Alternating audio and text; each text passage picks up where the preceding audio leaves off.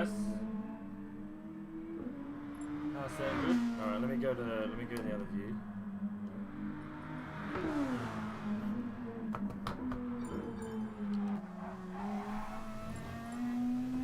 The car's too loud compared to my voice or not? I get a bit of feedback. Can you hear me over the car? Check, check, 1, 2.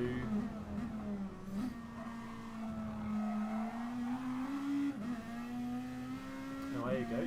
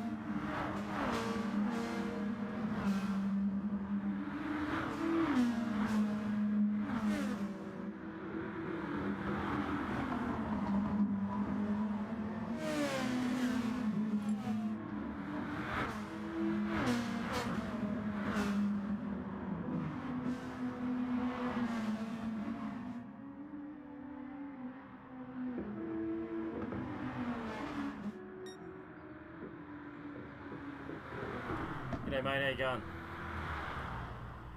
You hear me now, Tombo? We're just testing it out at the moment. How you been, mate? That was just a test start, so there was no need for the comms yet.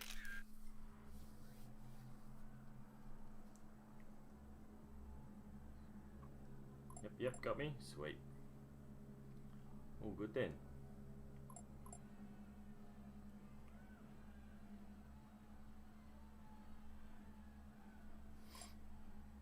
Oh, we're just testing out the starts to make sure everyone can see each other and etc, etc.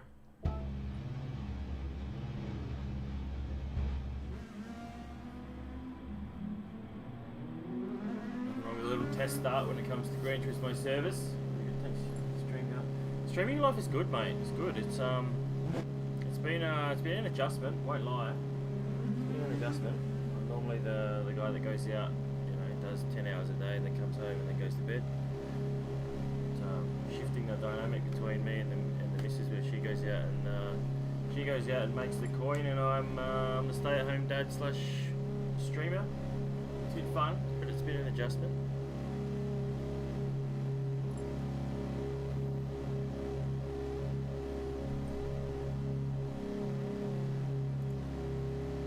You're ready for Christmas, mate?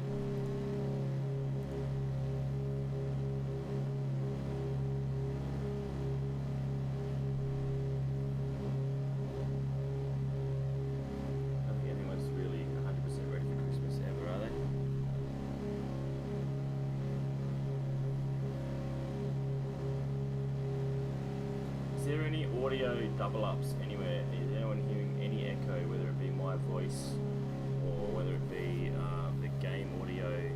Just want to make sure there's no echoes at all.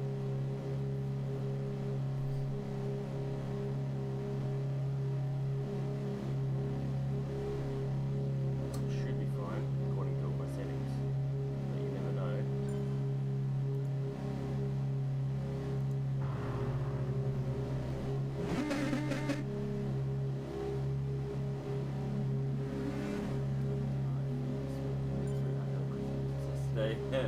FML.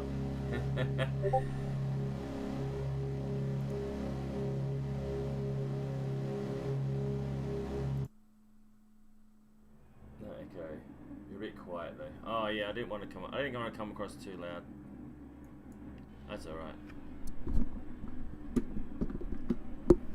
There should be the boys, the actual professional commentators should be in at some point, in and out throughout the race. So I don't want to be too loud. Let's make sure these guys at the back get going.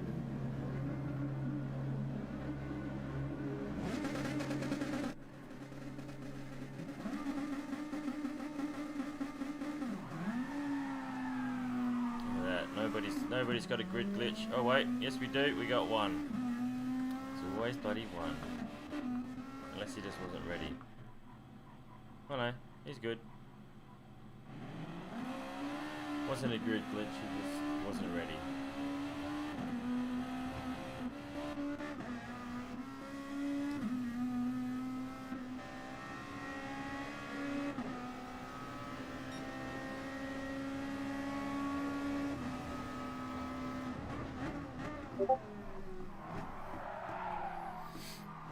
Awesome. Sounds good. On your end then.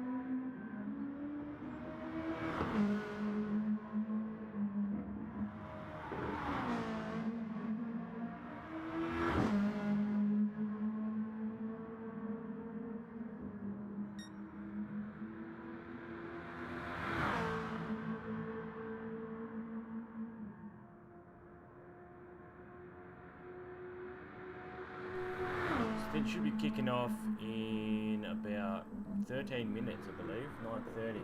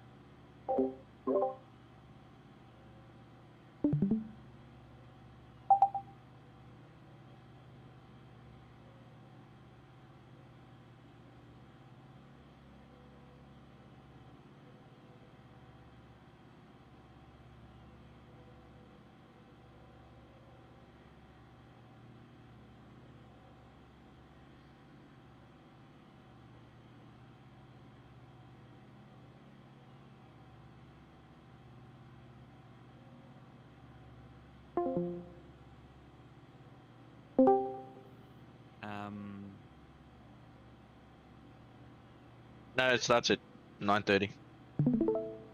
That's why. Oh, there we go.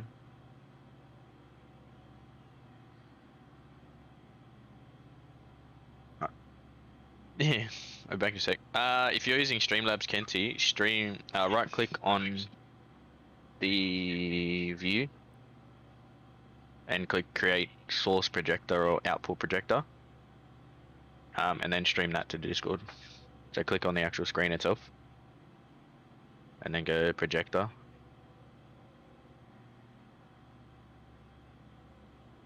Like on Streamlabs, so go into Streamlabs. Right click there. Go projector. Create output projector, and then leave that screen open, and then stream that to the Discord. So change your screen on the actual Discord. So you know how you share your screen. Change it to that, and it gives us a bigger view. Yeah, I was having to do some squinting, can't I? Also, I was worried when I first came in, not just because you couldn't hear me, but also because I was getting maybe 3 frames a second, and I'm like, oh, that's less than. Now Yeah, there we go. That's better. That's better. That's the money shot.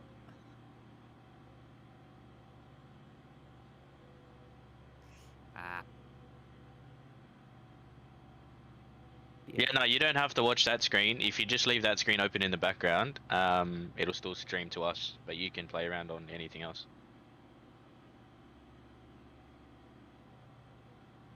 No, so go down in, no, don't minimize it, but just click Streamlabs down the bottom and go over the top.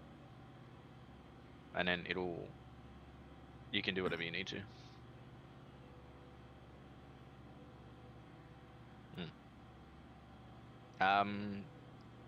Kenti, can you turn Adam up in Discord? They can't hear him very well. I'll be back in 1 sec. I just got some stuff to do. Saying random words for the sake of testing audio for Kenti. Maybe say them a bit louder, because that's what I do when I start commentating. Uh-oh. Okay.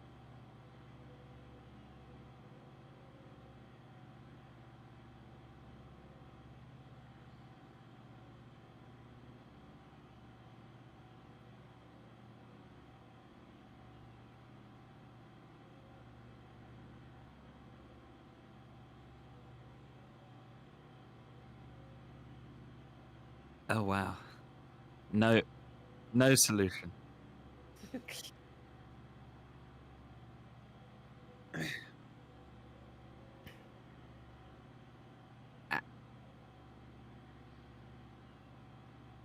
Okay, cool.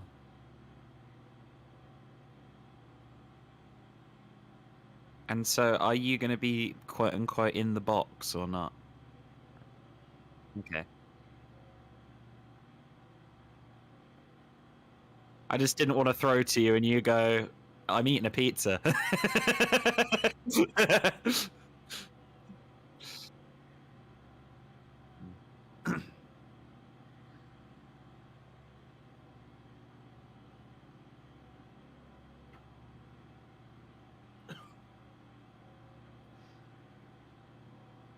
Yeah.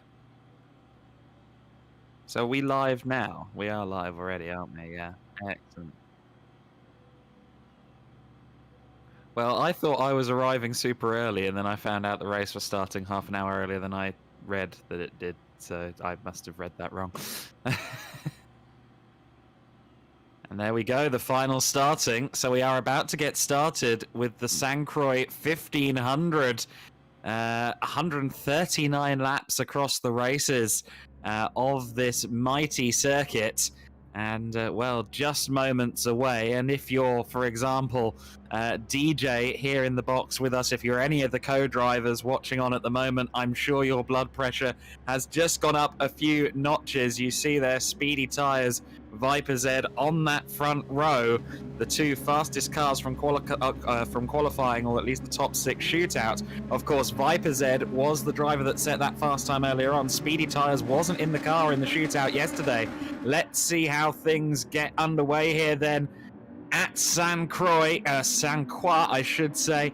No, I was right the first time. Croix, we are underway for 139 laps. This the first 30-lap stint, multi-driver racing, and at the moment it's Speedy Tyres in the lead as we get underway. It's Viper Z there in second place, Jerem in third place, fresh off a very good performance in the TS2s yesterday. Then it's N-Spud fourth, Wiseacre fifth, It's Racing in sixth, so Slayer and Brandosa are top eight as they run down towards turn three for the first time. One of the RoboSport cars in the back of shot there, weaving the tyres on the straight just to try and get some temp in there. Does take a little while for these tyres to get all the way up to temperature, but the mighty downforce of these Group 2 cars can sometimes offset it just a little bit. There's Jerem in at the 50 entry. Spud already under immense pressure there from Wiseacre in fourth place. Oh, and the pressure's got a bit too much. Now, was that contact or was that just a mistake? It looked to me like he wasn't particularly forced. I think that was more to do with just getting a wheel on the gravel than anything, but it was a heart-in-the-mouth moment nonetheless,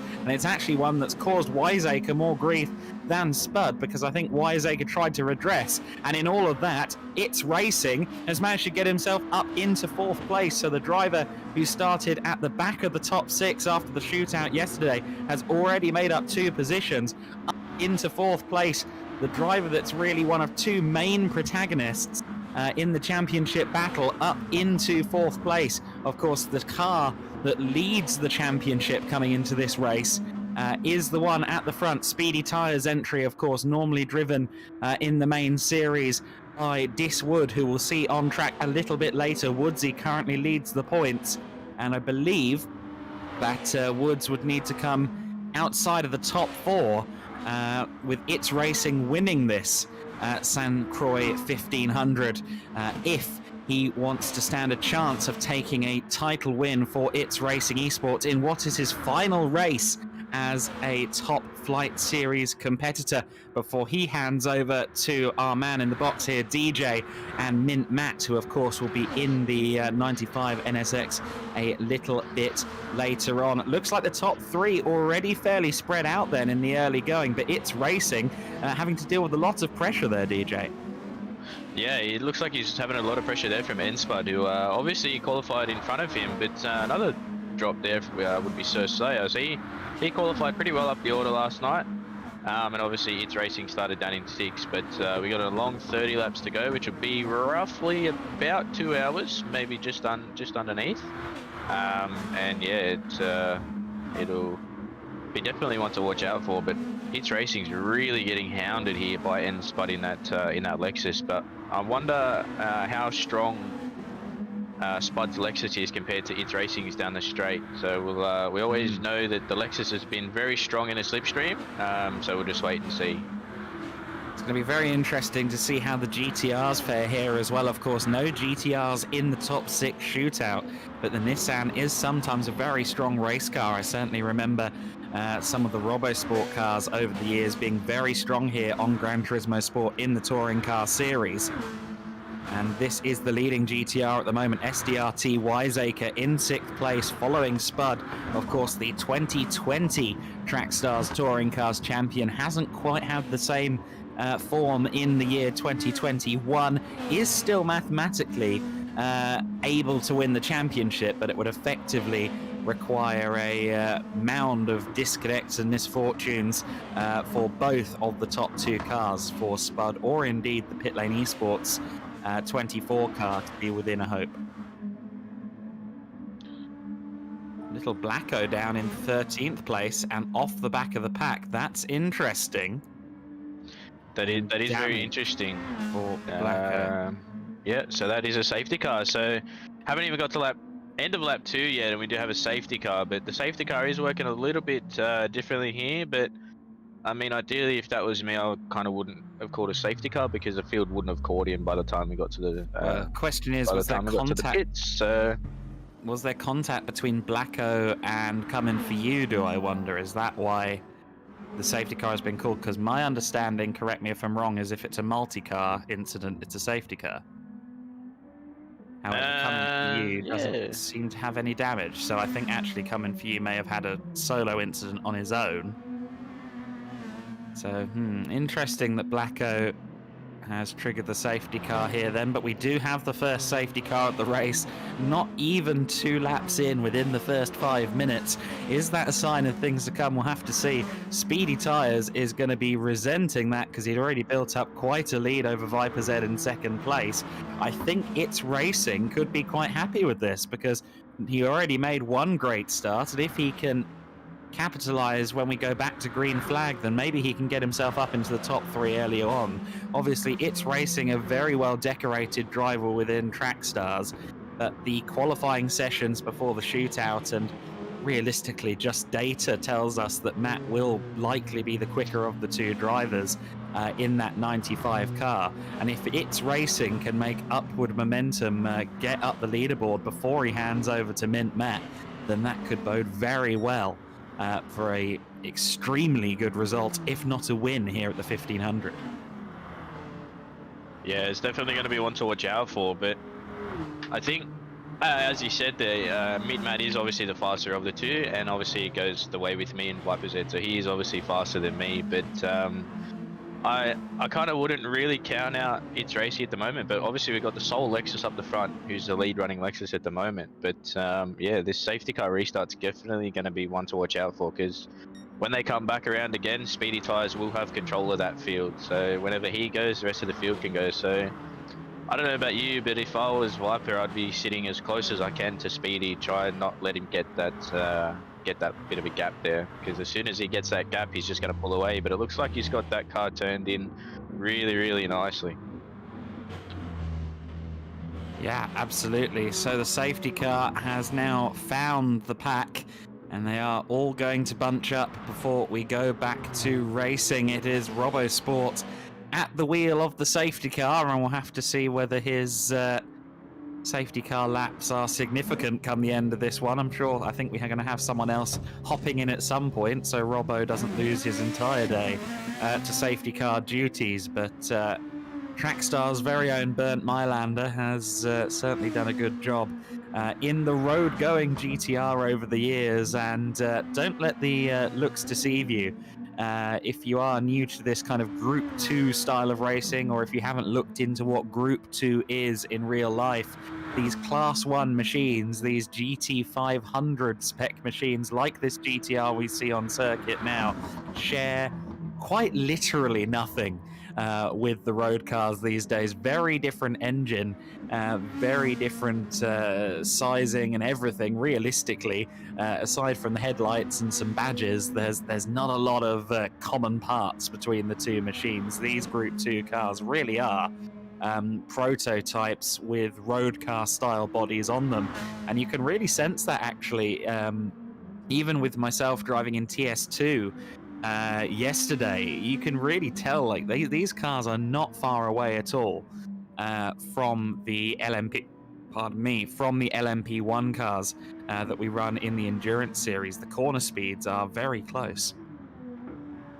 Yeah, going back as well into the lap times of the LMP cars, they were actually lapping slower than what these GT500 cars are. So, but not only that, for what looks to be like a minimal aero package on the cars, they actually have quite a bit of aero that you can put on the car, which makes for an interesting race. So, as we're still under safety car here, Blacko's called back up to the field, so we'll go green this time by. So when the safety car starts to pull away, there's no more weaving or anything like that, and then it's in the hands of Speedy Tyres. So he'll pull away around in the back section there, and then it's all into the control of Speedy. So two laps to go. 2 laps gone. About 28 to go, I believe.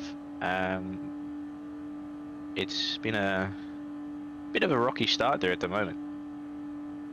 Well, there is no such thing as an easy endurance race, and I'm sure we're going to see various dramas, various issues before some of these drivers across the 139 laps, and I'm very curious to see how things like driver changes play out here, who's in the car when, who's going to be taking the flag, etc.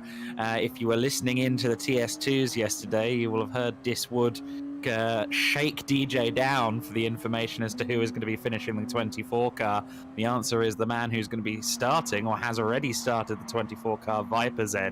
But it's going to be an interesting effort for what is one of the leading Lexus entries, the PLE car with the Blue Moon Bay 500 winner that we have in the commentary box with us, DJ, and of course Viper Z, who's at the wheel in second place now. The safety car then just making its way back to its safe place in the pit lane, and the rest of the field will roar down towards the high-speed left-hand turn 1 once again at the behest of this man, Speedy Tyres, who leads them past the fields of lavender towards the final corner, and will soon pull the pin, I'm sure. Looks like he's holding them on the front straight for the time being under this rolling start. I think a few cars having to take evasive action there. They've spread out quite a lot. One car into the pit lane as well. That's very interesting. But Speedy Tyres pulls the pin, and we are back underway, back racing here. And already almost hitting 290 Ks. In fact, just clipping 290 kilometers an hour, somewhere around 178, 179 miles an hour before hitting the brakes into turn 2. You see there the tyres cooling down, a little lack of rear axle grip for a few of the cars coming out of turn 2. So easy to end up in a slide there, especially with the sheer amount of power these GT500 cars have in Trackstars Touring Cars specification. It's racing, going for third place there. Looks like he's got around Jerem in fourth position. Yes, it is up to third place, so he's done a good job. I said that potentially he would be looking to make up some more positions, having already had one very positive start, and sure enough, he has got himself up into third place. It is 2 Lexuses and 3 Hondas in the top 5, and in fact it's an equal 3 and 3 split, I make it now, in the top split, in the top 6. In fact, no, it's 4 and 2 as it was in the shootout session. I should correct myself, with Ridwan and SDRT Wiseacre in 7th and 8th leading the Nissan pack. And look at that pack of Nissans, they've basically all found each other. The GTRs all seem to be occupying that bottom end of the top 10. There's a car I expect to move through the order. Mountain Goat 13. That's a driver who knows his stuff. We did see one of the NSXs there having an incident, and there it is again. What was that? Who was that? I didn't quite catch the number. Was that the second of the It's Racing cars that's had a moment there? It looked to me like it could have been. I think that was Sir Slayer. Yeah, Sir Slayer's had a problem. 14. A 55 car. It looks like he's run a little bit wide there coming onto the bridge, and he has plastered the wall. So. Well, he was wide out of the bridge, but actually on the approach to the corner prior to the bridge, he was across the grass on the inside. So I think that one might have started at second of the two S-bends there. And the 55 car dropping down to the bottom of the order, the second of the It's Racing Esports entries, right down at the bottom. And look at that, 2 lots of suspension damage and no engine issues, but I'm sure that car isn't tracking straight and true. We'll have to see whether or not it continues on or whether it is brought into the pits. EBM Brandosa there in 13th place in the 34 car. Brandosa, a driver with a lot of experience, a driver who certainly should be up there. Doesn't look like he's had the strongest couple of laps, and of course he has damage as well. He got caught up in that incident by the looks of it, so we'll have to see whether either the Brandosa or Sir Slayer pit, but safety car has not been called out, so really regardless of whether they pit or not, they are going to cost themselves quite a heap of time. Sure enough, Brandosa in, Wiseacre in as well, Sir Slayer follows, so 3 cars in the pits.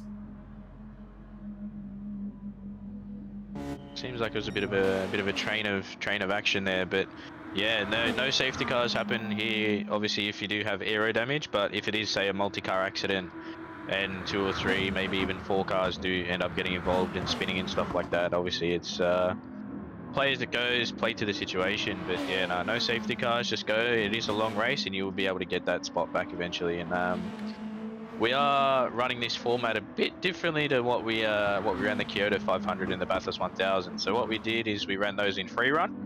And it was a bit hard for Kenty to keep up with who was in first, second, third, stuff like that. But this one is laps, so if we end up having a disconnect, we will red flag and restart from then. So it's a lot easier to keep up on who's where, stuff like that. But yeah, absolutely. And I think, you know, in these early stages, if you've had an incident like those 3 drivers have had, and they've lost a lot of time, you know, there is still plenty of time, as you alluded to. And not only that, but, you know, I think especially for the first couple of stints, so long as you stay on the lead lap, then, you know, you'll be okay. I mean, that's kind of the approach that I think a few of the drivers take in the Endurance Series as well. It's Racing and Jerem side by side. Apologies, Jerem and Spud side by side. Jerem there in 4th place in the Honda, and Spud looking to try and make some moves up the order from his current 5th position. You see there, just struggling, I think, a bit through that S-bend. Caught the Armco on exit as well. Just didn't look like he had the turn in there at all. Looks like he's got a very lazy front end, at least through that corner. yeah, what I did notice with the Lexus is on qualifying, the car turns in really nicely, but as soon as you put a full tank of fuel in that, it actually really likes to understeer. So maybe that's what Spud might be dealing with at the moment, but definitely we had to make some setup changes in between qualifying and the race, so just to try and get it that little bit more turning under fuel. So it's, I think it's been about a bit of an issue all season with the Lexus under high fuel load, is it doesn't really kind of like to turn. As he goes purple there through that sector, so he's still keeping up a bit of pace there, and he has closed the gap there. But what's this? Duran's actually overtaken It's for 3rd place. Oh, interesting. Yes, I didn't spot exactly what happened there. Now, has it got damage or anything, or is he just... no, it's already happened by the time we get the replay, but It's Racing has clearly had a bit of an error or something there, because that doesn't really track with what we were expecting at all. He's losing time in a straight line as well, but he doesn't have any damage. Not sure what happened at all there for It's Racing, but clearly not a clean lap, a couple of seconds slower than Speedy Tyre's fastest lap of the race.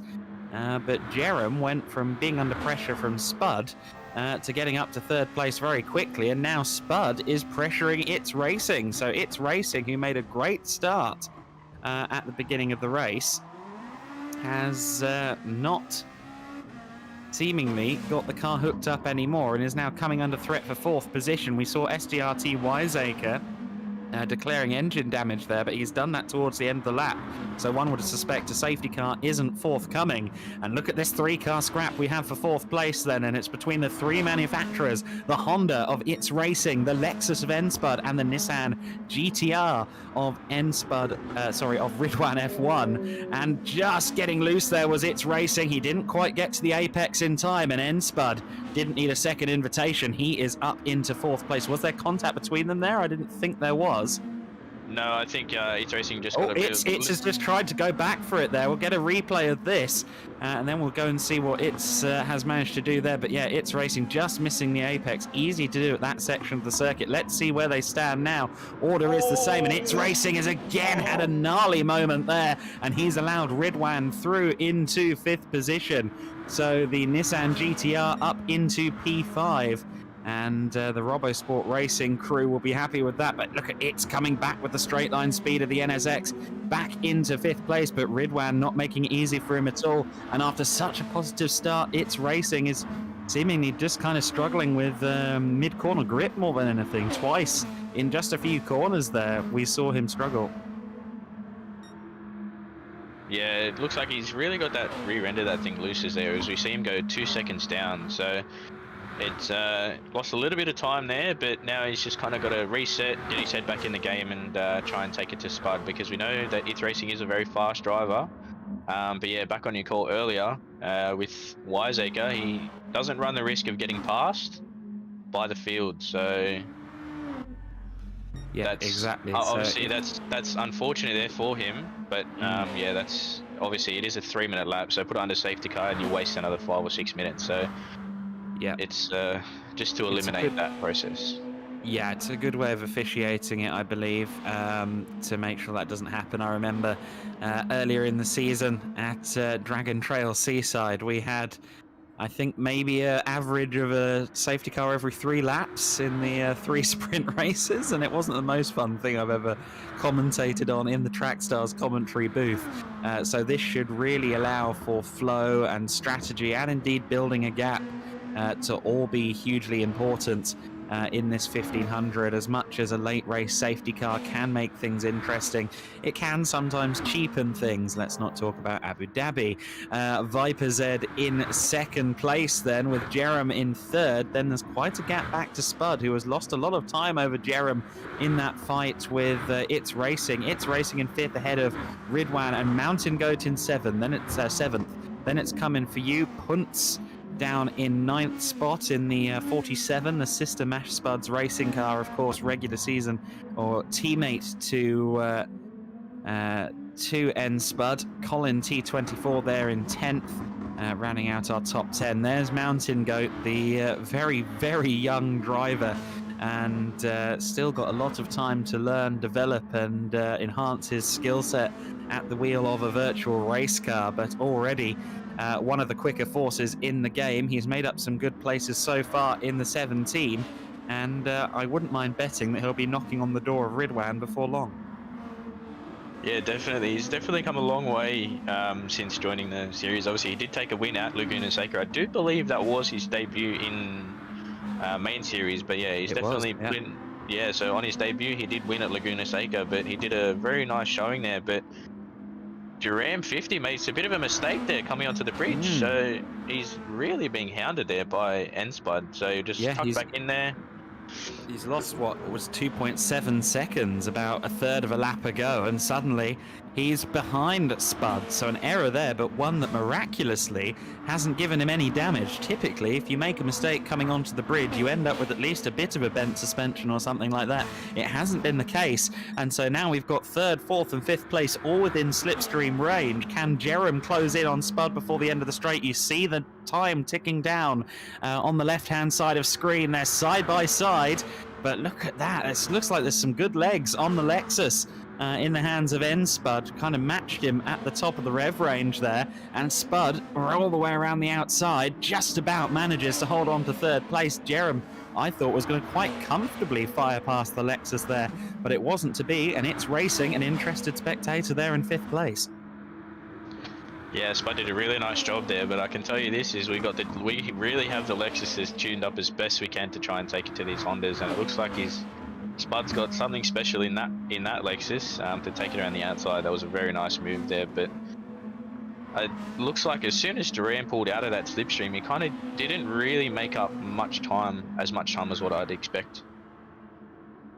Yeah, so maybe running a bit more downforce on that Honda. I noticed in the TS2s that a lot of people are running very low downforce specifications because of the sheer length of that back straight. I was a little more conservative. I wanted some more grip in these corners, but there were some more confident drivers than I in TS2. It's Spud then up to 3rd place, and that means we've actually got 2 of the Lexus RCFs on the podium at this very, very early stage of the race. And the Hondas are currently being held by Spud. Of course, we've got speedy tyres out front in a Honda, but the 2nd and 3rd of the Hondas, the It's Racing 95 and this number 50 car of Jerem, are both behind Spud, and I think they're kind of holding each other up a bit there because they're trying to go side by side through the corners, and Spud has said see you bye, and he's now out of slipstream range. Yeah, if you try and send that Honda into the corner, it does actually lose the rear end a little bit there, as we saw a couple of laps ago from It's coming through this corner specifically. You lose about half a second to 1 second if you try and regain it, but yeah, it's just kind of screw your heads back on, boys, and just try and do best you can. It's a very long race, and we'll just wait and see what happens, but there are very fast drivers in this field, and I'm actually a little bit worried for myself actually, because seeing these drivers doing this stint, I am kind of curious to see who's going to be doing the second one. So it's going to be like who's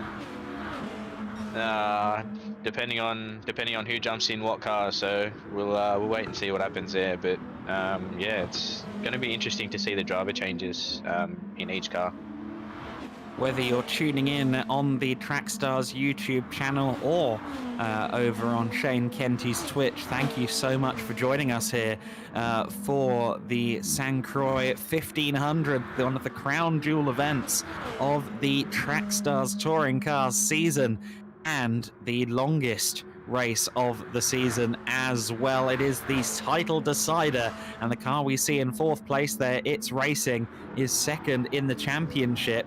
At least It's Racing is 2nd in the championship. A co-driver, Mint Matt, as with the real-life Australian supercars, is only there for the endurance races as a co-driver. At the head of the order is Speedy Tyres, who is the co-driver for Diswood. Diswood, the regular season driver in this 66 car, and the man who currently leads the championship. Yeah, and it is a very close championship too. Absolutely the case, and of course I believe your PLE 24 car, DJ, is still in there with a mathematical shot, albeit a very, very long one. But it has been a good season for you in that Lexus with the Blue Moon Bay 500 win. That trophy still very proudly on your mantle, I am sure. And with a driver the caliber of Viper Z alongside you, surely you guys have to have victory aspirations. And looking at it at the moment, they're in 2nd place. That's pretty good going. Yeah, obviously I have been in the PLE. I had a bit of a rough start to the season. I was obviously down in the bottom, say 6 or 8 cars, but I definitely found my way and got my legs in the car and given it a best shot. But we've got, obviously they got 22 points separating Diswood and It's Racing, so the only really mathematical chance for me to win the championship is if It's Racing and Diswood either get disqualified or they DNF. So that's really the only way that I'll be able to win. But don't count out the podium for obviously the Drivers' Championship, because I am only 11 points behind Spud. So it's going to be definitely a battle of the Lexuses between the PLE 24 and the Mash Spuds number 1. But Spud does have a fast driver in Jono Stan too. So it's going to be a very long race for us, and we're going to try and give it our best shot and see what we can do. Absolutely, two very strong teams, the Mash Spuds Racing and the PLE crews in the Lexuses in this season. Of course, PLE will be waving goodbye to DJ after this race because he will be driving, well, not this exact car, but at least the It's Racing esports machine come our next season of the Trackstars touring cars on GT7 alongside Matt. Mint Matt, who of course is a GT World Tour veteran, a driver who of course came up through the GT Academy as well. Very much look forward to seeing him out on the circuit a little later on. There's Jerem in 5th place then. He's not really been able to hold on to the rear end of It's Racing. It's so important in your racing wheel to wheel with another car on this circuit to be within slipstream range coming onto this long back straight, and it looks to me, just on the fact that he lost a couple of tenths on that straight alone, that he is indeed running a higher downforce setup on that car than It's Racing, which makes sense. It's Racing does like a slippery car. I'm sure a great many of you will know that he is a real-life sprint car driver. I've driven a few of his setups in the past and have been terrified by the sheer lack of rear-end stability on his setups, but he makes it work. And clearly a very slippery car. There's Ridwan in 6th place then, the leading of the GTRs out of the RoboSport Racing stable. And Ridwan, a driver who's not been within the Trackstars fold, at least at the top series, for that long, but he does look like a handy driver. Yeah, Ridwan, he actually joined Robo about halfway through the season because Robbo did have a few drivers come and go, and then he just kind of really wanted a solid driver. And then we do know that Ridwan races in it would be the Sector 1 or Ruse, sorry. No, not Project 1, Ruse. So he raced in Ruse and he wasn't having a really good run there, so he just goes, alright, I'm going to leave Ruse and then come and jump over to Trackstars, and he's put in a really solid job. I think he also won on debut at Suzuka, if I do remember correctly. But yeah, he's obviously put in some solid work, and then he's actually going to be a main driver as well as this man out here in 1st place in Speedy Tyres. So Satellite Racing will be on the grid next year with Speedy Tyres and Ridwan F1 for touring car. So yeah, it's definitely going to be one to watch next year, because we have some of the driver lineups that I've seen, mate. I'm going to be definitely very worried. But going back to that, on your one about me and Mint Matt teaming up next year, it's not actually going to be Mint Matt in the second It's Racing car. So keep your eyes peeled. It'll all be revealed in due time. So he may come around and assist. No. So he's actually, obviously, you know yourself, he's probably going through uni and stuff like that. Yes, so yeah. He just decided, he just goes, nah, I want to focus on uni rather than full-time driving. So he'll probably be around for some enduros, but yeah, it's definitely not Mint Matt in the second It's car. So we'll wait and see. So it's not Mint Matt and it's not It's Racing. So yeah. Okay, interesting. Well, I hope it's not me, because I haven't heard anything. Nah, if it was you would hear. But another thing you probably haven't noticed is the actual EBM cars. So they won't be on the grid next year either. Yeah, so there are a lot of changes to come. We saw the new teams being announced in the Discord not so long ago for the 2022 season. And yes, apologies, I did think it was Matty taking that second car, but obviously not. It's Racing with a strong teammate for the Endurances, and perhaps the Endurances only. We'll have to see exactly who is in the second car then. We know it's not going to be It's Racing. He's already got the Pina Colada song on and the sun hat on and is sipping a tequila on the way into the sunset. But we'll have to see who takes that second It's Racing esports car. Maybe they will try and revive Deadpool. I know that won't happen. He's disappeared from the world of Gran Turismo. Of course, that was the driver who partnered It's Racing in the early stages of the season, the British driver. And if he's not watching now, I'm sure he'll tune in at some point. He always seems to find his way into the streams, but decided to move away from the world of Gran Turismo online racing. Jerem closing in on its racing at the moment. Just fractionally, he's back within slipstream range, getting a little bit of a tow down the straights between turns 2 and 3.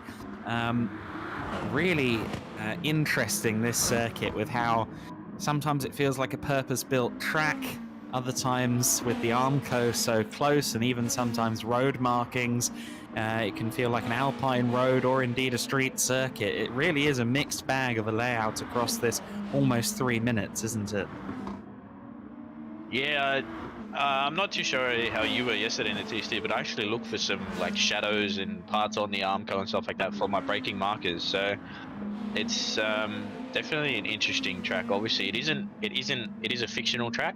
It's not actually a real track, but if it was a real track, mate, I would want to go there and actually give it a run. Yes, well, I'm on record as not actually liking St. Croix particularly, but over the course of the 4 hours in the Endurance and yesterday's TS2s, I think I have developed a little bit of a taste for it in Group 2 cars. At least, again, I think I said it yesterday, I think it's more Stockholm Syndrome than anything, but it is a track with its quirks and charms, and certainly these drivers are going to be very familiar with said quirks and charms in about 128 laps time. We're on lap 11 of 139 here.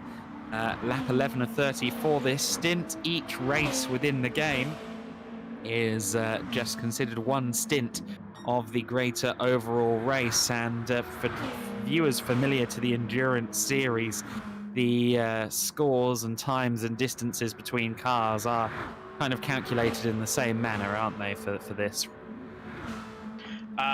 Yes and no. So whenever we go into the next stint, those gaps will be eradicated. So it'll be kind of, as Mark Scaife says in the supercars, buy your ticket into the last 10 laps. So it's going to be definitely one to watch out for. So when this stint finishes, any cars that are lapped, they will get their lap back, but they will be behind back in the field. So if the car's 2 laps down, they'll go 1 lap down, and if they can stay there, then the next stint they start, they will be back on the lead lap. So we try and give everybody a bit of a chance. But yeah, obviously if you do cause a red flag and a disconnect, you will go a lap down, and you'll stay a lap down because you did cause it. So it's definitely going to be one, but it's going to be a lot easier for us in terms of obviously putting all results together. But it's we had a lot of discussion about how we were going to run it, obviously because St. Croix is such a large track. It's a lot easier to track where people are, where they finish and stuff like that. So but yeah, so say here Wyzek is 2 minutes behind. If he stays about this until the next stint, he will end up going back to the end of the field. So it's pretty much send it until the end, basically. As you see Mountain Goat here jump into the pit. So I wonder if this is a little bit of a strategy here, because we know you can't actually get to the end on a full tank of fuel of the 30 laps. I think, though, he may have had either the Armco or another car troubling his rear end there, because you can see rear damage on the graphics here on the Gran Turismo Sport game. And, well, Goat back out onto the circuit clearly was something of a strategy call once he was in the pits, because he did fill the car up, but whether or not he was intending to pit at this point of the race or not, we are not so certain. Brandosa there in 10th place, just behind Sir Slayer in 9th position. Slayer quite away back, of course. We saw him have his moment coming onto the bridge in the earlier stages of this stint, but back up into the top 10, which will serve him fairly well. There's Colin T24, who looks to be putting in a fairly measured drive at the moment down there in the 258s at optimal, and just getting the laps in there in the RoboSport Racing GTR. Yeah, it's coming for you. There's a lot of drivers out here that have put in a very solid season at the moment, and obviously we do have some co-drivers jumping in, helping out each other. Obviously we have Cyric jumping in with Colin, so that's a big signing there for Robbo. Yeah. And Cyric as well, so it's going to give him a bit of a taste of what's to come next year. Absolutely, that's one of the opportunities you get with the co-drivers to kind of get people in there install them into the, not really the car, because we're still not sure what models will be available to us come GT7, but certainly the flavour of the racing with the Trackstars touring cars, the style of the racing, the drivers you're competing against. It's good to get a grasp on that ahead of the 2022 season, and that's why we have so many new and soon-to-be regular faces of Trackstars here as co-drivers.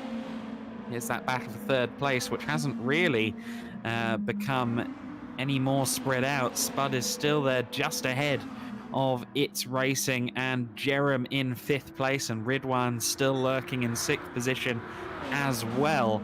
At the moment, though, it looks like he's gotten over that brief loss of rhythm that I think it's safe to say he had about 6-7 laps ago, where he really started to struggle with apexes and things like that. It looks like he's got the car hooked up once again. He's back there in 4th place, and he is very close behind Enspud.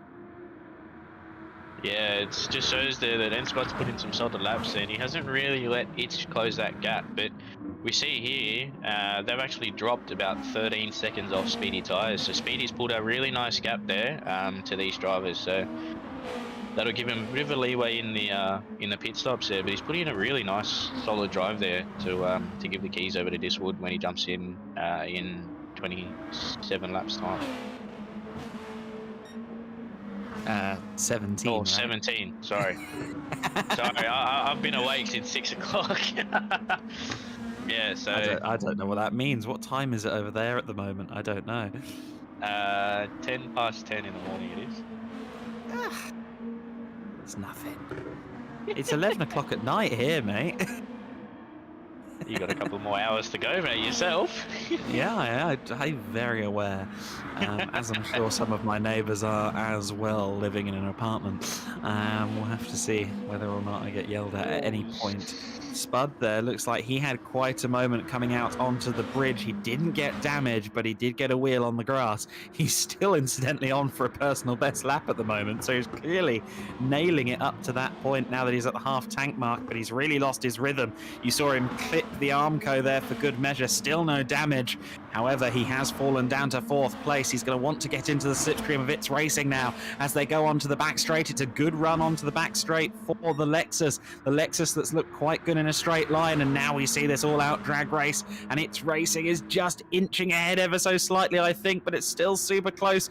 Spud, as they get towards the top of the gear ratios, does get a little more straight line speed. He has the inside for the hairpin, and he moves up into 3rd place once again. It's had the briefest of dalliances with 3rd position after those couple of quick mistakes from Spud, but now Spud is back into 3rd place. However, front end of the Honda NSX is rather like a paintbrush on the back end of Enspud, just rubbing the canvas, if you will, and It's Racing is not going to let this one go. Let's see what kind of run It's Racing gets out of the last couple of corners. I've noticed that Spud seems to be quicker through this section as a rule, but if It's Racing can get a good run onto the main straight, then maybe, well, I was going to say maybe he could close up once again, but you see there, it's back out over half a second. Now with the slipstream, he's starting to close in yet again, but Spud has suddenly made this a little more difficult for himself with a rough 13th lap.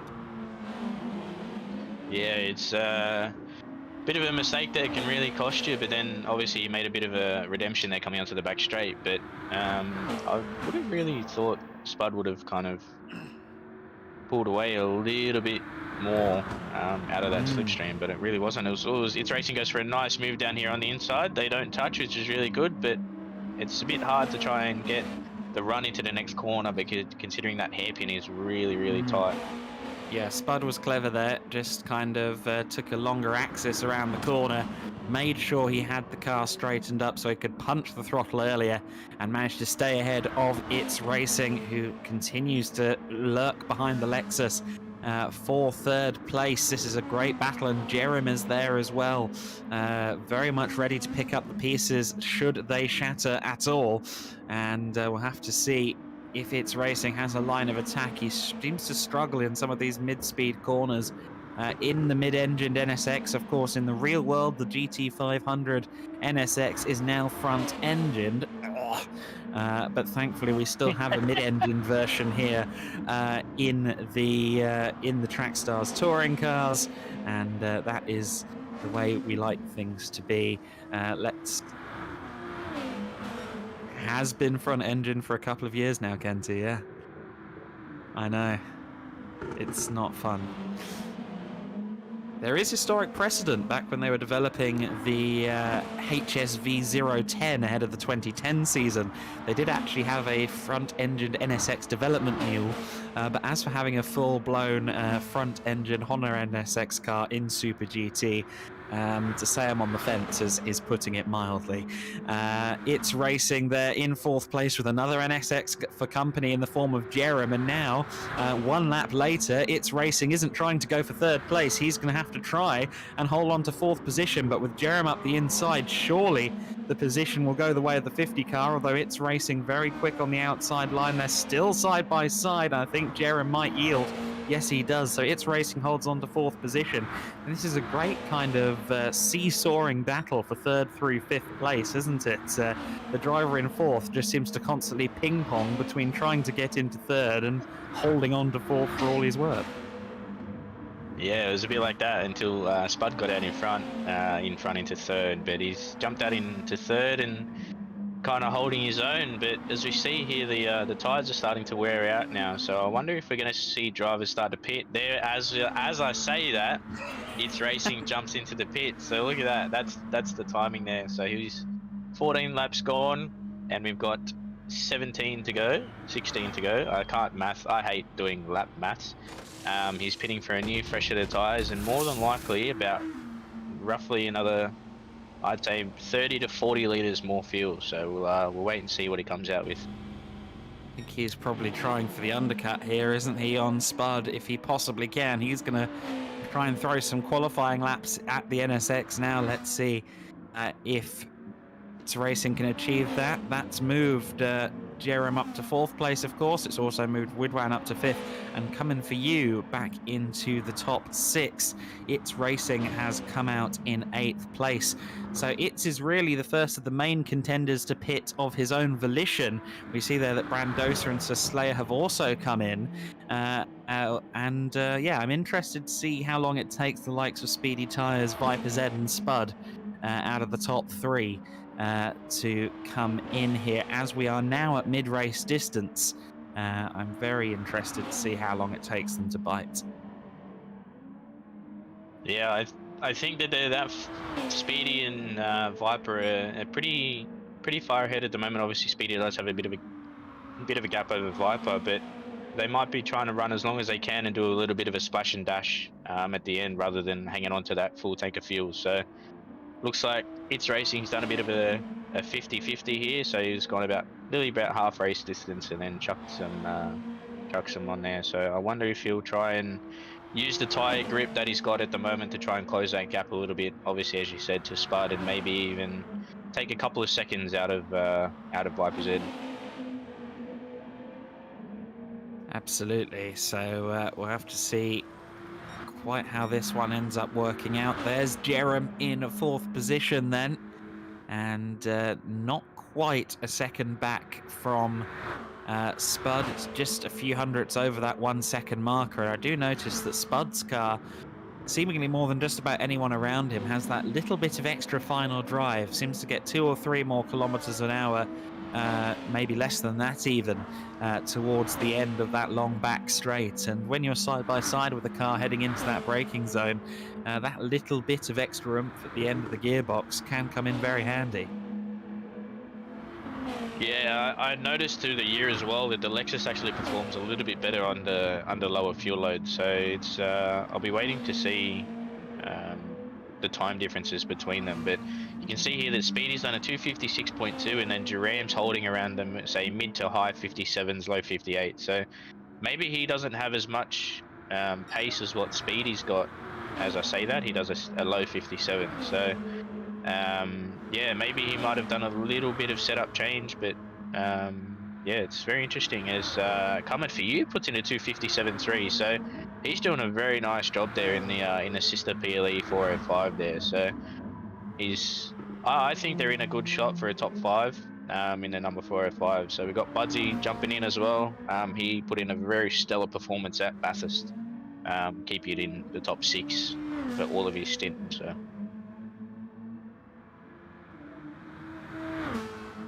I felt like yesterday during the TS2, you could really kind of see Budsy's progression even across those two 13-lap races. He looked really confident around the circuit by the end. So I'm intrigued to see just how Budsy goes once he gets in the car later on. There's little Blacko down in 13th, a driver who we'd maybe expect a bit more out of in this early going. Of course, still a hell of a long way to go here in the St. Croix 1500. But Blacko, who I believe was crowned the TS2 champion before we even arrived yesterday. He's had a great season in TS2. Yeah, he was actually, I believe he was actually crowned the champion about possibly 2 rounds ago. He was obviously, yeah, he had a very, obviously it wasn't, it was easier for him to hold that lead there. Obviously, unfortunately, Zylan had to pull out due to some personal issues, but we wish Zylan the best as always, and hopefully he comes back firing next year. But yeah, it was definitely a fight between Blacko and Zylan. And then obviously when Zylan pulled out, it kind of the gap that Blacko had was a little bit out of reach for any other driver. Blacko and Lurox were a great driver combination for RoboSport back in 2020 in the Trackstars touring cars. And I'm interested to see how little Blacko goes in Gran Turismo 7, which hopefully is just across the horizon. Never count your chickens too far with Polyphony, but they seem to have very much committed to the bit with what, a dozen trailers all declaring the same date. It would be very cruel to push back the release now, and certainly we're all very excited to see what kind of cars, what suite of machinery we have available to us by the time we get on to GT7. There's Viper Z just bouncing across the curbs. Thought he might have been going into the pits there, but he just hugs the pit wall on the run down to the first corner. And only 3.7 seconds back from Speedy Tyres. He's been holding on nicely there. Yeah, he's really got that thing turned up, but obviously, as Papa just put in the Discord, have a drink every time DJ says obviously. I'm just going to make it so you can drink more. He's really got that thing turned up, and he obviously was in the Nissan in the TS2, and then when he went to partner me in the Enduros, he made a bit of a move over there into the Lexus, but he much prefers the Nissan, and he's really taken it on board and really helped me with the Lexus and try and understand it a lot more. So obviously Matt also did the same thing in TS2 as well, so he's got that thing pretty planted there, 3.7 behind Speedy Tyres. So Speedy wouldn't really want to make a mistake here, because if he does, then Viper Z quickly swoop that up as best as he can. Well, if we want to talk about drinking games for this broadcast, I'll also say one to watch out for is another one that might frit you through tipples from DJ. For me, it's indeed and absolutely. If you take a shot every time you hear that, you won't make it to the end of this first stint. Spud and Jerem then 3rd and 4th place for the time being at least. And I'm interested to see quite how these two come out relative to each other after the pit stops, because and of course where they'll be compared to It's Racing, who is continuing to pound around there in 7th spot, having already made the pit stop. I'm wondering just how long these guys will go. Those medium tyres are starting to show a bit of red.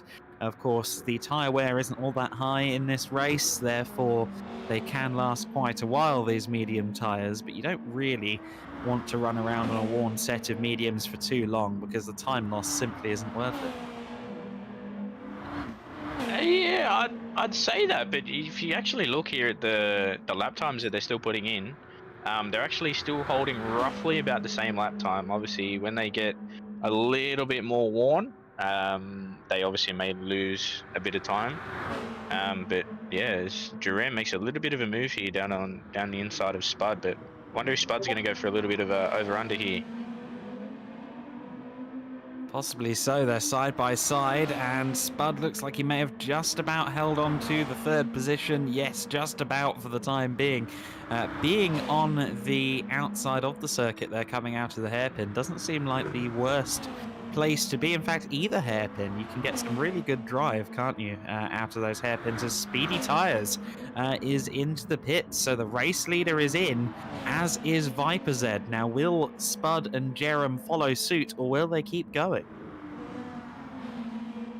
Just wait and see here, because if I'd assume that Spud would follow suit, as he does, and Jerem keeps going. So Jerem might be trying to get the undercut on Spud here, as It's Racing obviously tried as well. So we need to keep an eye on where It's Racing is compared to where Spud comes out.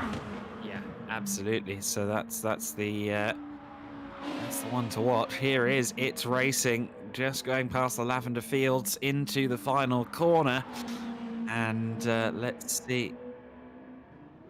No, he's in. That's He's got a bit interesting. of re-aero damage there, so he's made a bit of a mistake. Yeah. Oh dear, that's critical and bitterly disappointing for the It's Racing esports crew. We were interested to see where he'd come out relative to Spud. However, that's no longer really an issue. Yeah, that's Jerem, obviously pushed him down the order too. Massively so. Yeah, that could really jeopardize where that car is at the end of the 30 laps. Down there in 7th for now, could still get a top 6 out of it, but I'd say a top 5 within this first stint of the race is now a long shot, to say the least. Intrigued now by where Jerem is going to end up. Let's see if he has what it takes for the undercut. As you said, was he losing time behind Spud and It's Racing? I personally didn't think he was particularly, but clearly he feels that maybe a very, very short fuel stop at the end is the way forward. Not going to get to the end on a quarter tank, so he's going to have to make the stop at some point. But for now, it is that number 50 car that leads the way here in the Trackstars St. Croix 1500. Yeah, it's a very interesting strategy here on what you can do in regards to the 30 laps. So we haven't had a disconnect yet, which is good to see, because obviously we don't like seeing people disconnect and stuff like that. But that's also bumped up coming for you into third. So he might be doing the same as Jerem, running a little bit longer and then doing a little bit of a splash and dash towards the end and not having as worn tyres towards the end. Correct, yeah. That could be a masterstroke at the last bit of the race. It's really going to depend on his track position when he gets back out there onto the circuit. You can see that the gap between Jerem and Speedy has come down a little bit across this lap, as you would expect from Speedy, given his pace so far in this stint, and of course the fact that he's on fresher rubber as well. Honda's in first and second place for the time being then. Let's see if Jerem continues on his way. You'd suspect that he'll do a few more laps since he didn't bother to follow Spud in, but we'll have to wait and see. Yes, indeed, stays out for the time being, and Speedy Tires there in second place. The 66 car, of course, really, realistically, our race leader when you consider the pit stops. And coming for you there in third place, another driver who has yet to make the stop in the sister PLE entry. And well, good to see that the two PLE cars looking competitive, currently third and fourth, albeit, as we said, with those pit stops still to consider. And Viper Z currently running just a few seconds down the road from Speedy Tires, which surely bodes well for the greater picture of the race at the sharp end. There's Spud in 5th place and running out the top 5 at the moment. His last race in the Trackstars touring cars, at least for a calendar year, with the number 1 plate. And it's still been a good season for Spud, albeit one that is unlikely to yield him a championship this year. It's still mathematically possible, but it's going to take a lot of misfortune. And yeah, I've been impressed with Spud this season. He's not quite been the all-conquering controller driver that he was in 2020. Of course, one thing that will be interesting once we move into 2022, once we get back to the main Trackstars series on Gran Turismo 7, there are allegedly quite a few enhancements for controller drivers on GT7. It'll be intriguing to see where the lay of the land is, how competitive controller drivers are relative to wheel drivers, be them an older gear used previously on the PS4, or whether they have that new direct drive wheel, of course. That's going to be the new Gran Turismo official wheel from Fanatec. There's a lot of new gear and a lot of enhancements coming for GT7, and it could change how competitive controller drivers, or indeed wheel drivers, actually are.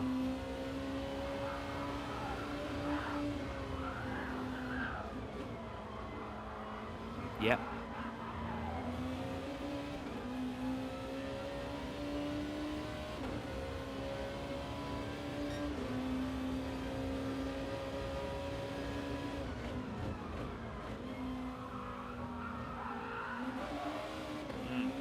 Sorry, Mountain Goat did just get an engine damage there.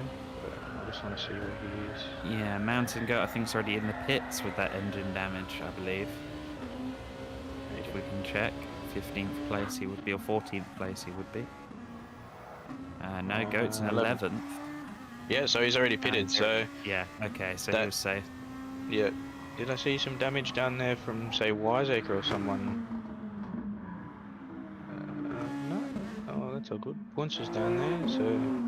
Jerem in the pits. Ah, okay. Safety car's out. Not sure why. I think Speedy Tires just flew past the safety car as well there, by the looks of it. So why has the safety car been called? Jerem in, coming for you in. The two drivers in the top 5 who needed to pit have done so. Of course, and coming for you goes past Jerem there as the pit lane is, as he exits the pit lane. I'm not sure how that one will be looked at. In fact, no, that was Spud going past Jerem, wasn't it? But yeah, I'm interested to see where its racing looks, or where its racing is after this. It's is actually in. Has he got damage? Because he's in 8th place. Can we have a look at him, please? I would say he's probably getting some fresh tyres so he can charge through the field here. So he's obviously got enough fuel, Yes. but I'd say he'd be putting some new tyres on. I was just wondering if it might have been him that triggered the safety car, because we're still not strictly sure, or at least I'm not strictly sure what's caused this. But its racing has really been granted an opportunity here, hasn't he? Down there in 8th place, having made those couple of errors, having had some damage. This is quite the golden opportunity for him to move that 95 car back through the order.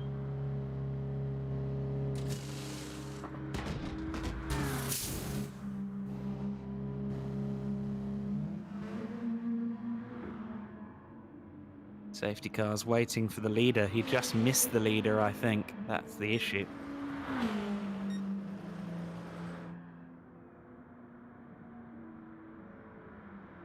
Yes, they are green flag until they catch him, but they do not. They're not allowed to pass. So because he has called SC in the chat, they're not allowed to pass. They have to keep position, but they can go flat out until they reach him. But while we're under safety car, I'm gonna go for a bit of a code 20 very shortly.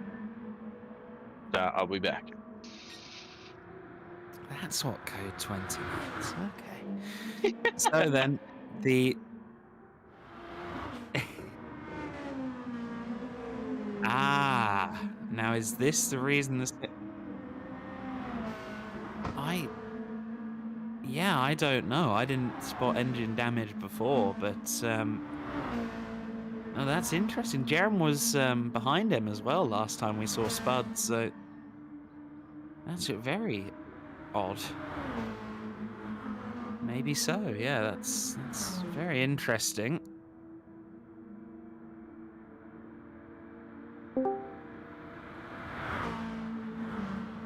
Yeah.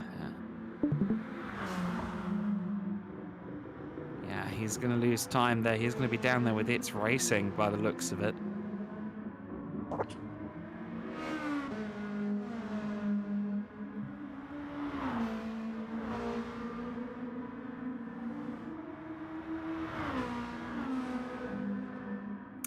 Okay, well, we don't want too many people doing that because we want them to be watching the YouTube stream, or indeed the Twitch stream. That's kind of the point. Oh, you haven't done the Twitch? Okay.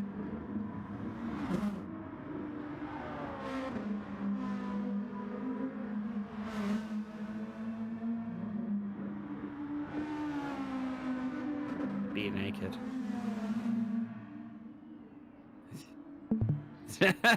I've seen you do both, don't lie.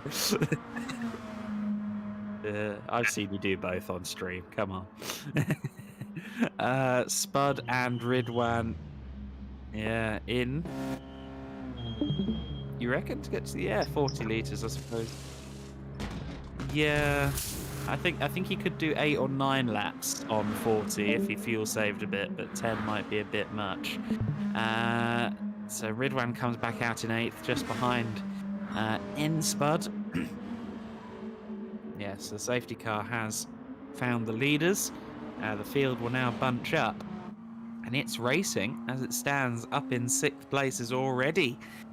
Gain from this safety car, and of course he is going to have the top 5 there in front of him. That's a tantalising prospect for Itz, who must have felt like his first stint had rather gone to the dogs not so long ago, but he's now there in 6th place. However, the battle is going to resume between he and Spud by the time we go back to green flag by the looks of it.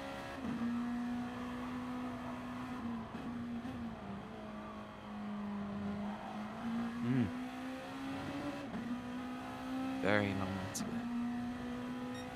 Yeah, absolutely. You don't really want to give yourself any stress by being further down the order than you need be, and I think that it would have been interesting if going a lap down meant staying a lap down, personally, but it is an interesting method that we've got here, and we'll have to see if that plays into anybody's hands later on. Looked to me as though the safety car was doing a bit of drifting there in the hands of Robbo Sport, but he's got the traction control on. Come on. You've got 4-wheel drive. You can at least turn the traction control off. But he's running around there.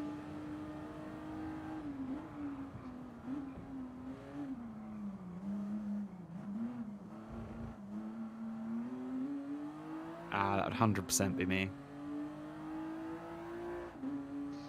I don't think I'd have the self-discipline to not blast it down the back straight, to be honest with you. I saw that Robbo was holding a strong and steady 160 Ks, and I'm not sure that I could do the same.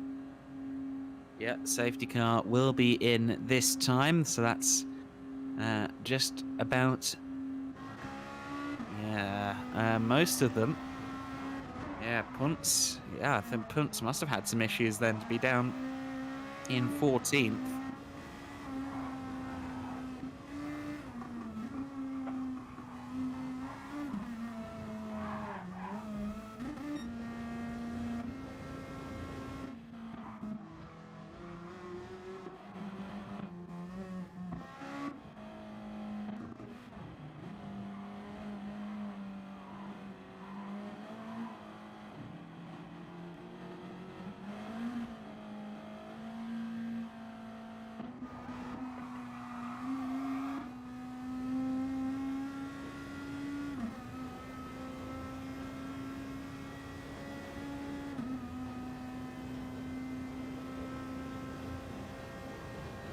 That's going to be the test for these drivers.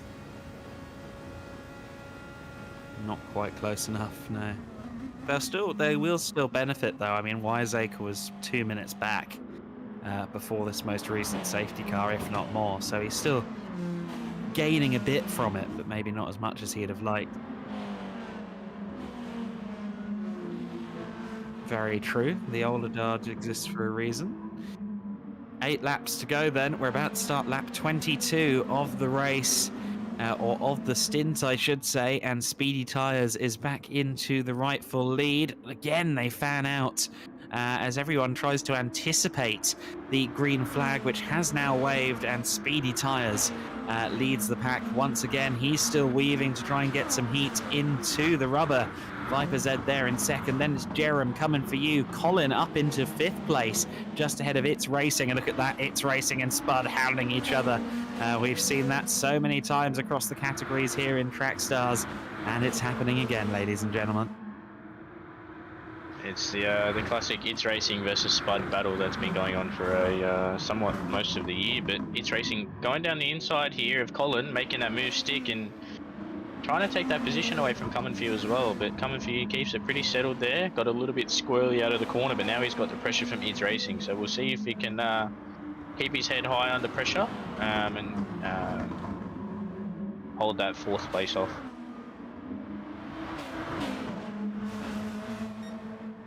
Yeah, it's all getting very bunched up there behind Jerem, isn't it? It's Racing up to 4th position. Coming For You falling to 5th place, and a little bit of contact between the two Lexuses, I think there. Spud desperate to get past Coming For You, but Coming For You wanted to claim that corner and did so. Ridwan is pressuring Spud as well.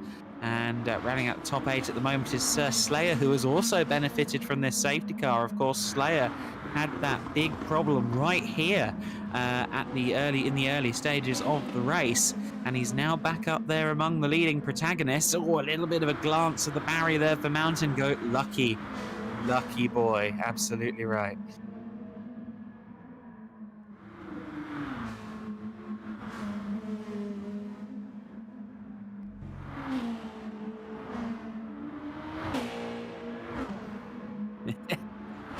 Yeah, he's almost bullying the field, really, these top 2 at the moment. But, once we get the driver changes in, we'll have to keep an eye on how the dynamic of the race alters. So many quick drivers still to come in this race, and look at that, Coming For You. Found gaps there that I didn't think existed and moved his way up into 4th place, but It's Racing comes right back at him. Nah, sunshine, says It's Racing as they continue to run side by side. I think It's is just about going to get 4th place there, but contact between the two of them, more contact. Coming For You in the barriers. Does Coming For You have damage? No. He got very lucky there, but he's been demoted to 8th place. It was firm racing between the two of them, and eventually the pair just ran out of space. Yeah, that was very close there for the 405 and the 95 there. That could have ended very, very, very badly. So that's obviously the best possible outcome there for It's Racing, but unfortunately all the hard work that Coming For You's done so far over these last 22 laps, it's kind of come a little bit undone here, which is a bit unfortunate, but that's racing, I guess, and we'll wait and see what happens with that. So It's Racing in 4th place from Spud, Ridwan and Slayer. That's the pack we follow at the moment. Jerem, with all of that racing going on behind him, has got a fairly comfortable 3rd place for now with 7 laps to go. You see there Mountain Goat on the defensive in the back of shot as well. Coming For You has found himself in the midst of another physical battle, and Mountain Goat looked like he was turning into the side of Coming For You there. Some very physical defending going on down the order here. That's what I was wondering, yes. That was a lot of rubbing, and I just wonder, rubbing is in fact racing, but sometimes server issues cause rubbing also. We'll have to see quite what comes out in the wash there. Coming For You in 9th place with Brandosa behind. Brandosa's had a fairly anonymous run so far. Down there in 10th place, Brandosa's usually very quick in the endurance series and things like that. We've seen him have some very good showings over the years, but or across the season, I should say, and across the various Trackstars competitions. But Brandosa doesn't look like he's quite up to scratch at the moment. Of course, Brandosa did win the 1000 in 2020, if memory serves me correctly as well. So we have had some success for EBM Brandosa, but for now he sits in 10th place. There's Spud in P5 then, just following It's Racing, and well, last time we saw a Lexus and a Honda. It's Racing and a Lexus getting a bit too close for comfort at the end of this back straight. We know that the Spud car is very fast, especially towards the end of the back straight. Let's see if history repeats itself. You see the gap coming down. You see Widwan and Sir Slayer in the slip as well. But here comes Spud. Spud to the outside. We know he likes the outside line. He's got a nose ahead as they go into the braking zone, but It's Racing with a bit of a shoulder block there. Make sure that Spud doesn't have the outside that then becomes the inside for the next couple of bends. It's Racing with the elbows out. He wants to make sure he's well within the top 5 when he hands the car over, or indeed when the car takes the start of this next stint. Yeah, it's going to be a very interesting one here, but obviously with It's Racing currently in the race at the moment, I am hosting Stint 2, so if there's any drivers racing in Stint 2 that aren't in Stint 1 currently, head over to my lobby and jump in. But yeah, no, it's definitely been a very interesting one, considering It's Racing and Spud, after all those issues that they had a little bit earlier, are back up into 4th and 5th, so we'll wait and see if they can close that gap to Duran.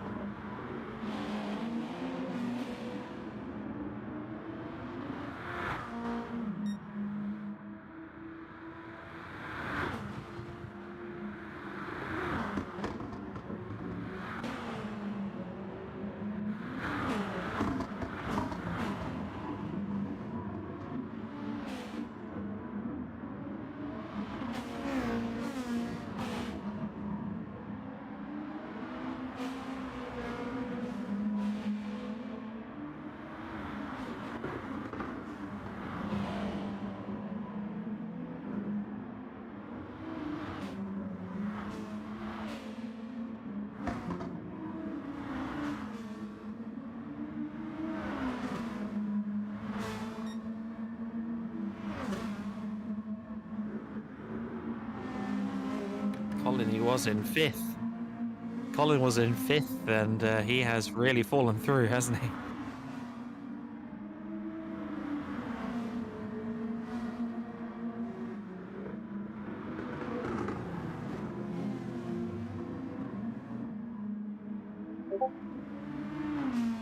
He absolutely did. Yeah, there was contact between the two of them there. We'll catch it. Well, we won't catch it from this angle, but yeah, Colin got into the back of Coming For You. And yeah, so a little bit of, I think, some bravery on the braking. We see it there, yeah.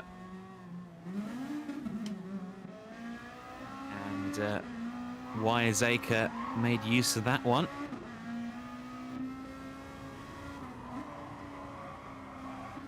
Yeah, so the Shaden Racing team driver, SDRT, they're into 10th place. Here comes Spud, once again trying to challenge for P4. Let's see how wide the NSX is this time in the hands of It's Racing. Again, the nose ever so slightly ahead on the Lexus coming into the corner. It's again tries to block effectively the middle of the track, and Spud tried for the undercut, couldn't quite find a way up the inside of It's Racing coming out of that corner. And now Ridwan is getting involved as well. Ridwan looking for a way past Spud. 4th, 5th and 6th place seem to have been the in positions to fight for, and Spud there just lost the grip. And Ridwan moves up into 5th place. Sir Slayer is now looking to run interference and try and get into the top 6 for good measure. Oh, and Ridwan on the cross there with a bit of a moment. It's all kicking off here in the closing moments of this. Ridwan goes rally crossing. The GTR not really a rally car, and Spud up into 5th place once again. So no sooner did Ridwan find a way by, then suddenly he finds himself all the way down in 7th place potentially, because Sir Slayer with a great run down the main straight pulls past and moves into 6th for the time being. It's now Ridwan and Sir Slayer coming to blows, and Spud has firmly lost contact with It's Racing, courtesy of those moments between himself and Ridwan.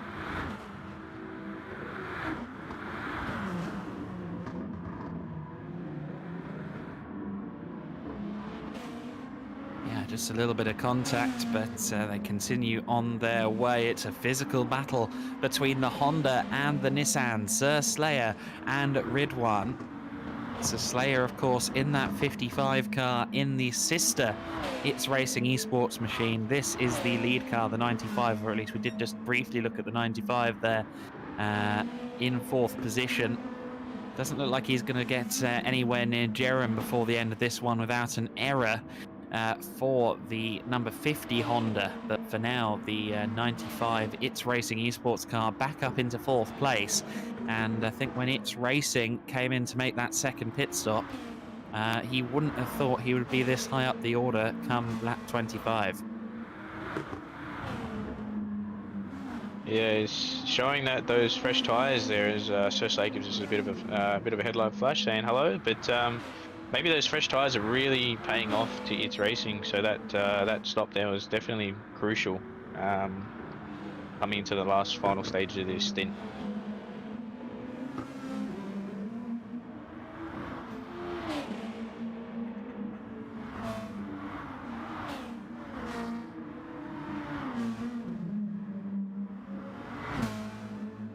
Yeah, and on some late notice as well, very late last night, we unfortunately had Lurox pull out of the 35 EBM car, so that left Little Blacko without a teammate, which was some very late news. But we got together in the community and then had Bodhod1 put his hand up, so he's definitely got his work cut out for him today in the number 35. So we do thank and appreciate all the drivers there. So we had Bodhod, BKXI, and we had Lunacy put their hand up as well. But we'll wait and see about the number 47 too, because obviously we got Ando. He's on his way back from Shanghai, so if Ando's back, mate, welcome. And yeah, we'll wait and see what happens. Yeah, racing against the clock and the realities of pilot life there, Ando. If the 787 in his name wasn't a big enough clue as to what he gets up to in his spare time.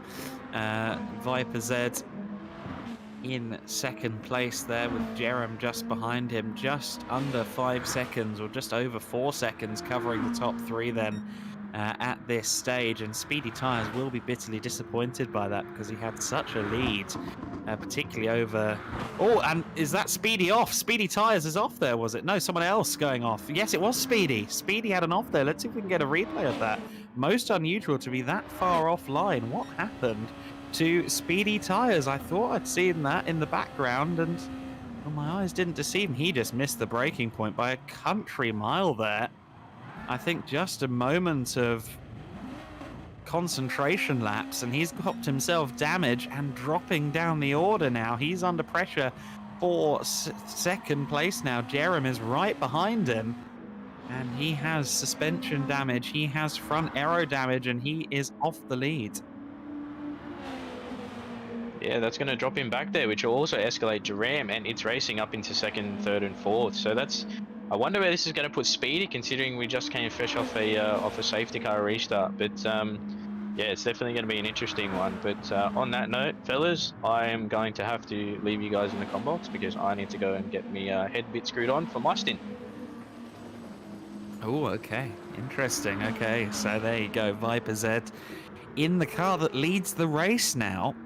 We'll be handing over to DJ, disappointed in just a few moments' time. The Blue Moon Bay 500 winner, as it stands, will take over the leading car in the St. Croix 1500. And Speedy Tyres, well, at the moment he's running second place, but he is under huge pressure from Jerem, and surely this is where that suspension damage will cost him in a straight line, although actually it looks like these two are evenly matched in a straight line. So it looks like a particularly slippery car from CP Motorsports, the 66. And I am amazed that the 66 wasn't just left in the dust there.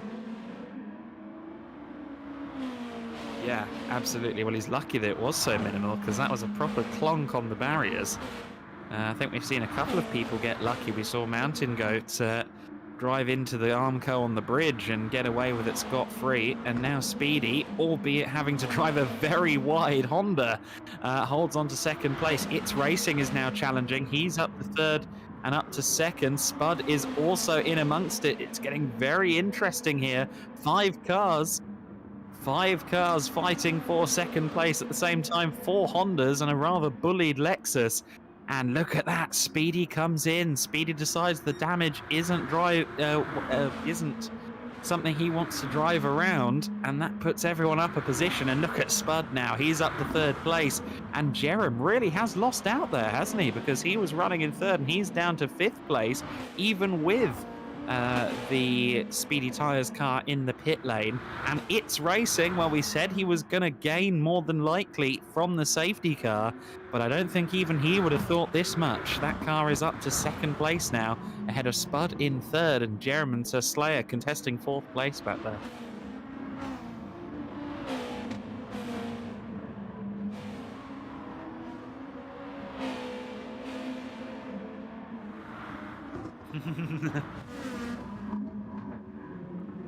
It's a good question. Yeah, 13th place. That is a painful one. He's going to probably try and put in the 4 laps from the guards here, but even then, he'll be lucky to break the top 10 from that position. He's got a very, very formidable opponent ahead of him in the form of TS2 champion Little Blacko as well.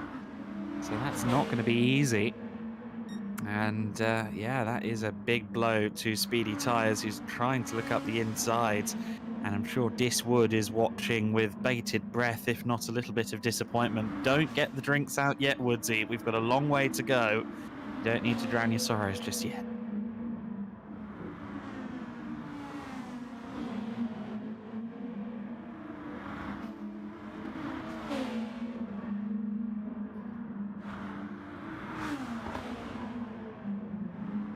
Yeah, exactly. And when you get that far out of rhythm and something that difficult happens to you, it can be very tricky to refocus and re-establish your rhythm.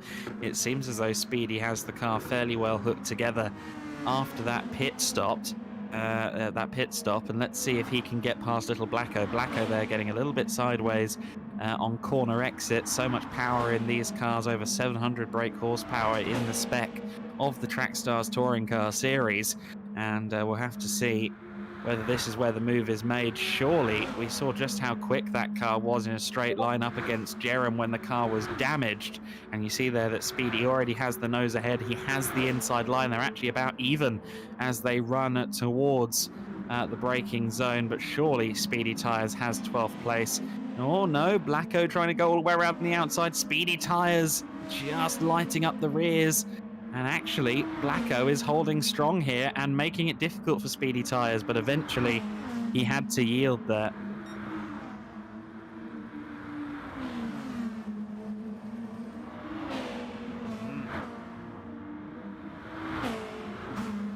Yeah, absolutely. Well, a knock to the confidence potentially, and despite the fact Blacko is that far down the order, I mean, he is a main series race winner, if memory serves me correctly. He is one of the quicker drivers in Trackstars, in spite of where that car is currently positioned, and so it was never going to be that easy to get around him, but certainly Blacko put up a fight against Speedy Tires down there in 12th place.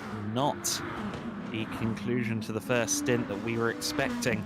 Certainly not the conclusion to the first stint we were hoping, or they were hoping for, in the 66 garage. There's Wiseacre in 8th place then, just behind the sister car of Mountain Goat 13. They're both now ahead of Ridwan as well, but not for long, because Ridwan, the master of the late braking, manages to split the SDRT cars and up into 8th. Yeah, it was very brave. It was very much I'm going to be the first one to the apex, and if you want to dispute it, it's not going to go well for you. Spud there in 3rd position. It's Racing in 2nd. Now Spud within slipstream range at the moment. If he can get a good run through the next couple of corners, he might be able to try and close in on It's Racing and maybe make a move at the end of that long back straight. We've seen them side by side on a few occasions down the back straight, the perennial rivals of Trackstars, It's Racing and N-Spud. I don't think either of them expected to be running 2nd and 3rd 10 laps ago, but that's a situation they find themselves in, and I don't think Brandosa would have expected to be in the top 6, but that's how things have worked out since the safety car period. We said that safety cars breed safety cars. Of course, we haven't had another safety car, but we have had plenty of drama, and Yeah, you're quite right. He's not close enough. No, Jerem is just about close enough for the toe, though, and he is going to close in on Spud. I don't think he's going to be close enough to be side by side by the time they get to the end of the straight, but certainly Spud is now going to have to contend with Jerem rather than focus on chasing down Itz.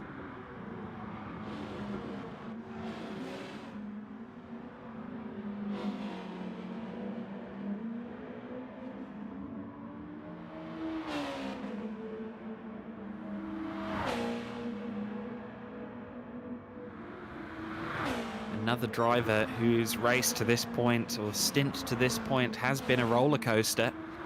Mistakes, damage, lows, and now back up there into the top 5. He will be very handy with that, or he'll be very satisfied with how things have worked out here. Spud will be more than happy to hand over the number 1 car in 3rd position if he does hand over. I'm not sure he is, if he is taking the 2nd stint or not. I suspect. Sorry, what was that? I don't know for sure, but I don't know. I have a feeling he might. We'll have to see what happens. It's racing, and Jerem, you can see there just how critical traction is in that NSX. It's a snappy car, even with a good setup on it. And look at that, purple sectors from Spud, so he's getting faster as that tank goes down. We heard it from DJ not long ago that the car is good on low fuel. Yeah, exactly. So we are starting to see that come true. Yeah, absolutely. I think by the same proxy, the Honda kind of gets a bit less stable as the stint goes on, with the lack of weight on the rear axle.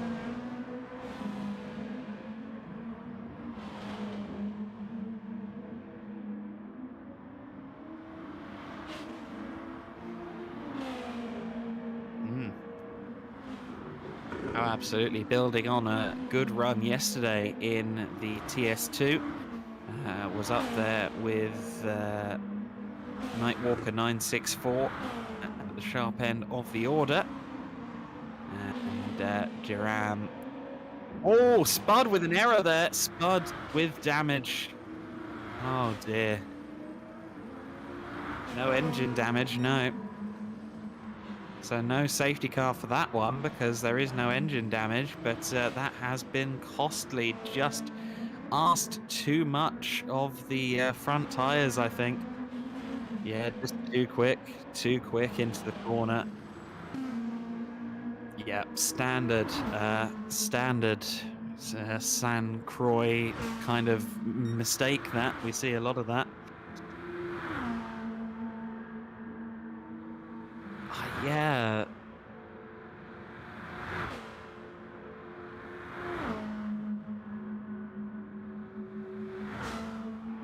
Yeah, both that corner and the second last turn have some nasty sharp Armco points where you can clip it and damage your car. And well, Spud's down in 5th place and may yet lose more time if he's not careful.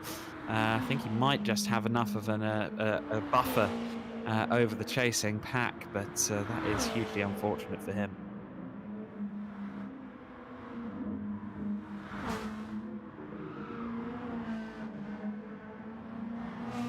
No, you.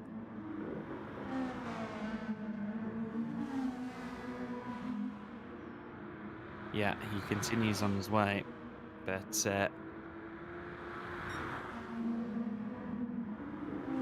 I think 6th is the worst. The worst he'll get is 6th out of the current situation, and yeah, they are. It's a good little battle here between Mountain Goat coming for you, SDRT Wiseacre. So the Shaden Racing cars there in 7th and 9th. The recovering Speedy Tyres involved in this one as well in 10th position. And well, Speedy Tyres wouldn't have thought he'd be down here, but he might yet manage to break through into the top 8. He's already up to 10th place. Yeah, and he's looking particularly racy at the moment. Let's see if he makes a move into T3.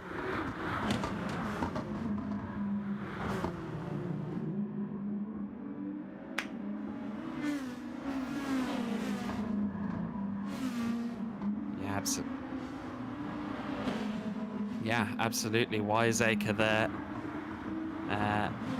Just coming under threat from Speedy Tires, the 66 car that was on pole, that was leading for so much of this race. And just to briefly say as well, the third place battle in the championship could be very interesting at the moment. DJ's car in the lead of the race is just 11 points, I believe, from Spud in the championship order. So if things were to be finishing on this lap, that would be the third place in the championship for DJ. So Spud is going to want less of that and pray for less of the form we've seen out of that 24 car in the lead in the next few stints if he wants to hold on to third place in the championship. Mountain Goat still there in 7th place, leading this pack of cars. And let's see if Mountain Goat can hold on to 7th place. Coming for You is giving him a competition. They're side by side, a little bit of contact between the two of them. Oh, I'm not sure if Mountain Goat really needed to be quite that much of an aggressor there. Didn't give him any room at all. Wiseacre gets through into 8th place, and look at that, Speedy Tires is trying to follow through as well. These three getting very, very intense for 8th, 9th and 10th place. Speedy really has almost nowhere to go. These two are panel bashing and fighting amongst themselves. They don't care that the bloke who was leading the race is trying to wedge between them. Let's see if Speedy can get up into 8th place under braking. No, in fact, Wiseacre. Oh, no, they take each other out. It's all kicking off in and around Speedy Tires. Speedy Tires up to 8th place. We've had Viper Z across the line. And there's Wiseacre. Yeah, that was a... I think, yeah. Yeah, that was bold and ambitious, and it's not served him particularly well. But Viper Z has crossed the line then in the lead and taken the win already. It's racing. Second in the stint then. Jerem in third. Sir Slayer, Brandosa and Spud. Our top 6. Mountain Goat there, despite everything that was going on in and around him, takes 7th. And Speedy Tires recovering to 8th place ahead of Little Blacko and Ridwan. We'll see how much of this cast of drivers is altered coming into the next stint. But certainly we had lots of drama from our first 30 laps of the 139 total in the San Croix 1500.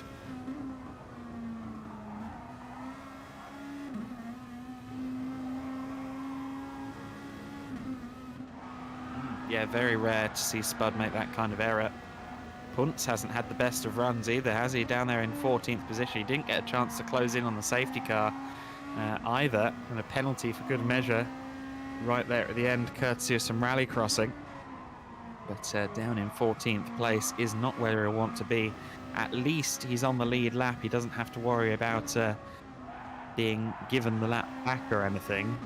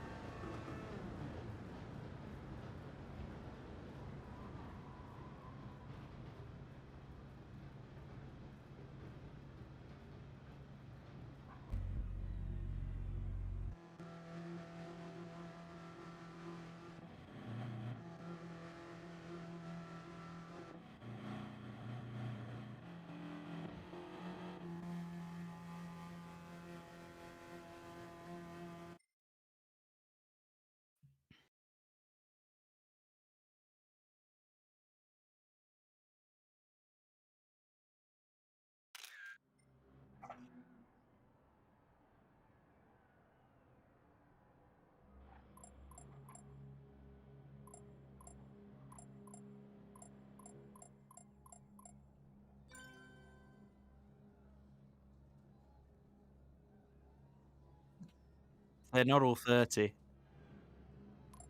No. I'll get that information up now.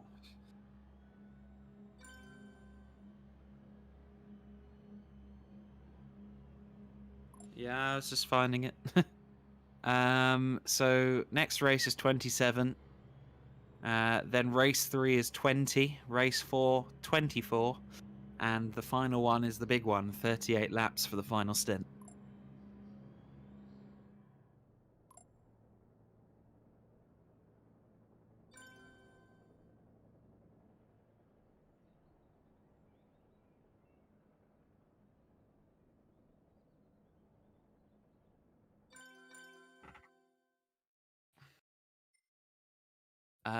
Yes, I think so.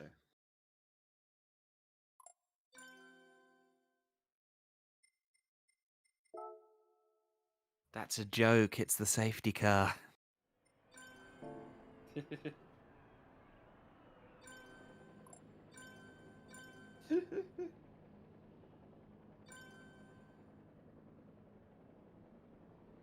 So yeah, basically the race will resume for the next stint at the end of Sector 1. So they'll run single file until the end of Sector 1, and then they'll pull the pin.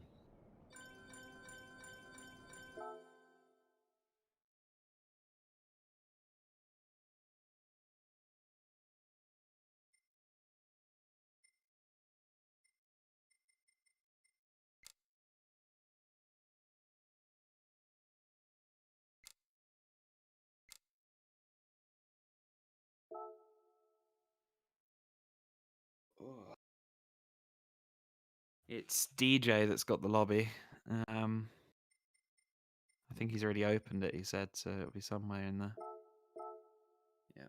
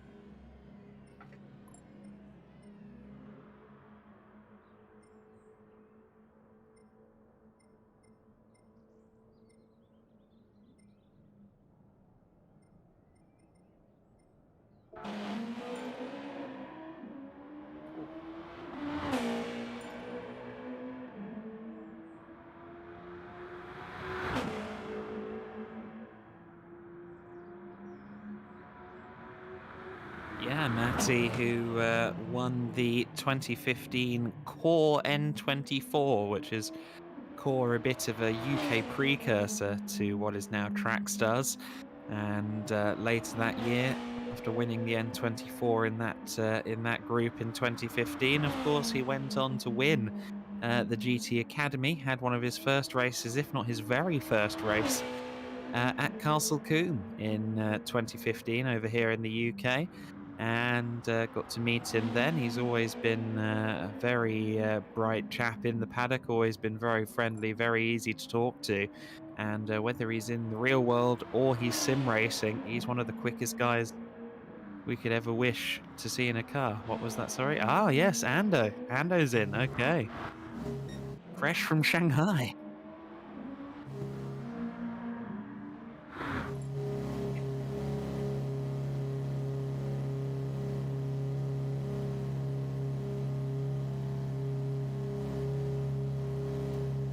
I'm just going to take a very quick fluid break.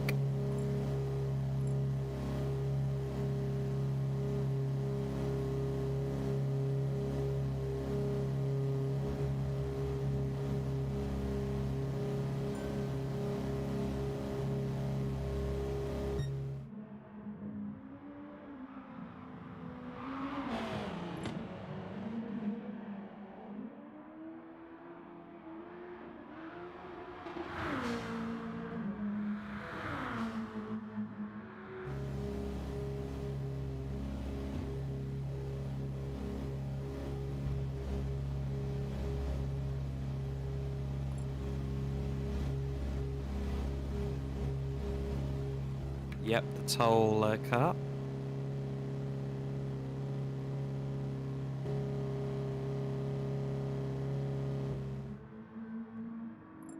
Correct.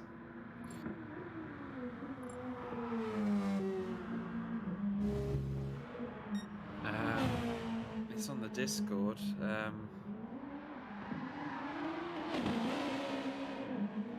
my phone's running out of battery. I can't keep using it.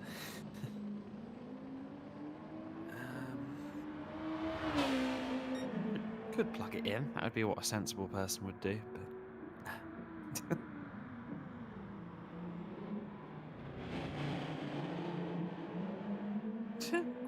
it's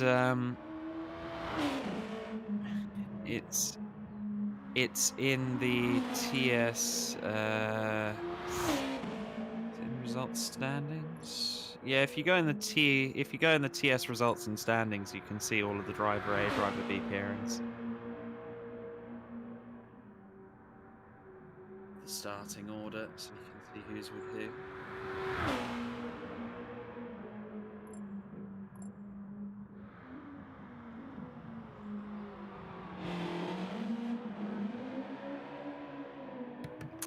Woodsy doing some drifting in advance of his race, which I suppose is a form of preparation.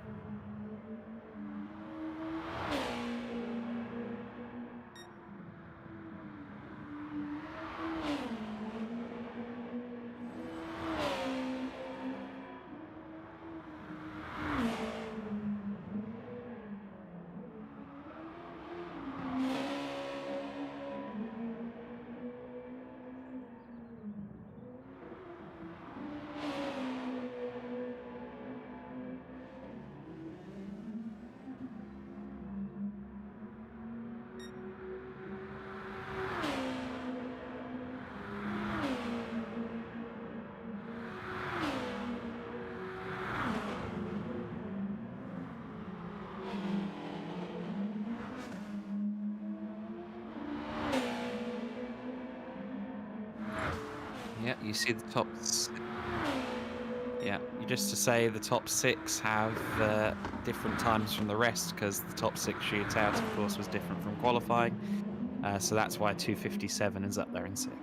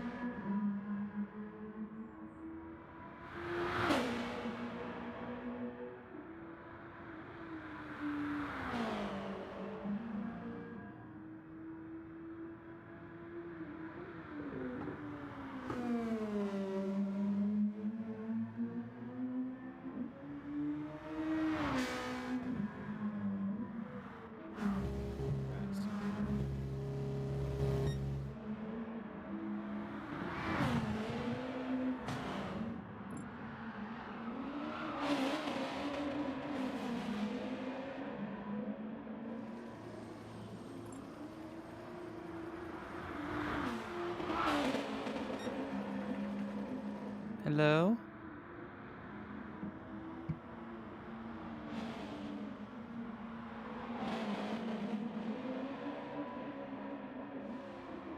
Ooh.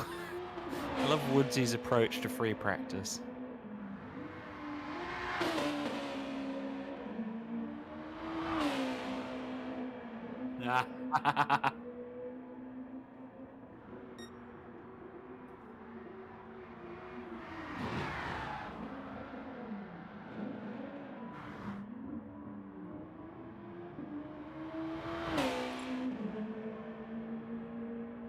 Shock and horror. Matt, good at Gran Turismo.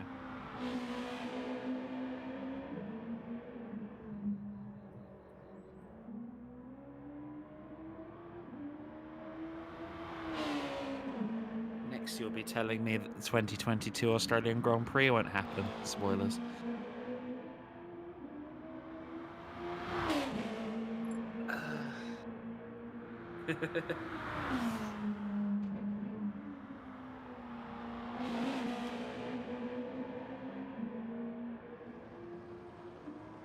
Oh, really? Are you guys not being harassed by the whole Omicron thing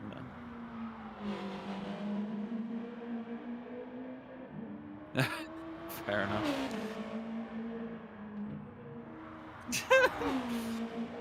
It's a Futurama reference, isn't it? Omicron Persei 8. I am Lure of Omicron Persei 8. Yeah. So so DJ's just put the good luck in the chat. He's the room host. So yes, there goes the final. So we're about to get going for another 27 laps, I believe I said it was going to be.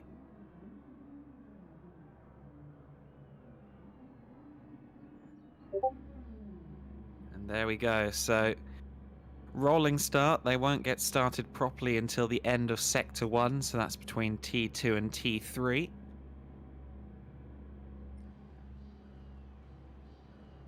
Let's watch as DJ, the Blue Moon Bay 500 winner from earlier this year, a driver who's relatively new, really, compared to some of the other drivers in Trackstars. Around the time of the Bathurst 1000 last year, I think DJ started to be a regular in the touring cars and has gone from strength to strength since then. He has the car from Viper Z and will now have to hold that lead for 27 laps. Doesn't look like anybody's streaking past him, so everyone has read the driver's briefing. Thumbs up. And yes, so between T2, T3, yeah, exactly right. And well, if you're DJ, of all the people to have in the rear view mirrors, Mint Matt, that's going to be very interesting. It's happened to me once before, and I don't wish to do it again. So here they go.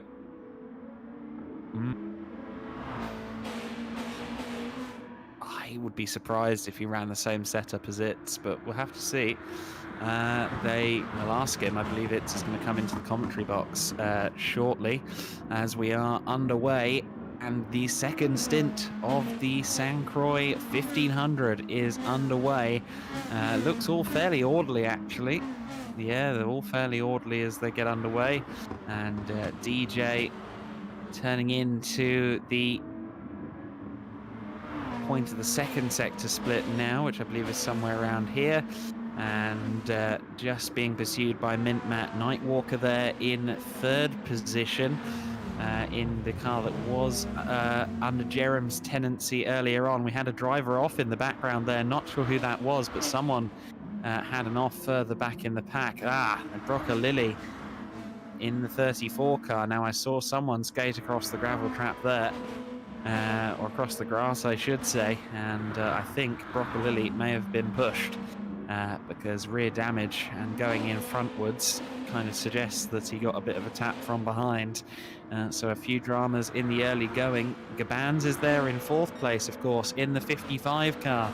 Gabans, who these days runs under the German flag. He used to race under the Australian flag, even though he is a German, and has now changed his PSN account to proudly fly his German flag. Great to see.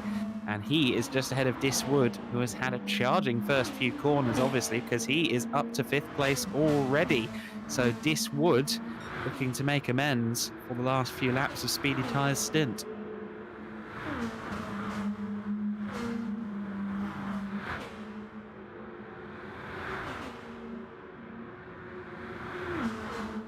So Bodhod there in seventh place, the last minuter who only came in last night, and Dark Mist there as well. There's a lot going on in this battle for 6th, 7th and 8th. The Nissans always seem to be in that little queue together, don't they? We've got Morgan Davey there in 9th place, another of the Nissans. They just seem to, yeah, they exclusively seem to sit in the bottom half of the top 10. We'll have to see whether anyone can change those fortunes and drag the Nissan further up the order, but currently they literally do take the entirety of the bottom end of the top 10, 6th through 10th, all Nissan GTRs. Let's see if any of them can start to maybe get towards a podium during this stint. A bit of an off-track moment there, I believe, for Laudy, we just briefly saw on camera, but Gabans is there in 5th place in his Honda, the 55 car. Woodsy is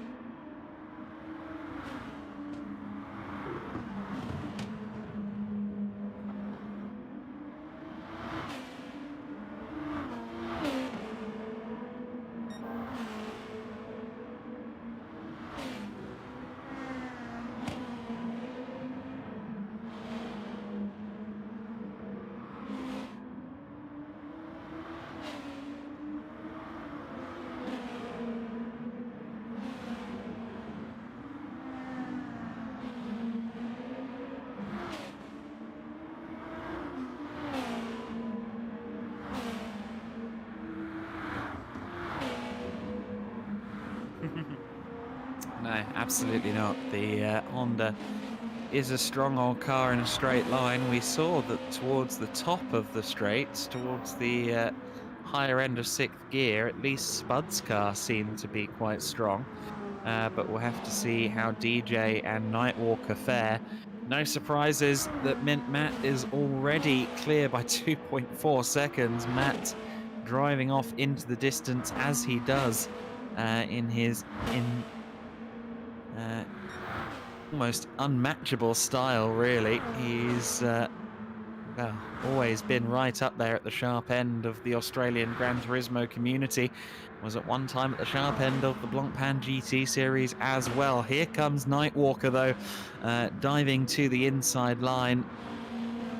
And now I think DJ just wants a strong and solid stint here. I think as long as he gets to hold that car in the top 5 and doesn't cause himself any undue issue, I think he'll be okay. Next target, though, or the next car closing up on him potentially, is a big one. That's Diswood, who looks to be pushing. Yeah, he's really wringing the neck of this number 66 CP Motorsports NSX.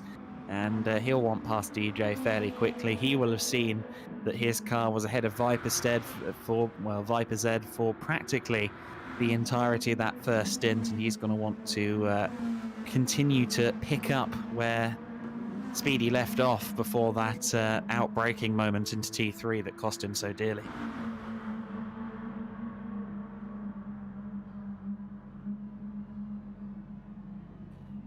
Are those two not teammates? Am I making that up? Yeah.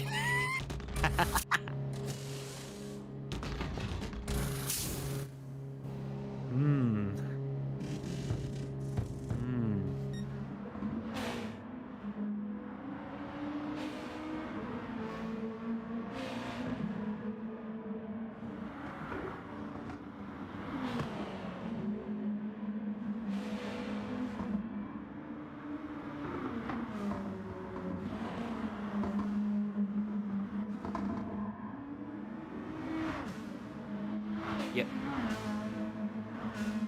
Yeah, Loudy Dartmist, who has done some good racing in the Endurance Series this year, up in 7th place at the moment. The leading of the 2 RoboSport cars that run line astern in 7th and 8th.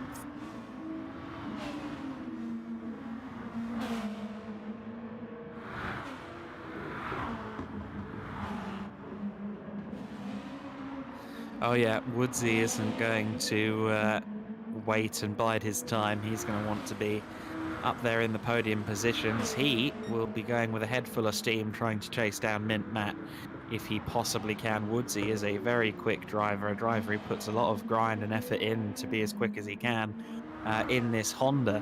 And the opportunity to race Mint Matt in an identical machine is one that I'm sure he will relish.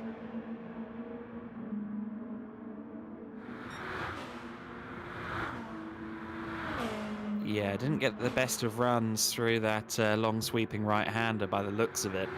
And that's given DJ a little tiny bit of reprieve, but you still suspect that it won't be long before Woodsy is in the slip.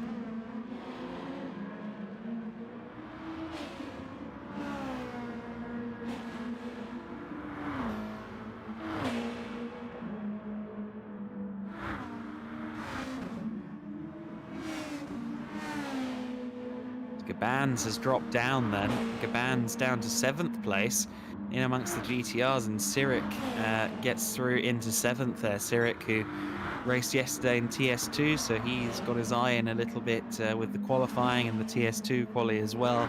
The TS2 pair of races as well. Sirik has some laps under his belt. A quick driver is Sirik as well, so we expect him to do some good things for the Nissan crew. But Gabans dropping down to 8th place.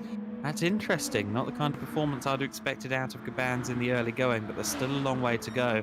Jono Stan down there in 9th place in the he's in the number 1. Yes, he is. So he has fallen through quite badly there. Spudsy won't be as happy with that, as he watches from the virtual pit wall. I think he's going to be cringing a little bit. And Budsy there, did you see that in the background? Budsy under pressure from Ando. Ando is taking over from Punts, and well, they're side by side. If we can go back to them, let's just stick with this one, because Ando indeed gets the move done, moves up into the top 10, and well, Lexus warfare, and the Lexuses suddenly are kind of down at the bottom end of the order. We got both of the Mash Spuds cars in 9th and 10th, and the Toll PLE machine here in 11th, so that's very interesting. The only Lexus that's really up at the sharp end now is DJ in 3rd place, so suddenly the manufacturer fortunes have shifted. Speaking of manufacturer fortunes and perhaps individual team fortunes, the co-driver of the current race leader has joined us in the commentary box. It's Racing, watching Matty in the early stages. He's got up into the lead as maybe we'd expect, and he's building a gap already. You're never going to kick your feet up in this circumstance, but he must be quite a relaxing co-driver to have. There are less considerations of if and what if he throws it away when it comes to someone like Matt. Yeah, I'm going to say out of the two of us, I probably have the easier task when not in the car. He's probably more worried about what I could possibly do wrong. Although, that being said, I think I did a very admirable job in that stint and kept it out of trouble for the most part, except for a bit of a brush with the Armco coming onto this long back straight that we're on now. That was kind of frustrating because it was such a minor touch, and it just gave me damage at the worst possible time. Yeah, well, I mean, that late safety car really came in handy for you at the tail end of the stint, and you ended up in 2nd place, making some good inroads, putting in a lot of great effort once we went back to green flag racing for the final 8 laps. We watched DJ in 3rd place. He was in the comms box just a few minutes ago, and now he's out there on the circuit. And look at Woodsy. Woodsy well within the slip, 6/10 back from him. And you get the feeling these two are about to come to blows. Yeah, I'm going to say this Wood's very much going to close in on disappointed at this stage, and I'm going to say it will be only a matter of time before he's in those podium positions. Probably hunting down Nightwalker, and I'm going to say that'll probably be, they say John Bow has the widest car in Australian motorsport. I think Nightwalker's CP Motorsports Honda will probably be the skinniest Honda at St. Croix today when Diswood's behind it. Yeah, absolutely. DJ goes to the inside and tries to hold off Diswood. We heard these two bantering back and forth in the comms box after TS2, or after the top 6 shootout, I should say, yesterday. Of course, it was Woodsy that topped that top 6 shootout session, just about beating out the time of Viper Z. These two cars started on the front row at the beginning of this San Croix 1500, and they're now fighting for 3rd and 4th respectively. Since It's Racing has joined the box, I need to do a few minor flat errands before it gets entirely too late in my UK evening. So I'm just going to fall silent for a few minutes and leave you in the very capable hands of Shane and Jarman. Oh, the pressure's on now.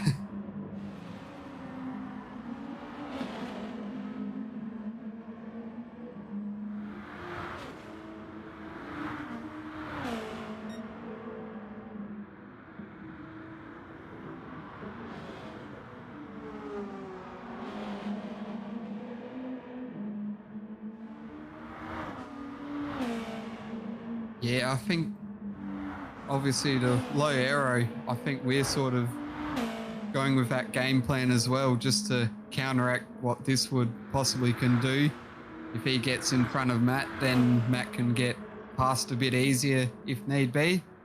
But yeah, I've certainly found, like, following the likes of Spud and Duram through that stint, that through the corners with that low aero, it was really tough to follow a car behind and really get close enough to make that move.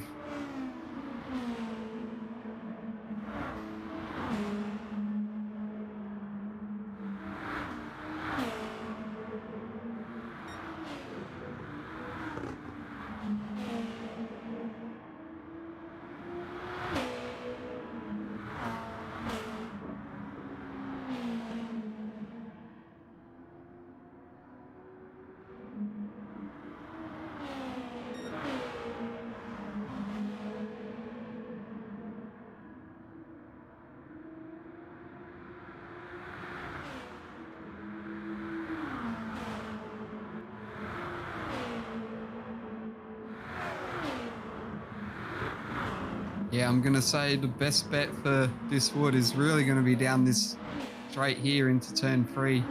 I think that's going to be his best hope. He's probably got to get it done here.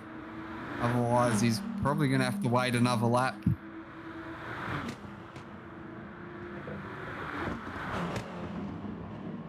Yeah, just a bit too far back for him that time.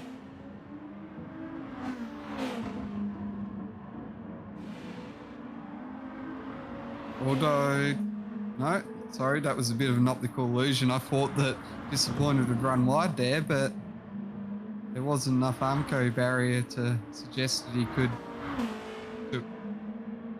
Yeah.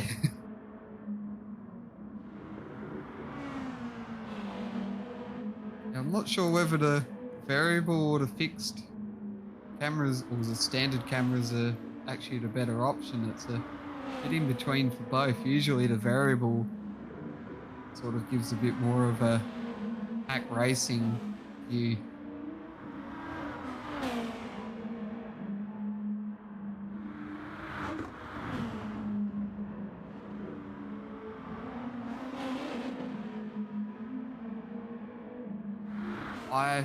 No, don't think it does. I think it's just a different type of camera angles. I think standard.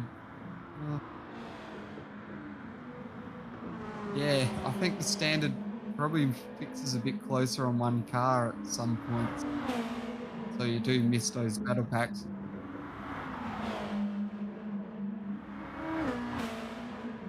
Yeah, he's much closer this time around.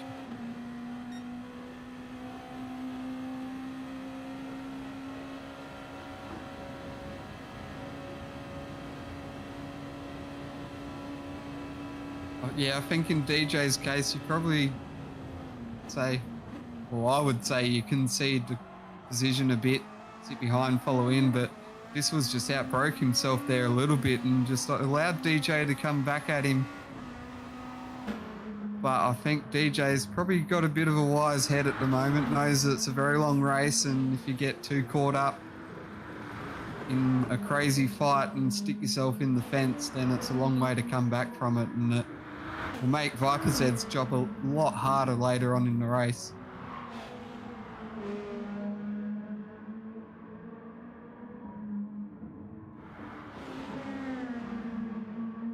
I'd be interested to see what the gap is now from this wood to Nightwalker. About 2.7, so...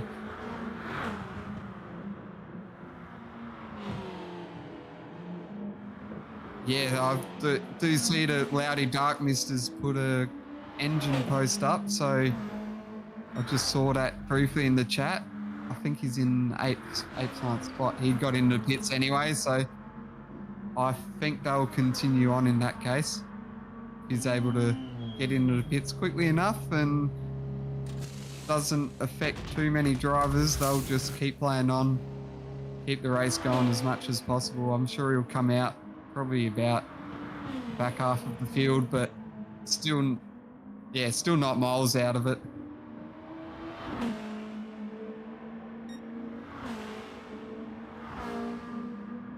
So yeah, it'll be interesting to have a look and see what sort of time this would takes out a Nightwalker in the next lap or so. Get a bit of an idea of how he can catch up or what time frame it takes.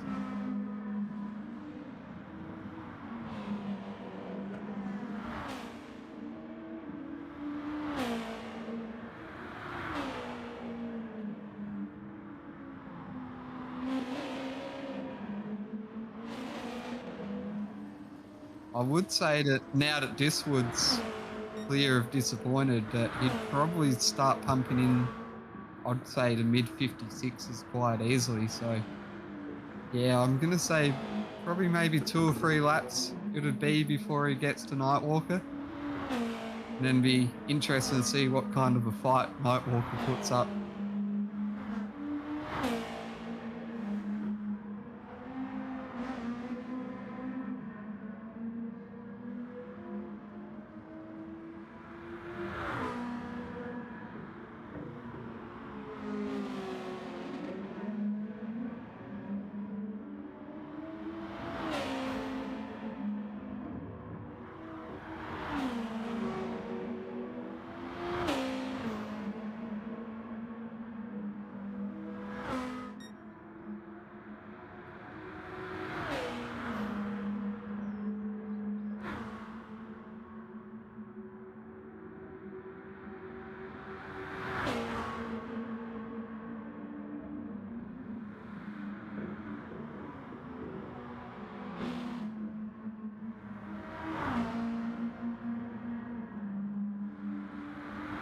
Yeah, it is a tough one. I know myself and Matt running probably a higher aero setup at Bathurst and Kyoto, and Kyoto where there was the wide sweeping corners really helped out that we could use that aero to get around, but closing stages of Bathurst across the mountain where all the aero is dependent, it was pretty much single file, and then once it got the Conrod straight, this wood just had so much of a straight line advantage because of his setup that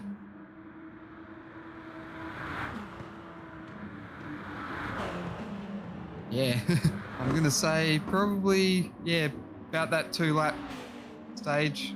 Probably will catch up to him. So I've got N-Spud joining in as well. So gonna have quite a few people joining us in this segment of the race. So welcome along, Spud. Glad you could join us. Thanks, Jarvin. Thanks, boys. It's good to be in the com box for this stint. As we see, my driver Jonathan had a bit of a struggling first lap. He made a bit of contact with Brock Lilly on that opening lap, and unfortunately for him, they made contact on the first double left-hander coming up towards this section of the track, and they just little tap, and then but Jono readdressed that. So I guess it's all fair game, fair ball for Jono, and he's recovering he's recovering his positions into 6th place, or 7th place, sorry. So I'm 34 seconds off the lead from Matt, but obviously we know Jono's to be a very fast driver, and will definitely...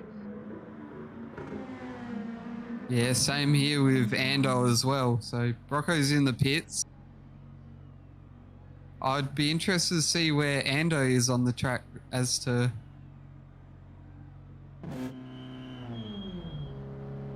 Yeah, in a minute 52 down, but he's obviously gotten into the pits to get it repaired. Ando's posted damage as well. I wonder if we can find him and see. I think he's about 9th place. He does have damage, so...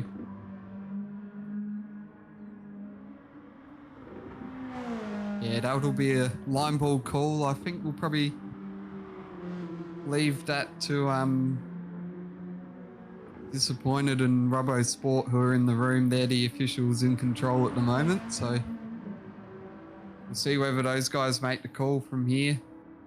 Obviously, Loudy Darkness and Morgan Davey quickly approaching as they come off the bridge.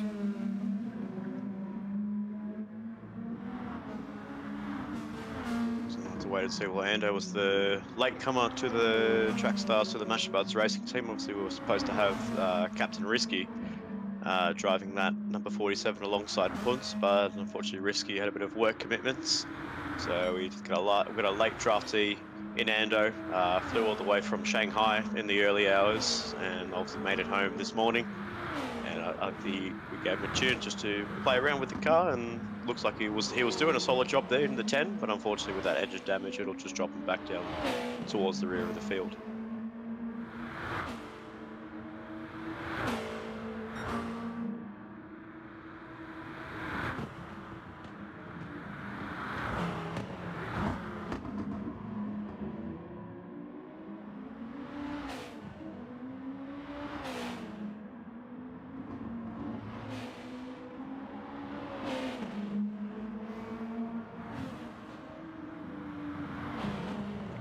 I'd say you do a little bit more fuel saving when it gets up towards the back of Nightwalker, because obviously they're working teammates, whether Nightwalker just pulls to the side and he becomes the ultimate wingman like Bottas does in the Formula 1 in Mercedes, and just tries to fend off DJ. But we see DJ's not really letting go of Woodsy's rear end, so he's hanging on in that less than a second there. So obviously that him and Viper's laps are pretty solid in that Lexus, and obviously DJ's got that thing hooked up very nicely.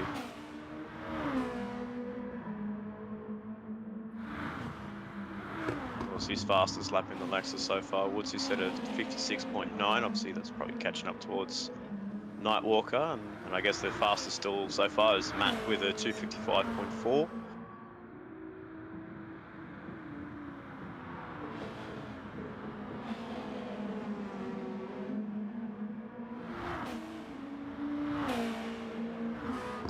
wait and see over the next couple of laps to see what the CP boys do, whether Nightwalker pulls over to the side or they battle it out like they did with back in that first stint. It was Speedy and Duramble battling it out. We had no idea that Speedy copped suspension damage, so no, we thought they were battling each other, holding each other up. But obviously, when we saw him go in the pits, obviously, yeah, it was for suspension damage. I was a little bit shocked there. I don't know about you, Jarman, but it's just we caught that pack so quickly. And obviously, I saw Speedy, I saw those yellow flags briefly in turn 3, but I didn't think it was actual suspension damage. I just thought he lost a bit of confidence. Yeah, I saw them close over the bridge, and then I was actually sitting there questioning why Duran wasn't making a move, because I was like, he's clearly got damage, he's got a lack of pace, and I didn't think that was the exact time you wanted to be playing wingman for the championship contending car when you've got the other championship contender and about 3 others bearing down very fast. But yeah, I think as soon as I got ahead, Duran realised that he had to go.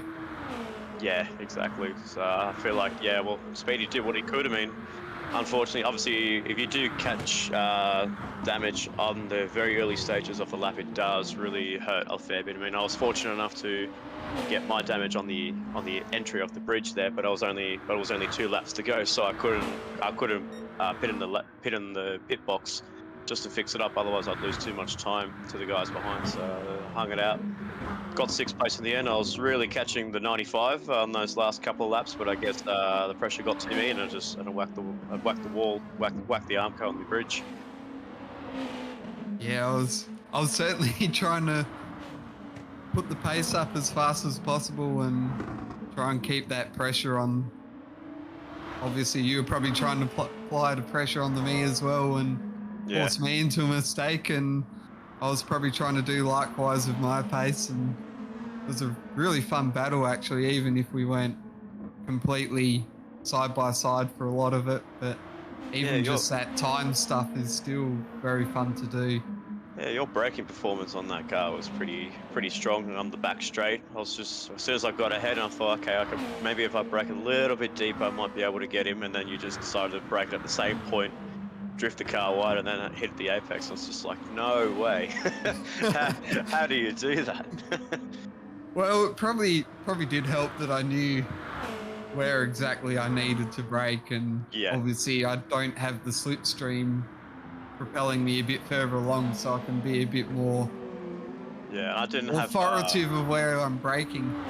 I didn't have enough straight line speed to actually cut across onto the inside, so that's why I think I think it has to be about 2/10 between our 2 cars before I can do something like that. But yeah, but our pace was actually pretty even amongst the 2 of us. But I guess the front 2 in Viper and Speedy, they were in a whole different class there. Where nobody could catch them, even on the restarts, the safety car restarts. No one could catch them. Yeah, I definitely agree there. I didn't really expect to have much of an answer for those 2, but I just figured if I keep it in the top 5 and hand it over to Matt, then that'll be a successful 30 laps for me. But in the end, P2 was probably even better result. Not wrong there. Well, special mentions goes to the guy in 5th place, Bodhod1, who was a late draftee to the EBM Motorsports Car 35 Nissan GTRs, holding it on very nicely into 5th place ahead of Sirik, who's making his main series debut in the Enduro format, holding on to 6th place nicely in the number 79, but actually 85 Robo Sport Racing Nissan, and then Jono Stan on that recovery drive up to 7th, and then Gavin in 8th place. If I'm not wrong, the Bodhod's in the number 35 car, is that right? Yeah, I said that. Yep. With Little Blacko. Yep. So he's doing himself a really good. Obviously, Woods is caught onto the back of Nightwalker. What happens here? Does Nightwalker decide to brake that little bit later to let him go through? No, he actually keeps that position. So not just yet. I guess that's not really the perfect time to giving a position to a driver, but you got to give full credit to Nightwalker. I mean, Nightwalker's no slouch when it comes to pace and race pace. He's definitely got the car speed, and we've seen that in his debut races in the main series and Trackstars touring cars. So obviously he will be wanting to fight Woods for position, but I don't know. But I guess in a way that the team's picture is a little bit more important, and I guess for Woodsy to take the championship in season 2021. Yeah, it's probably at this stage they could probably just afford to run line astern here and keep it steady. Maybe a bit of fuel saving from this wood, but yeah, I'm sure later on in the race, if there's a championship picture to worry about and things are looking a bit tight, I'm going to say, being silly, there's the likes of yourself and Viper Z in the picture in the last stint, then maybe it might be a completely different story and this would want to risk being pushed down the 5th spot. Yeah, that's right. So I think so.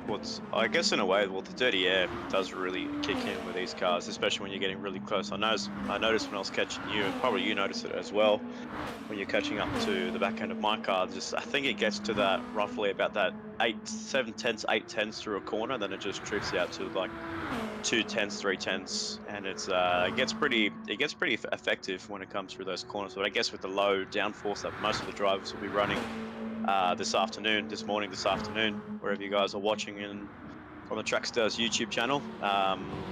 So I think it's more about just the way that they have their performances with the aero package, whether it's a low downforce to make sure that car is going on the straight faster than your competitor, or sacrificing a little bit of top end for just some of the corners at least in this section here of this track, where it is really dominant by the Hondas in this section. But I noticed a couple times that the 95 was a little bit tail happy coming into that section. There wasn't really the fastest in this section.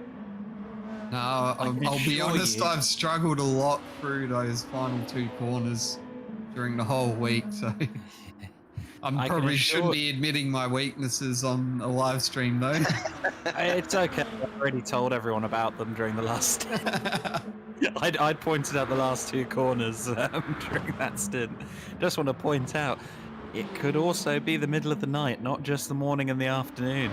For those watching on the Trackstars YouTube channel, he says from 1 o'clock in the morning over here in the UK, but delighted to be watching this battle unfold between Nightwalker and Dis Wood.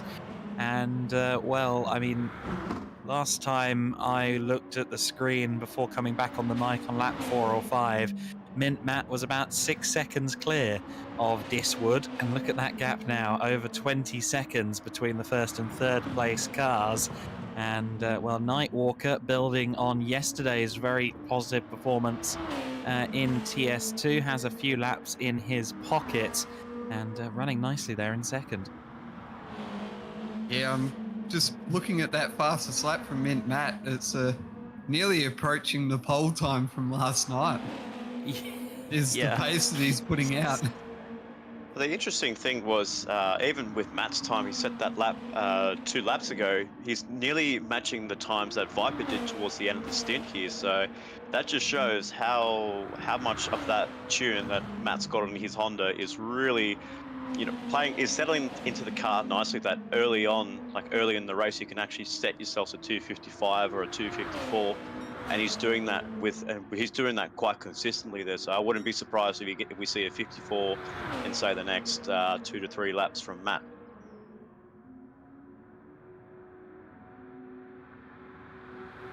And if there's one thing we know about Matt, it's that it's all the tune. Absolutely incredible driver, and great to see him back there. Myself and It's Racing have both known him for a very, very long time. In the span of about 6 months, I went from commentating on him winning the Core Nürburgring 24-hour that I referenced between the 2 stints, and then 6 months later I bumped into him at Castle Combe, him having just won the GT Academy for the Oceania region. And what an incredible talent he is, and quite the endurance racing ringer, I would say. I wonder if we're going to start placing bets on whenever we start getting these bots coming onto the YouTube stream. I don't know if that's going to be It's going to be quite an interesting one to see how many of the bots show up. So obviously, how many bots can we have per stint? Let us know in the comments below. And just Get your Monopoly money out, place your bets. Ah, dear. But if Interesting. you were in the CP garage, if you were the team boss for Nightwalker and Woods, Adam, what would you? Obviously, those two are really pacey drivers, and obviously they're working together to try and pull away for DJ and Bodhod. But obviously, knowing Nightwalker's pace and Woods' pace, would you want to maybe try and do a little bit of an old switcheroo early in the race, or maybe towards the end of the race? I don't know. I think it's a bit too early for that kind of fun and games, really. I mean, as long as you're kind of in the top 6, I don't think you really need to sweat it. I don't think there's any particular merit to making a change at this stage. If Walker's got the pace and he's not actively holding up Woodsy, and I definitely don't think he is, then let it happen. Yeah, I guess let these guys race, and they're sitting very comfortably second and third as the team CP Motorsports. But then you look at Matt in first place and Gabans in 8th place, so that's definitely playing in the hands of the CP boys when it comes to the constructors later on this evening. As we look down through the field, we're going to get some honourable mentions to Budsy76 on the number 405, Pit Lane Esports, doing a nice solid job. 3-minute dead lap for him, which is not bad for his second main series drive in the Enduros. He debuted back at Bathurst, just filling in for a very late substitute, and all he did was he just applied the power to weight ratio onto the Lexus, and then after that just put in a little quick tune that I sent him, and then all of a sudden he finished his stint in 6th place, which was incredible from Buzzy76 to finish up his stint in 6th place before he had to go off and be with his family and that afternoon.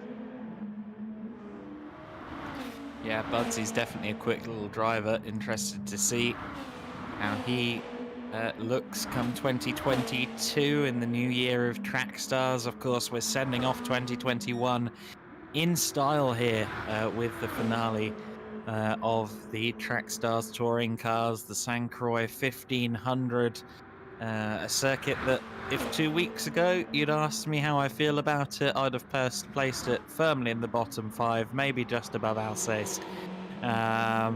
But yeah, as I alluded to earlier, 5 hours or so of driving around it in the last 7 days has seemingly softened me a little bit.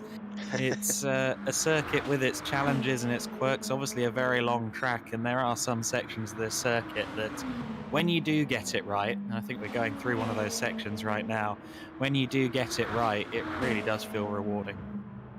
I can see these, I've just noticed in these last few sectors, they're pulling away very handily, very comfortably over DJ. There's now up to just over 4 seconds. So when I last looked at about a lap and a half ago, it was about 2.5, but they're actually really working together to pull away from DJ. So this is smart strategy from the boys in the CP garage. But as we look down through the field, we'll see Bodhod 1 still in 5th place ahead of Sirik, which Sirik is actually pretty close to him, and Jono's right behind as well. So we might stay with this battle pack for a little bit, because this is going to be a bit of a spicy one for 5th place. Jono on the recovery drive after making a bit of contact with Broccolilli in the first opening laps is down into 7th place with Sirik, and Bodhod right on his right on his front vision windscreen. Well, Sirik is doing a really solid job there, being also another latecomer into the series, into the main series. His progression throughout Trackstars has been incredible, Adam. He's gone from the TS3s when it started back in July, and then he realized he was pretty good enough to make the move or the jump to TS2. As we look to see if Sirik pulls a move on Bodhod, he does, and does he make it stick? Just a little bit of rubbing of paperwork. Yeah. But he's done the job, and he's done very nicely. And Jono Stan's going to follow him here through. He does. So that's not worked out for Bodhod. But Bodhod's coming back on Jono Stan. But Jono looks like he's got the inside line ahead of Bodhod. Yes. So Bodhod goes from 5th to 7th in the span of a couple of corners there. But yes, going back to Sirik, he went from TS2, and then he realised obviously he wanted to see where his overall pace was, and on his first outing at the Tokyo South Outer Loop there, he managed to get himself a podium for that round, and then come the next time at Spa only a month ago, managed to grab his first win over the likes of Duran 50 and Nightwalker 964. Yeah, very impressive driver, certainly. Got to race him up close and personal yesterday in TS2 myself. and a very quick driver. And interesting battle this is between Sirik and Jono Stan then for 5th position. Of course, Sirik, the man who can allegedly read a driver's briefing in less than 10 seconds, as we found out earlier today. So with skills and reactions of that speed, he should be very handy at defending as well in that number 85 car. We'll keep an eye on this battle. Jono Stan there in the number 1, the Match Spuds Racing car.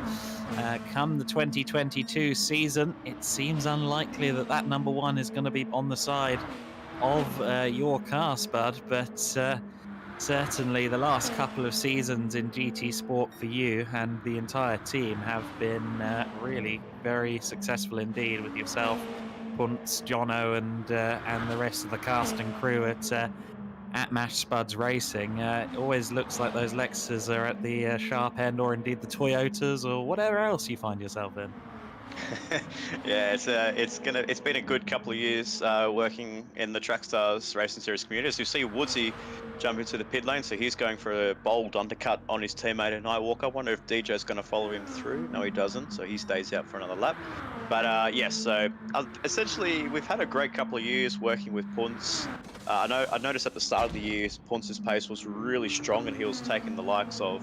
He was really battling the likes for the wins and the podiums on a daily and weekly basis in either formulas or even in the touring cars. But unfortunately, his performance has just had a bit of a slump there. Hasn't been able to get too much practice times in due to some outside things going off the game. So unfortunately for him, he hasn't been able to do much of the practice stints. But I guess we could say overall, at least we're not down on ourselves. We've taken out the.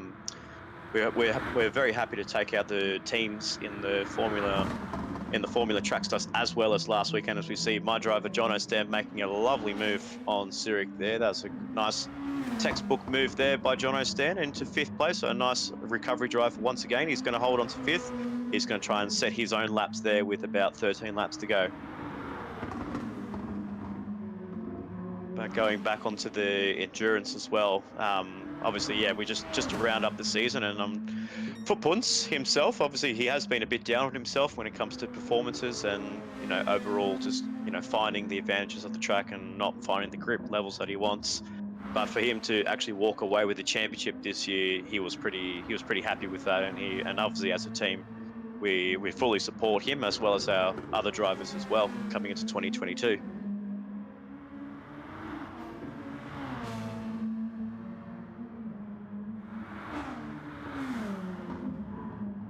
Sorry, you caught me mid-pretzel there, but yeah, absolutely. Glad to see that you're getting some sustenance in. Something needs to be eaten, otherwise I'll get grumpy. And we definitely don't want a grumpy commentator at about lap 100. I'm sure it'll happen anyway, but yeah. So Woodsy, he's in, so having pitted, I'm very interested to see where he ends up relative to Nightwalker. Place your bets as to when Nightwalker decides to pull the pin, I suppose.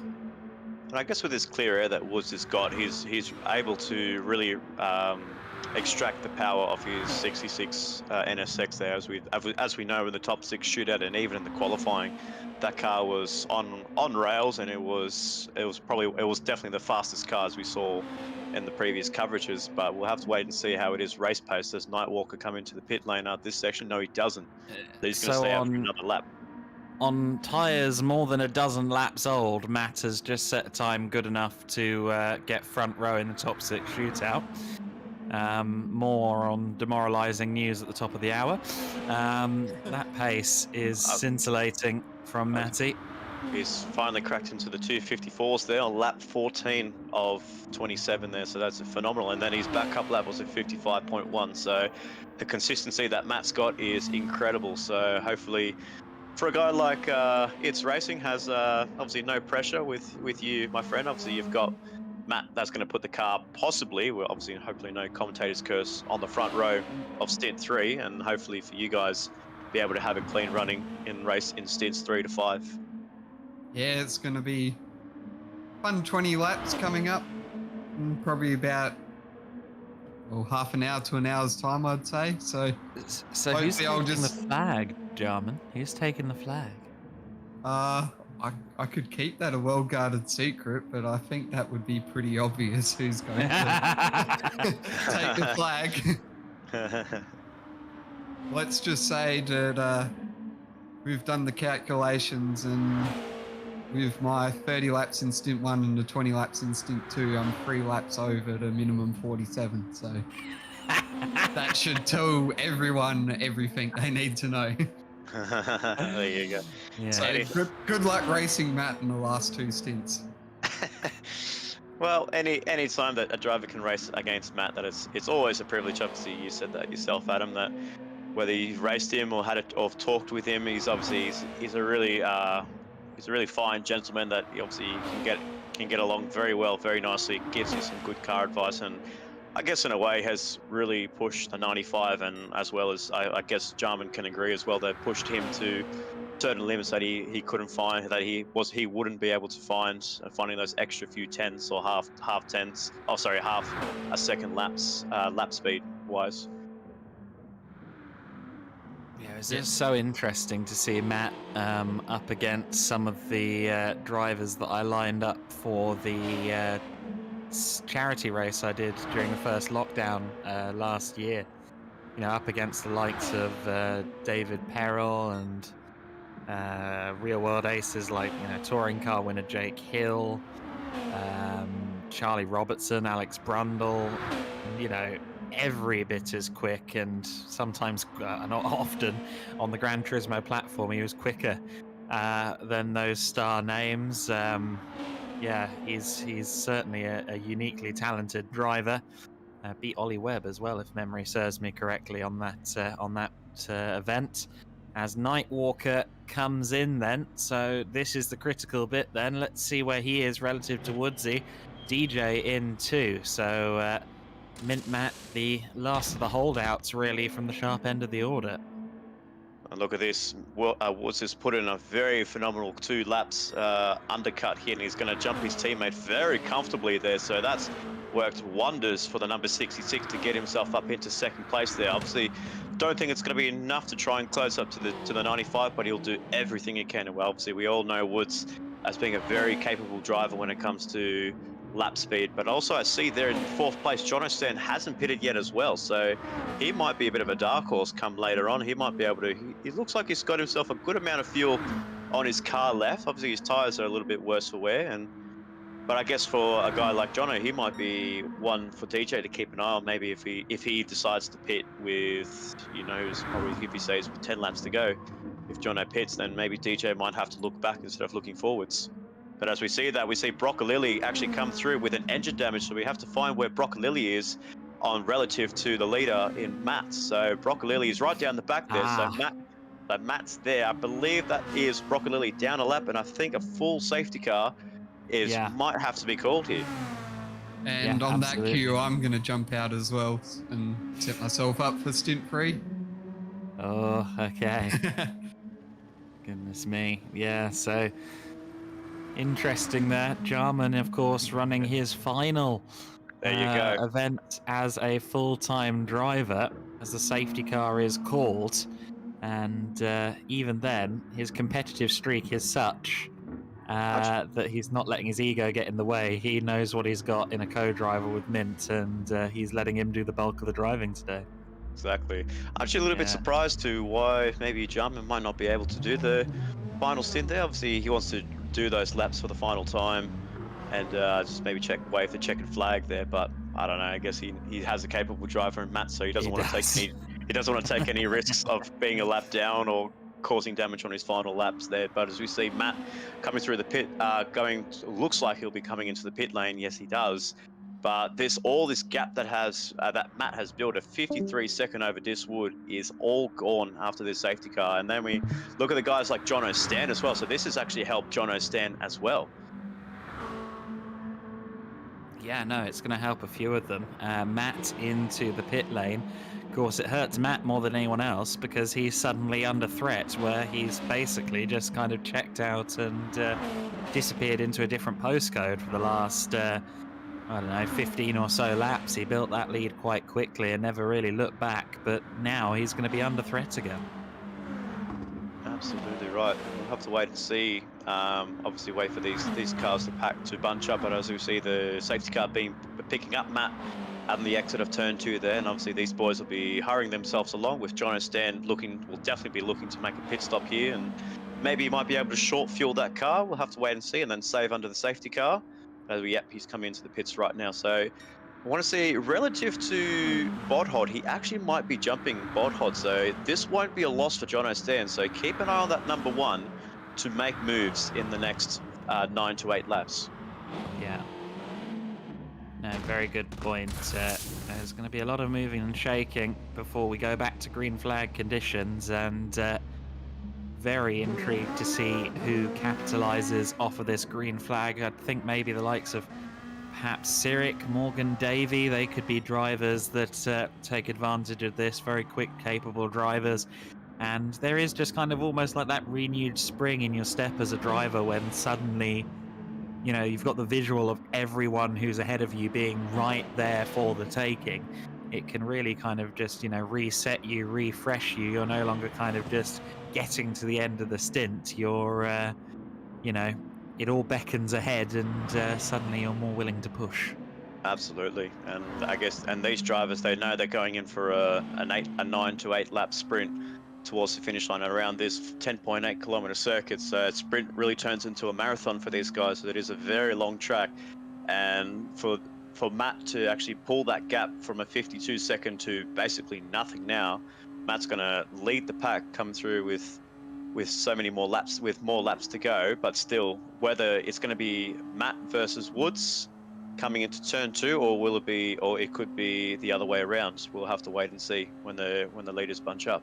But as we see the queue forming up very nicely between the likes of, we see John O'Stan there hanging around there, but we see some lap cars in the way. So I believe that is Broccolilli, yes. So Broccolilli's been able to unlap himself. He was the only one a lap down, so yeah, that would be Brocco unlapping himself, and one would suspect we might get the safety car in this time. We'll have to wait and see as we scroll down through the field. There's Shane. We've got Matt leading the way in the number 95 It's Racing Esports Honda NSX, with Woods in second place with the 66 CP Motorsport Honda, with Nightwalker in third place, a nice solid third place. So he might be playing it's maybe his turn to play the wingman role as we get the call from RoboSport that safety car will be in this lap, with DJ in the 24 Pit Lane Esports in fourth place. Right behind on fresh rubber, it is John O'Stan 96 on the number 1 Mash Buds Racing, with Bodhod 1 and Cyric 6 and 7 for EBM and RoboSport respectively, and then Morgan Davey in 8th place there. Obviously Shane knows Morgan Davey very well, and he obviously some of us as well, we know how capable he is when it comes to pace wise. And for so especially for, there you go. So racing guys like McEwen, PX7, Tezza, and a few of the big names in Oceania GT Sports community in 8th place there. And then we see Loudy Darkmist, Budsy, Ando, and unfortunately for the guys like Dano and Broccolilli, they might just have to be pondering around all by themselves come the end of this lap, where Robbo puts the safety car in the pit lane. Keep an eye on Gabans as well in that 55 car. I think he may take a few cracks at getting up the order from 9th place as well, the German driver. We know he can be competitive and quick in this 55 MB Glass Cartel Equipment Hire backed second It's Racing car, the sister machine, and we'll have to see whether he can make progress into the top 6.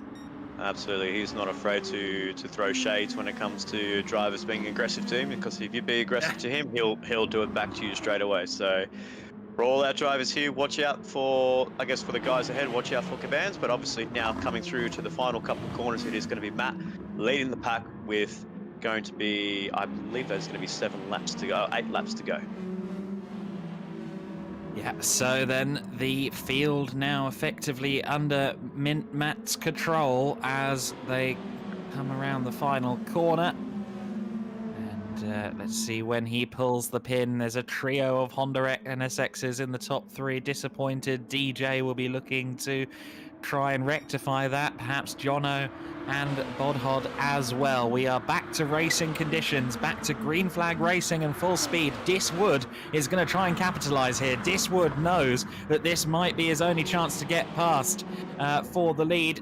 DJ trying to get past Nightwalker as well, further back there for 3rd position. Looks like just about everyone is clean through the first few corners. DJ on the attack, Jono's right there. We see the entire field of cars. I'm interested in the front too, though, because here comes Diswood. He's done it. He's used the slipstream and he's into the lead. He's got past Matt. He'll be delighted with that one. Matty there just struggling with traction out of turn 3, and as I kind of alluded to, this is kind of the danger zone for Matt, because suddenly he's under pressure. He's now got DJ, Nightwalker, Jono Stan all chasing him down, and Diswood has a couple of car lengths over the It's Racing 95.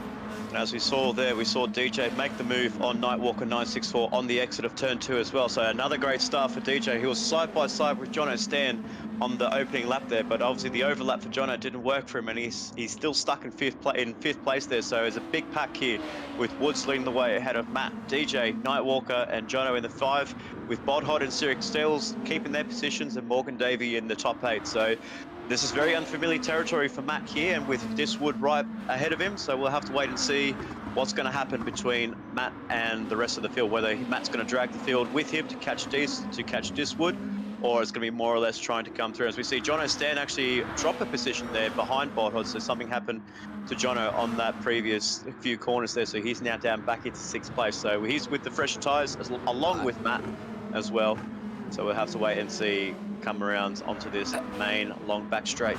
I believe Cyric's got some damage. I think I saw Cyric into the Armco coming onto the bridge. I'm not sure, but he certainly dropped down behind Gabans. We did see a GTR get loose. No damage for him, but certainly he's dropped down behind Gabans further back in the order. And that will be disappointing, but still lots of time. And DJ there in 3rd position.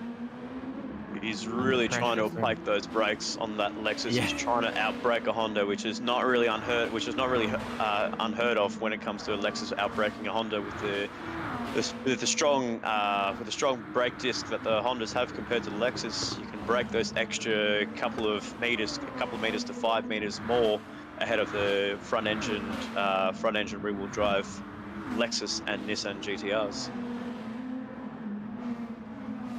Had to break the news earlier on to Kenty that there's now a front engine rear wheel drive Honda NSX in the world in Super GT, to a disgusted sound.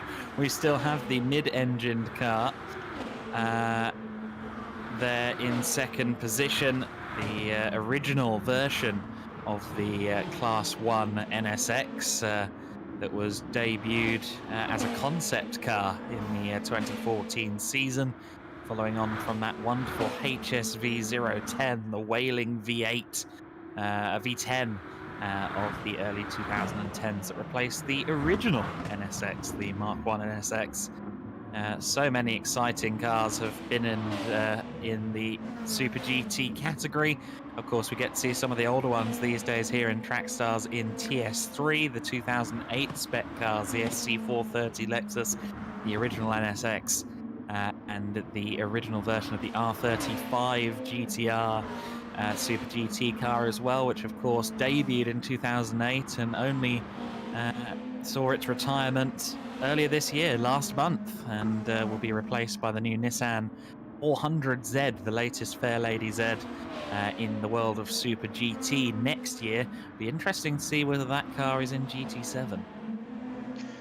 I'll be interested, yeah, as well. Like yourself, I'm very interested to see how if those cars come in, because when the GT Sport, actually came through, see, thinking about a move there on Woodsy onto the bridge there. Runs a bit wide there, and that's going to compromise his exit, and that's going to bring DJ a little bit closer to Matt there. But these guys are holding on very nicely. Woodsy ahead of Matt, ahead of DJ in the top 3 there. But like I said, I believe when it comes to the GT, well, at least with GT Sport, these model cars are 2016 models, and GT Sport came out in in 2017. So maybe, just maybe, that if we are in 2022, that we might be able to get the latest, maybe 2020 or 2021 Super GT cars.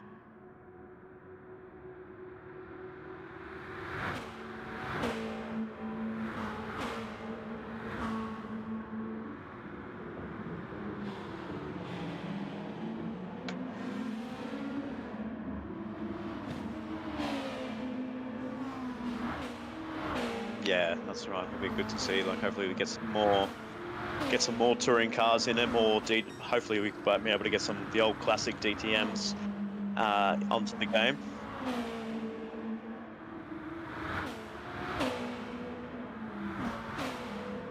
Yes.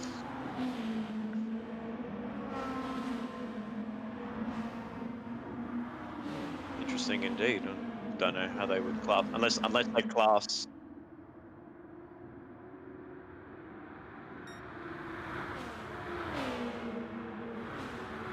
Well, it's not even that. I mean, Group 1, it was never Group 1 was never a real thing to begin with, but that was never an LMP1 car.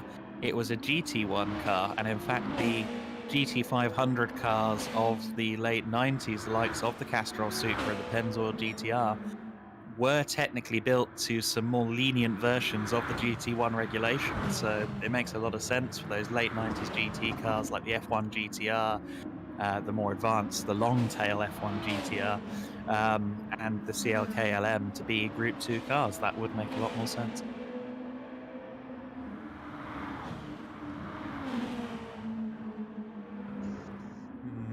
That's not a bad shout.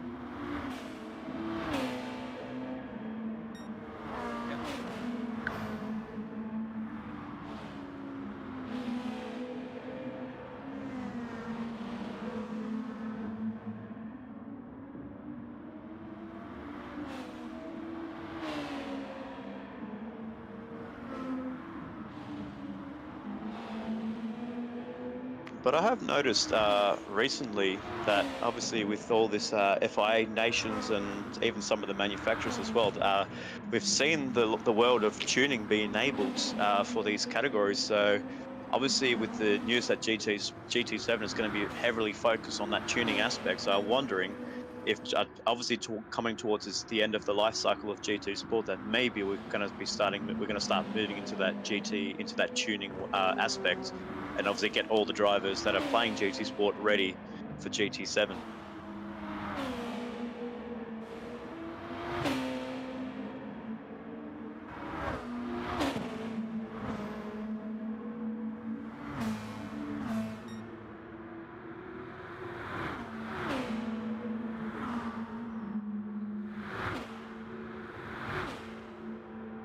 Yeah.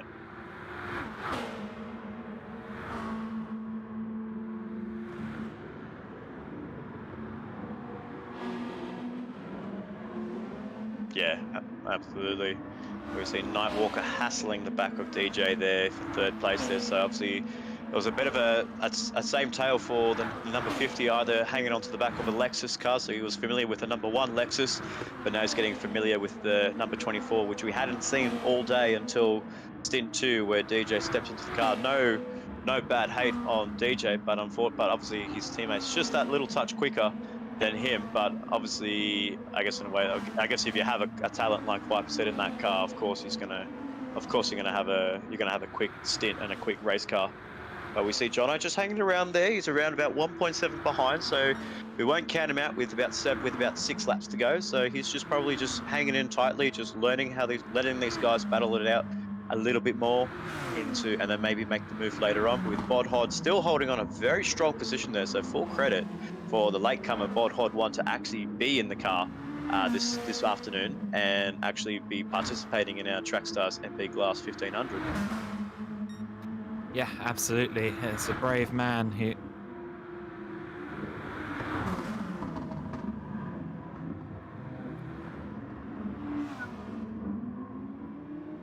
And Bodhod still holds it? No. And these two are just going to be phenomenal talents that we can't wait to see in 2022 in the TS2 category. It'll be Sirik and Bodhod 1, maybe rivals tonight. but maybe bigger rivals when it comes to TS2 and maybe possibly a championship coming into it. Ooh, possibly. as we see Morgan David get a little bit tailored there, he's lost the position to Loudy Darkness, but Ando787, like I said, a very late entrant into the Trackstars 1500. He's doing a solid job in 8th place. He's not really, 10th place, sorry. He's not really familiar with a Lexus. He's always more fond and more comfortable with a Nissan GTR, but I managed to reel him into a Lexus, gave him a tune, and it's paying dividend. It's paying wonders for him. I want to know what his fastest lap. I want to see what the fastest lap he's actually set on his car. So 2 minute 57.7. So yeah, so that's basically running up with more or less the top 5 drivers. So that's great performance there for Ando, and I can't wait to see what he can do in stint 3. Yeah, so definitely it's an interesting dynamic with some of these drivers who are maybe kind of new to the category, new to the main game, as it were. And as I was saying earlier on, some of these guys, I'm sure we're going to see at the very top of Trackstars for the next little while. That battle we saw between Sirik and Bodhod looked very good indeed, and those are 2 drivers I think we can expect great things from. As you said earlier in the laps, Bud, all it's off to Bodhod, because I mean, taking on this kind of race on a few hours' notice is it's quite an undertaking. Let's put it gently.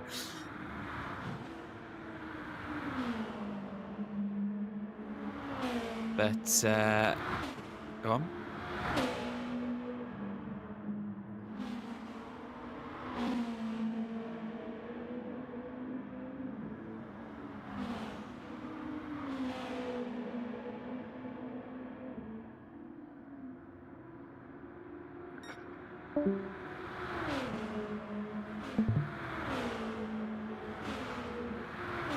Definitely, yeah. No, the fact that Woodsy is currently leading the way is really quite something, because that man Mint behind him is the furthest thing possible from a slouch, and if Diswood can hold him off for the next 3 3/4 laps to take the win in this stint of the race, that's quite the feather in the cap. I think that's something he'll be crowing about for a little while in the Discord chat.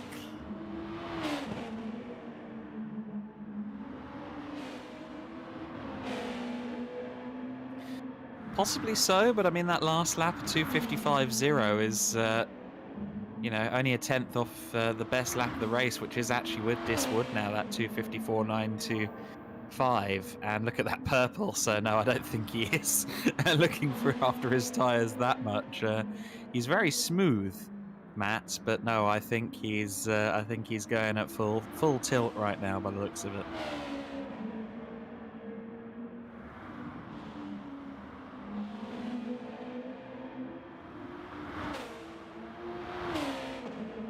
Got all sorts of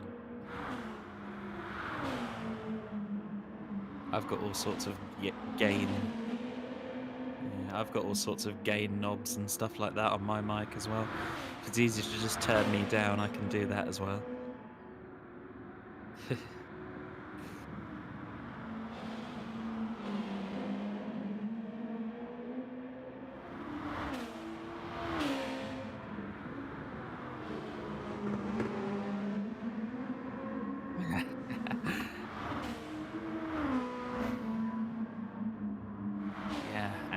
Looks like Jono's comfortably within slip range, which I thought Matt might just be within slip of Woodsy, but that hasn't quite happened yet. However, it is... actually, Jono didn't get a good run at all, did he? Onto the straight, and he's lost a few tenths just there, coming out onto the back straight. But certainly the Lexus warfare between DJ and Jono, I think that could be a storyline before the end of this one as well.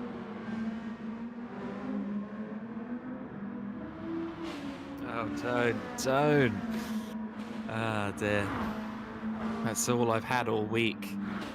You know, I'm...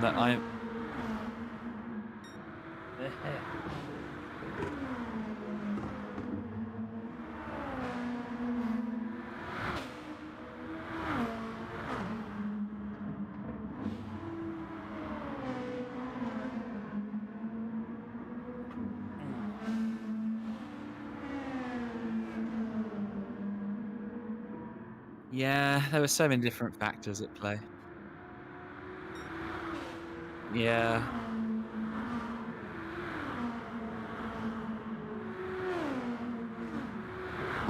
No, and then there's also the lapped cars won't be allowed to unlap themselves, and then suddenly it changed. It was just there were far too many factors going on at once. Really, I think there were so many things that went on that were a bit weird. Yeah, no, I heard that. Probably because it did get a bit stupid. It felt kind of like a mafia film when you've got someone gives you a hug and then whispers an ultimatum in your ear, like. Here we go. So Matt very much in the slip now then. We had a feeling that his pace was getting better, and sure enough, look at that last lap of 2:54.414 would have given him pole position in the top 6 shootout yesterday. That's how fast Matty is at the moment. And I'll correct what I said earlier. We had just under 5 laps to go when I said we had just under 4.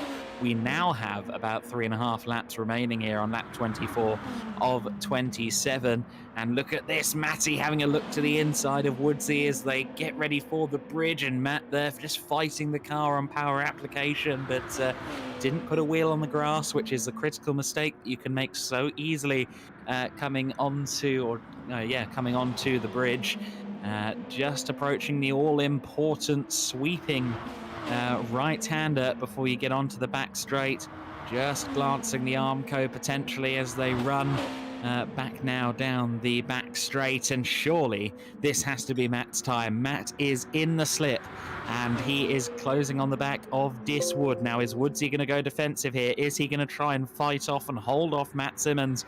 Or is Matty going to find a way through? Matt takes the inside. It doesn't look like Woodsy was trying too hard to hold that inside line. Is he going to try and go all the way around the outside? No. Looked to me like Woodsy kind of knew what was coming there.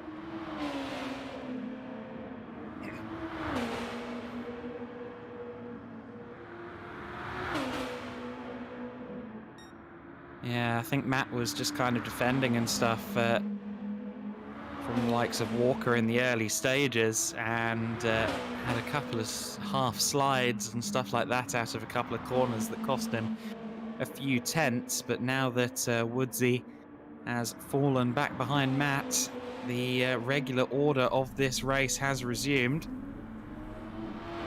Just looking at a distant replay here. What's this showing us? This is all the way back on lap 4. So I'm not sure what this is.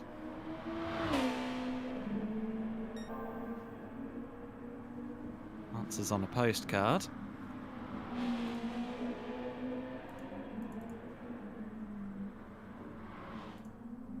think Shane may have glanced the keyboard wrong or something like that. What are we looking at here, buddy? Oh, I've hit a replay. It's kicked off a replay. What the hell? From lap 4.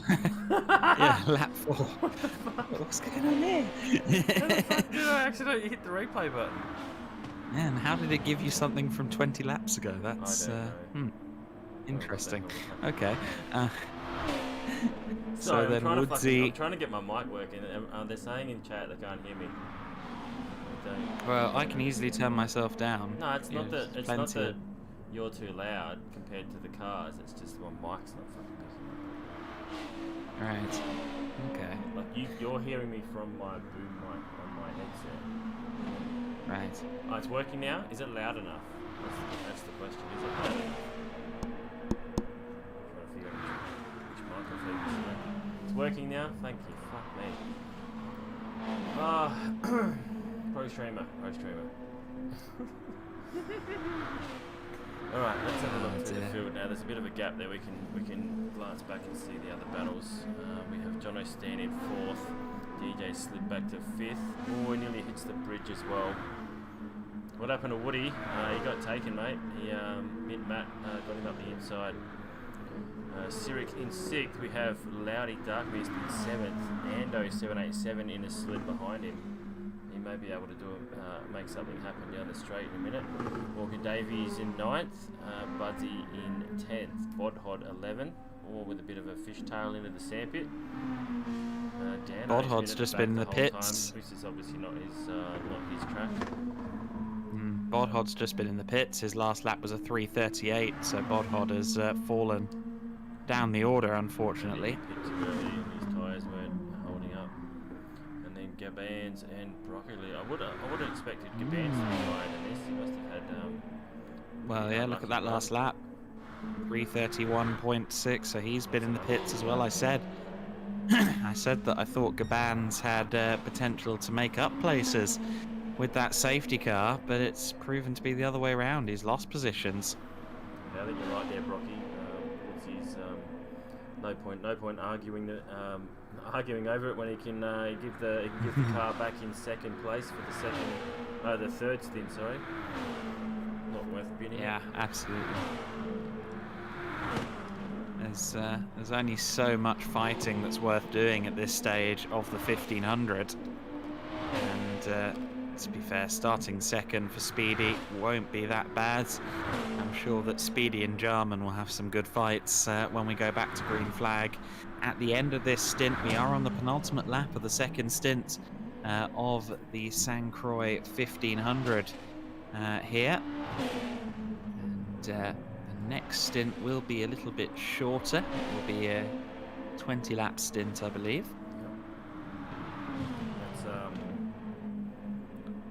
That's going to put Alex racing back in the car as well. Yep, yeah, exactly, yeah. Minimum driver requirement. Stint 1 and 3.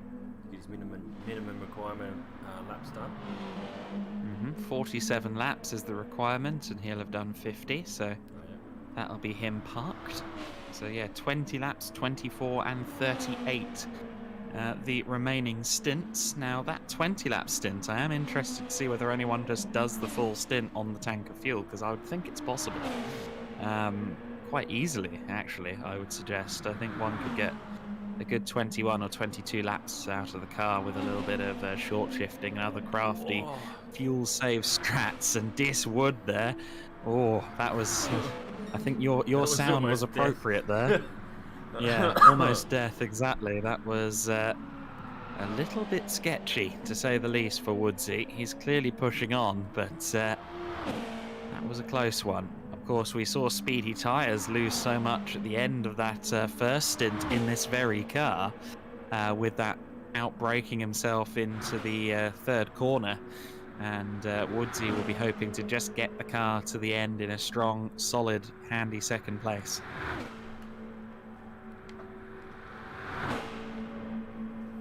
Just clicking over, not quite clicking 330k, has just got 329 on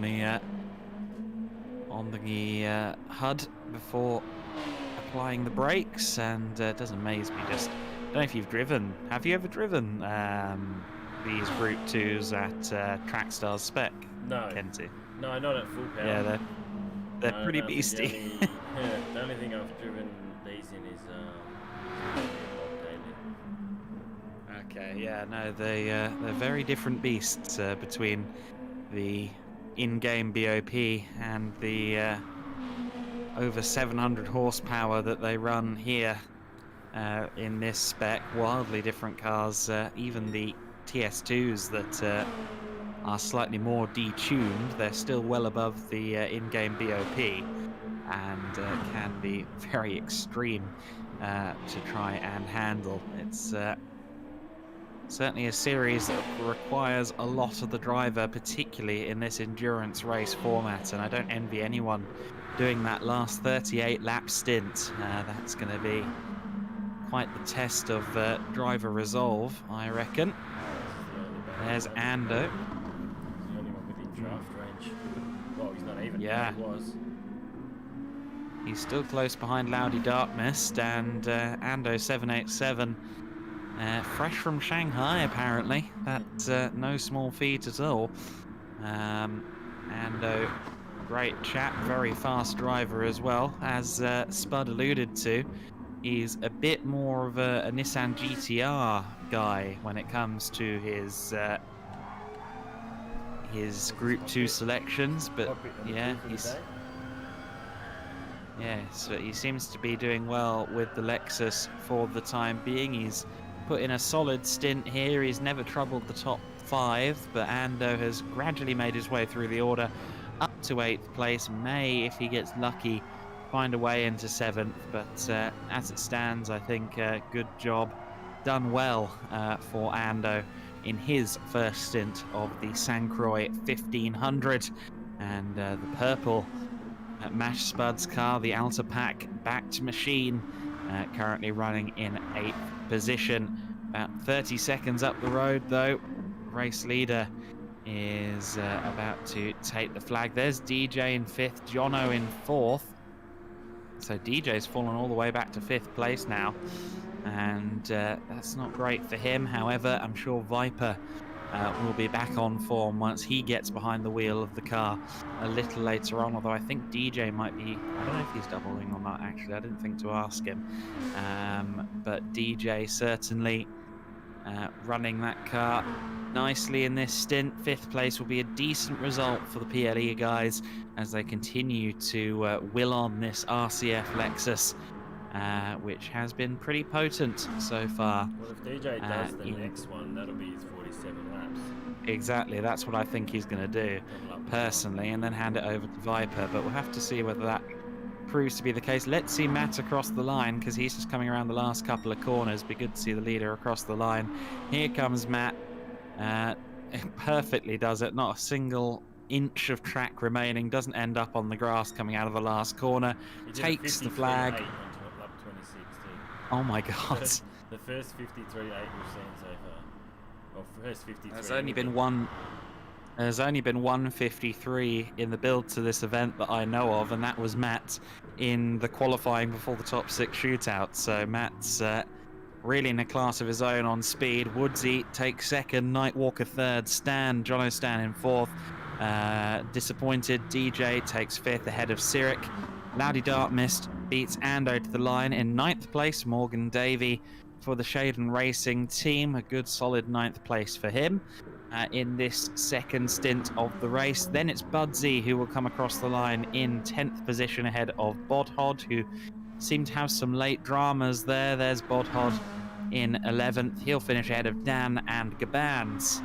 And, well, good solid drive from the likes of Morgan, the likes of DJ. Will put them all in fairly good stead come the next stint. Bodhod just crossing the line now in 11th place. Of course, Bodhod, as we've already alluded to, a very late reservist for this race, and great to see him doing so well there, taking 11th.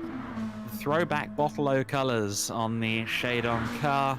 Dan 08 at the wheel, about to cross the line in 12th. I'm not sure if Gabans might just beat the clock. I don't think Broccolilli will, though. So I don't think everyone's quite going to be able to take the flag here. Not that that has any particular consequence that I know of, but it really shows that Gabans and Broccolilli have struggled in this stint. Gabans had some issues towards the end of this race. Broccolilli, of course, triggered the safety car and didn't get to catch up the safety car train, so that's why he's so far back. Gabans won't quite... Oh, he just got the flag there at the end to complete his last lap.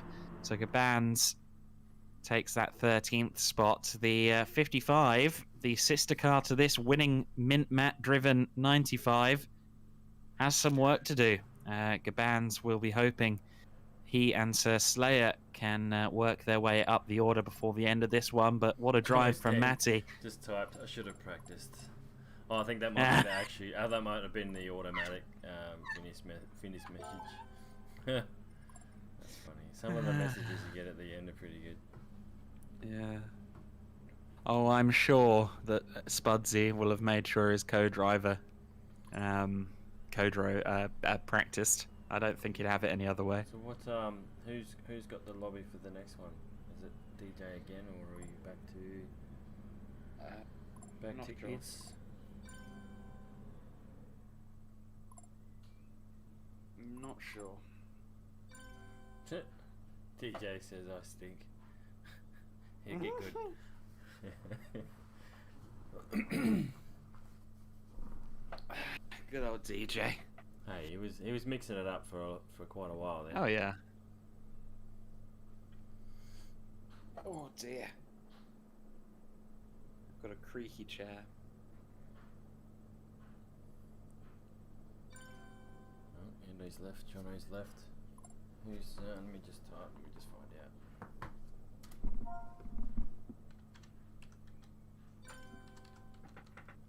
out. Itz is hosting the next one. Oh, he is? Okay.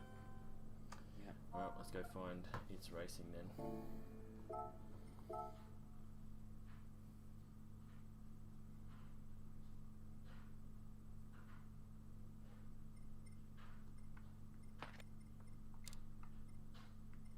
Here he is. Stint 3.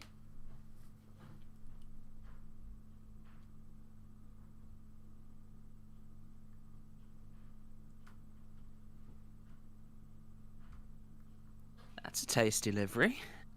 Thank you. Yeah, did the Kelly Castrol throwback. Good car, that one. Pretty solid. It's not the fastest down the straight, but it's very good everywhere else. Oh wow, Spuddy's got wings. Look at that. Good old. Goodness. Is he on the? Love it. Good on you, DT. Air potato. Getting some laps. He's tweaked the car. Maybe he needs to see what he's done with it.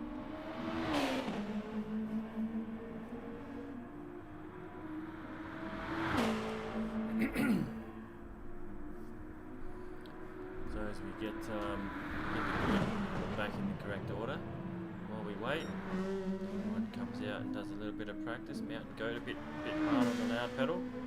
He's losing the back end under corner exit. We have Wiseacre going down the back straight. Randosa behind him. Colin T24's back in the car, so Slayer back in the car. We want to keep it out of the wall this time around. Duran 50's back, little Blacko. Looks like most of the drivers have switched back. Yeah. Definitely looks to be the case. Yeah, I don't think A few anyone's- drivers opting. Oh, Ando's still here, so Ando's doubling up. Yeah. Now. So we got Ando. That might be it, actually. Ando's the only one doing 2 and 3.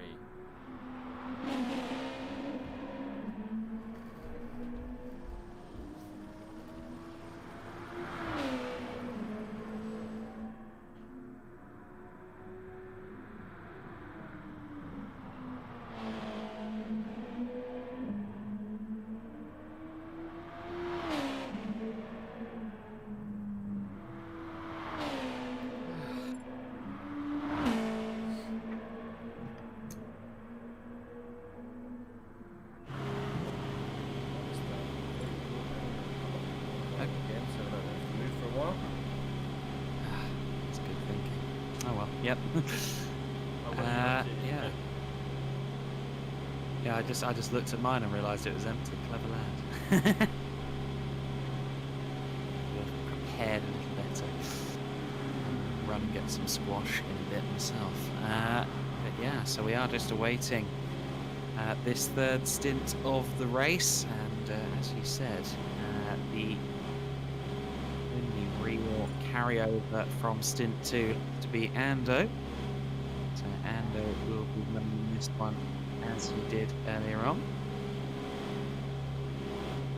Brandosa and Sir Slayer, they're getting ready for another shot at it. I think Speedy Tyres will be looking for redemption, I think, to an extent in this one, given he had his moment earlier on. Colin T24 will be looking to build on what was quite a strong race, all things told, in the first 30 lap stint. It's Racing says we are starting soon, so we are about to get underway here for this next stint of racing action. It's Racing, the host, and back at the wheel of that 95 It's Racing esports car, the car that will start on the front of the train. Of course, as with the previous stint start, we will have the cars run till Sector 1 in single file, and then the hammer will be put down, and it will be It's Racing that leads them to that first sector, and he will have Speedy tyres all over the back of him, resuming negotiations where they were previously between Matt and Diswood, albeit with different drivers at the wheel. We saw what Speedy was capable of in that first stint before he had his incident. Let's see how he fares in stint 3 of the race, which begins now.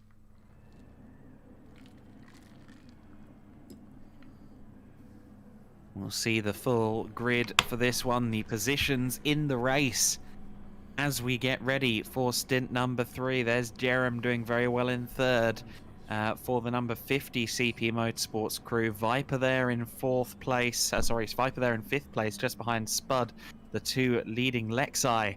And then Colin in 6th is the first of our Nissan GTRs, but it's all a bit Honda at the front of the order, and it will be It's Racing that leads them to that first sector split to get this one underway. Just the 20 laps. I'm curious to see if anybody goes to the no-stop here. I reckon it's possible. Whether or not anyone is good enough at the fuel saving to do it, I'm not sure, but we'll have to wait and see. There we go. So somebody hasn't read the rules. Someone's gone steaming along there, but there we go. I can hear Sirik saying driver's briefing. Awesome. That's great when it does that. Can I get a different camera angle, please? You have to go into the settings and and then do that a couple of times, and usually it works. You just gotta keep doing it. No, it won't let me have that. Yeah, I think we might want to try and fix that, because we can't really just do this chase cam for the entire race. Yeah, try and fix it now. But it's there with a little bit of a snap as he gets the race underway. And Speedy Tyres will be looking to try and make short work of him, because we saw the pace that Speedy had earlier on. I don't think that 66 car is going to be too happy staying behind. Jump out of the lobby and come back if we want. Yeah. Cinematic Oh camera. well. Hold on, because I've had this issue before. I just did the spectator options a few times and then it worked. But okay, yeah, fair enough. Just hop out and see, I guess.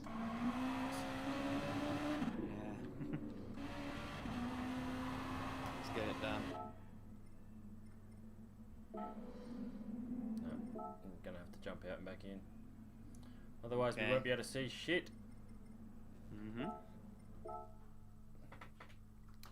Damn it. Diddly done. We're just having some technical difficulties.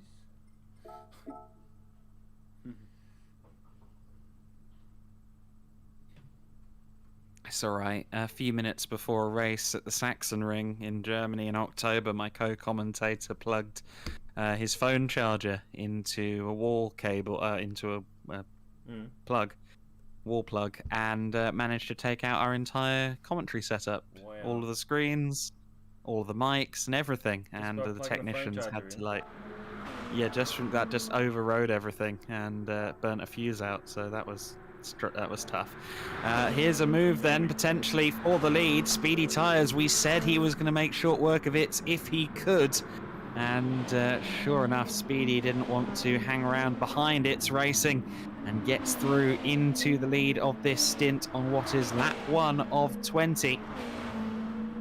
And there we see It's Racing. We have to try and keep a manual tab as well, aren't we, on the laps by the looks of it? I don't have a lap number. Oh dear, okay. Well, I'll try my best to do that, but Gran Turismo putting in a solid shift for us here, as It's Racing will try and respond to Speedy. We're not getting intervals either. I'm hoping it changes when they cross the line, because intervals and stuff is important. Let's see if we get it. Yes, we have intervals. Okay, that's at least something. Ridwan in the pits. Now, is that damage for Ridwan? I imagine he'll be down 14th. Sorry, yeah, Ridwan 13th, 13th. Oh, Spud. What's going on with Spud? Stopped on the... No, surely not. Surely not. What is happening? I don't know. That's crazy. Spud What's going stopped on with the Spud? bridge. That's not right, surely. Is it red flag? Has he been taken? Surely Been not. taken I out don't maybe think and so. He's sitting there 'cause it's He's a got no red- damage. Surely that's just a glitch out. Surely he's still moving. You'd think so. Not Blacko because just... he's, Yeah, Mountain Goat, Ridwan and Blacko all in the pits. Don't know what's going on with Spud though. Anyway, that's interesting. I wonder if it's just me that can't see Spud doing things. Maybe. If anyone could confirm that from the lobby, potentially Cyric, but that's very strange. Around 50 now, 0.8 behind X Racing as Speedy Tyres gets the gap out to 1.1. Zed back up to 4th place, past Colin. Got Zed now after Japan, he's been in the draft. Here we go, we have 3 drivers within the draft. Coming down, yeah, just Spud still sitting. Surely that's not right.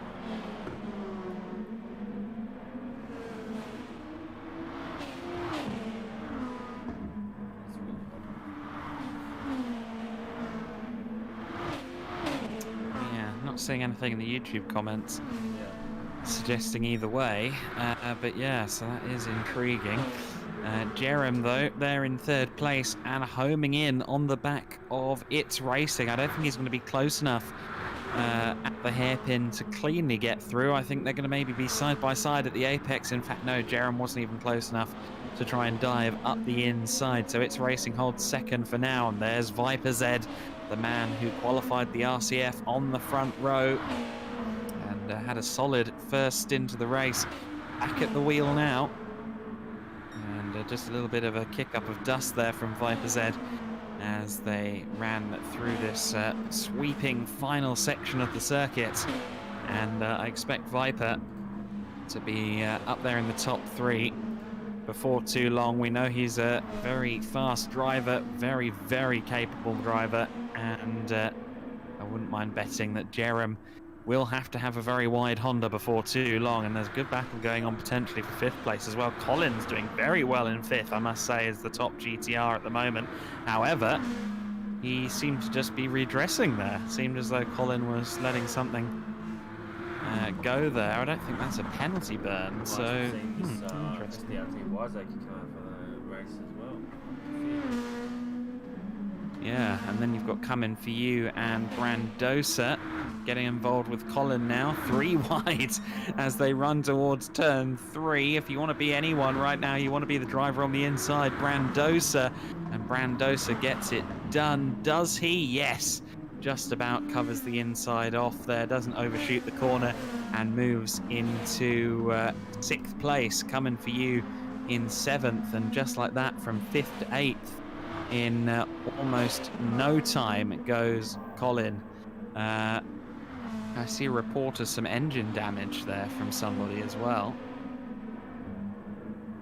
Thought I saw, was it Mountain Goat that I saw? It doesn't make sense because I didn't think Mountain Goat was still in a car. Yeah, there is Mountain Goat with engine damage. Now, unfortunately, he is not going to be caught up by the leaders before the end of that lap, so I don't think he's going to be aided by a safety car there. Cyric's got engine damage as well. I don't know why it's showing.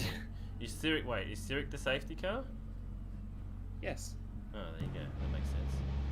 Yeah, I don't know what's going on with Spud here. He's clearly not sitting on the track. No, something's amiss there.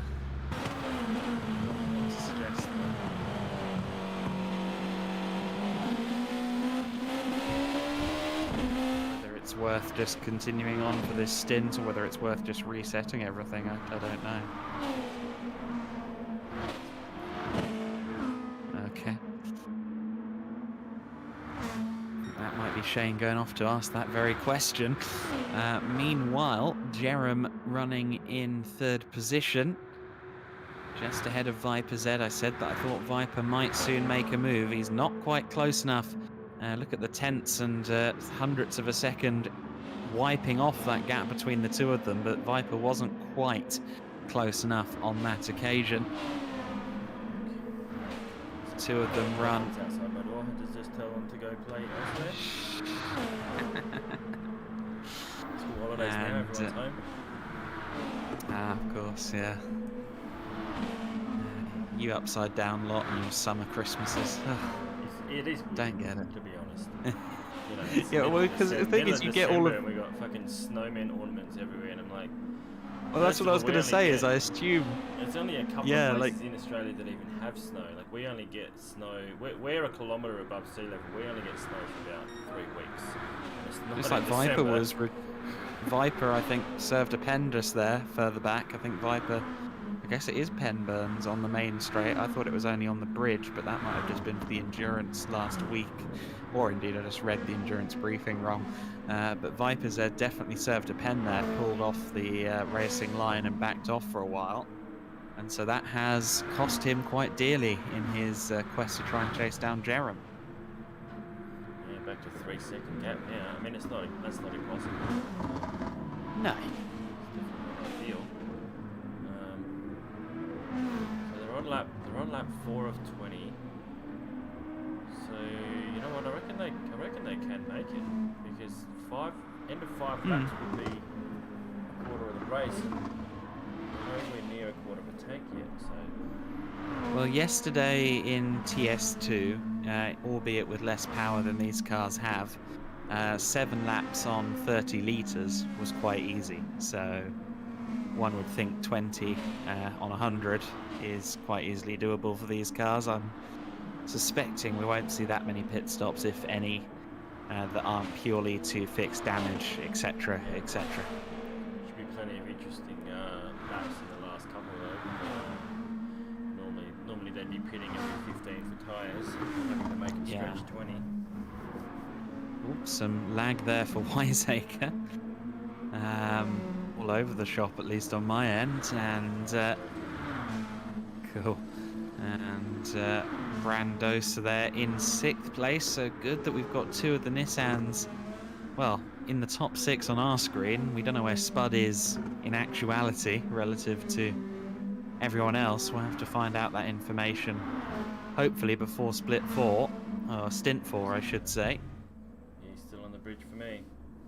Oh yeah, no, we saw him just now in the foreground of shot as well. He's sat there, but that can't be real life. Clearly just fantasy. It's racing there with his typically Larry driving style. He's so sideways and kind of on the limit at all times. It's impressive, but scary. What was that, sorry? Likes to push hard. He does, yeah. And I think, it comes down to his short oval driving. He's obviously used to going very sideways. And as I said earlier on, like, I've driven some of his tunes, and like the ones that I've given him a tune a couple of times, and he's gone, "This is an understeery pig," and I don't even notice it. Yeah. And then I get in his, and I feel like I'm about to spin at any given juncture. So clearly he's got great natural car control, and that kind of feeds into not just how he sets up a car, but how he drives one as well. So the top 5, top 6 have got pretty comfortable gaps between each other. We'll just go back and see if we can find ourselves a battle. Doesn't look like anyone's close enough to anyone. So Slayer in the battle. pits is interesting, because that's the 55 car. Continued woes for the 55 team, as you said, front splitter damage, and a bit of an interesting pit exit there from Slayer as well. But yeah, so the 55 car continuing its woes. The sister It's Racing Esports machine hasn't really been showing the same promise as the 95 so far. Almost has the gap to It's Racing under a second. He's pushing hard. Fastest lap so far at 57.7. It's Racing is at 57.5.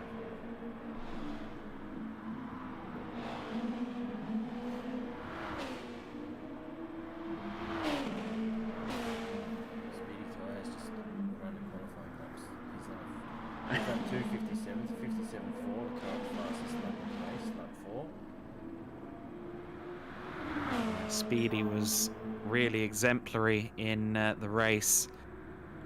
Earlier on, stint 1 of the 1500, and he seems to be picking up where he left off here on lap 5 of 20.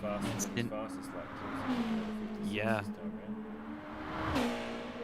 Absolutely, so good match for Diswood in terms of sheer pace. Speedy tyres, and we were on lap 57 at the start of this, so we're now on lap 62 of the grander scheme of this 1500k event. Lap 62 of 139, a long way to go yet. We're not quite at half distance yet in this one. Of course, that long 38 lap stint at the end of the race will be where all things get decided definitively, and some real hot shoes, some big guns will no doubt be placed into the seat for that final stint. We know that Matty's going to be in this car, the car we just briefly saw, the It's Racing Esports car. We know that Matty's going to be back in that one. I have a sneaking suspicion that Diswood will take the final stint in the 66, and we know that Viper Z is at the wheel of the 24, the PLE car that you just saw in the back of shot there in 4th place.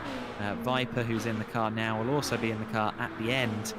So some of the best of Oceania really in Gran Turismo will be there at the sharp end of the order to determine this season decider, lest we forget, for the Trackstars touring cars season.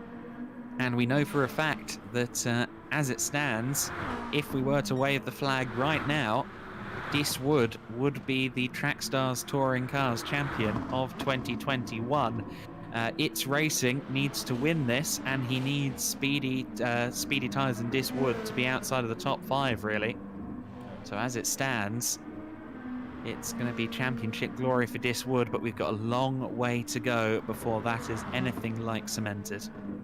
I noticed when we started this race, this level in general has seven A+ drivers, and 7 drivers above 50,000 DR for the game, which is quite a feat. So I've been as high as 42, but I can only gain DR on certain tracks. I don't have enough practice on some of the other tracks to be able to get it any higher. I just seem to keep running into trouble every time I get above 40. I was A+ for about a week. What track was it? At one point. Spa Group 4s, and I was using the McLaren. Yeah, every I time managed we to get a myself Bathurst daily, I usually gain a few. We have Bathurst again this week coming up. It's going to be Group 4. It's only 3 laps though, unfortunately. So that'll be another Sirocco Fest. Unfortunately, I would love to be able to mix it up and run different types of front engine rear wheel cars, but they just can't hold a candle to the Sirocco when there's no tyre wear. It's the only time the Group 4 isn't like a front wheel drive meta is when there's tyre wear, because the front wheel drive goes through. Yeah, exactly, and we'll be curious. Yeah, big time. Duram is caught up.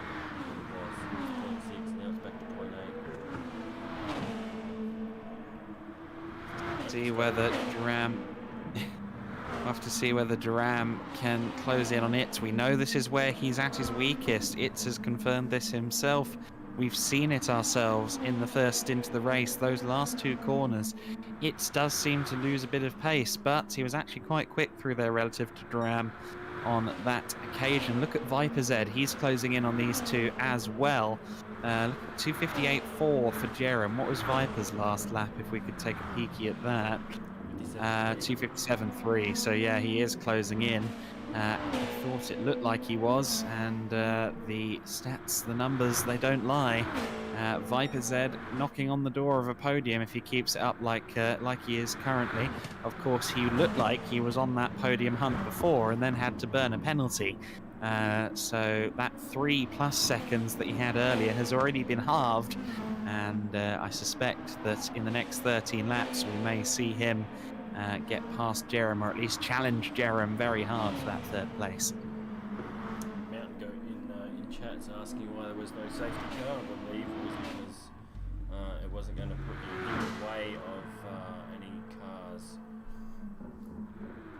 Pretty sure. Yeah, so the rule is effectively if there's a 1-car engine damage situation, then the car that's got the engine damage would have to be in danger of delaying the leaders in order to get a safety car, and that definitely wasn't the case for Mountain Goat on lap 2 of the race.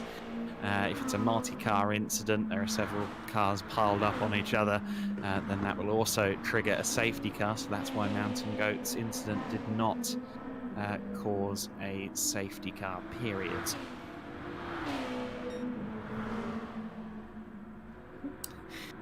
Spud's car there always trips me out, but it's still very much there, parked on the bridge. Does anybody maybe know? just gone fishing? Mountain Goat, can you see where Spud is? He's clearly still lapping. Be a red flag, but I can't see where he's at properly.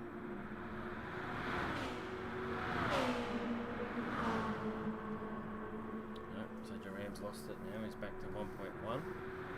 Speedy Tyres ahead by 5 seconds, pretty much on the dot. After 6.5 laps of racing. Set in 4th. He's only 7.5 off the lead. He's losing about a second lap. Speedy Tyres about under 56s.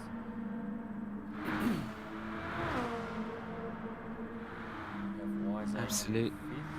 Grant Wilson at 6th. Coming for you. He's made his way to 7th. Colin is in 8th place. And Anderson made 7th in 9th. And Little Blacko rounding out the top 10. Yeah, quite the top 10, and I think Sir Slayer means business to try and get himself back into the top 10, although he hasn't really gained on Blacko. Of course, Blacko just about got ahead of him when Sir Slayer came back out of the pits, and Slayer still there in 11th. Really, Gabans and Sir Slayer, I'd say pound for pound, have had the least luck of anybody out there on circuit thus far in this race. They really seem to have come unstuck a great many times in spite of the potential we know both drivers to have.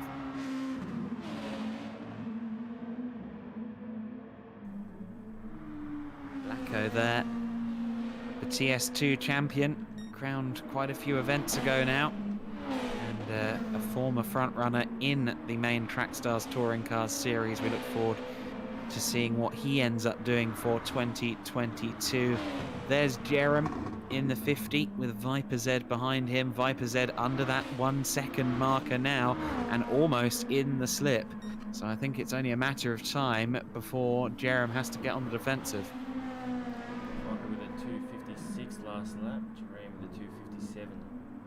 So he's dropped it down by another second. They do, as we've heard, they do get better as the fuel drops down in the Lexus. Well, this also tracks with what we saw in the first stint of the race, of course. Speedy Tyres and Viper were comfortably the 2 quickest drivers out there. It's Racing's had an off there. It's Racing went very wide through that corner coming onto the bridge. I think he was on the grass for a moment, and that has cost him dearly because here comes Jerem. Jerem up the inside and into second place, making it a CP Motorsports 1-2 for the time being, but It's Racing isn't going to take that one lying down. This is his final stint as a full-time driver in the Trackstars Touring Car Series, the man who's been here from the beginning as one of the co-organisers of the core Australian V8 Supercars Championship all those years ago, 2014, 2015. He's the most winningest driver, I believe, still in Trackstars touring cars history. He's been here forever and a day. He's taking a break from full-time driving next year, and he is want to go out on a personal bang here. He's going to want to win the 1500 with Matty, but we know this is his final stint of the race, and so he is going to try and get back that position from Jerem. For now, It's Racing is in third position in that 95 car. Viper Z right there with them as well as It's there. Just got a wheel on the grass, I think, and it almost spat him out there. But good driving from It's Racing. Viper Z following him in fourth position. Great close battles between these three at this stage of the game, and Viper Z not leaving any inch of circuit untouched here. He's pushing very hard in the Lexus, and as we said, Viper was second, of course, coming into, or was second fastest in the top six shootout yesterday, was right up there with Speedy Tyres in the first stint of the race, and of course ended up crossing the line first in the first stint. He'll be looking to get onto the podium as It's Racing predictably does try and come back at Jerem. He's up the inside into turn 3, and he makes the move stick. It's Racing up into second place once again, but Jerem will probably be able to stay in that slip range, that 7.5 tenths of a second, and maybe try and do it all again on that long back straight. Let's have a very good exit out of there too. Just close it to not quite. So very small gaps. It's only 0.6 between first and fourth. As we come down the back section of the track, we are closing the big straight. Interesting to see if anyone. It was this time a lap ago that It's Racing ran wide at this corner and put himself under threat from Jerem. No such issues this time by. Stayed well away from the bridge that time. Yes, he did. Didn't take any chances. Very conservative line through that corner. Let's see how close Jerem is once they get through this long sweeping right-hander. Armco ready to punish you on either side of this corner. It's a very tricky turn to get dead right, and only the very very best can get that right each and every time. It didn't look like Jerem had the best of runs there, but he is still closing in with that powerful slipstream. So much downforce on a Group 2 car, and there we go, side by side between the two Hondas, and Jerem the inside and into second place in what's practically a duplicate of what we saw them do a lap ago.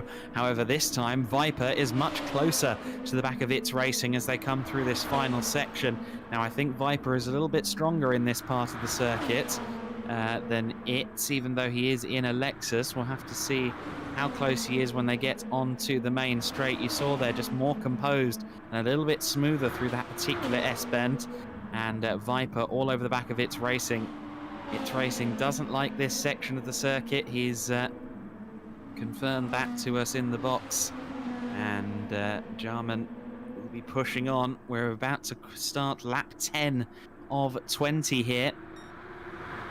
So the halfway stint in the halfway stage of the shortest stint of the San Croix 1500, and Viper Z goes for the outside. Just about found Alexis's width, and all the way around the outside at turn 2, gets himself up into third place. Brilliant driving from Viper Z to just about get ahead of It's Racing, but It's wants that position back. He's up the inside to try and claim third place. Jerem is loving this in second place, because while these two squabble, he is driving away, already out of slipstream where it range, 1.3 seconds clear of It's Racing, but It's just about gets back into third place, although that was really very opportunistic driving from Viper Z we saw at turn 2.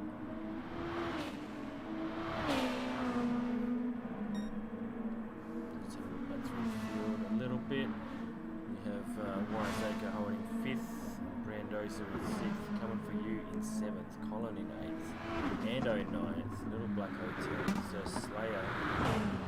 So Slayer only 1 second behind him. He does have the pace. He's doing 259s. Blacko's on 259s as well. Ridwan's just done a 256. He's had his times have been all over the shop. He's had got a couple of 3 minutes in there as well, but probably about a 58. So he should be higher than he is in terms of everybody else's times. Mountain Goat with the engine damage stuck at the back. If we go back to the front now, let's have a look. So Ram now has a 1.4 over each racing.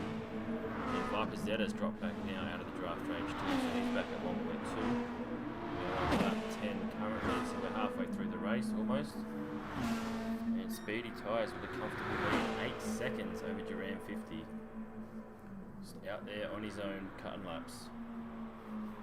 Yeah, that's trouble the 255s if he keeps that up at the moment.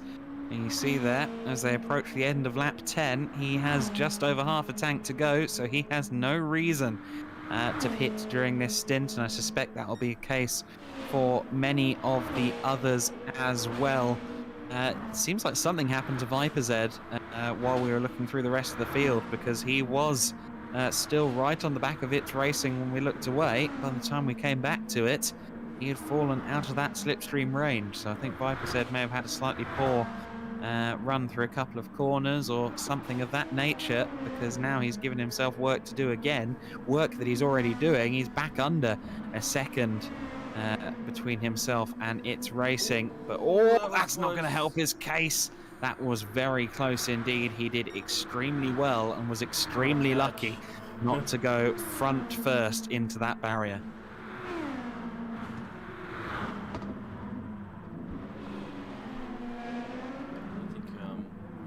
See, Wiseacre's on right on half a tank.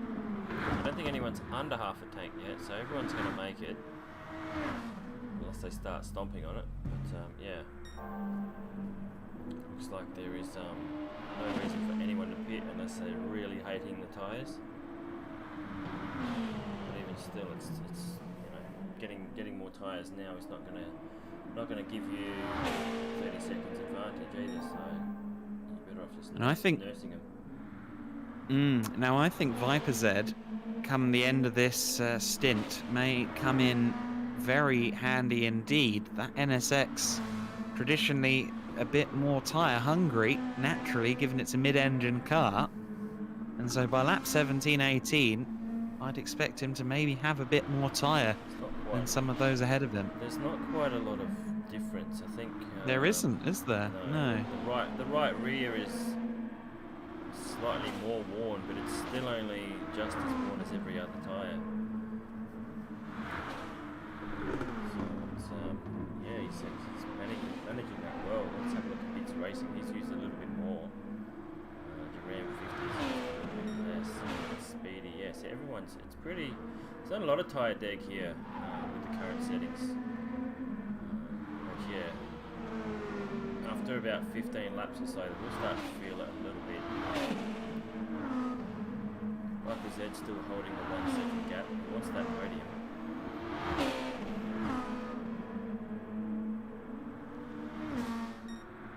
Well, absolutely. Viper's someone who, you know, never likes to be below what his own potential is, and we already know how quick he is in that car, because we saw him take the quote-unquote win in that first stint after Speedy Tyres had his moment. And yeah, I mean, he'd at least like to be in the top 3 if he can. But it's racing, as we've said, his final stint as a full-time driver. I'm sure he'll be back in a seat doing Enduros or something like that at some stage. But his focus is going more towards the organisational side of things, as we heard several months ago when the rumblings of DJ moving into its racing esports began in earnest. And yeah, this is his final stint as a full-time driver before he hands it over to Matty for the final 2 stints of the race. And yeah, so certainly it's racing. Just on his personal best. Viper Z's done his personal best as well, though. He's back within the draft range now. And if there's any time that I expect It's Racing's car to be the widest on circuit, it will be when he's in third place in his final stint. I think he's going to want that quote-unquote podium for pride, if anything. Although if we do see him drop back outside the top 3 or even top 6, it'll definitely make it watch for Matt, Matt coming through the field. You know, I always love that's probably one of the best times to watch the first 10 to 15 laps of a race is when you know the fastest driver hasn't had a good quali, or you know what I mean. Like when you watch a Bathurst and, you know, say a Win Cup or a Lowndes misses out on the top 10 shootout and has to start from 11th, whereas you know they're top 3 fast, and you actually get to watch quite a few overtakes. It's the best racing there is. Yeah, absolutely. I remember watching in Britcar, watching a few people go last to first and stuff, things like GT2 spec Moslers and stuff, and picking their way through like some of the old touring cars, and then through the GT4s and the GT3s, and slowly working their way up through the order. It's always exciting when someone is out of position. One man who's not out of position is certainly Jerem. Jerem and Nightwalker 964 have both been really exemplary so far in this race. They're showing themselves as contenders. Yeah, it's a strong combination, and they're really showing themselves as contenders, I would say, because both of them are, you know, just sticking with it, both always up there in the top 3 or 4. Exactly right. And so I'm expecting that they could be sleeper favourites here. They might not be the very, very fastest out there on circuit compared to, say, Speedy Tyres, a Diswood, Mint Matt, or a Viper Z, but seemingly these two definitely top 4, definitely on for a podium if they keep it up, and they could be contenders for a win in that last 38 lap stint where endurance, stamina, strategy will all come into play.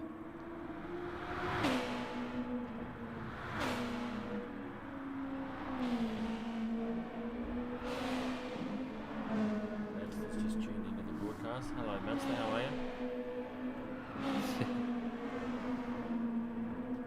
Good to see the Honda's doing well for once.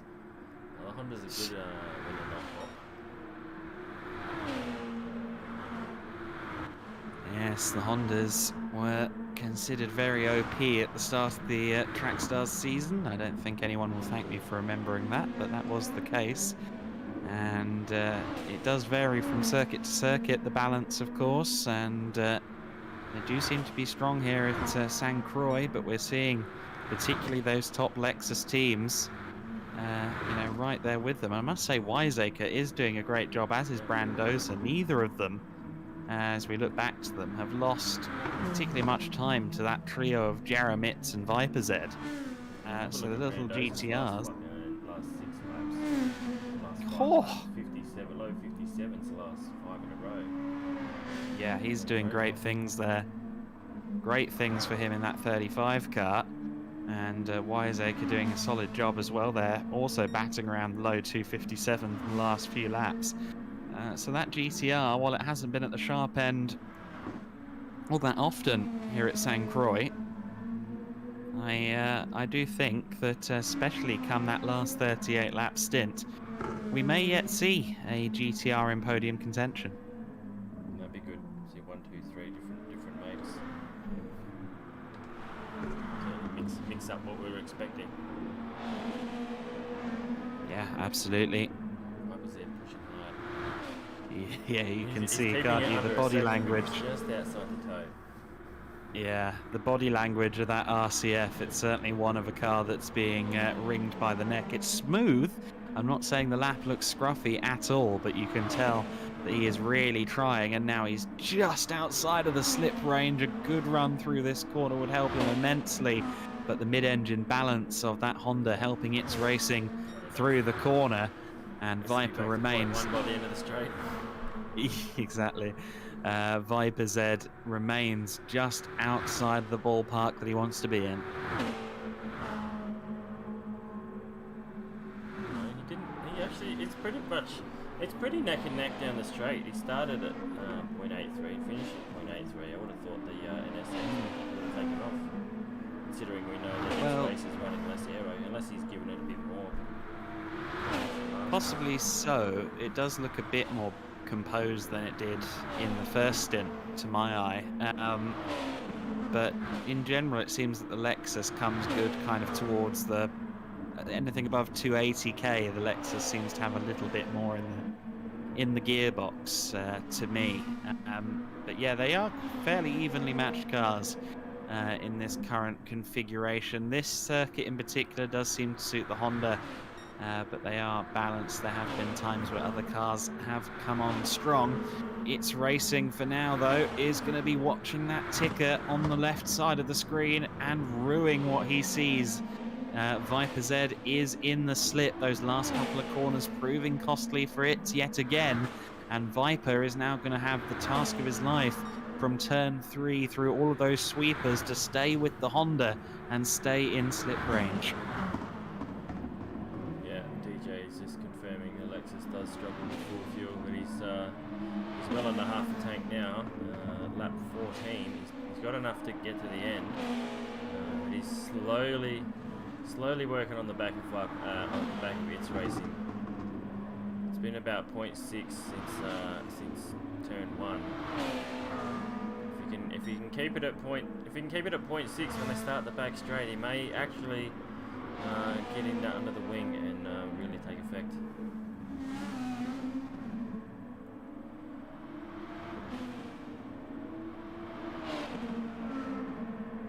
So Viper Z will be studying the rear of that Honda. I'm pretty sure he knows what it looks like by now. He wants to get past.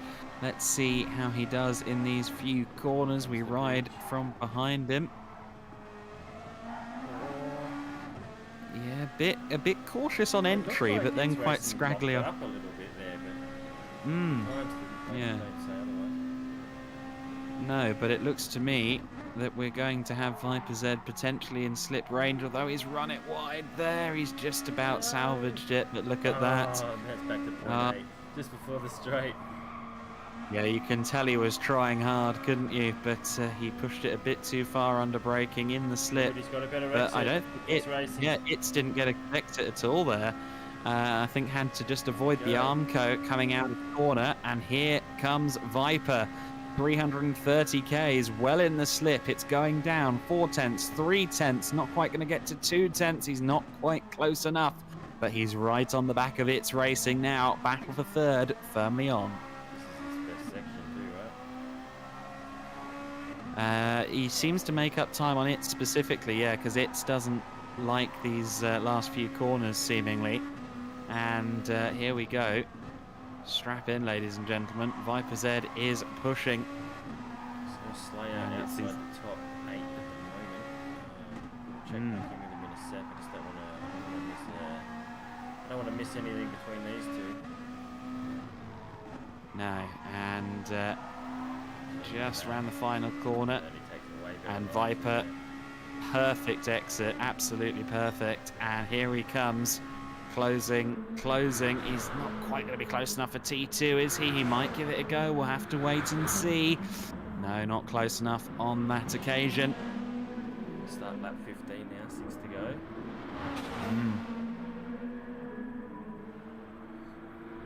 Here comes Viper. Look at this. This is going to be where the move. This is going to be where the move is made. Surely Viper Z is going to look to the inside. Is he? Yes, he does. Last minute moves to the inside line, so It's didn't have a chance to defend. And through into third place he goes, but It's Racing is going to try and immediately fire back if he can. Tries to look to the outside at turn 4, but can't be done on that occasion. The Honda is strong through these few corners of the circuit, but none of these are really overtaking opportunities. And It's there, just pushed the limits there with the rear axle on throttle application. Had a bit of a wheel on the grass for good measure. His new mission is to just stay within that slip range so he can maybe fire back on that long back straight. Although look, he's losing time hand over fist. It's already out to 7 tenths. He's already outside the draft right now. Maybe his tyres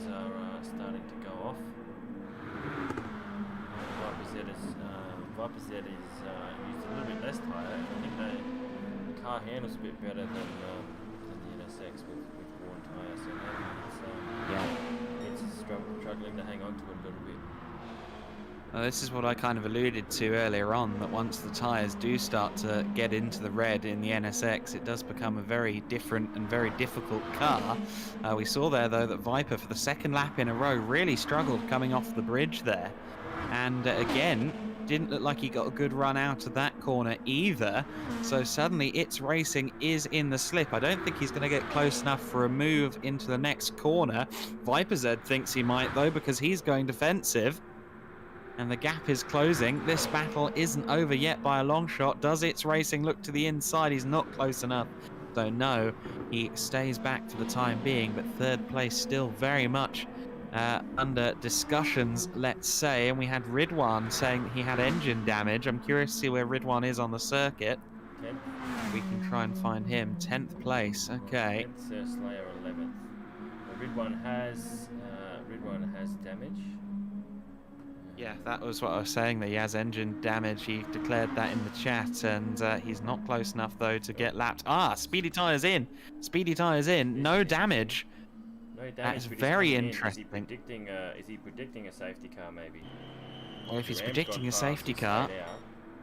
if he's predicting a safety car, he's not going to get one, because he was never going to close in on Ridwan before the end of the lap, which is the parameter for safety car. I think maybe the Honda's drivers...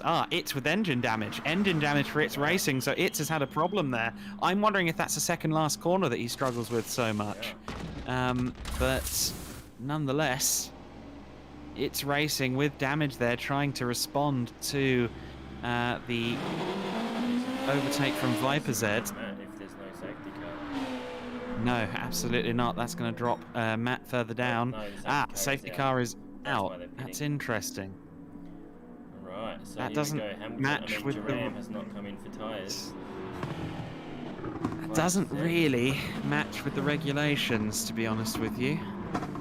Depending on which incident that's been thrown out in relation to. I'm not sure I agree with that one. But, yeah. It's interesting, isn't it? There's, I mean, it is hard to. It is. I don't know. It's. I haven't read the rulebook personally because I'm not in the series, but it's. Seems to be what the controversy has been about in the past. Sometimes it comes out, sometimes it doesn't. That's okay. To bunch them all up now. We'll have. So Jerem and Viper at the front with old tyre. They have Speedy right behind. Wiseacre has not pit. He's in 4th. For you has not pit. Neither has Colin. It's so second, 3rd and 7th have both come in for tyre. Arguably two of the fastest cars out there. When they come around again, they will have 4 laps to go. 4 laps to try and overtake a bunch of cars with older tyre. Anyone whose fuel That shouldn't- was yeah, marginal. DJ says the same thing. That shouldn't have been called. He wasn't going to get lapped.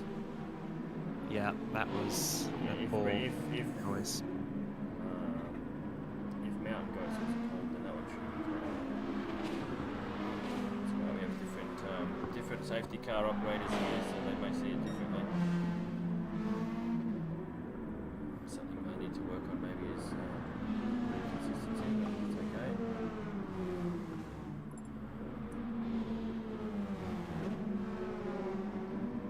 Ando's made it up to 9, so Ando's pit. Mendoza has It's Racing. So 7th, 8th and 9th have all pit for tyre. 10th has pit for tyre. Same with 11th. You know what? Everybody behind 7th has pit. So we have first, 2nd, 3rd, 4th and 5th not pitting for tyre. So that's maybe a mistake from them. See what's the chat? The safety car was it actually called? Yeah, it was. Viper not happy.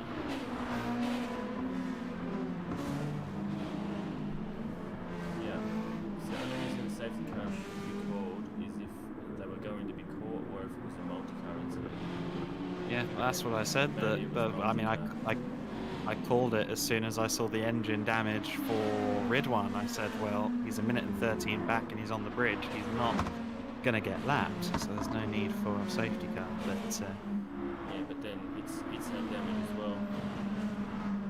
but it's not a multi-car incident. That's two separate It's two single different car cars. incidents. Yeah. That's an odd one. I don't So agree with now that. anyway, but- safety car is in. We'll go back to green flag this time around. Viper Z has an opportunity to take 2 from 2 when it comes to his stints there in second place. But he's got the not insignificant task of holding off speedy tyres and getting past Jerem. Wiseacre up there in 4th position as well. Coming for you, running high in 5th place. Colin always seems to end up high up after a safety car. He's Yeah. in 6th. It's Racing and Brandosa rounding out the top 8 as we go back to green flag racing with Jerem in the lead in the 50 car. Viper Z and Speedy Tyres are top 3 as they run towards turn 2. There's Wiseacre and coming for you. It's Racing already up to 6th position on the fresh tyres. And Colin is being swallowed up by the pack there by the looks of it. Now It's and Speedy on the fresh rubber. They are surely going to have an advantage. We're on lap 17. We've got 4 laps of this stint to go. How far up the order can they get? Bit of Yeah, contact. there goes Viper. Bit of fender to fender, and they're still side by side through turn 4, but Viper carries more speed and Big gets up tyres into the come lead. through as well. Jerem has seemingly lost confidence in his grip there. Wiseacre up to 3rd place, and look at that, 3 manufacturers in the top 3 with the GTR there in 3rd, the Honda in 2nd place, and it's the Lexus RCF of Viper Z that leads the way at this stage of the game. Great driving from all involved here.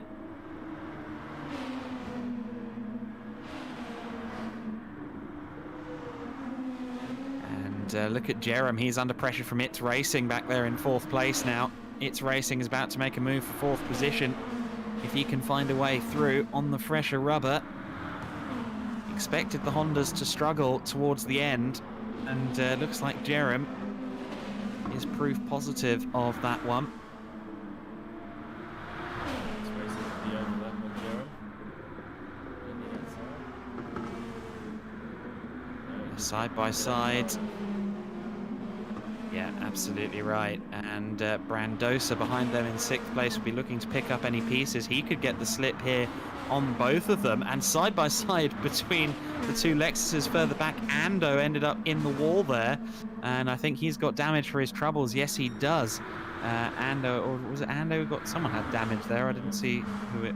No, okay, it might have just been me seeing the tyre rub. Okay, that might have just been the tyre. Okay, I think I just saw the tyre thing, the red. And It's Racing. Yeah, up to 4th position, the 95 car. Continues its run up through the order. Wiseacre's fallen off the back of the top 2 a little bit, and you get the feeling Speedy Tyres may find a way through on Viper before the end of this one with that fresh rubber. Although the low fuel does tend to bring the Lexus alive, as we know. So it's really 50-50 here. It could go either way.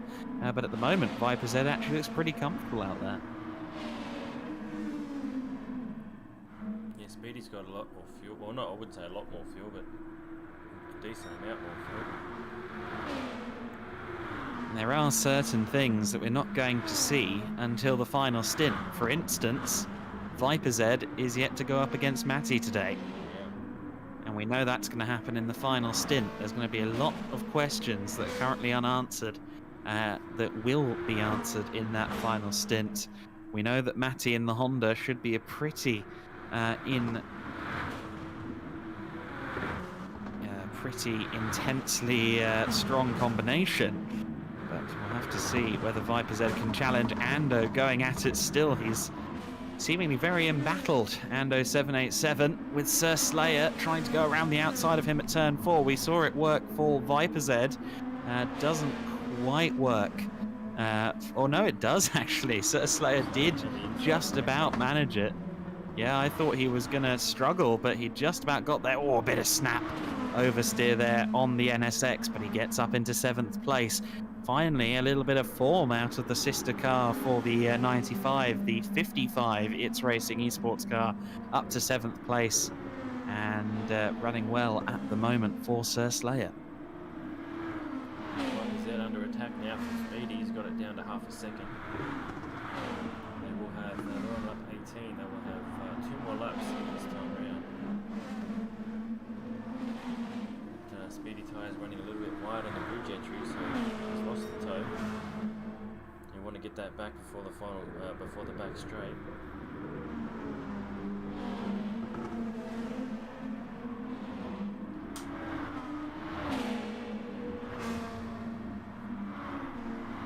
So Speedy Tyres running in 2nd place.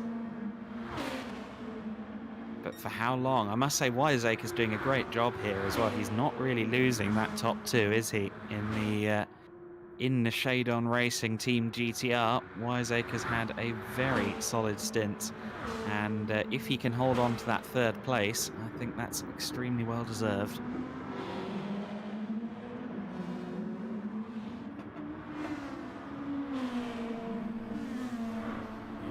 We are about to go. Yeah, absolutely. We're about to start the penultimate lap of the race, and Speedy Tyres will know that time is of the essence here. Just 2 to go in a few corners' time. Well, Viper looks like he's got a firm grasp on it. What a lap. It's a mega lap from him. He's just put 0.5 on Speedy in the last sector.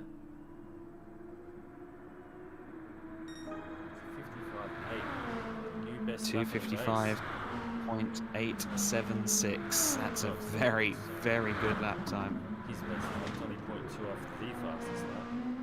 Well, it was his best lap, and then It's Racing immediately set a faster lap after him. That's why it's oh, right. That's changed. Hang on a second, that's the fastest lap. Wait, no, it's not. Speedy Tyres just clips the wall on exit after turn 2, so he's still 1.3 behind. He's going to have to get a move on if he wants to finish this stint in 1st. Well, as it stands, for the 2nd time in as many stints, or a 2nd time in as many driver changes, Viper Z is going to hand DJ a car in the lead of the race. No pressure to DJ, but certainly Viper is holding up his end and then some. And there's Wiseacre in 3rd position. You get the feeling with that pace coming out of It's Racing that that GTR is going to have to be made quite wide. I think the last lap he's probably going to suffer, but he has just done his fastest lap though, 56.4. I mean, it's no 55, but it's still his best lap on more tyres, so it's not really affecting the car as much as it should be. Still a second back to It's Racing. Can he maintain a second for one more lap? James dropped back to 5th. He's under attack from Mendoza now in another GDR on fresh tyres. Look at the rear tyres on Duram's car relative to... yeah, he's the best tyre we've seen so far. So he's really confident. He must have done some fishtailing out. That far gone from the fronts. Mendoza will start the... Oh, nope. I was going to say he was in the toe before he straightened the wheel, but now he's going to have to do the straight on his own. Sir Slayer into 7th, Ando to 8th. Little Blacko's got an angry mob behind him. In fact, it starts at Ando, so Ando's caught at the bottom here. We've got 3 angry GDRs behind him. Little Blacko, big one, Colin T24, and coming for you. He's indeed coming for you. Mountain Goat still at the back, running by himself after that early damage. Managed to catch back up to the safety car when it was out. Speedy's still one full second behind Viper. So we 1 lap to go this time around. 0.9 is the gap.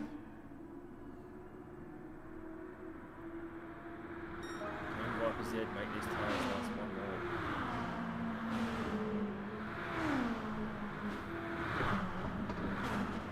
Well, that is the big question, and I think he's going to have to work very hard in these next few corners to make sure Speedy stays out of slip. Look how close he is at just over 0.8 of a second. He's almost there, as you rightly say, and the same applies further back. Look at that, Wiseacre and It's Racing. They're extremely close in the background for third place. It's looks to the inside, outside.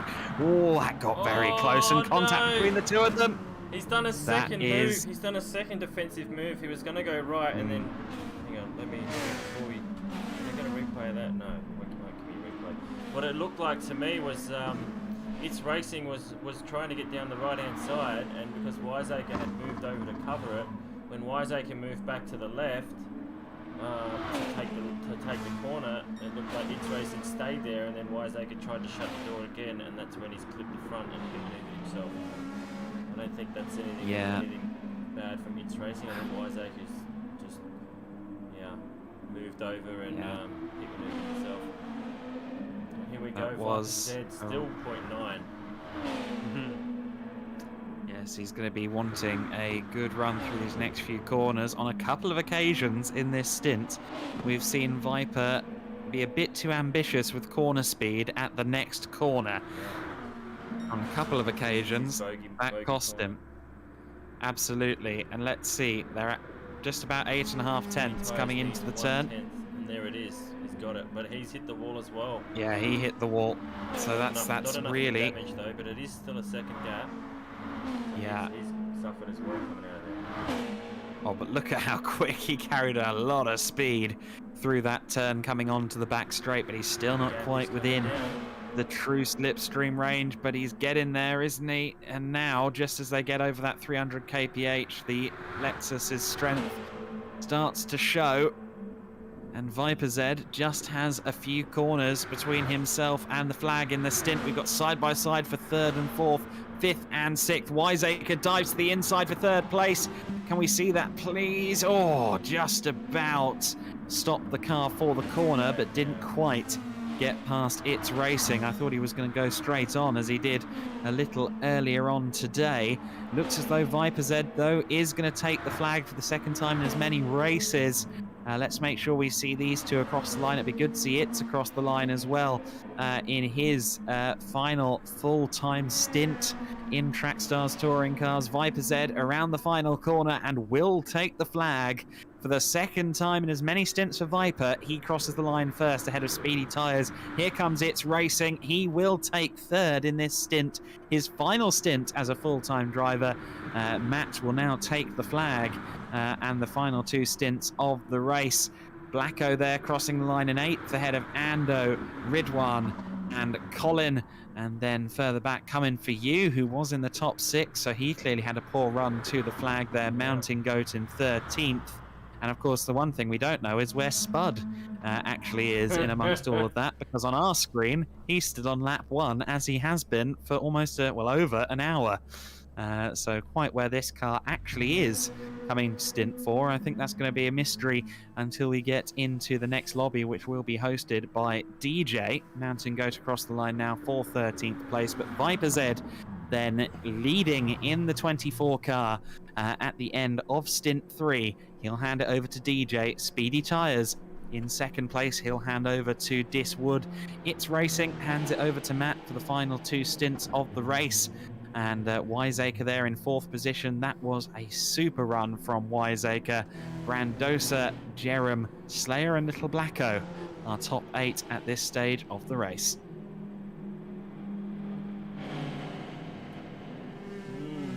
Bit of controversy, bit of last minute moves there. We'll see how it pans out. I'd love to see where Spud was. Knows what happened there, to jump back out of the lobby and come back just to get the variable camera to work. Want to cooperate? He's done that before.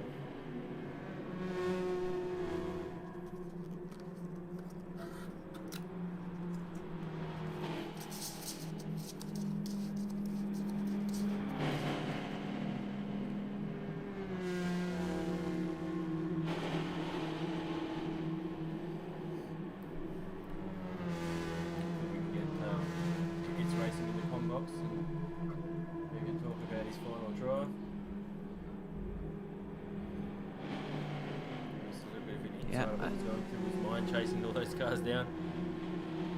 But he shat Absolutely. when he copped damage. Right, I'm going to need to do what you did between the last two races and grab some fluids. So I'll be back with you in a minute. Okay. Yeah, DJ's hosting stint 4. No worries, thank you very much.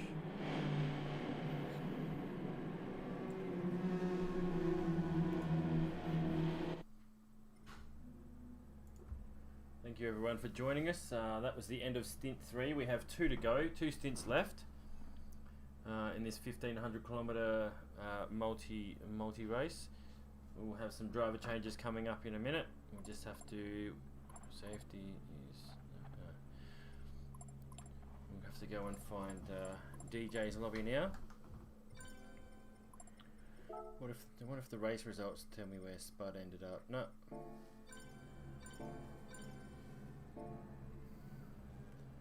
Spud may jump out of the car and give us a chat anyway. Where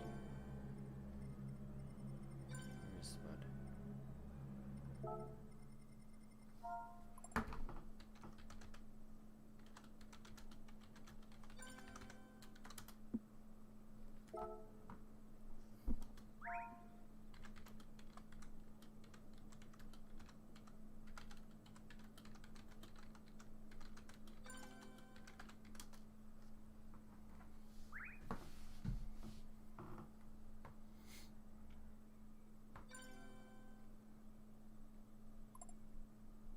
Third. Oh, okay. So after all that, Spud was third. Wow. Okay, so It's Racing didn't pull third. He was fourth. Alright, we'll go find DJ's lobby, which is here for stint 4.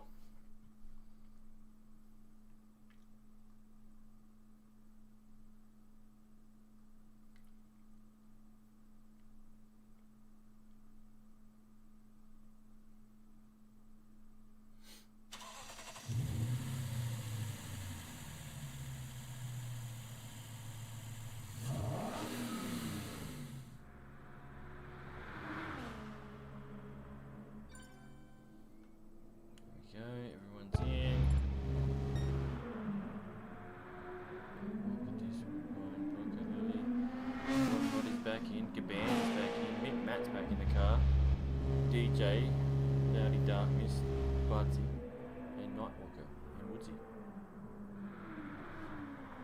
All back in the car, cutting laps.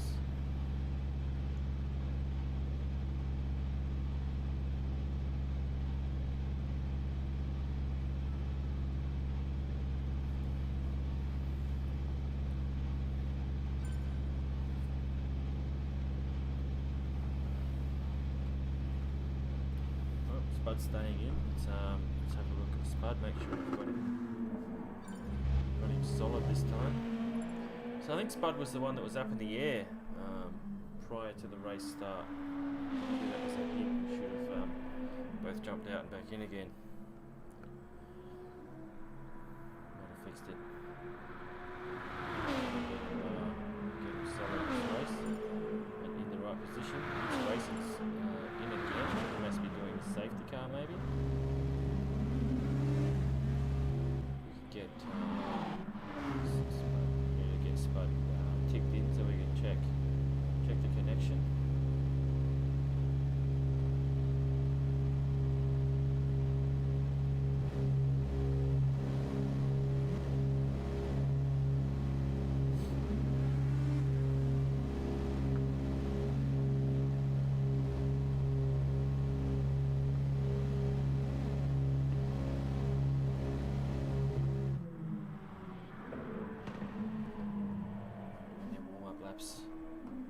Getting rid of any potential error that could possibly occur. Whoa, like that. Maybe they've adjusted some settings and they just want to test it out prior to running flat out.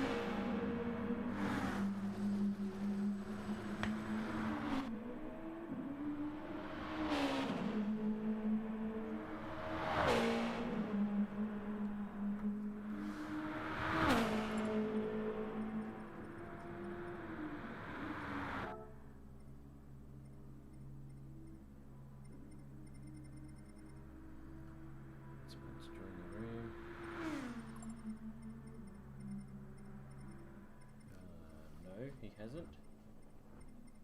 Can't see Spud.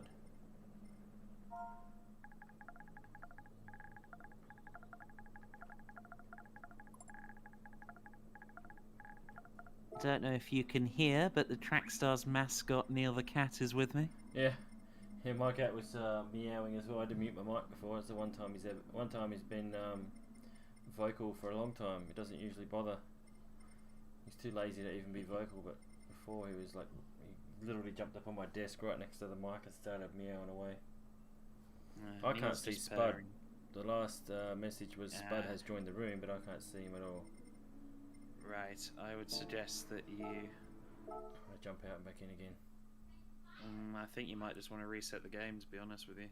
Yeah, it's probably a good call actually. Because we can't While I've got 7 minutes to spare. Yeah. You're right, Neil. Not a bad idea. Your mic's gone about half volume, just FYI. That's because I'm not near enough. Okay. Yeah, my mic's one that's stationary on the desk, so I have to be.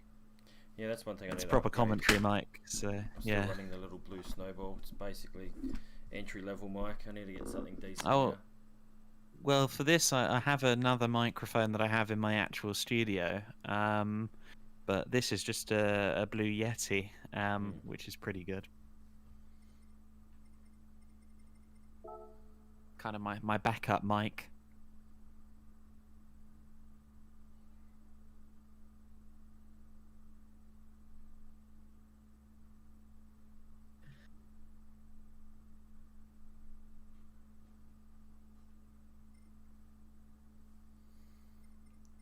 Look for rooms with friends. DJ 15 of 16.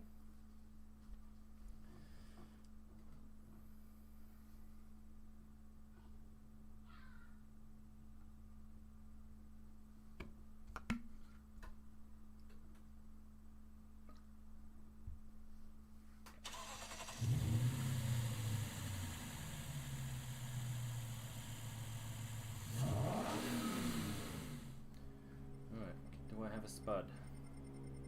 Yes, I do. Can I see him on the track?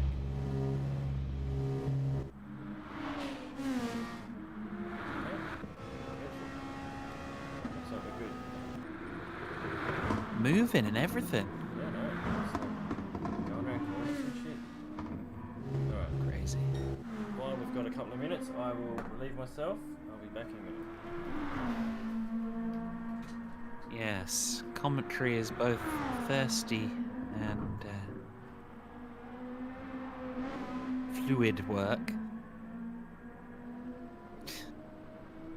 When I do a properly long weekend of commentary, I'll usually have a good gallon plus of fluids on standby.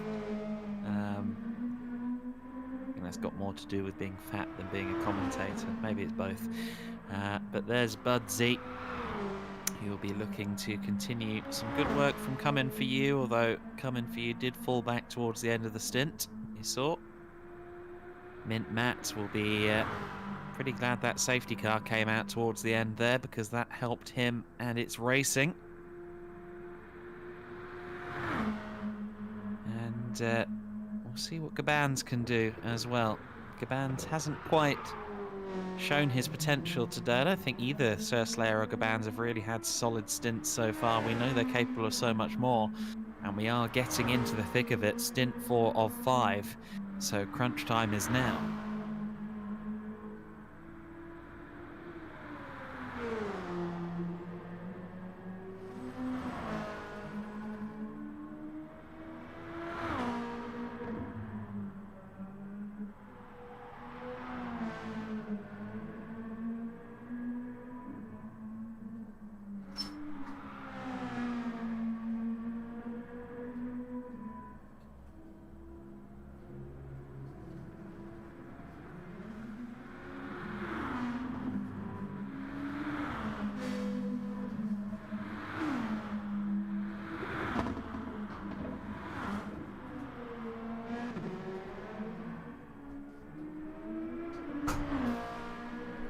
As it turns out, Spud actually finished in third. last one. Yes, yeah, he did. I saw that in one of the many Trackstars related groups that I'm in, and yeah, third place for him. So that means that it didn't actually get the podium we were talking so much about in his final stint, but certainly that's going to make things interesting with Spud up there alongside Matt and some of the other fast boys, Diswood as well. A lot of front-running drivers up there at the sharp end for the start of this one. To be honest with you, looking at these drivers, if I was to enter this race, even with practice, I think I'd be barely inside the top 10. I've raced all these guys before on tracks, and yeah, they're all pretty quick, pretty consistent.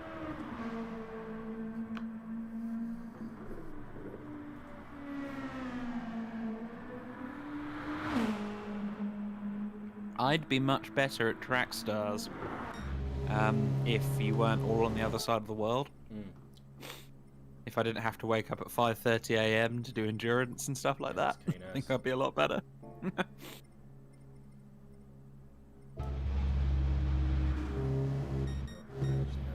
we go. So I didn't have lap times before. I do now. I must have just missed my done a lap yet.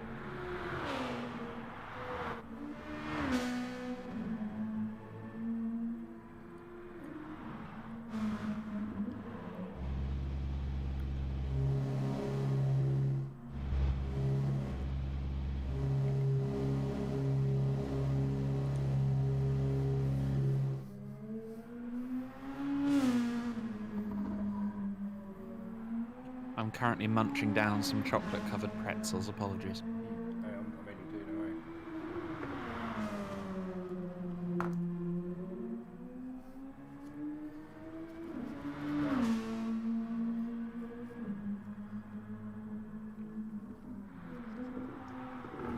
What have we got for race length now?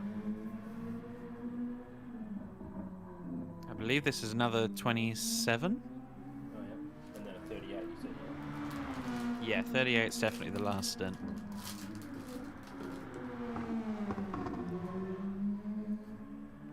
Just verify that. Give me a sec.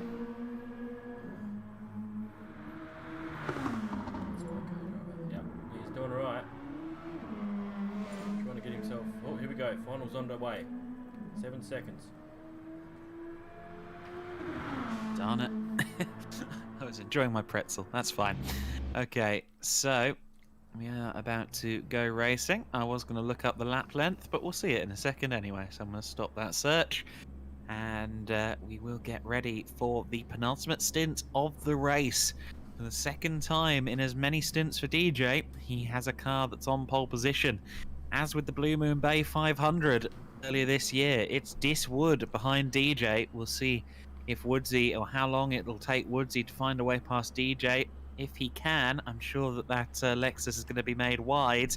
Then you've got Spud in third, Mint Matt there in fourth, Wiseacre, Broccolilli, Nightwalker and Gabans are top 8. A competitive sharp end of the order. It's 24 laps now rather than 27, so 24 and then 38 remaining, which means a grand total of 62 laps left to run here in the San Croix 1500 in France here. This fantasy layout on Gran Turismo Sport that seems to be a bit polarizing throughout the community, but certainly when you get it right, it is a fun circuit.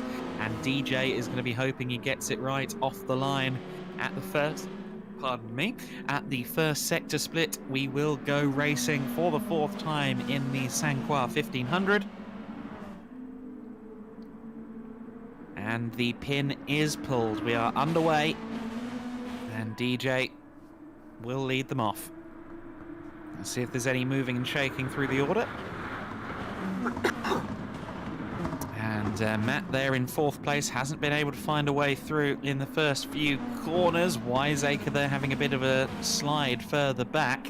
And immediately, Diswood is applying pressure to DJ, but also Spud is lurking. Spud had a so-so stint at the beginning of the race. We didn't get to see his stint just now, unfortunately. we know that it will be Punts in the car later on since... and look at this up the inside. For the lead goes Diswood, and Spud comes through into second as well. So Woodsy and Spud through. DJ almost immediately demoted to third place there. Didn't want to argue it too much, I don't think. And next up is Matt, then Broccolilli, who's got up to 5th place. So Wiseacre's falling through the order there. Broccolilli up to 5th place. The young, very young driver Broccolilli having a good run there in 5th. Then it's Nightwalker in 6th position. But Spud in 2nd place. Will he get a comeback here from his fellow Lexus driver DJ? DJ certainly within slipstream range. In turn, Spud should have some slip off of Diswood as well. Much like a DRS train in Formula 1, maybe the slipstreams will kind of balance each other out here. But Spud there running achingly wide through that corner, such a critical turn. And if anything, DJ's so close behind Spud that he can't get that good of a slip, unfortunately. And still getting a slipstream off of Diswood as well is Spud. DJ there pulling to the inside to try and get 2nd place, was weaving a bit there to try and get some temp in the tyres as well as they approach the braking zone. And Spud's far too late on the brakes. Both of them were late on the brakes there, but Spud was too late, and Mint Matt is up to 3rd place as a result of that. DJ was a fraction too late, and, well, Spud just completely missed the corner. Diswood then through in a comfortable lead at the moment. Spud down in 6th behind Broccolilli. Yeah, no damage for Spud, which is hugely important for him. And Mint Matt there in 3rd place, inheriting the position there, courtesy at that moment for Spud. Next target is DJ.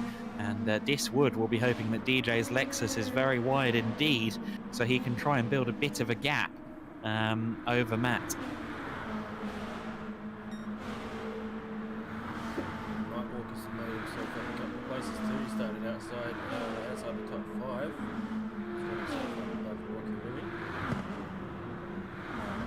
He was very, very good on pace his last stint too, so he should be able to maintain top 5 at this point, I'd say. He's doing well.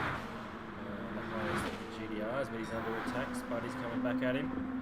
Spuddy up the inside. Can he get it done into turn 3? Yes, he can. I believe he's up far enough. Yep. Gets the turn in. Gets the power down nicely, and Broccolilli back to 6th. Bands, it's the highest they've been for a while. He's up into 7th. Mountain Goat's made his way up to 8th after finishing the last one in 12th, so he's gained 4 positions early. Oh, and then Loudy's just gone way wide, sliding under brakes. And we have Colin and Budsy, the 2 teammates from RSR, trying not to trip over each other here, but they're very similar on pace. We have Budsy in 11th. Wiseacre 12th, Bodhod 13, and Punts in 14. If we go back to the front now, we have Diswood in 1st, Mint Matt in 2nd. He's gotten past DJ. DJ back to 3rd for now, Nightwalker. But Nightwalker has the toe. He's 0.6 behind. Running with DJ as he does the big exit. It's not his strongest corner. So a bit of a whoopsie from me just a minute ago. I did refer to Spud's co-driver as Punts. Of course, Punts is in the 47. It will be John O'Stan in the car, I believe, for the final stint of the race in the number 1 car. This will be potentially, unless things go very badly wrong for the top 2 cars in the race currently, the 66 and the 95, unless both of these cars have serious issues, this is Spud's last opportunity to carry the number 1 car, or the number 1 on his car, before a new champion is crowned. At the moment, the man just ahead of Matt, Diswood, would be our champion. If he did so with a victory, particularly over a lineup as strong as It's Racing and Mint Matt, he would be a very happy camper. There's a long way to go here. 60 laps remaining as they cross the line this time. 24 laps here, I think. I think that everybody is probably going to have to make a pit stop here. I don't think that the tire drop-off wouldn't would be so significant anyway that even if you did somehow manage to make the fuel last, I don't think it would be beneficial. There you go, no surprises. True. Yeah, that's very...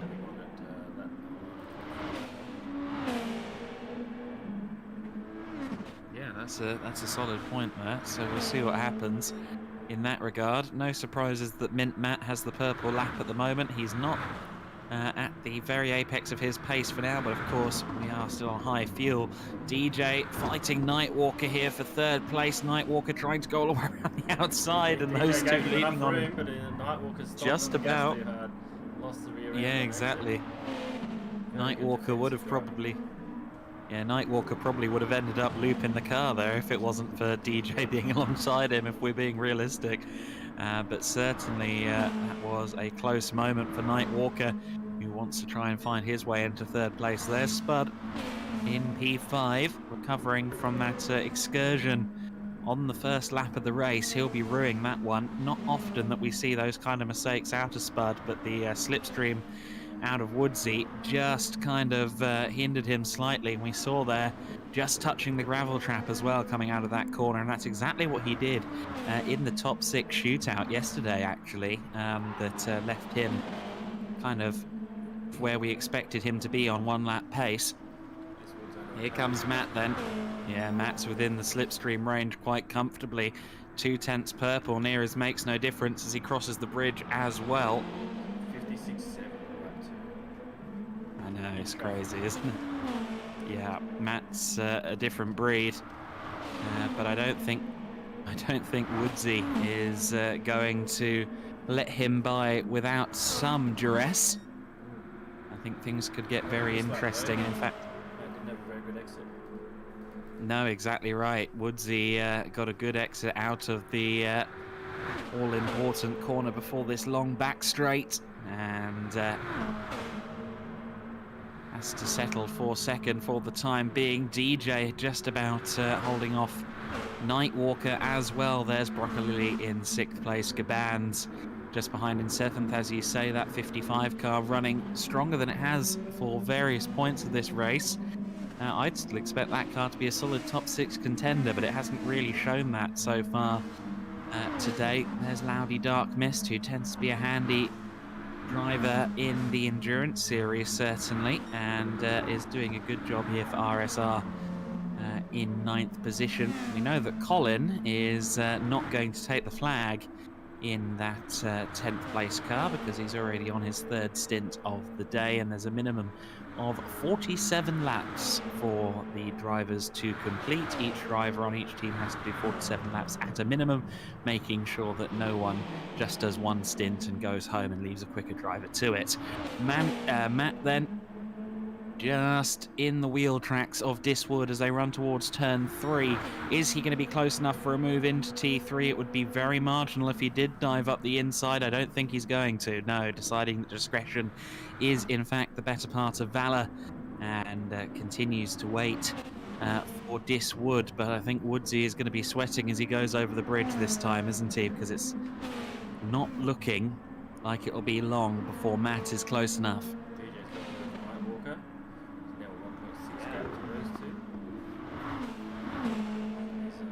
Relieved of pressure for now.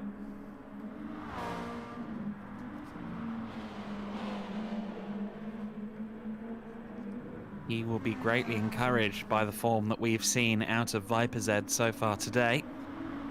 You already know that Viper will take the flag in that car in the 5th and final stint, which is to come, the final 38. Prediction for this stint.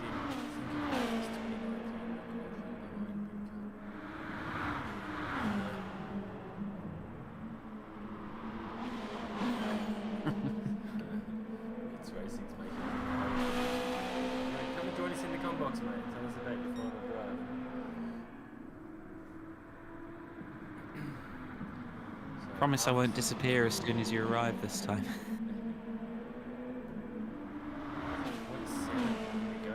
Done a very good bridge. Yeah. He's outside the draft range too, but he's hit the wall on exit. Is that gonna give But not enough. Matt the draft? No, it isn't. They both. They're almost dead even, actually, Yeah. in terms of straight line It's only speed. Neither moved one seemed to. 0.02 for the entire straight. Phew. DJ in third by a second, right? Spud by a second. So they're spreading out a little bit now. Still one slight error, and you got someone back in your tail again. Rocket Lily comfortably holding down 6th place with only a 3-minute as his fastest lap. Plenty of drivers behind him able to do less than a 3-minute lap, but at the moment, can't seem to make any ground on him. Matt now back inside the draft range again. He just can't hold it while he gets to the straight. No, it's tricky, isn't it? I mean, again, we talked about it, or I heard, I think while I was away from the microphone for a few minutes earlier on, we heard DJ, Spud, it's kind of all echo the same point that, you know, once you end up in the dirty air, it can be difficult, and I think that's what we're seeing for Matt at the moment, that dirty air. Points, he's dropped out. Ah, yes, Punts is missing, so red flag out with... Is it? Ah. That is the Right. protocol, is it not? If there's a red flag, restart. That's without my any laps understanding. left. He messaged me That's saying my no, understanding. red flag. Okay. Maybe he's had to go. So can his Ah. co-driver, Jarman, can his co-driver join the final stint from the rear? Is that the protocol, or I imagine it surely you would wouldn't- happen. You wouldn't their car retire when there's another driver. No, I don't think so. But yeah, if he's had to drop out for personal reasons, then engine. Because oh, in the okay. left, he's got engine damage. And nowhere near Third at or risk fourth of being engine for lapped. the race. Nowhere near being lapped by the leading pack. So, well, there are people behind him, but it doesn't matter. The leaders, yeah, he'll be.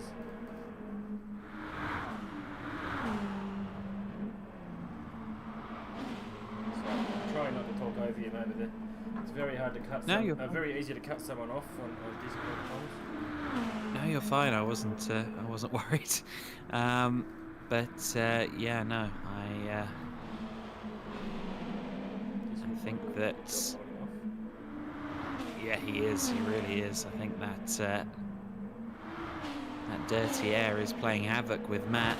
Let's see what kind of run he gets off of the corner. It's a better run, but I don't think it's going to be good enough. He might just get into the slip at the end of the straight, but no, it's just, look, tantalizing me. On both the last two laps, it's been hundredths of a second.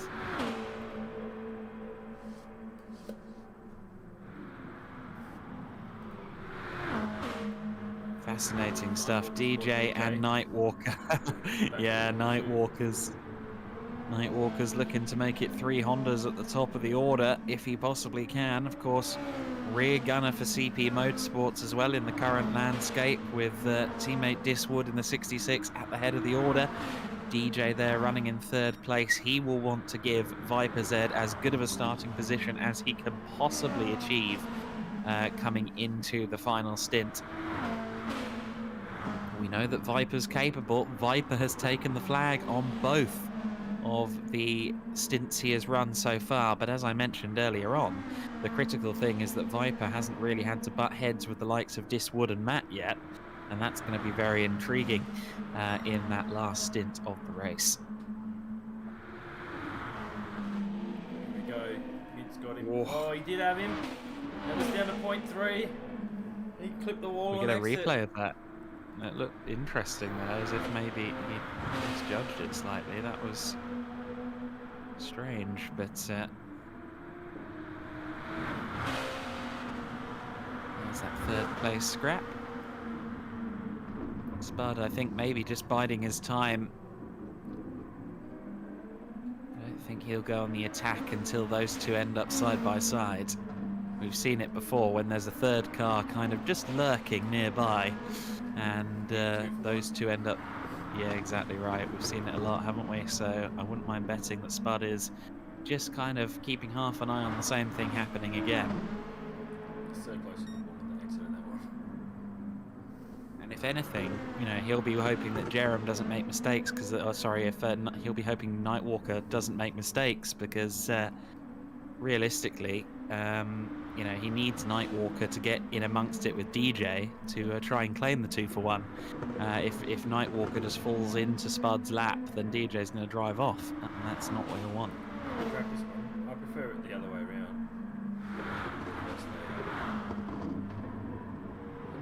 You know, I don't think I've ever done a lap of it in reverse. It's very good in like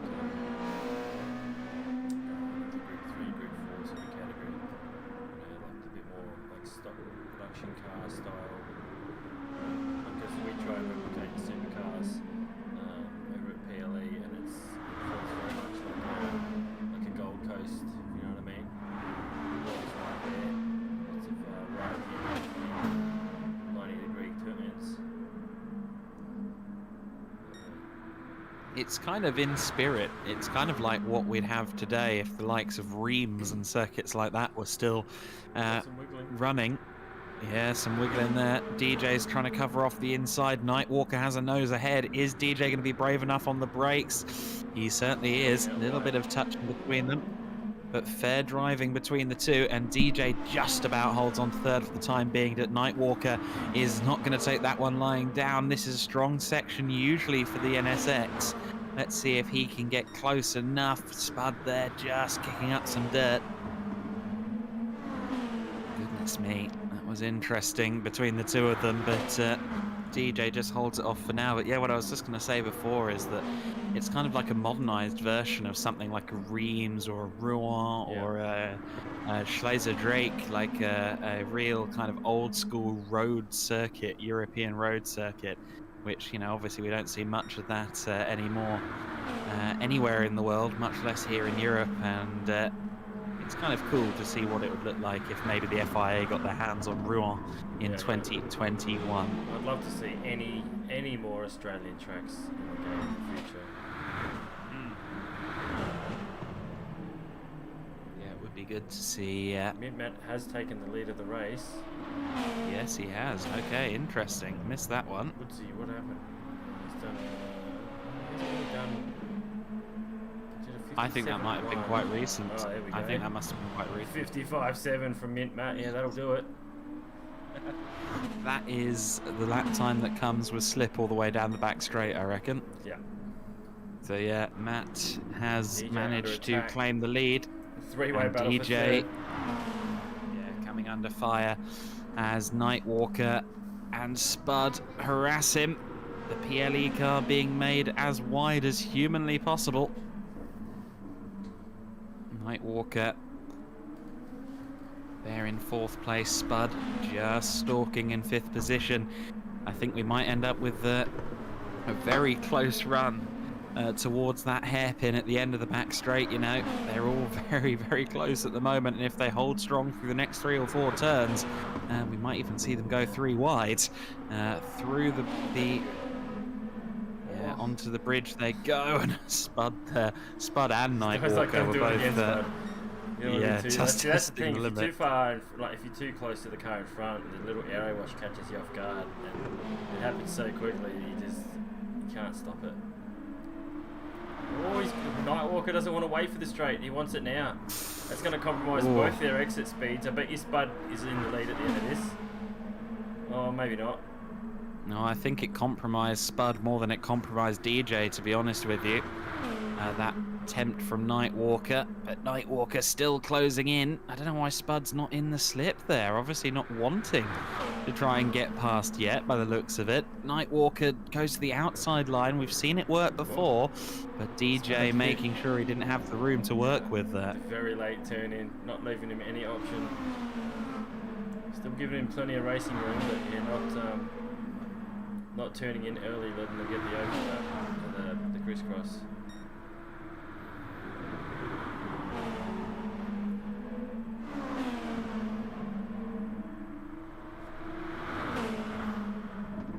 Here we go. DJ once again with a very wide car. Nightwalker seems to like trying to make. Oh, I know. That was very close, wasn't there it? goes Spud, he's sideways. Oh, he's kept it off the wall, but he's going to drop back a little now. Oh, what a save. What a save. I bet you he's going to have to change his jobs next time he comes to the pits. Yeah, I think he probably tried to put all of his braking on the curb. That last corner outside curb is very, very slippery if you try and put too much braking through it. I think that's what happened to Spud there. He did very well to not have an incident there. Side by side for third place. Nightwalker has the outside. Yeah, making him take the long way around. He's very good at defensive driving. Yeah. Oh, there's a clip of the wall. Is that damage? Where is he? No, it's not. There is no damage, but he has fishtailed his way out of there. So DJ now, with a 1.7 gap, gets to breathe again. Yeah, a little bit of peace for DJ. Yeah, a little bit of peace for DJ, but I don't know how long lasting it will be. We've still got 16 laps of racing to go here in this stint of the Croix 1500.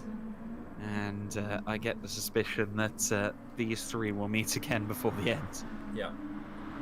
Yeah, you'd love to see it. So Diswood now 2.7 behind mid-map. No shock there, but oh, fucking close. Jesus Christ. Australian broadcasting. You know what would be cool? Would to have a curb cam right on that bridge. Brocco Lilly has called engine damage for the second time in the race. Can we get a look at Brocco? He's in the pits already, so again, no need for a safety car there, but well. That's a safety car. It's like, it does say safety car on the side. When did that happen? Okay, more engine damage. Where is the leader? Yeah.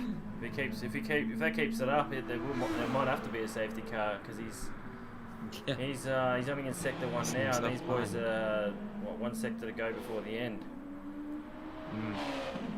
I think that's his 4th or 5th call, if not 6th for the day. So it's obviously one sector giving him grief, and it must be the end because every time he's called safety car, he's pretty much in the pits by the time we find him.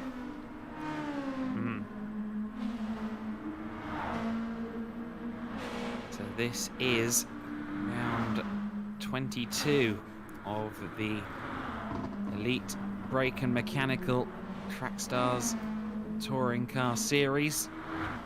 It's a long old season, and it gives people the opportunity to kind of learn their footing at the start of the year and build a solid campaign from there. We heard DJ say that at the start of the season he just wasn't really in tune, and as the season wore on he seemed to get better and better, and he's now in with a chance of 3rd in the points at the end of this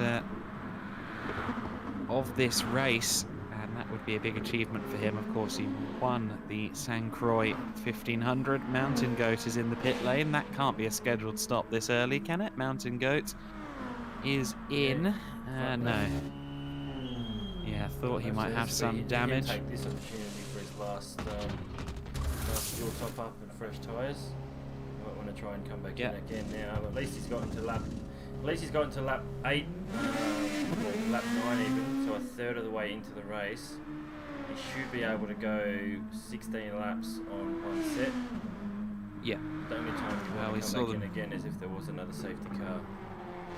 Yeah, absolutely. No, I think if it was going to happen, that's a decent time for it to happen. And still in 9th place as well. These gaps again for 3rd, 4th and 5th. All under a second again. DJ's being caught by Spud. Nightwalker's coming with.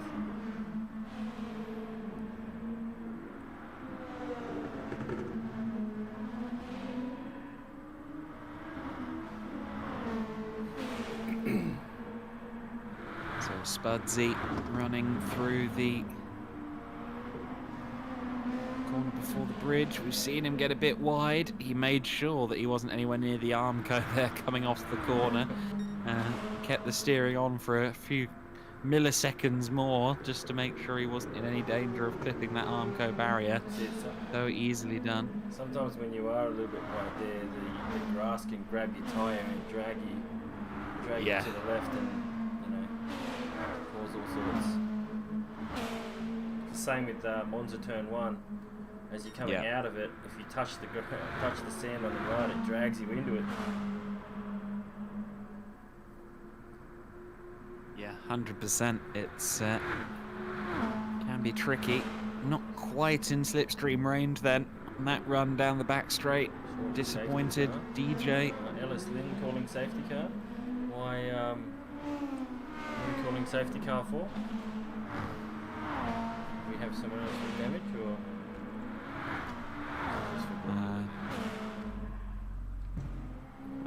Doesn't look like it's happening. He's not No, in danger of getting in anyone's way, so. That's not how That's that the works. No. protocol. It's if you're going to get in the way of the leaders and risk going a lap down, that the safety car will be called, and that wasn't the case for either of the engine damages that Rocco has had so far in this race. What's the gap between Woodsy and Matt at the moment? He's 4.5. I was going to say it looked like it was still just about within 5 seconds on the mini-map, and it is. So Woodsy doing a good job there, keeping himself in contention. Of course, the gaps don't matter at the end of the day. So long as he is still in second place coming into the final stint, he'll be within a shout of victory, as those 3 cars in 3rd, 4th and 5th look very close. Mountain Goat there crossing the line in 9th position. He's not doing too bad since he's been in for damage twice now. He's still not last. And like DJ was getting harassed rather in 3rd place. He's had 1 set of damage. He was in for repairs a lap ago, but yeah, 3rd place was looking very intense a second ago. So if we can take a look at that again, they've spread a little bit, but when they went through turn 3, it was looking very, very close. So I think DJ strung together a few good corners there, but Nightwalker is well within the slip of Spud as it stands, and not quite able to, well, no, I don't think he's quite going to be within slip of DJ either, Spud, so he might come under threat here from that Honda in 5th place. Nightwalker 964 in the 50, and all so close to the grass there. I think he did get half a wheel on the grass. Right. Oh, okay, so something did happen there. Yes, I didn't spot the damage. I thought they were looking very close for comfort, and that's what's happened. So Spud has some damage. That's why I was saying at turn 3 that they look very close. But clearly something's happened there. We didn't see the incident, but we can see the result of it. And that's Spud compromised in a straight line. Nightwalker past him and into 4th place. Spud looks like he's going to try. Look at him wiggling, and trying to keep it yeah. straight. That'd be so Yeah, irritating. I think he's 300 going k's to an hour probably... trying to get it to stop wiggling. I think he's going to do exactly what Mountain Goat did a couple of laps ago and pitted now, and just get to the end. There's no point really staying out there when you can do your 1 stop now.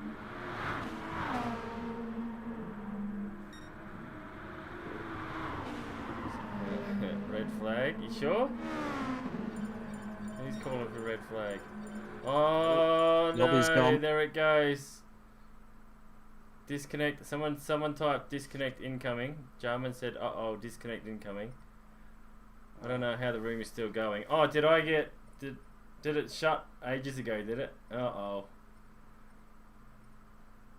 Well, that's going to give most of the drivers a free pit stop. Tell you who that helps, Spud. Yeah. So, we resume with still 2 stints to go. A shorter current stint, and then... Yeah, Yeah, it did effectively, crash, I yeah. think they'll It crashed. run a Who am I 13, looking for 14 again? lap stint. Who's firing this one up?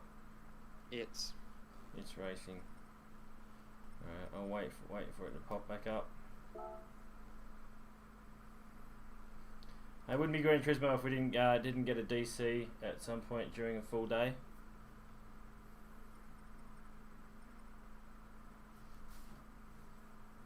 Actually, I think it might be DJ that's hosting. Can't remember now. It'll be one of the two, and it'll be called. I'll just keep refreshing until I see one of them.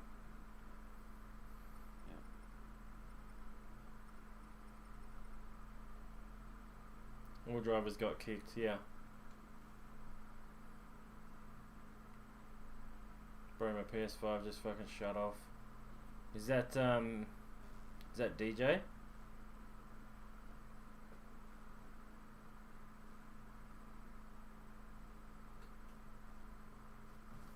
I don't know who's signed in as Trackstars because I currently am as well. Yeah, rip. Sirik, yeah. Yeah, DJ. That's alright, we'll resume. What did we have left? We had...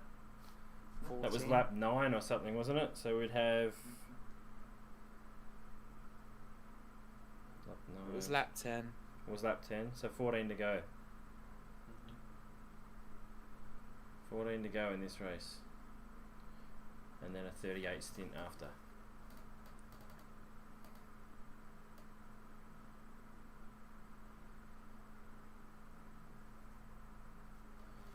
Alright, come on, who's got the lobby?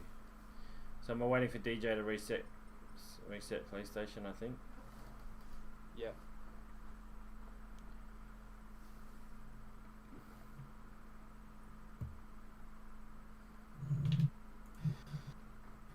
That's certainly interesting.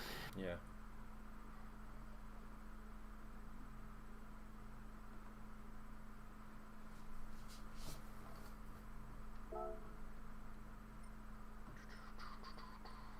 Stay with us, folks. We'll get this lobby back up and running and Yeah. complete the last few hours. Should be over by 5 o'clock. Hopefully. 3:40 a.m. here. Yeah, it's 2:40 p.m. here. You be going. When's your next real time gig? Season's not really on at the moment, so it depends. Yeah. There might be some scope to go to the Middle East in January, but that depends on Omicron and The bots will let you. it's actually more whether the other person who would normally do the commentary gig can be bothered. Oh, okay. As it was phrased to me on a phone call. So you were back up, are you? For that one, yeah. It'd be Bahrain and Abdab. Nice. Come on. We'll see. Where's this lobby? Come on, Kenty, my mum is watching. Says Morgan Davey. Who said that? In the Morgan said it in the Trackstars discussion in Discord. Alrighty, yeah. Just fired up the live stream on Twitch, just to test it out while there's no actual action happening to make sure they're going to run simultaneously. So I've got I'm signed in as Trackstars on Streamlabs, going to YouTube, and signed in as me on OBS, going to Twitch at the same time. Ooh. G'day Tate, Gravediggers in. Because all what I can do is I can mute. I can, like, if there's, you know, if I need to, I can mute myself on the YouTube and just talk to the other side. But Oh, creepy. Gravedigger Tate, how are we, boys? Feel free to jump over to the Trackstars YouTube to watch the main coverage. I think DJ might have it open now. Refresh the list. Nope, not yet. No. We just had a game drop out, so we've all been kicked, and we're just waiting for the new lobby to jump on. We have 2 stints to go. How you been, Tate? Good to see you back.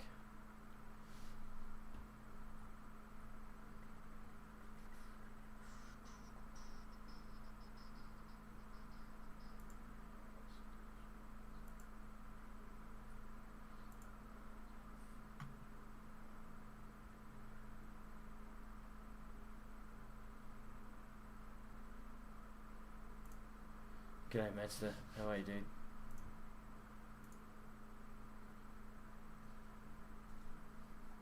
What do you know, Mads?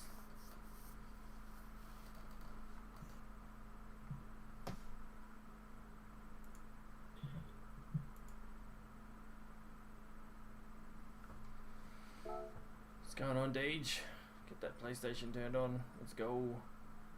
I think that someone else is going to host by the sounds of it. He just said that It's or Spud Okay.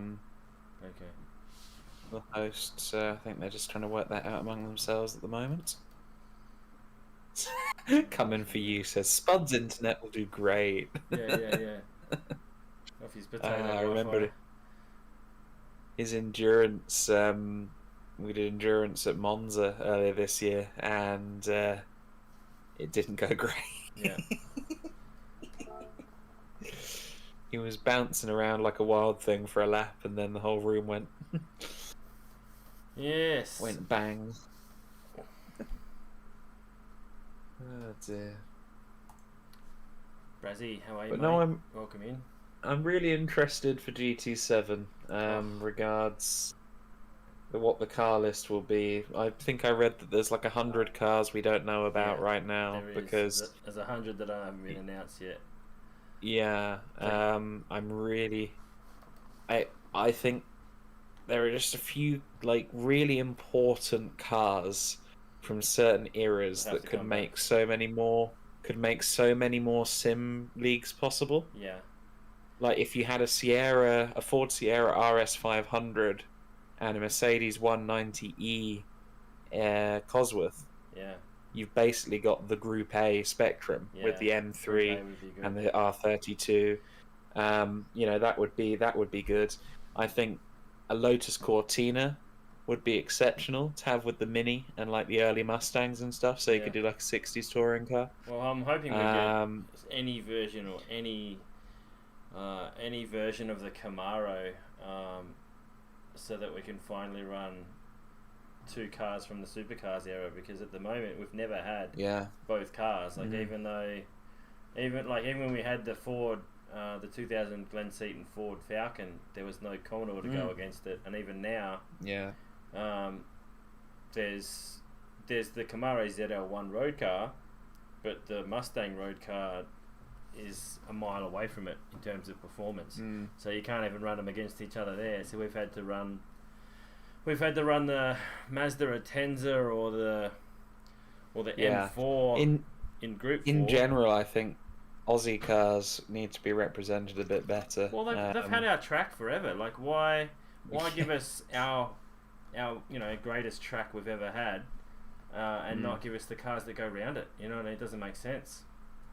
Yeah, quite right. Like, I know there's licenses they got to deal with and all that, but there's still a Chev version of our last model Commodore, or you could use, even if you slap an Opel badge on it, or even if it's not an identical shape to the Commodore, just give us an Opel insignia or anything. You know what I mean? Give us anything. You'd find the Insignia a bit underpowered compared to. Well, that's the thing. In the game, you could tune it. You know what I mean? If you're able to tune them and at least have them similar drag, like, you know what I mean? Similar aero drag down a straight, so that they can, like, how good I would... think. Sorry, you go. Sorry. You go. But yeah, I think there were like 30 cars. I've got them listed somewhere because I was going to do a YouTube video that I just never bothered with. Yeah. There are like 30 cars that if you put them in the game, not returning cars for the first time ever. Yeah. And like there are 30 cars you could add to the game and open up all kinds of league racing possibilities. It's just a shame that obviously that's not a priority for Polyphony. Yeah. They're more interested in the FIAs, but it could be really cool. Well, maybe it's because the supercars has nothing to do with FIA. Maybe that's the reason we don't have them. Maybe they're just trying to run FIA spec only. But you look at people like Forza. Like, I know a lot of people wouldn't go to Forza because they're brand loyal or whatever. But the Forza's done one thing right, they've captured the Australian market. You know what I mean? Yeah, If true. Put it to you this way, right? If we had a Commodore and a Falcon, or even a Cortina and a Tirana, in Gran Turismo all the way through, do you think Forza would have even taken off at all in Australia? Do you know what I mean? I think the only reason that people would play Forza is so that they could have a bit of a taste of the Aussie car market. I think Forza, I mean, obviously they had a greater interest in the V8s dating back to like FM3, but obviously the Australian Horizon did a lot of favours for the car list as well, wasn't it? FH3. But yeah, I just think, there are some cars that we have in this game today where if you put one, maybe two of the cars that were kind of its competition at the time in, Exactly. you could have some amazing series. Well, 205 GTI. So far, we've got guaranteed inclusion of the old Alpha 155 DTM, and that's coming back as a Group 4 car. It's a Group 4 car? Yeah, they've put it in Group 4, just like they've put the CLK LM in the Group 2. So I don't think they're looking at adding more groups to the game, whereas they're looking to, like any race car they do add, they're looking at the best category that they currently run to add it to. Which I'm fine with. You don't want to have too many different categories, because otherwise trying to ask for BOP over the entire series would be impossible. And then, of course,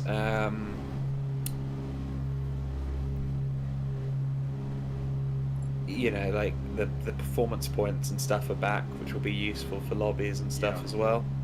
Yeah, being able to set a PP instead of a group means you could run things next to each other. You could potentially have a group 500 3, PP. Group 4 mix. 500 PP lobbies were my favourite thing by far in GT5 and 6. But I think other things that I'd really like to see fixed as well. Cars like the Aston Martin Vulcan, which, as it stands on this game, has 200 rear aero and 0 front aero when you tune it. That car in real life has more downforce than the GT3 Aston we have in this game. I'd just like to see things like that fixed. Just put it in Group X, and give it the aero it actually has in the real world, and then it might be useful.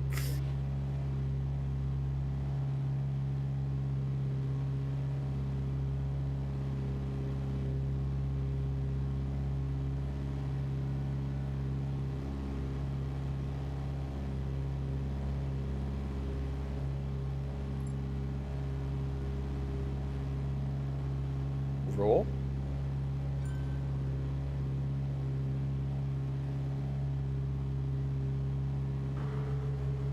I missed a raw. What was the raw? No.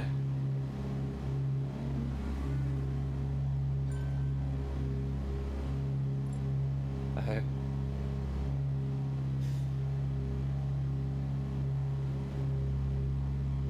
So apparently Gabans has a black screen and is going to have to exit and rejoin the lobby, which is why we're currently delayed.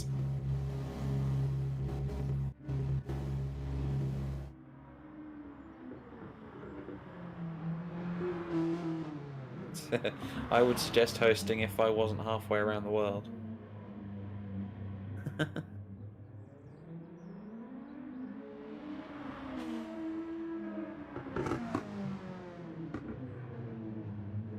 Yeah, that's Pat. Thank you for letting me know. That was my raid notification over on Twitch. I've just muted them all. Shouldn't happen again. I thought I'd muted everything that could possibly come across from one stream to the other, but apparently there was one more. That's okay.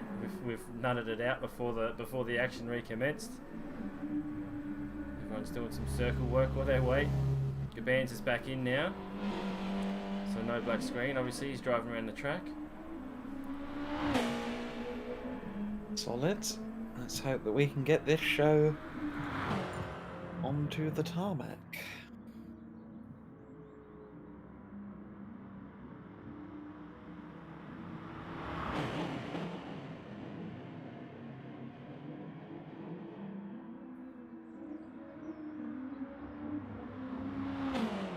I am sitting on some projects at the moment. Some BOP projects. I'm thinking I need to do one of these. Yes, I need to do at least something with some of them before the end of GT Sport. Otherwise, that's many useless hours. I was going to do a compact cup here at Trackstars. I just didn't have the time to do a full series. But Oh, okay. Compact cup, as in like little hatchback thingies. yeah, but I'm thinking a couple of one-off races may be in the pipeline. I need to have a chat with it Oh, yeah. and see. Yeah, we've been toying with a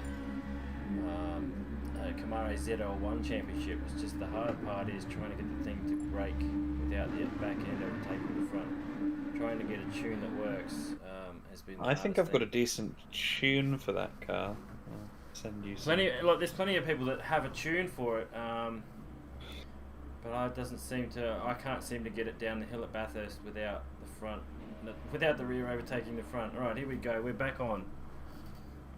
We're going to Okay, I need to. Should have 14 laps left of this one, and then a 38 lapper to conclude. Over to you, mate.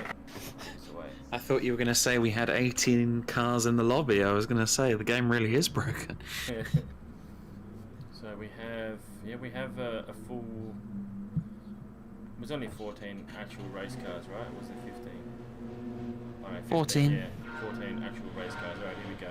So BKXI is in there now to replace Punts, Okay. courtesy of Punts having to leave. So we are about to go racing once again, as you say, and it's Mint Matt who will lead them off the line. Of course, they will once again start at the first sector split, which is just around T2, halfway down the run towards T3, and Diswood is going to want to try and get his way past Mint Matt as soon as possible. He was pretty fast once he'd gotten past. They're very similar on pace. This would be exactly. preferred to be in front than behind, though. Oh, absolutely right. Very interesting. Everyone ducking out to see, have a quick look at the congestion before they have to apply the brake. Looks like Woodsy there didn't get quite the right braking point there. We had a bit of a moment for Gabans as well, who's up there in 6th position. Safety cars loitering around at the back of the order there. Diswood in 2nd place. And, well, he would have wanted to get past Matt, but already he's practically out of slipstream range by just a few hundredths of a second. And that is not ideal for Woodsy at all. Also not ideal, the emergence of Spud, who's back up to 3rd place and challenging. Of course, Spud really got something of a...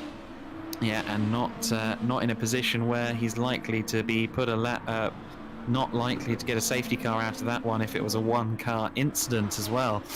So we'll have to see what's happened there. Is it just the one car affected? Yes, it is. So that suggests that we are... Oh, DJ, yeah, DJ all the way down there in 10th. That's very interesting, okay. Very buzzy type.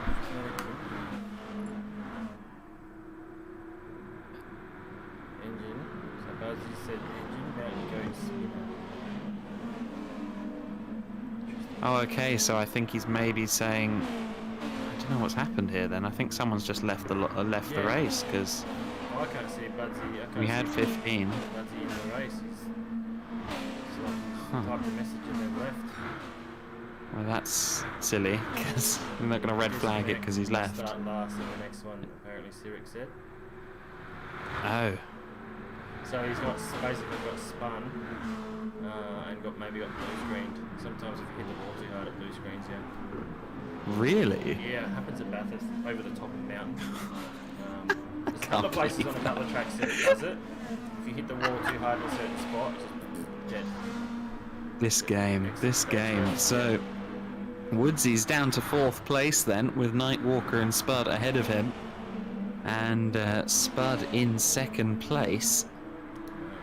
I'm interested to see if we have a disconnect. Surely we've got a red flag coming. Yeah, that's it. We've only just had one for a disconnect, so Yeah. So even if But he the comes fact that back, Budsy- even if he comes back now, does he come in at the back of the pack? Or... But you see, I don't think Budsy did get a disconnect because he only just left the room. So it Maybe looks like he's just sat in the lobby for the you last 2 reckon minutes. he's left the track. Wiseacre is Yeah. in front, split of damage repairs. Bodhod's got engine. So he's in the pits for repairs. Here we go. Safety car is... Oh no, he's not out. He's coming. He's just finishing his first lap. So Spud in second comfortably. Mid-Matt has a 2-second gap. Diswood 0.4 behind Spud. And then Diswood in third with Nightwalker right behind him as well. So a three-way battle for second essentially. Very interesting fight this will be, no doubt, as well. Spud there in second place, Woodsy up to third again, and Nightwalker in fourth, and Matt is already making good his escape, almost 2.5 seconds up the road from Spud there in second place. So Matt pressing on, to say the least of it, and we know that once he's given his opportunity to escape, he doesn't blink twice, or think twice for that matter. He will continue on his way in this reduced 14-lap stint. Of course, no one will need to pit for anything other than damage across a 14-lap stint. That much is for certain. So, Spud again. He does more than anyone kind of push his luck coming onto the bridge, doesn't he? Yeah. Yeah, he uses all the road and some of the dirt. Nice three-way battle here. While they've got a bit of a gap, we're going to have a look at where everyone else is. We've got Loudy Dark Mist in fifth. Mountain Goat's up to sixth after starting almost in the back. Gabans is in seventh. BJ's all the way back to eighth. So he got swallowed up early. Maybe once the pack spreads out a little bit, he'll get a bit back, but that's disappointing for him, considering he was handed the car back in. Wait, where did he end up? It was first, wasn't it? So, he got it from first. yes, he did. Yeah. Yeah, and then Brocco Lily 9th, Colin in 10th. BKX, who is in for Punts, is running 11th. Wiseacre 12th. Bodhod 13th. We go back to the front now. We'll just respectate Diswood. Nightwalker's actually made a mistake. He's dropped back a lot now, so now a two-way battle for second.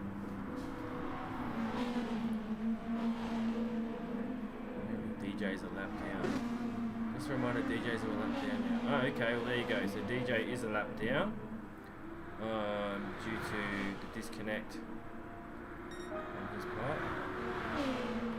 So he's hoping for a safety car so he can get back on the lead lap. Yeah, BKX is in for Punts because Punts had to leave.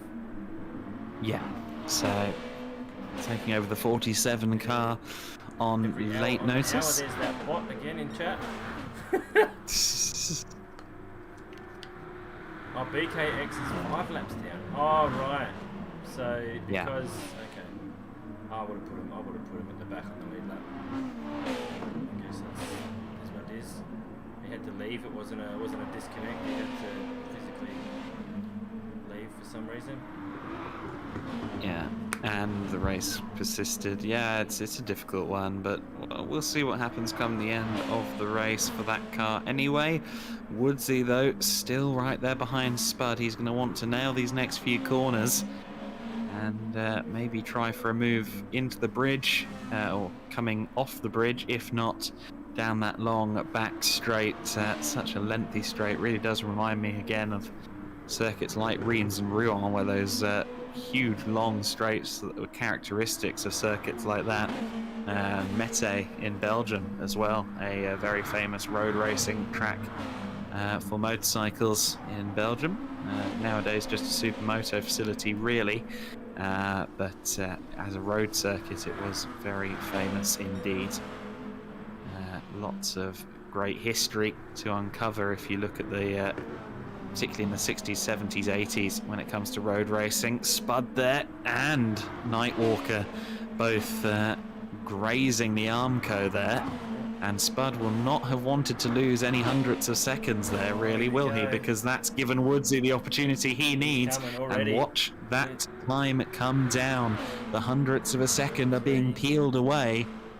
2 tenths, 1 tenth. Woodsy is surely going to dive to the inside here. Will he have enough speed to take the corner? Surely he does. He's in the inside. He's got a nose ahead. Will Spud be able to cut back? I don't know if he will. Spud's got a decent run out of the corner, but no. Woodsy just about claims second place there. Fairly academic stuff all told, but a good move from Woodsy. Very well executed, and Spud tried his best, but had to concede second place for the time being. Spuddy back to third. He's got Nightwalker 0.9 behind him. He won't want to go to sleep here, otherwise he'll keep risk of dropping to fourth. Nightwalker has been top 5 pace all day.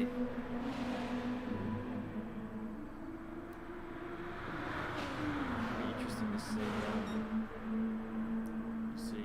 Viper Z if we can get the PLE car back to lead lap.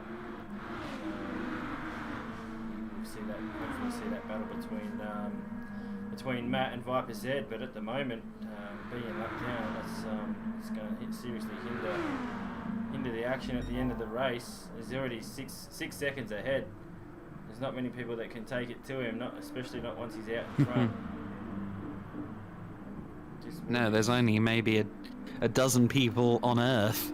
Yeah, well, that's a good point. And yeah, exactly. It's a high caliber driver that we have in the form of Mint Matt, and not a driver that has to lean on, you know, the base setups or anything like that either. He's, you know, a driver that knows how to tune a car too. And he's knowing, a pretty like doing a couple of laps, knowing that you could go faster if you tweak this and this, and then doing it and then have it work. You know what I mean? Because it is a quote unquote simcade. Tuning a certain part of the car in the game that makes sense in real life sometimes doesn't actually translate across. True.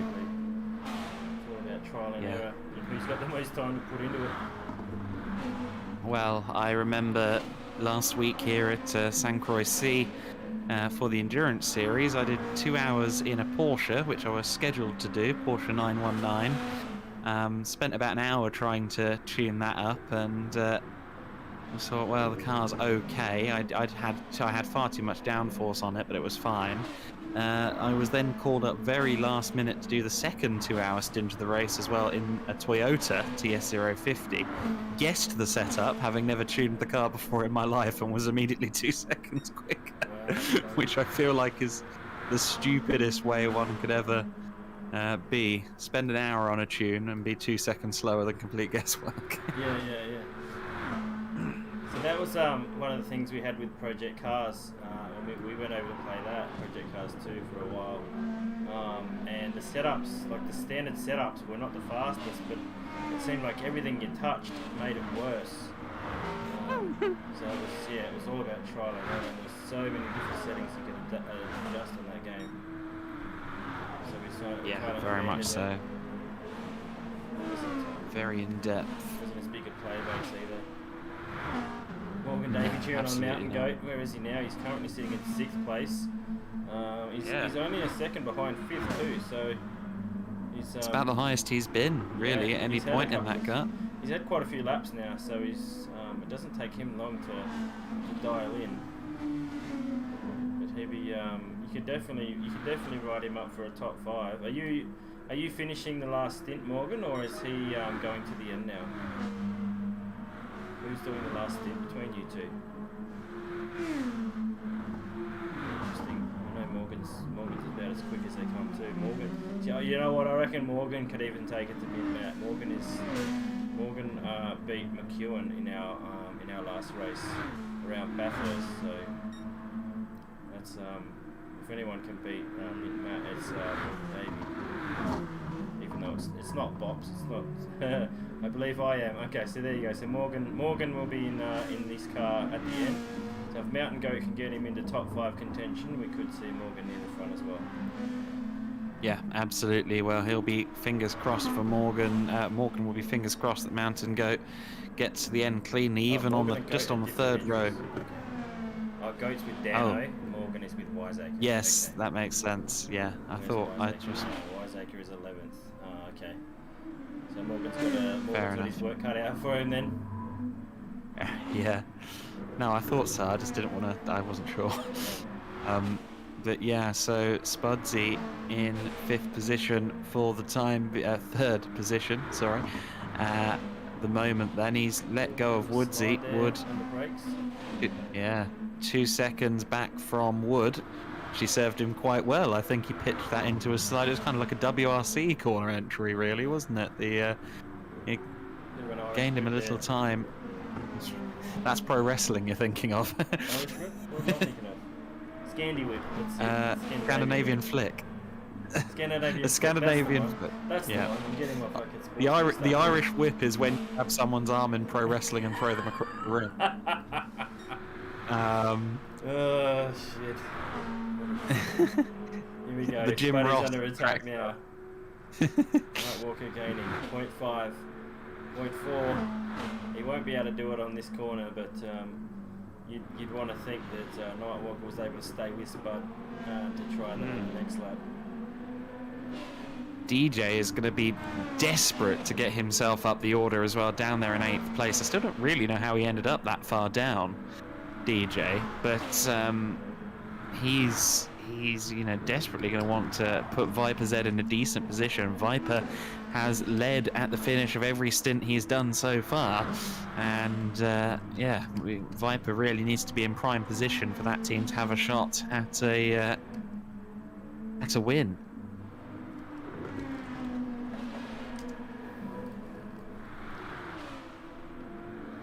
He's lost the toe already. Spuddy, see that the Lexus is definitely better through the final sector. Whether it's Spud's car or DJ's car, they both do that final sector better than NSX. No, definitely so. I think all cars have various strengths and weaknesses. Certainly this is a Honda circuit by and large, but it does seem as though the Lexuses are not too far away. And we have seen flashes of pace from the Nissans as well. Yeah, Maybe they'll strike yeah, when we fifth. least expect it. Yeah, 5th place, Loudy Dart missed. Solid performance Actually, from him. they've been in 5th and 6th for the last 30 or so laps. Yeah, true. I mean, Wiseacre was briefly in 3rd place earlier as well, wasn't he? So if we don't get a safety car this race, DJ will get his lap back, but start at the rear for the final stint, which will be 38 laps. So who knows? Anything can happen. You could win from last place on a 38 lapper. I'm confused. Why is DJ going to be a lap down? DJ was the disconnect that caused the last lobby crash. So because he's So he's a lap. Okay, I didn't realise he's a lap that. down because of the disconnect. Okay. He will regain it at the start of the next race. I'd missed that one. Okay, sorry about that. Yeah, no. Okay, understood. Here we go, Nightwalker gaining on Spuddy now. They've got one corner to go before the straight. Can he maintain the toe? Can he maintain... If he can maintain a 0.4, I reckon he can grab it at the next corner. If he can start this with a 0.4 or less. Yeah, he's starting at 0.37. You'd want to think he's got enough power to get past him here. Yeah, it certainly looks like that will be the case, especially with Spud not having a slipstream ahead of him. Already happening. Look at that, Spud goes defensive. He says if you're going to do it, you're going to go around the outside, mate, and you need a couple of tenths really to be ahead into this corner. Masterful defensive driving there from Spud to keep him behind, but he's not all the way done yet. Nightwalker still on the attack, but it looks like 3rd place still with Spud for the time being. Very cleverly driven by Spud. He's so close to him, hey? You wouldn't want to be that close to him the final corner. The aero wash will put you into the wall. Yeah, absolutely. You gotta be careful. Using all the road on the NSX. He's going to get a decent run down towards T1 and 2 as well. It's not a regular overtaking move and overtaking position, but look at that quarter of a second. He might have no choice but to try and make a move. Definitely going to be down alongside. Side by side at T1. We haven't seen much of that so far today, and that's why, because it gets very scary very quickly. And Spud It's almost once just a again. chase, isn't it? Yeah, exactly, and Spud. And if anything, there's more Armco to hit there than the chase.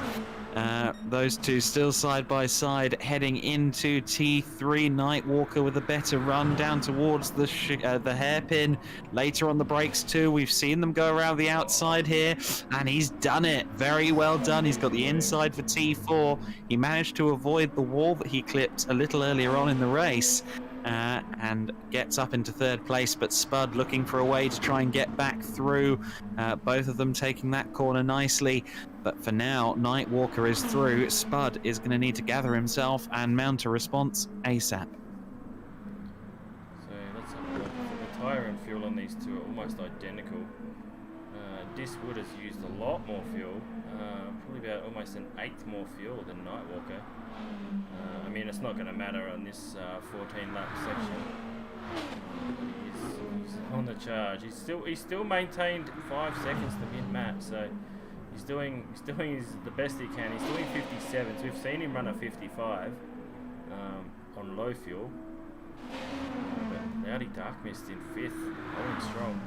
Mountain Goat's still there as well. DJ's gotten past. Actually, where was DJ before? DJ was 8th before. DJ's back up to 7th. Well, not that it essentially matters. So does DJ have to blue flag move out the way then? Because he's got Brocco on pace, so there's not really any point for him to move over. I don't think that's the case. But yeah, so he's a lap down. That's a big shame for he and Viper Z. They'll be praying for a safety car, won't they? That's the thing. Like, if they, in the final stint, if there's a safety car early enough, I was going to say, because they can get it back on a safety car once the final stint is underway, so it's not necessarily done, is it? No, that's what I mean. It's it'll come down to safety cars in the final stint, I believe. There's no way you're going to catch Mint Matt starting from the back if he's at the front with no safety car intervention. But if he gets up to say 6th or 7th, and then have a safety car and we have them bunched up and restart, he could gain a few more. But at the moment, they're all pretty well spread out. We have Mint Matt by 5.8 ahead of Diswood. Diswood's got 5.7 over Nightwalker. Spuddy's dropped back to beyond a second, so there's no actual battles on track at this stage. The closest we have is N Spud behind Nightwalker, but he's still dropping. He's down to 1.4 now. So no action at this point. There shouldn't be any pit stops either. The only thing we may see is a safety car, but even then, the only person that would trigger a safety car would be BKX in 13th, because he is only half a lap. He's literally half a lap behind the leader at 1 minute 30. Mint Matt with an absolute clinical performance here. 6 second gap after 8 laps of running. Well, not even 7 laps of running. They're only on lap 8. Yeah, every time you see Matt race, you end up making the same points of just how great he is, and he always, almost invariably, backs it up. He's an amazing driver, and a 2:55.7 his best lap so far. That was, of course, the lap that he got past. 58. Yeah, that 2:55, of course, was the lap where he got past Woodsy and had the slipstream all the way down the back straight, so that's why that one is quite so quick. But in general, he has been absolutely masterful at the front end of the order. But word to Woodsy, he's staying there, he's there or thereabouts, and well, he's going to be in second place for that final stint. And as much as he'll be looking at the San Croix 1500, he'll also be looking at the championship. Even if Matt takes the win, second place is more than enough for Woodsy to take the championship. If Woodsy falls down outside of the top 4 or top 5, then the championship may be up for discussion. But as it stands, Is it Woodsy in the final stint, or is it Speedy? I imagine it would be Woodsy. I can't imagine that Woods would put Speedy in for the last stint, but I don't know for sure. So is Speedy is certainly just his fill-in driver, or do they both have a car in the normal races, or is it just an enduro series? no Speedy's no Speedy's just his co-driver, I think. I think teams, if I remember rightly, teams outside the top 6 can put both of their main series drivers in the same car, but not top end, and he's obviously championship leader, so yeah. I think that was what the rule was, but I don't fully remember.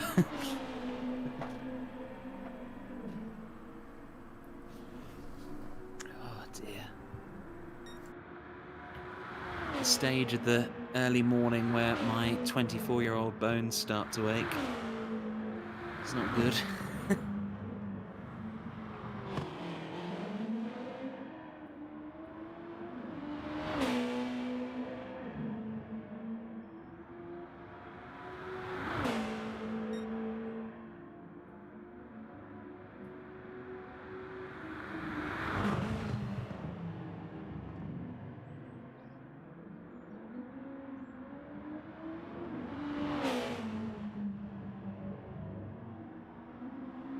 Okay, so Jarman, I don't know if you spotted that comment or acknowledged it, Shane, but Jarman confirmed that at the end of this stint, the lap will be given back to DJ regardless, so Viper will start on the lead lap, yeah. Yeah. Cool. This one, it was generally main drivers can't be paired together, but we made an exemption in the case of Brando Brocco. Oh yeah. Yeah, well that's fair enough. They're not top 6.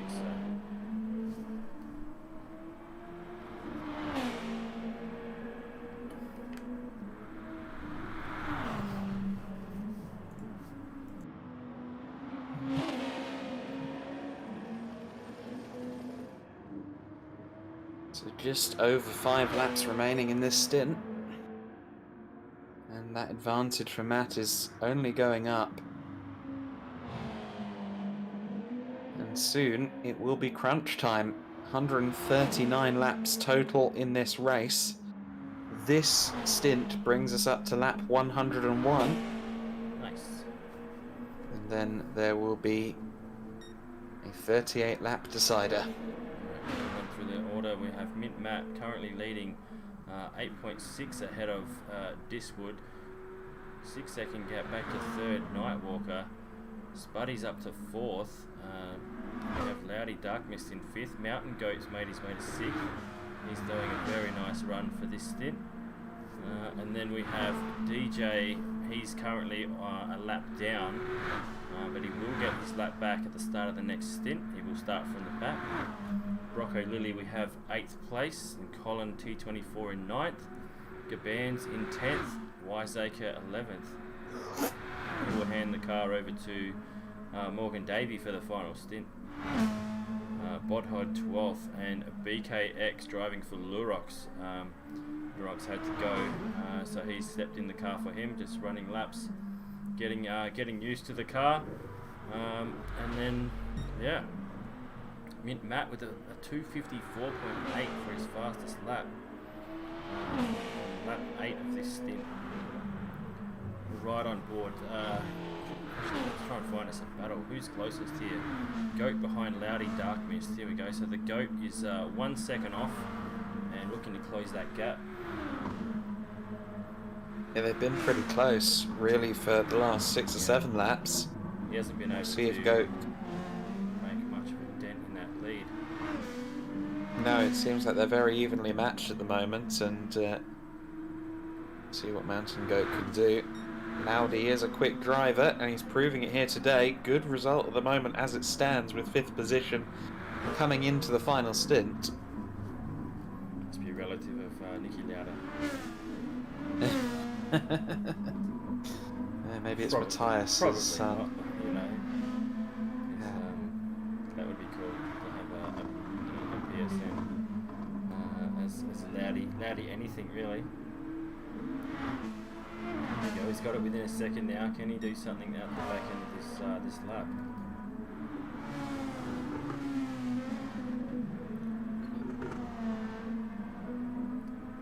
Currently have a cat wrapping its legs around me. Apologies. Very surprised that the PC's managed to hold up 2 streams at once from 2 separate broadcasting softwares.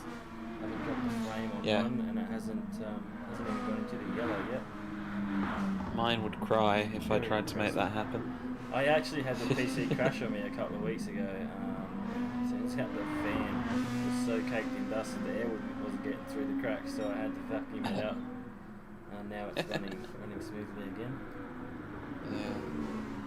It's a bit scary. Well, myself and Catboy were being bitten relentlessly by fleas about 6 or 7 months ago. And I've become the most meticulous vacuum cleaner ever since then. Don't want that again, do we, Neil? Still 1 second on the dot. You just cannot gain on him. He's so close. And he's put the hazards on, I think, to say hello to us. Hi, Mountain. He's so quick too. When he was racing in my series in the supercars in the Group 4, he was winning. He was top 2 every race. Yeah. It was him and McEwen swapping race victories. Yeah, he's very, very quick. Not to mention that he's got a very nice sim rig set up, which he paid for himself with his lawnmower money. So it's always good to see a kid going after big ticket items on their own. You know what I mean? Ain't many out there these days that are willing to do that. They just tend to put their hand out and then That's how I got my PS3 back in the day. Yeah. I was the same. I think the last console my mum bought was the Nintendo 64, and I remember it being about $750 at the time. And I literally, not long before that, got the Super Nintendo, and then I asked for a PlayStation, and she's like, "No thanks, I'm not going to buy you a new console every couple of years." So I got a job and I bought it myself. Because all my mates were on the PlayStation playing Gran Turismo 1 and Final Fantasy and all that, and I'm like, "Oh, I need one. So I went and saved up the money and got it myself.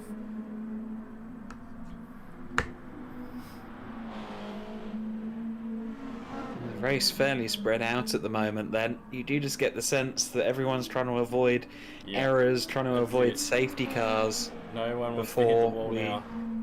They don't want to go into the final stint in last place. So no, I don't think exactly we'll right. have one next to a monumental error, but there would definitely be one for young and old in the start of the next one. Could be early safety cars in the next stint.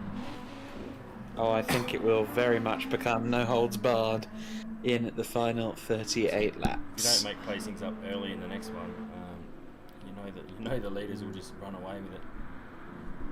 Absolutely. Should still only be 1 stop in theory, since we all managed to do the 20 laps without a safety car. That's it. You're only got to do 19 next time. Although, of course, the critical thing is... Would a double stop don't... be better for you?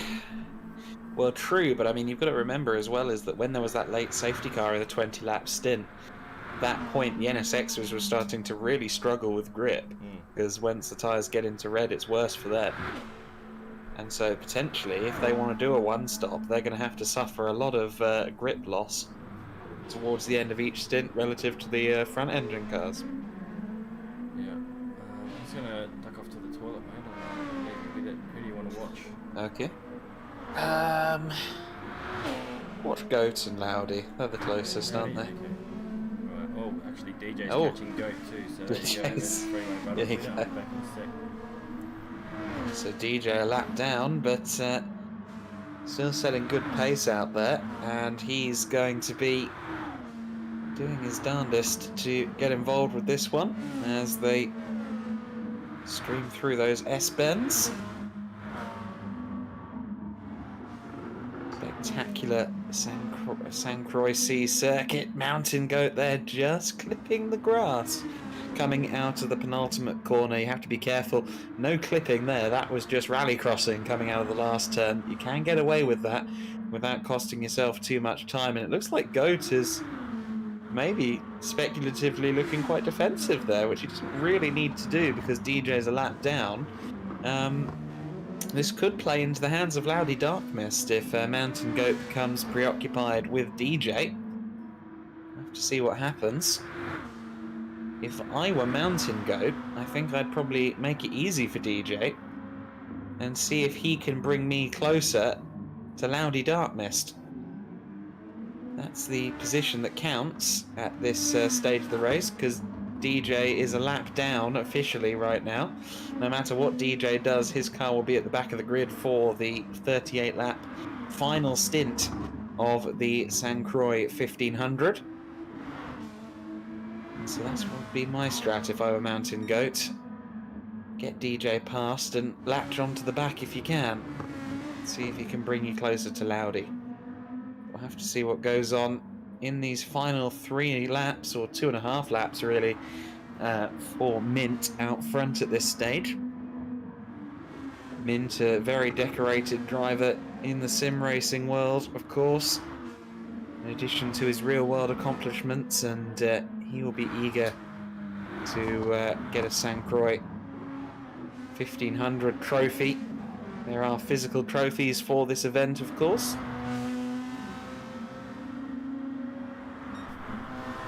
Okay, I'm back. Yeah. And yeah, as I was saying, I think if I was Mountain Goat, I'd let DJ past and see if I can get the toe. I'd be, you know what? I'd be letting him pass and then bump drafting him. If there's any chance that he's going to put a move on Loudy and potentially get it wrong. That's Exactly. Running out of time for that really at this stage. We would rely on DJ closing in on Loudy quite quickly. With, well, 2 laps to go, near as makes no difference as 13 seconds Mint Matt ahead now. Shit. comes across the line. Certainly looks like Matt's in a class of his own. Look at that. 55, 54. What happened to lap 13? There's no time at all. Was there a shortcut penalty there maybe? Well, lap 11 doesn't exist. Look, 10, 13, 12, 13. Oh, what the? Oh no, there we go. Ah. Fucking hell. That's a new Oh, one. apparently he pitted last time. There we go. There's lap 11. Yeah. 254 on lap 11. It's .001 off his best time, lap 11. That's crazy. 1,000th of a second off his best is insane levels of precision driving. Yeah.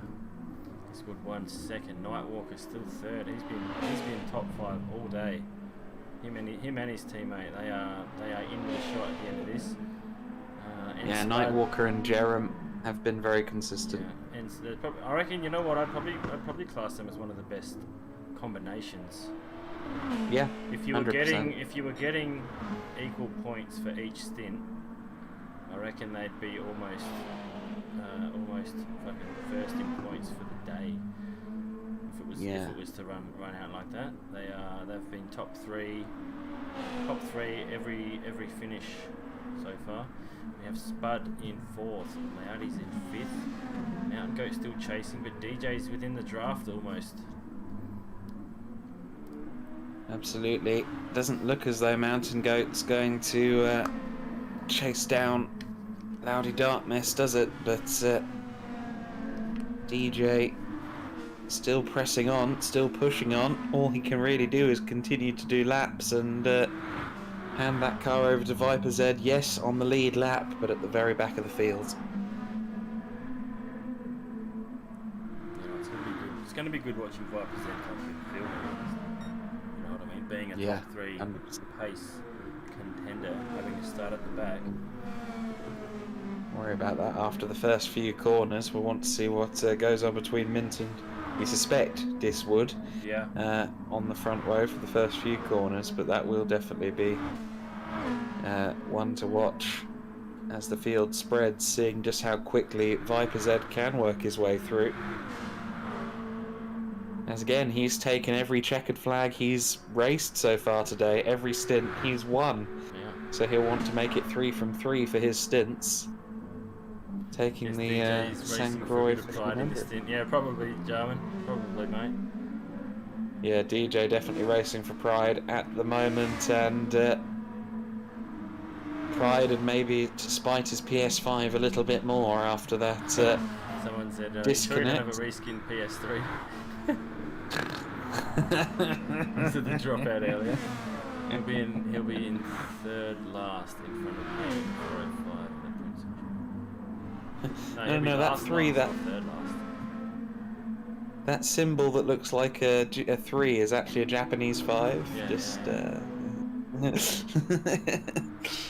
it's an import. Go 0.4 at the start of the main straight. Can you get down? Okay, the inside? interesting. Not before the kick. No. Oh, but he has sent it up the inside. He's around the outside. And of the next corner. outside. Oh, is he going to run out of space? Yeah. Yeah.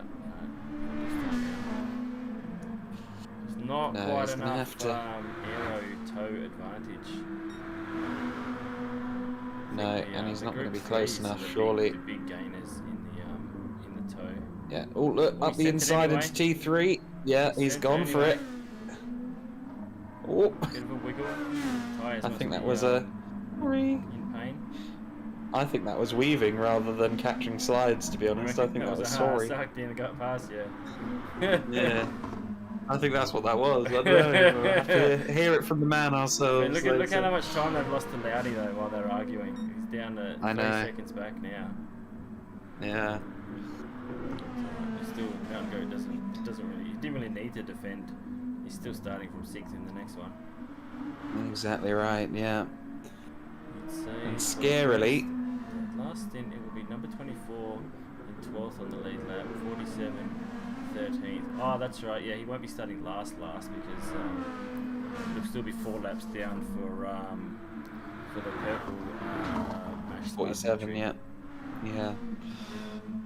Scarily, the leader is already almost at the end of the back straight, which really says it all about the performances. 14-lap race.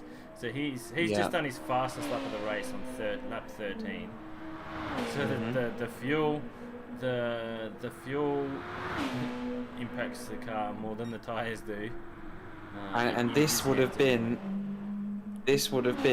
that 254.8 would have been pole in the shootout last night as well. Wow. Yeah, serious driving from Mint Matt, who is about to cross the line to take the flag in the final stint. That's the penultimate stint, sorry, of the St. Croix 1500. Just 38 laps to go. 38 lap 101 final. laps. 101 laps in the book so far. 38 to go, and Matt will be leading them.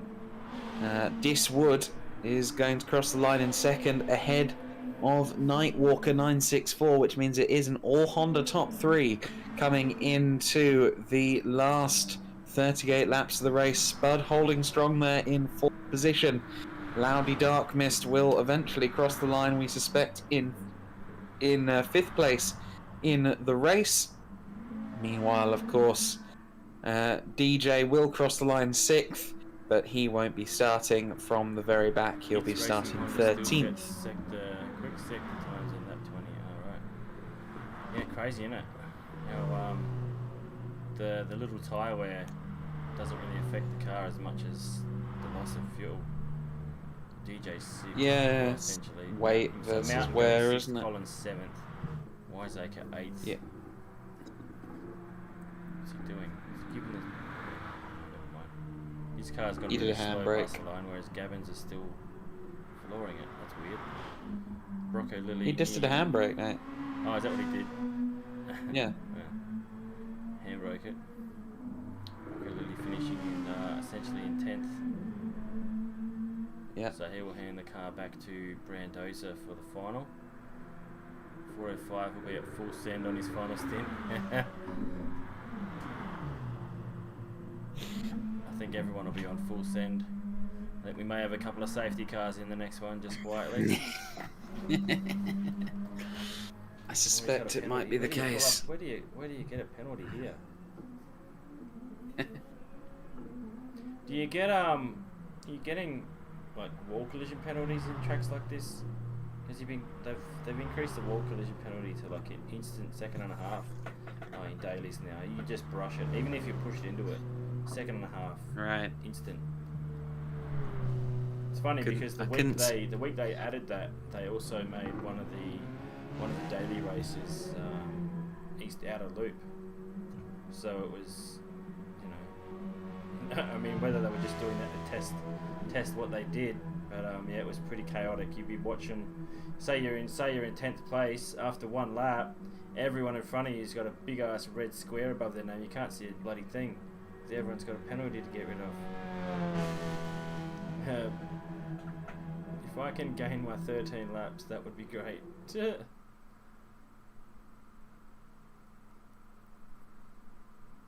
Well, will we see that sight in 38 laps time? Mint Matt with the wreath, the laurel around his neck. Bold prediction, I would say yes. However, anything can happen. Yeah. Anything can happen. There Absolutely. is a handful of drivers that can win this next one. As long as they don't let Mint Matt get away on his own. Nothing's guaranteed, that's who for is sure. the lobby leader for the final stint? Who am I searching for? It'll be fairly easy to find, surely. I would suggest Jarman, but I don't know for sure.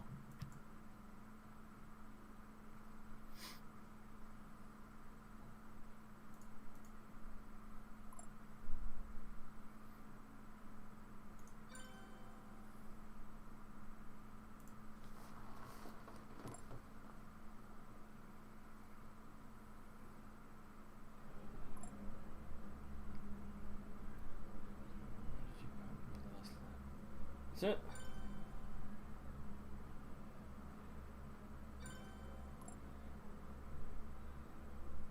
I was going to say, I didn't think Spud was anywhere near him. It wasn't. I think he's just fucking with him.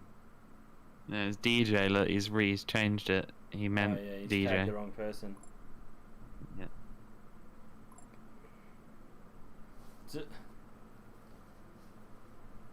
Flying off the handle early.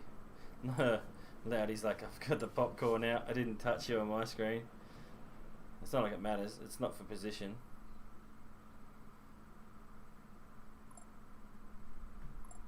Awesome race. That was fun. Who's the next lobby leader? Do I jump out and try and find them, or is it this one? It won't be that one. Alright, let's jump out of here then. Let's go find the final stint.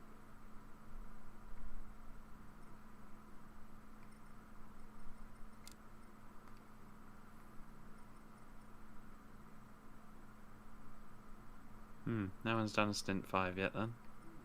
No, there's no stint 5 race up yet. I'll just hang tight there for you.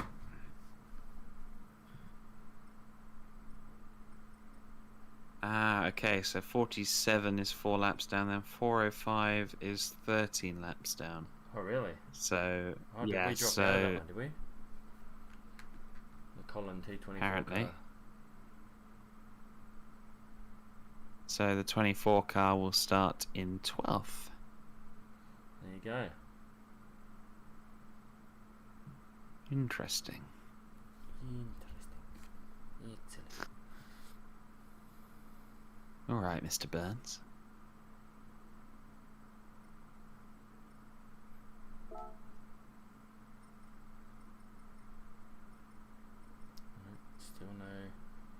Still no extra. Oh no, still no extra lobby yet. No, it hasn't said anywhere yet.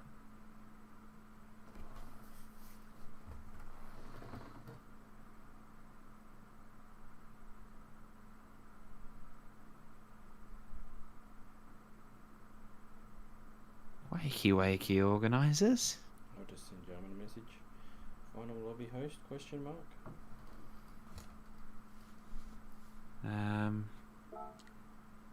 They're just discussing it now. Oh, yeah. It sounds like it's gonna be. Sounds like it's gonna be Spud. Spuddy? New lobby or same one? I don't know. Hang tight. Let's jump back in there. For now.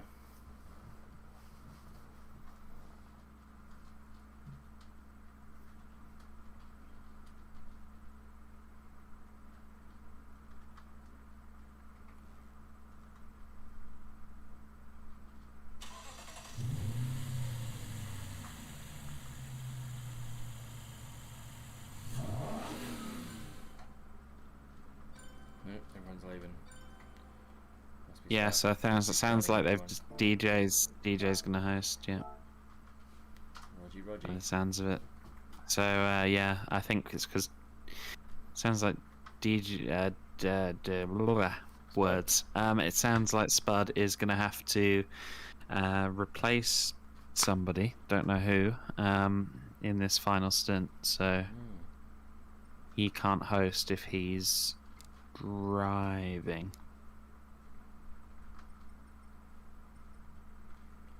We shall wait patiently. 38 laps times 3 times so it's what, 3 lots of 40 minutes essentially. 2 Yeah. hours. So what that'll take it to about 6 o'clock. Jump off, have dinner, come back and stream some COD. Meanwhile, it will be about 7 o'clock in the morning for me, and I'll cry. You cry and then go to bed, cry yourself to sleep. Exactly. Come on.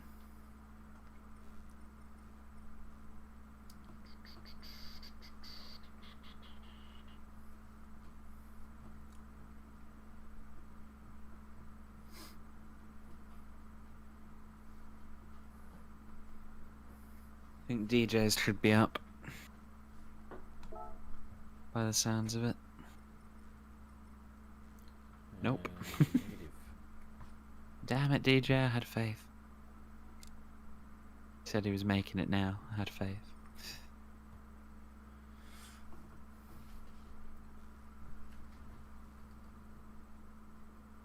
Hello, doggo. Come to join me, have you? Some insight from Gabans. Yeah. I lost 200 grams of weight in this stint. Come to Darwin and race. You lose weight. Lol. My whole seat is a pool of sweat. Yuck. Yeah, it's a bit muggy up here too. I've got no I've got a fan on my back, but I have no way to cool the house down, other than waiting for it to cool down and then opening the windows. See, because I'm a kilometre above sea level, even when it says 35, it feels about 40. It's closer to the sun.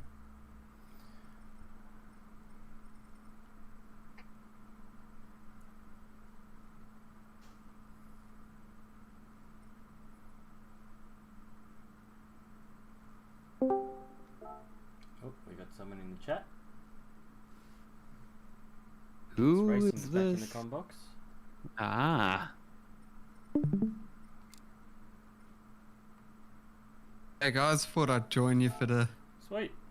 stint. Welcome. I'm relieved from safety car duties after I binned it down the end of the back straight on lap 1. Yeah, Nice. did you have engine damage for that entire stint? Yes, I As a did. safety car? Yep. Nice work. Alright, we found DJ's lobby. Admittedly, there was a lot of discussion going on at the time regarding the status of Budsy and whether we were throwing a safety car for him. So, amongst all the chatter, I all of a sudden looked to the left and went, I should have braked about 100 meters ago. Dear. It's cold outside. Really. Baby, it's Yes, it cold is. outside. Awesome. It is cold outside. Beautiful.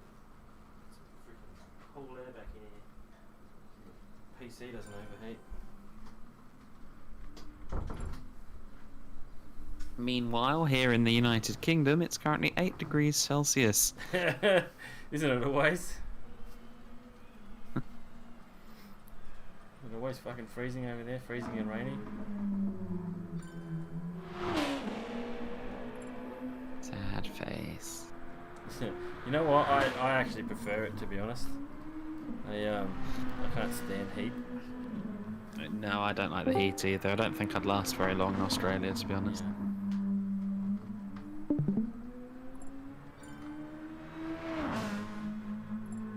Cooking my own juices in the outback. So is it supposed to be this late in the day in the game? Yeah, the times change throughout the day to kind of simulate Nice. an actual race. I like it.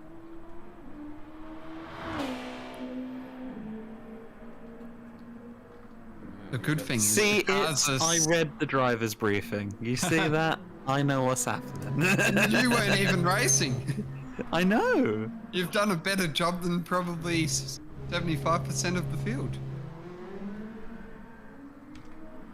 Well, given my record for trying to commentate in the last 8 or so months, there was an odds-on chance that I was going to get called into a car at some point. So, you know, I thought I'd better swat Little up. Blacko says, come live in Lithgow, Adam. It's mostly always cold. Little Blacko, are you in Lithgow, sir?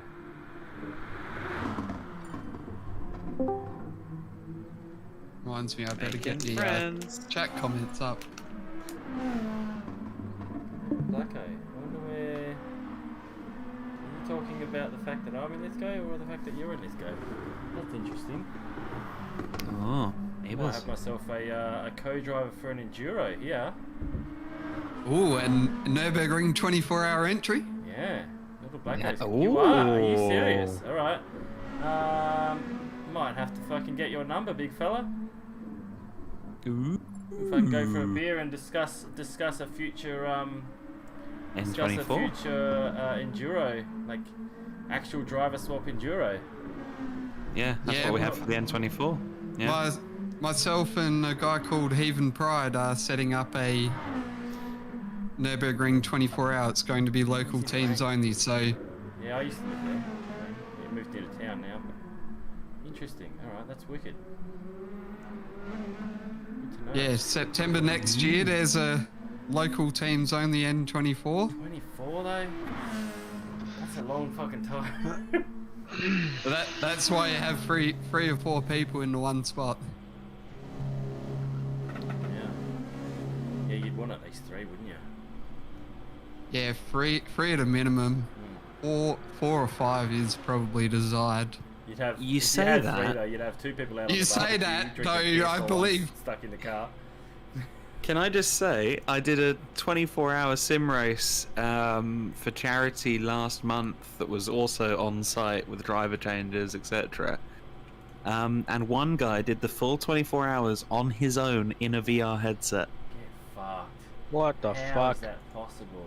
He looked like a corpse at the end, but he did it. And he came second. Yeah, that would definitely kill you. Someone buy me a flight and I'll be on. So, I'll be in. Oh, well, actually, I don't know. See how my calendar looks, and then I'll let you know. yeah. Yeah, with that in mind, in the N24 that the Green Hell Heathens team did win, I do believe that Matt Simmons drove about 16 out of 24 hours. Yes. So we do say 4 or 5 is desired, but really we probably could have won it with just one. Let's. Mint is used to carrying it, is what we're saying. He's had about 6 years of experience.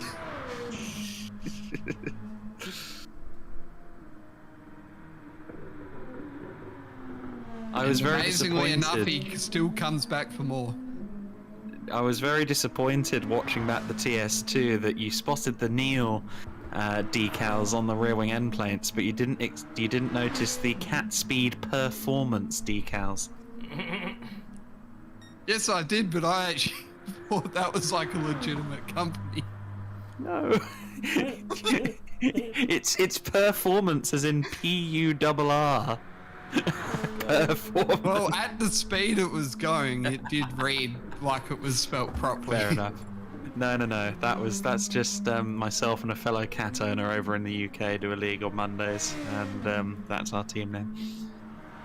That being said, I probably did spend the entire time while the car was focused on you just looking for a Neil. So there's I always a probably Neil. wasn't paying attention to any finer details like cat speed performance because I was just too busy trying to spot the Neil. Well, rest assured, ladies and gentlemen, that if there is ever a car of mine driving around with a livery on it that I've made, there will be a Neil somewhere. So that game is always playable. Who is Little Blacko on Discord? Little blacker. Yeah. Hit me up, Little Blacko. I need a teammate that can drive IRL driver swap. We got a 12-hour coming up. A Bathurst 12-hour.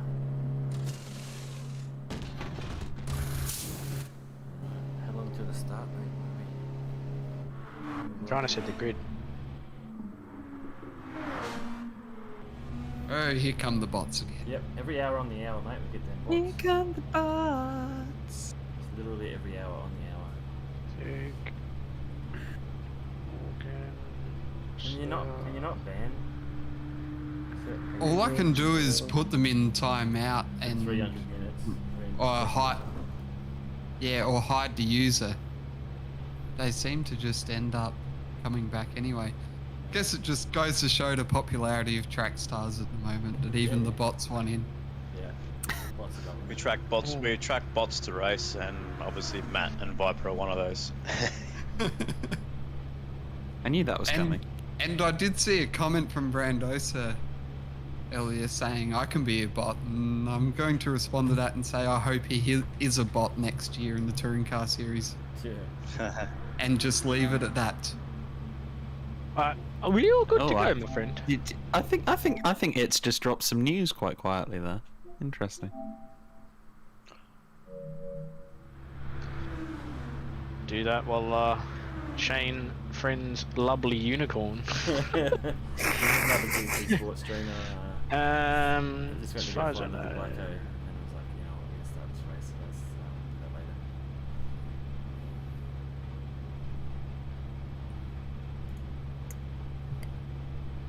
Let's Confusing with laps, cars that are lapped down, trying to put them on the grid, and co-drivers.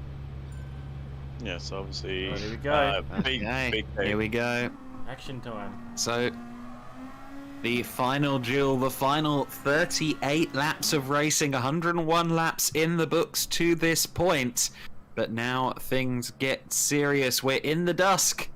And this is the order coming into the final 38 laps. You see it on screen now. Mint Matt at the top of the order. Diswood, Jerem, Jono Stan, your top four. Ridwan there in 5th place. Dano 8 in 6th. 7th is Cyric. Morgan Davey there in 8th place. Keep an eye out on him. And keep an eye on Viper Z as well at the back of the order. Back on the lead lap, starting in 12th on this grid. Keep an eye though for now on these two NSXs at the front of the order. Diswood has tried at various points to get himself onto terms with Mint Matt in the early going. Realistically, he will know that he needs to try and get past Matty as soon as possible if he is to be in with a shout here, as has been the case for the starts of stints 2, 3 and 4. This one gets underway as soon as they get to the first sector split, which is halfway between T2 and T3. So we're about to go racing for a final 38 lap dash. All on the line here, top 12, all on the lead lap. Some of the fastest drivers in Trackstars at the helm of their respective cars. Matt, surely the favourite just on geographical position alone, but we'll have to see what happens over the course of this 37.8 laps, let's call it. They're underway now, and it is Matt that leads them away for the final dash. You see the safety car there in the background. Don't worry about that. It has to do a lap to get to the pit lane. It's Matt that leads, and diving up the inside almost immediately for second place is Jono Stan. Jono Stan on the attack here. He's going to try and go around the outside at T4. Surely he can't do that. No, not not quite. Diswood wanted to be on the offensive. Instead, he had to go on the defensive. Viper Z already up to 6th position. Make that potentially 5th position up the inside of Ridwan. Viper Z has made up 7 places in about 40 seconds. A phenomenal start there by Viper said from 12th, from all the way down to 12th, almost after being a lap down and all the way up into 5th place. That is an amazing start by Viper said, but he's still got a long way. Obviously, it's a long way to go. We've got 38 laps to go. And Viper, how far can he come up the grid when it comes to racing the likes of Matt, Diswood, John O'Stan, and Jerem 50? But it's a top 5 that we've seen throughout the whole stint of Sunday, the 19th of December 2021. We have Matt leading the way ahead of Diswood, John O'Stan, Jerem 50, and Viper making a stunning start for stint 5 here this evening. First time in the race that we have seen Viper Z and Mint Matt on the circuit at the same time, I believe. So 2 of the hard hitters coming to blows directly for the first time in this race. But Matt still has a fair cushion between himself that Viper Z still has a lot of work to do, and of course the man who's been the closest contender to Matt in all of his stints so far is this driver Diswood in the 66 car. That 66 car currently in championship winning position. Doesn't really matter if Matt wins. If Diswood is in 2nd place, it will be enough to net Woodsy the championship ahead of It's Racing, who is in the box with us here. It's going to be a tense couple of hours here in these final 38 laps. This circuit breeds drama, breeds action, and we can only assume we're going to get quite a bit of it in these last couple of hours. The desperation will hit for some. The pushing of the envelope will strike for others. And look at this at the moment, certainly pushing the envelope and staying with Matt is Diswood. We know that Wood is quick, and he would take great pride, wouldn't he, in being able to challenge Matty on the circuit. Can confirm that this evening it is very dark there on the track there. I'm looking on board of John O'Stan as he runs a little bit too wide there on the exit there. That'll compromise his entry speed into turn 1s and 2 as he's trying to scrub off the dirt of those tyres. But I can confirm, I'm jumping on board with John O'Stan, it is dark and the drivers have to be fully focused on their TV screens to try and make sure they hit their apexes. And John O'Stan has hit the wall there. Yeah. Not so sure if he's copped damage there on that, but we'll have to find out, wait and see. No, he hasn't copped any damage, so luckily for him, he's only just dropped down 1 position, but that's all it can take. 1 lapse of concentration around with this time of day, and it could punish drivers with, obviously, with not getting their car positions as how they would during the daytime. Absolutely, it only takes an inch, especially at some of these corners where you have Armco to the left, Armco to the right. You can get damage very quickly, and John O'Stan did have a bit of a get-out-of-jail-free card situation there. Viper Z is going to be watching that one with great curiosity there in 5th place as well. Jerem up to 3rd place. We've talked a lot about Jerem and Nightwalker in that 50 car. They have been precise. They have been consistent all race long, and a podium would certainly be just rewards for that, but a long way to go. And look at Jono. He clearly wants that position back, flashing the headlights, an aggressive stance to that RCF Group 2 car at the moment, the GT500 machine, as they run through these S-bends and towards the bridge for the second time of asking. Jono, they're not quite as quick through the S-bends, and that might leave him open to an attack from Viper Z as they run over the bridge. A slight glance of the Armco there for Ridwan, but I don't think it caused him any damage. And a bit of a moment for coming for you there as well, very close to the barrier in the second of the PLE, the toll-backed PLE car. Matty leads though by 1.3 seconds, so he's extended that gap by 7/10 since we last saw this top 2. But I think we need to look back to 4th and 5th place, because I get the feeling that Viper Z is about to make the move for 4th position. He's certainly well within slipstream range as they run down this long back straight. And look at this, shades of the old Mulsanne. A move can be made over a minute at this kind of distance of straight, and it's already surely been netted. Yes, indeed. John O'Stan demoted to 5th place. Viper Z up to 4th position. Got a great run clearly onto the back straight. He was already hounding the back of Jono when they came onto the bridge, and he was in prime position to take 4th place. I certainly didn't leave it in the best of hands for Viper, but I kind of gave it my best shot, and I got through the field as best I could. But those boys up the front, they're just way too quick to catch. But a couple of drivers did try and fight me as I was coming through, but no, it's pretty good. But he's doing an outstanding job. I could not be happier with Viper's head. So I'll wait and see what happens over the next 36, 35 laps. And it's all going to become very crucial comes towards the end of the championship as we see Syria come in. It looks like he's got some front left suspension damage on his end. So it's going to become very crucial for the championship between the 24 and the number 1 Mash Buds Racing of who will take that 3rd place when it comes to the Drivers' Championship.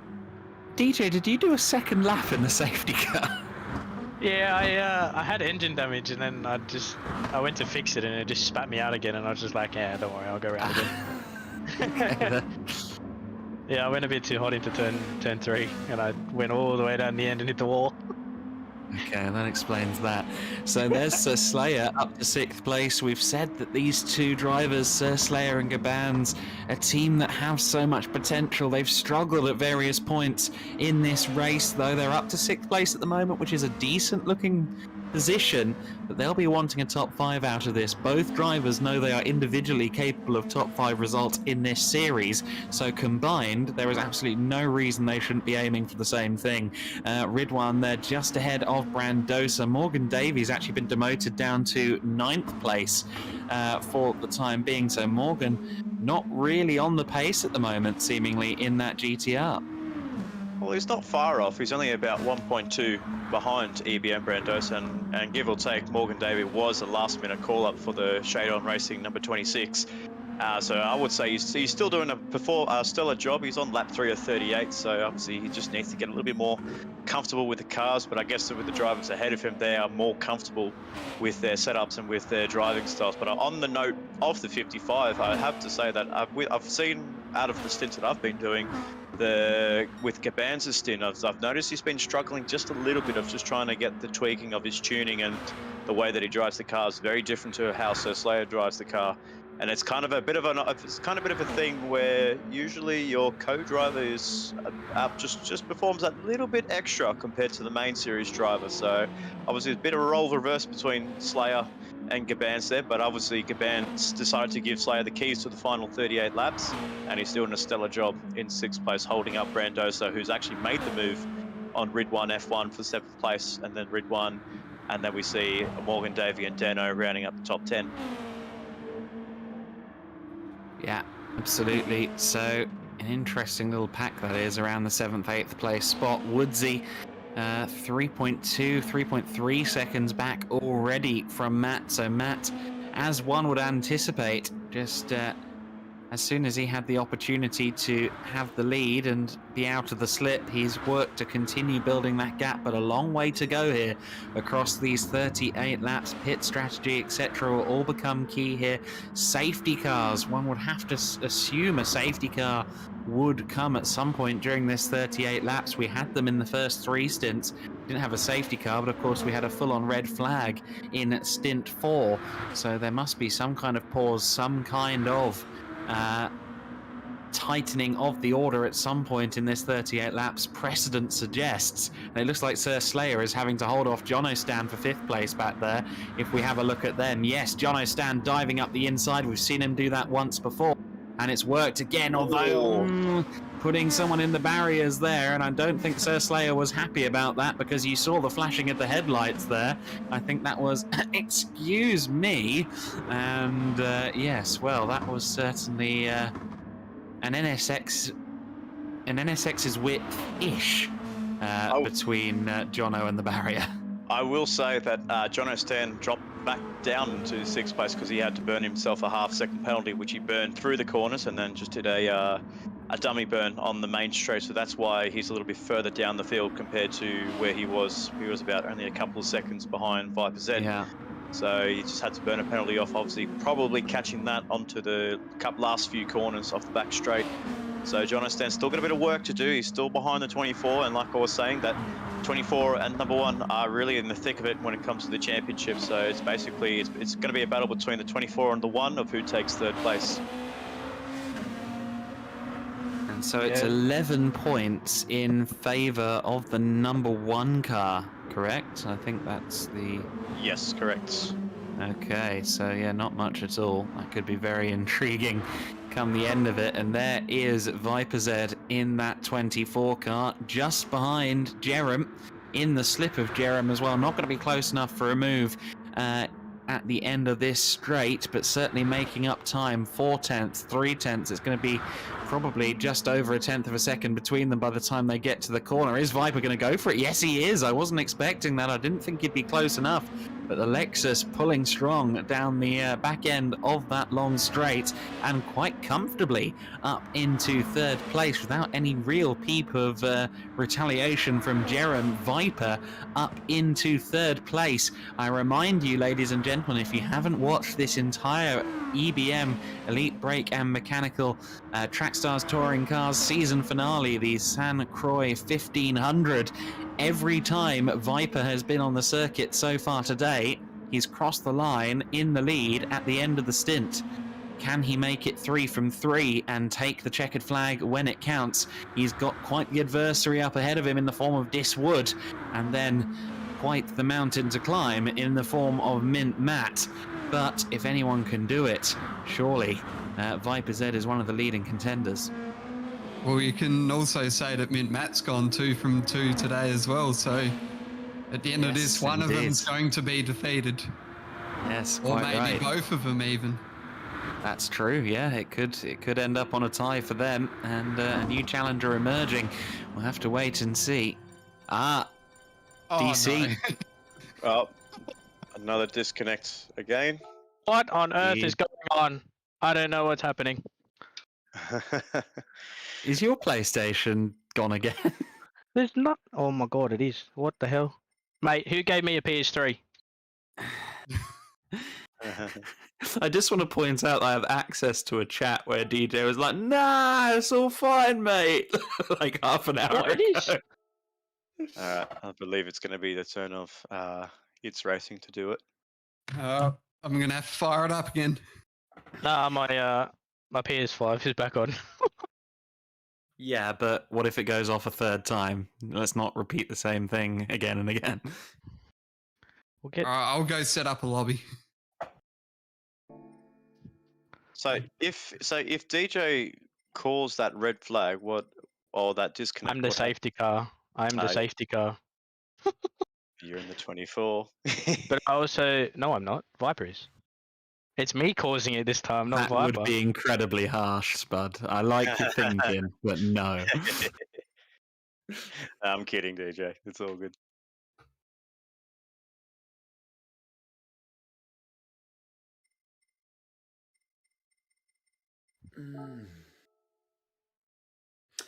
Well, there are certain issues that we get with sim racing that you wouldn't get in the real world, and this is one of them. Let's hope we can get the race It's- back underway promptly. Not even hot. My PS5 isn't even hot. I have no idea what's going on, to be honest. Do we need someone else in the safety car as well, in case he DCs again? If Maybe- Jarman hosts, he'll have to be safety car. Ah, yes. I can be ready just in case if I'm needed. Probably should have stayed in my lobby, but what can you do?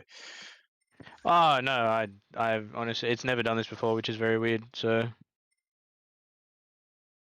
even my PS4 has never done it. It's actually not hot. It's very windy. I think it's not hot. I don't know. I got the aircon on.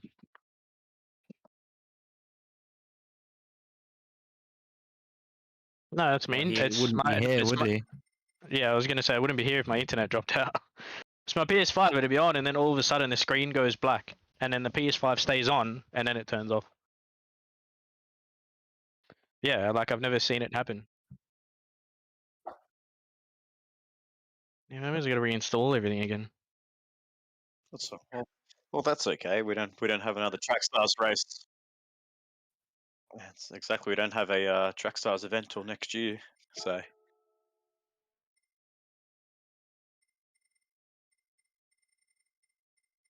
My apologies, friends. But well, that's technology, I guess.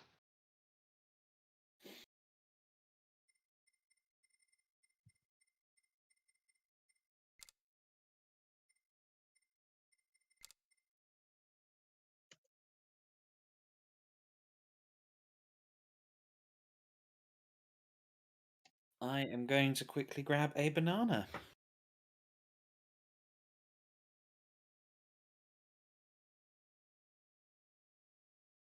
Old swimming habits never die, except going to the gym and staying in shape.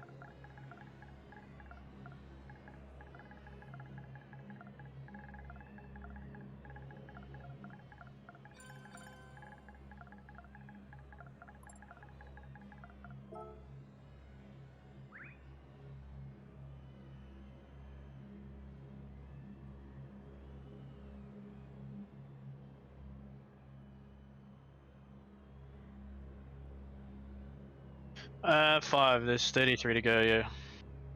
We just need position 9, 10, 11, and 12. So.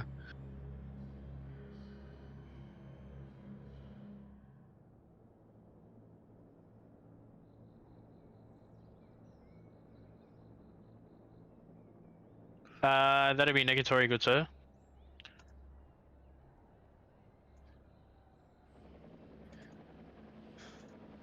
I've been playing a lot of Rocket League and golf, but yeah.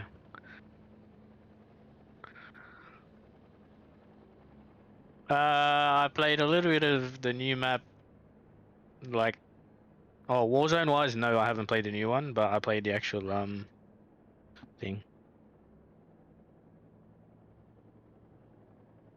Hmm.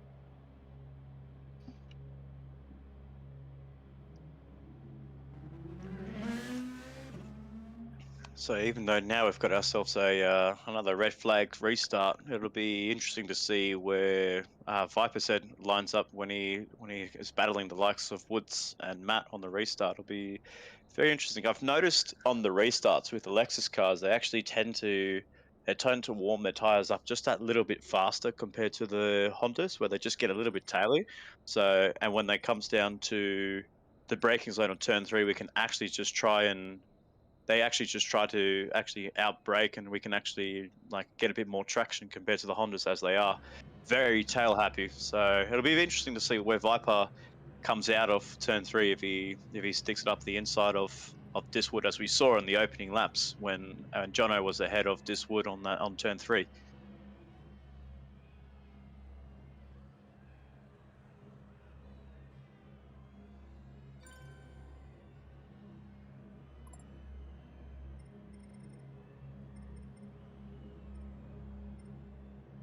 I think we're missing. No, there you go, 16.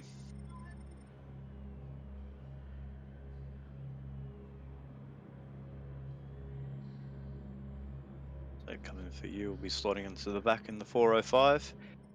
But as we get ourselves, as It's Racing gets all the grid sorted out, obviously the last one will be the number 405 of Coming For You and Budsy76. Unfortunately, had a bit of a obviously a bit of a weird moment, that one. He just decided just to jump out of the lobby and right engine damage, and I was like, I was a little bit interested into why he did that. But Yeah, I didn't understand. bit strange, but anyway. I actually did see him hit the wall, and it was good to watch. But you just hit the wall. You never had it all. Yeah, he ran a little bit wide there out of turn 4, and he just got the rear end get a little bit loose, and then yeah, he just plastered the wall, and he just had no returns, and I was just like, well, there goes that car.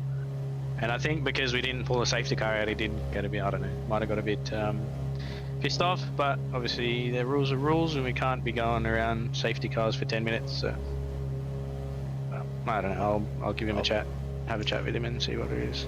I've noticed Blacko's put an interesting comment in the YouTube that he's might need unfortunately we'll not be able to get a video evidence on that, but he's saying there might need an investigation of the start that Viper had. Obviously the turn that. No, that's right. So unfortunately that I guess unless he has some video footage on that, unfortunately that won't be the case to actually get an investigation. Take a look at the green.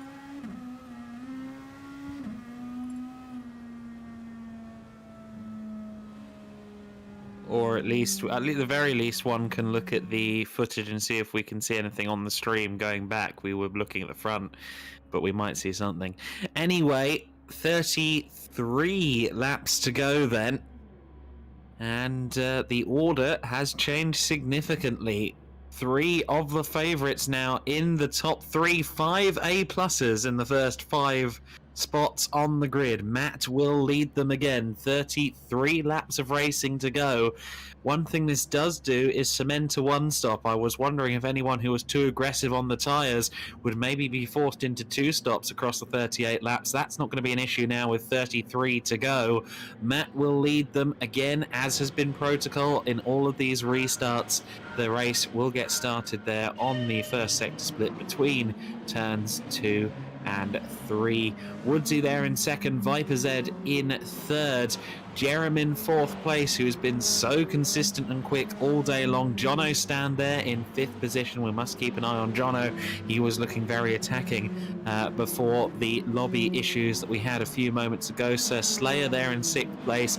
Keep an eye on him. Ridwan's been strong as well in the first of the Nissans.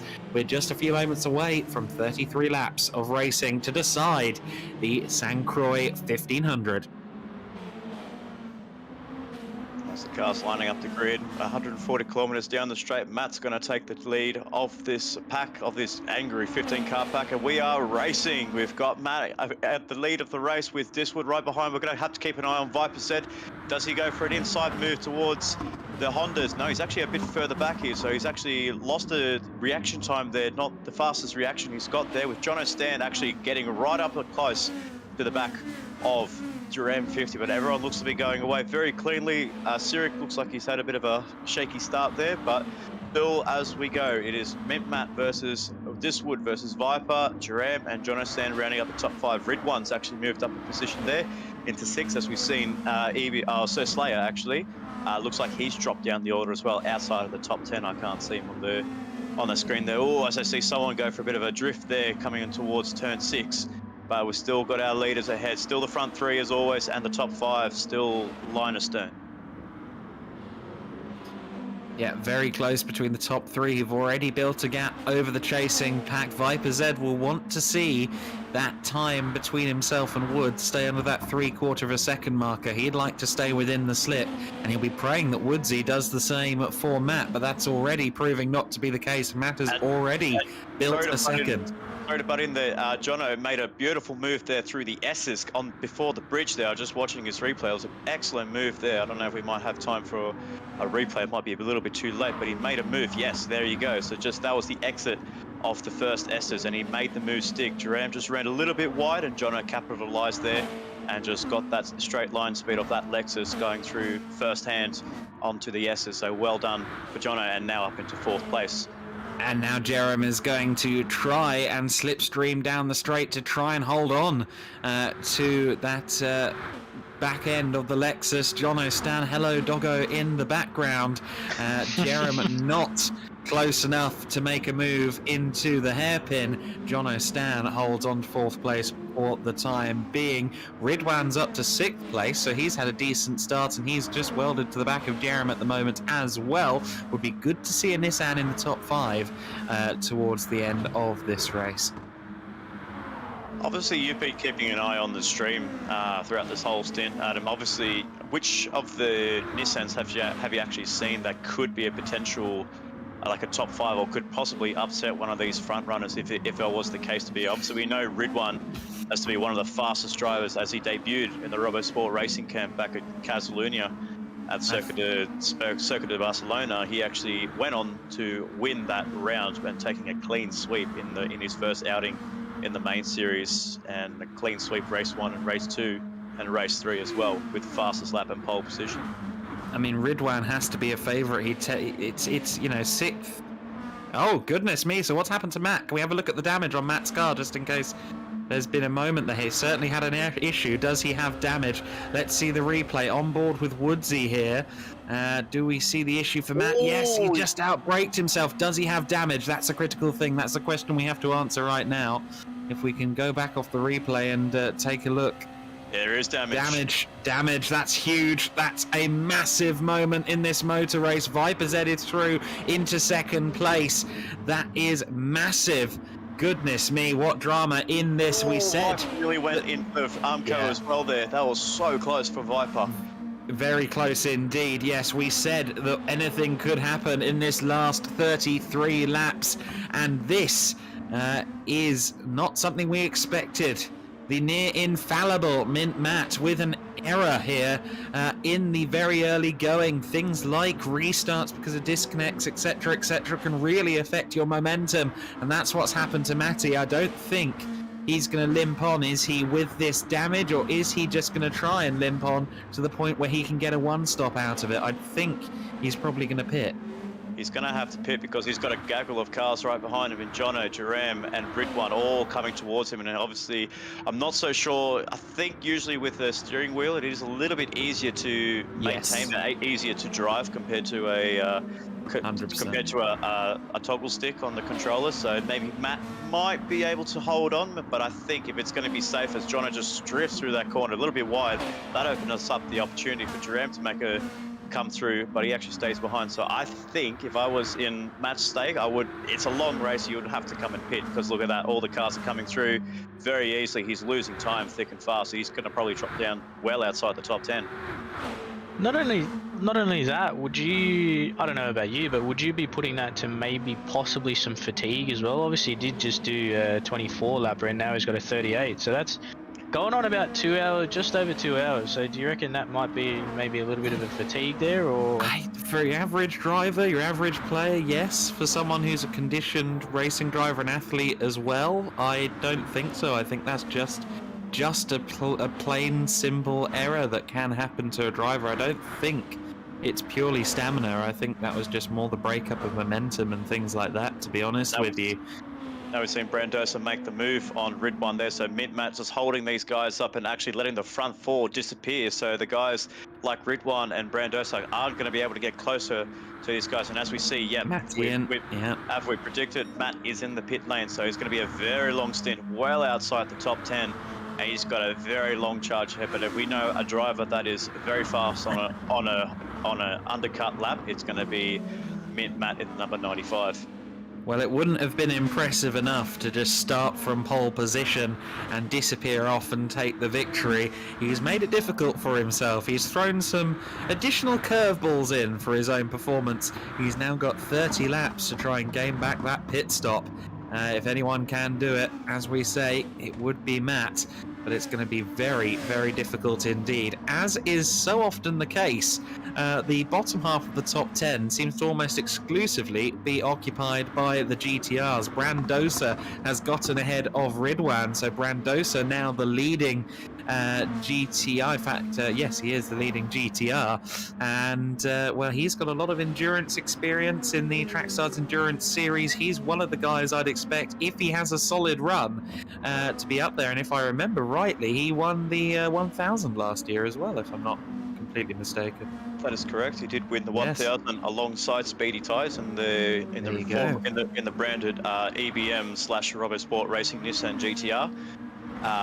And then they managed to get themselves a 1-2 last year with Little Blacko and Lurox, who unfortunately, as we've seen throughout the stream, we haven't seen Lurox 22 join us this evening. So unfortunately for him, that's the year done for Lurox 22. And unfortunately, with this with these spec changes that we've gone through with Trackstars, it hasn't really suited his style of driving, or hasn't been able to get some consistency throughout in his Nissan GTR. So he stepped away midpoint, and that's where we saw Ridwan actually take over Lurox 22's number 22 and made it to 79. There you go, purple lap from Viper Z then, who is on a hunt for Diswood. This is going to be a great battle between these two. I think this is going to be very evenly matched, blow for blow, between the two drivers. The DJ in the com box as well, just reveling the challenge that Viper's going to be bringing onto Diswood. Obviously, his teammate against one of his best mates in the real world. So it's going to be interesting to see how Viper goes handling and passing Diswood one. But we've seen with his pace, when Diswood actually keeps consistency and keeps good laps, he can pull away. I noticed in our first stint, in stint 4, I managed just to try and keep ahead of him, but unfortunately, as he started to get a bit more confidence and a little bit more heat into his tyres, he just overtook, and then he just never looked back. Yeah, he's definitely been a driver to watch through the year. Obviously, I don't think he did Trackstars full time as such last year. But how much he's also progressed too, so. Absolutely, and he only actually joined us after the TS2 race in a wet Styrian sprint at the Red Bull Ring in Austria. So he was in the TS2, he was going to race TS2 as he was committing to another series, and then all of a sudden that CP called him and asked him to fill the voids of one of the drivers that couldn't race, and obviously what turned into a super sub driver into a full-time driver and potentially a championship winning driver. Oh, as we see, off track. Diswood off track. Let's take a look at the damage. There's plenty of it. Goodness me, another dramatic twist, another Honda NSX in the barriers here. I think he must have just got a wheel on the gravel on the exit of that corner. Let's take a look at it. Yes, exactly what happened. and that is quite easily done. Those walls become magnets once you get a wheel on the dirt, and that surely, with that amount of damage on the car, it's going to be a hellish trip back to the pit lane, and he may end up back behind Matty. Yeah, don't forget that he will end up behind Matt, because obviously Matt has come in a little bit earlier on the end of lap 2, and we're on lap 4 of 33. So obviously Matt's got a couple of laps of fresh tyres and fresh running, while Diswood actually has to circulate the track for another 2+ minute lap. So he's holding on to 4th very nicely there, but unfortunately for the guys like Brandos, as we see there, and look at that, he's got the whole left-hand side of the car actually fully damaged. So that's incredible amount of damage that he's actually sustained on that number 66. And this could, if we don't get our cookies out of the jar, I think if Woodsy actually drops further back down the field, this could potentially give the 95 the championship lead if things stay as they are. Well, there's a long way to go for that yet, but yes, things could certainly evolve in that direction. It's Racing is going to be in that pit lane, in that safety car, sweating it out for all he's worth down there in the garages. And side-by-side action between Ridwan and coming for you just ahead of Diswood there. Look like Ridwan was on the 6th place. A moment for Viper! Viper, go back to Viper! A big moment for Viper, engine damage and all. Goodness gracious me, he's not going to get a safety car out of that either, because he is not going to be in danger of being lapped, obviously. So he's going to have to limp that one down, and he's going to potentially lose the most time of all. A huge moment. The Michelin man waves at him, but he'll rue that friendship at the moment. Those two. Oh, goodness me, what a dramatic lap. Can you believe the top 3 potential winners of this final stint all out with damage on their cars in some shape or form? Obviously, we don't want to count out Matt and Diswood 1, but unfortunately for Viper Z, he's got a long way to go. A safety car for him at one point of the race is going to help him. But unfortunately, on lap 4 of 33, we've seen 3 contenders out, and they're all outside of the top 10. That is not something that any of us would have seen just 4 laps into this 33, just 9 laps into the official final stint, as it were. And that means that the consistent team, the team that myself and Kenty have said all day is just there waiting for a podium, are now the leaders. Jerem 50, the 50 CP Motorsports car, leads the way, and then behind, the car of consistency, Spud's controller taking half of the weight. Jono Stan now at the wheel. Safety car, no Viper. Read the rules, mate.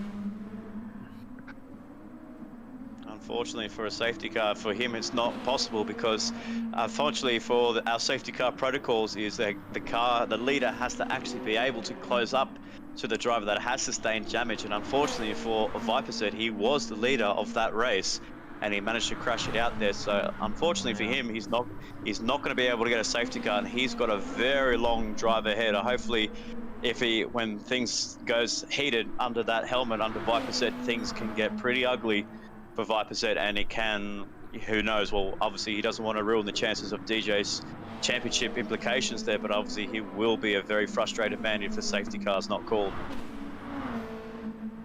Absolutely, it's not as plain as engine damage equals safety car here. It's a matter of whether the car can be put a lap down potentially while limping back to the pits, and that was not the case at that point in the lap for Viper. We'll have to see what's going on. It's been the same rules for everyone, Viper. Just get the helmet down, my friend. You've got to keep going.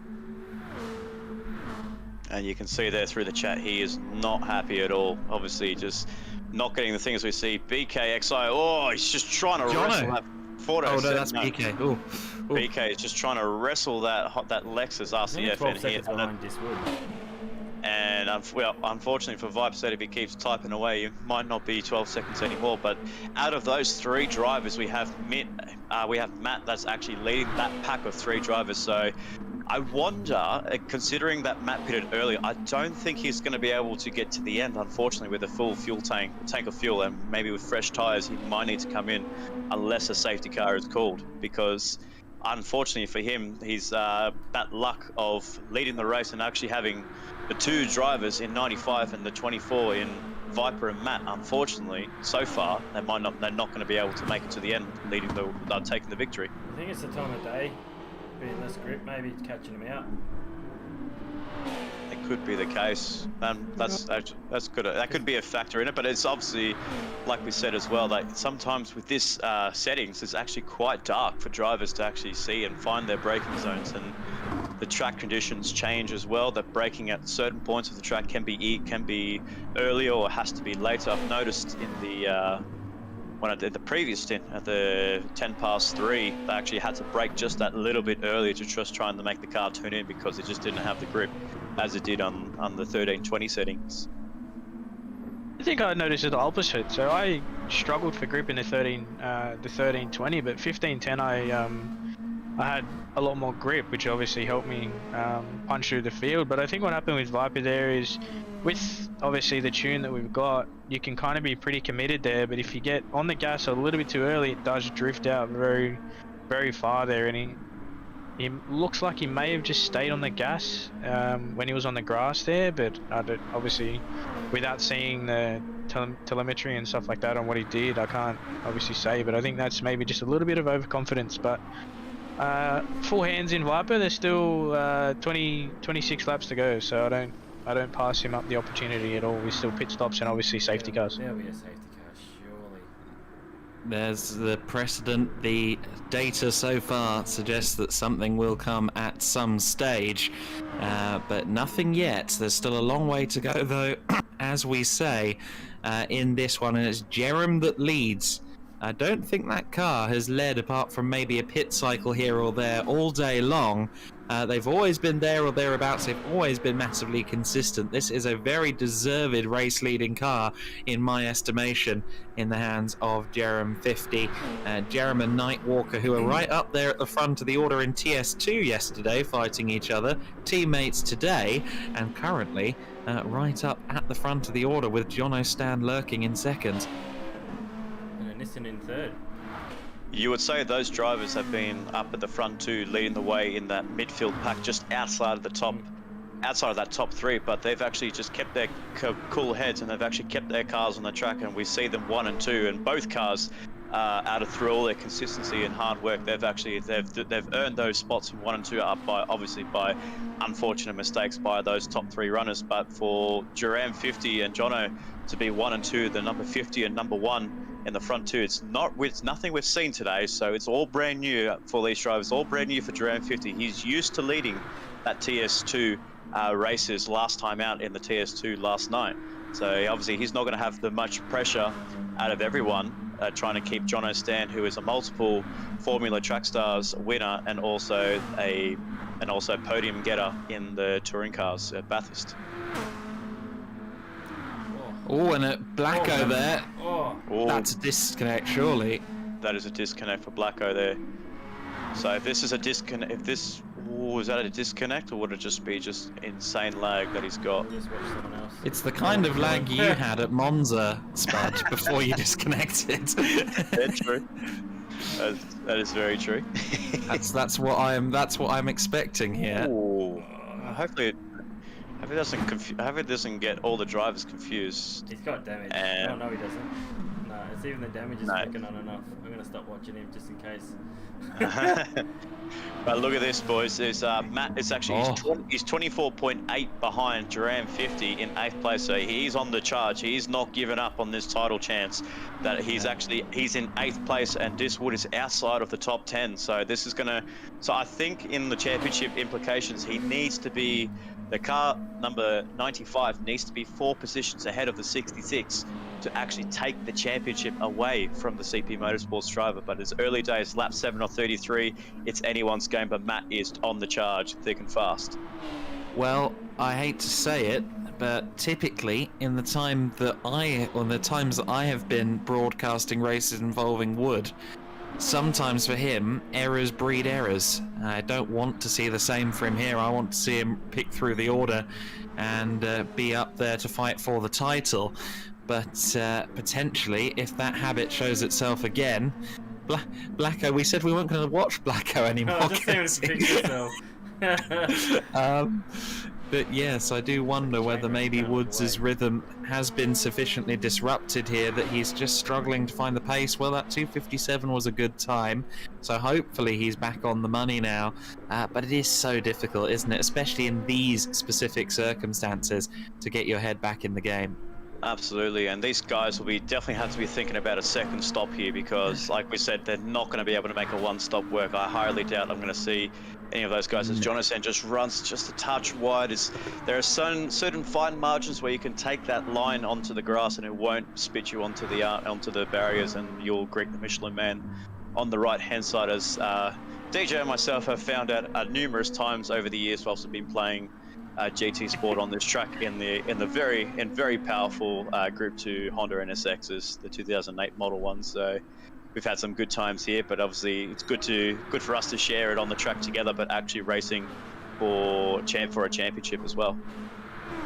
Yeah, obviously it's a little bit hard to see that happens with Viper yet, but I'm not counting it out yet at all, because obviously there's still a lot of laps to go and a lot of time, considering it's about 3 minutes a lap. So he's not happy at all, as he's just been messaging me, but I just told him, I said, head down, punch out some quali laps, good luck, good luck, good luck, good luck. So we'll wait and see what happens there, but anything's possible. But yeah, we've been fighting the season, the championship all year.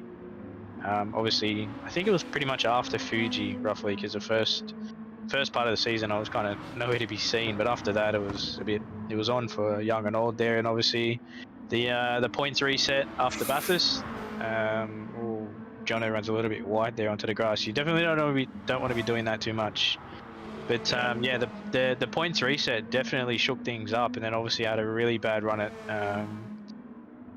Nürburgring, and then I got punted at Spa, and I ended up having to try and fight my way back, but I couldn't fight the points back. But yeah, it's only 11 points, so my fingers and toes are crossed. But yeah, it's been a good year so far.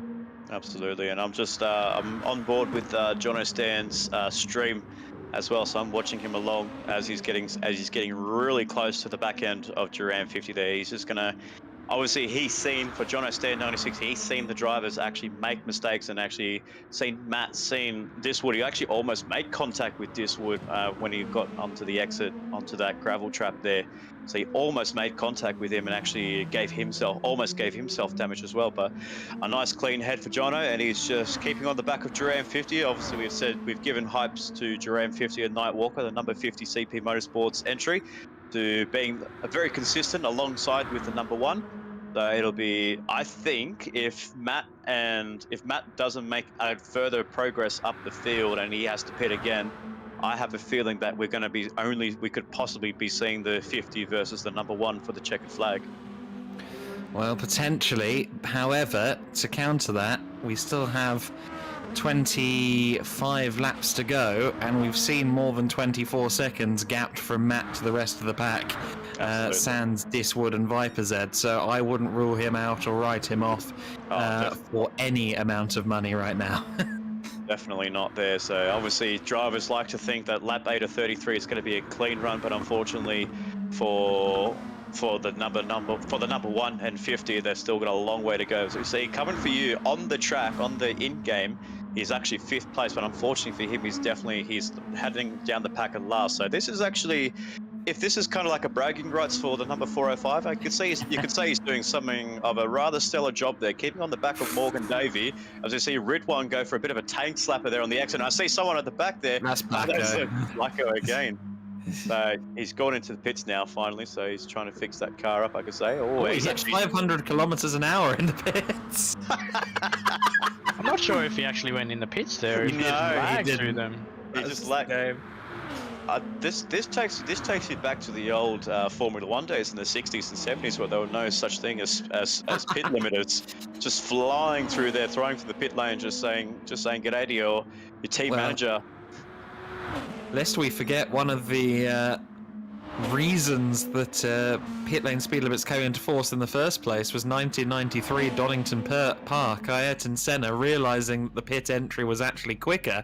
And I do apologise, Viper has come in again and he's with damage. Again, it's just getting bad to worse for the number for the number 24. This is so hard. This is such hard luck for the 24 after copping engine damage on lap 4, and he's just coming in to refuel. So maybe, just maybe, he might be able to make it to the end, but he will have to doing heavy fuel conservation to get the number 24 to the checkered flag.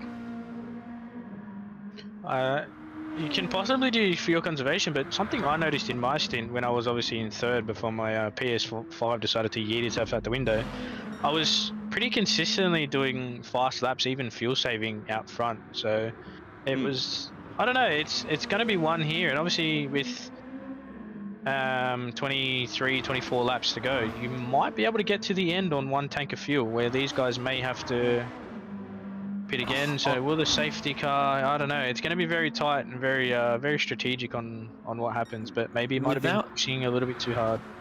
Without having to fuel save, particularly in TS2 yesterday, 7 laps on 30 litres was fairly doable. Yes, these cars have more power, etc, etc, but with a full tank and a little bit of fuel saving, I reckon 24 laps is possible.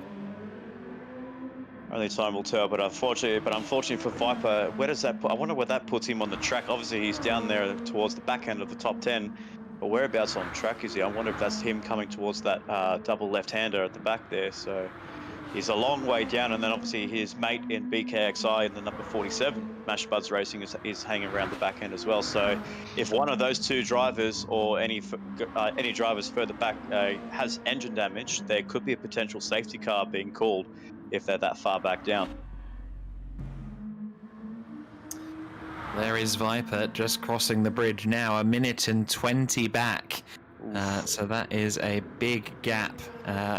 He's really, to be in with a shout of a victory here, he's going to need to rely on the issues of others. And of course, in terms of the championship and that battle for third place between the two of you in here, guys, DJ and Spud, it's going to have to rely on issues for Jono, and Jono has been fairly ironclad so far.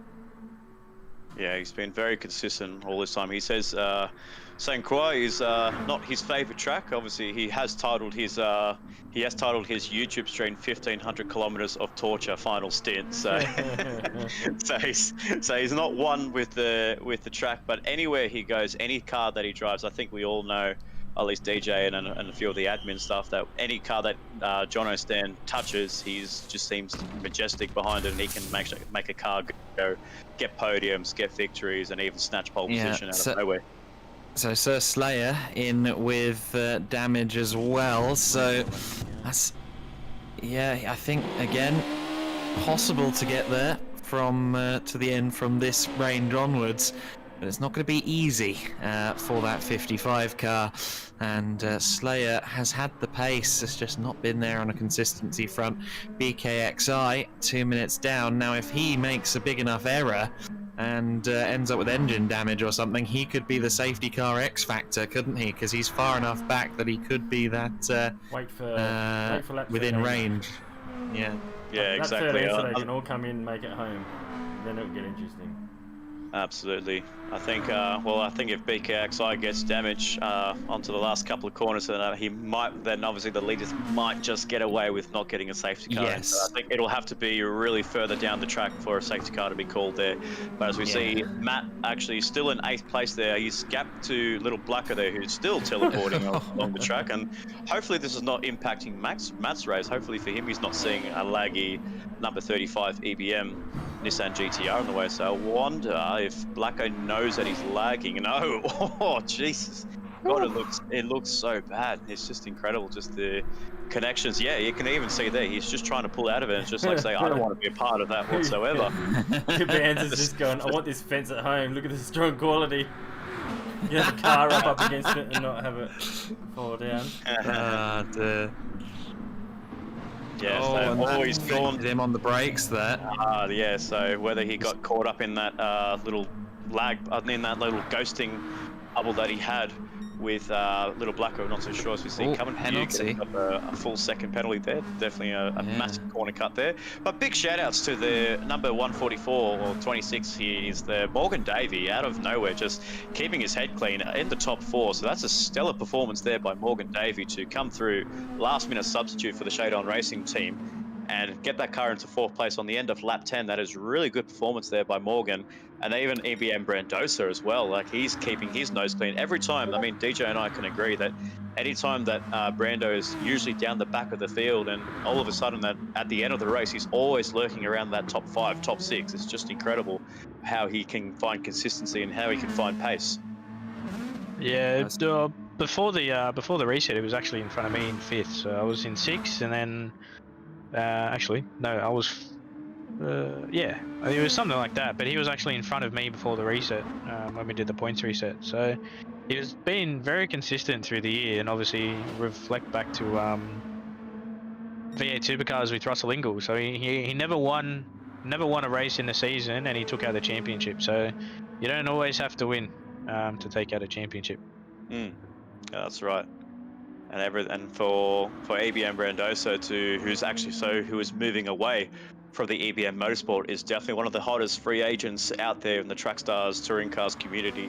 He's definitely one with the touring cars, whether it be, well, especially with his beloved Nissan GTR. So teams and drivers will be looking to snap him up and try and acquire his services. So, for so far, 3rd place for Brandosa is really a really solid showing for the number 34. Yeah, absolutely. Brandosa seems to be an endurance specialist, doesn't he, between his performances in the long races here in the Trackstars Touring Car Series, the Elite Breaker Mechanical Trackstars Touring Car Series, and in the Endurance Series as well. He does seem to be a bit of a long-distance specialist. Still very close between the top 2, though. Jerem just about clear of slipstream range from Jono Stan, but these 2 drivers can rely on both of them to get the job done, and I'm going to be very interested if things are still like this in about 15 laps time to see how both of them are once the elbows are out. We've seen that they can pound around quickly and consistently. I want to see them go wheel to wheel before the end of this one, and I suspect that my wishes may come true. So close to Christmas as well.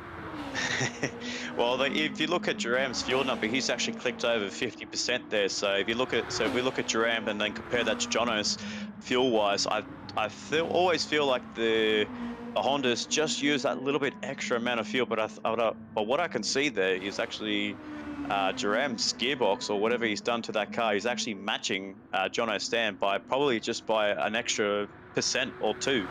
And in the favour of Jono Stan. So those cars are very evenly matched there when it comes to fuel, the fuel burn. So it's going to be up to one of these guys to either pull an undercut, or one of these drivers to get an advantage with an undercut, or one of them is going to have to do the long runs and maybe do for a long overcut and maybe go 2 laps or 3 laps extra.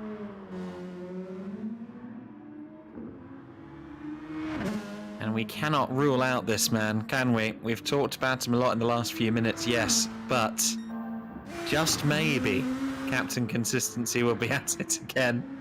Motion sickness as little Blacko once again registers in the pit lane when he's not meant to be. I'm amazed he is still in the server, to be honest, in the lobby, I mean. I'm amazed that he's lasted this long with that level of lag. Things clearly suboptimal in the Blacko camp. Exactly right, and unfortunately for Blacko, it hasn't really been a thing when we've seen him in the TS2, but unfortunately for Blacko's sake, unfortunately for him, he's just getting himself in. But here we go, we've got engine BK. damage for BK. Where is he? Where is BK? We need to look at the 14th place car. He is sure. Ooh. That's right on the verge of needing a safety car. That's I think very he'll be close. okay. Oh, He'll be fine. He's close enough to he'll be there. No, exactly. So we'll have to wait and see. It'll be up to the Trackstars admin and the safety car driver in It's Racing, Jarman Dellett. So he's coming up towards the back end of the track there. So he's got the full back straight. He's fine. Yeah. So he's got a little bit more to go. He's definitely on the full gas. He's not lifting and coasting just to try and work with favours with Vipeset, as they are good mates. I think safety car's out. Safety car's out. It's Racing has gone onto the circuit. So here we go. So drivers now, so it looks like Jono Stan and Duram 50 will have to think about coming into the pit lane now, because it's all they can do ladies and gentlemen, they have to try and get themselves on fresh tyres and with a full tank of fuel there, and just try and just fuel save behind the safety car for that little bit extra. Everyone. I think with the risk of that pulling the safety car out is when he does go into the pits to fix everything, he will go a lap down. So I think that's where its racing's probably scored out. No, we're gonna keep him there instead of putting him another further lap down. Right. You know what I mean? Even so though I they think won't catch him now when he does come out. Amongst them. Exactly. And obviously the speed difference between obviously Duram and BKXI will obviously not only hinder BK himself, but maybe possibly even the back of the pack. So not too bad of a call there from me. So yeah, I think they would, because if they full fuel, full fuel, fresh tyre, they're making 20 laps they would easy. get to So the if end. they all save a little, they can make 22. One of the many things I'm concerned about here now is Little Blacko's internet connection when all of the cars end up on the same piece of track. We'll have to hope that nothing awry goes on there. Everyone darting into the pit lane, unsurprisingly. Little Blacko, unsurprisingly, darting into the barriers and back out of the barriers again, as has been the case for the entirety of this stint so far. Woodsy will surely come in as well, or will he go for the track position? No, he comes in. Matt has come in as well, and I'm guessing as well Vibe said will come in, so everyone's going to be going for potentially a 21 lap dash towards the end of the race here. So we thought we would rule out Matt and Diswood and Vibe said, but this safety car that BKXI has caused is going to liven things up for the next 21 laps. You don't speak for me on ruling out any of those three. I've firmly been of the suspicion that it might yet happen, but yes, to your point, they have been brought straight back into it, haven't they? It's really a matter of how long will it take them to suddenly be back in the top 5, and will it be less than a lap? Well, I will say that keep an eye on Matt. He's in 6th place and Diswood is in 8th place, so they don't have much cars in between them to actually catch up to the likes to catch up to Duram and John O'Stan, but they're in 6th and in 8th place, and Viper's still down in 12th place. I'm not so sure. I'm guessing Sirik is definitely going to come into the pit lane. Yeah, he does. So Viper will be in 12th place, but if Viper really gets the car moving, and hopefully that safety car doesn't come into the pit lane before he catches up to the back of the pack.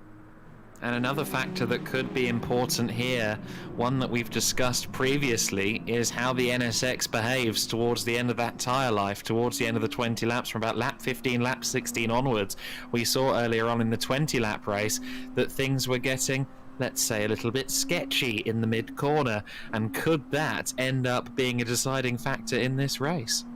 We'll have to wait and see. As we see with the Lexus cars, I've noticed myself towards the well, I might not have better reading compared to a wheel driver, but the Lexus tyre life wasn't too bad. I was actually able to match the likes of Nightwalker in that last stint when it came to race pace and lap time, but I think he was struggling a little bit more in his tyres compared to me, but I wasn't able to make a pass on him, as he was a little bit too superior with that number 50. I think I actually kept pace on used tyres, which I'm surprised about. Obviously, I maybe missed a few braking markers here and there, but yeah, it definitely didn't lose as much time as what I thought it would.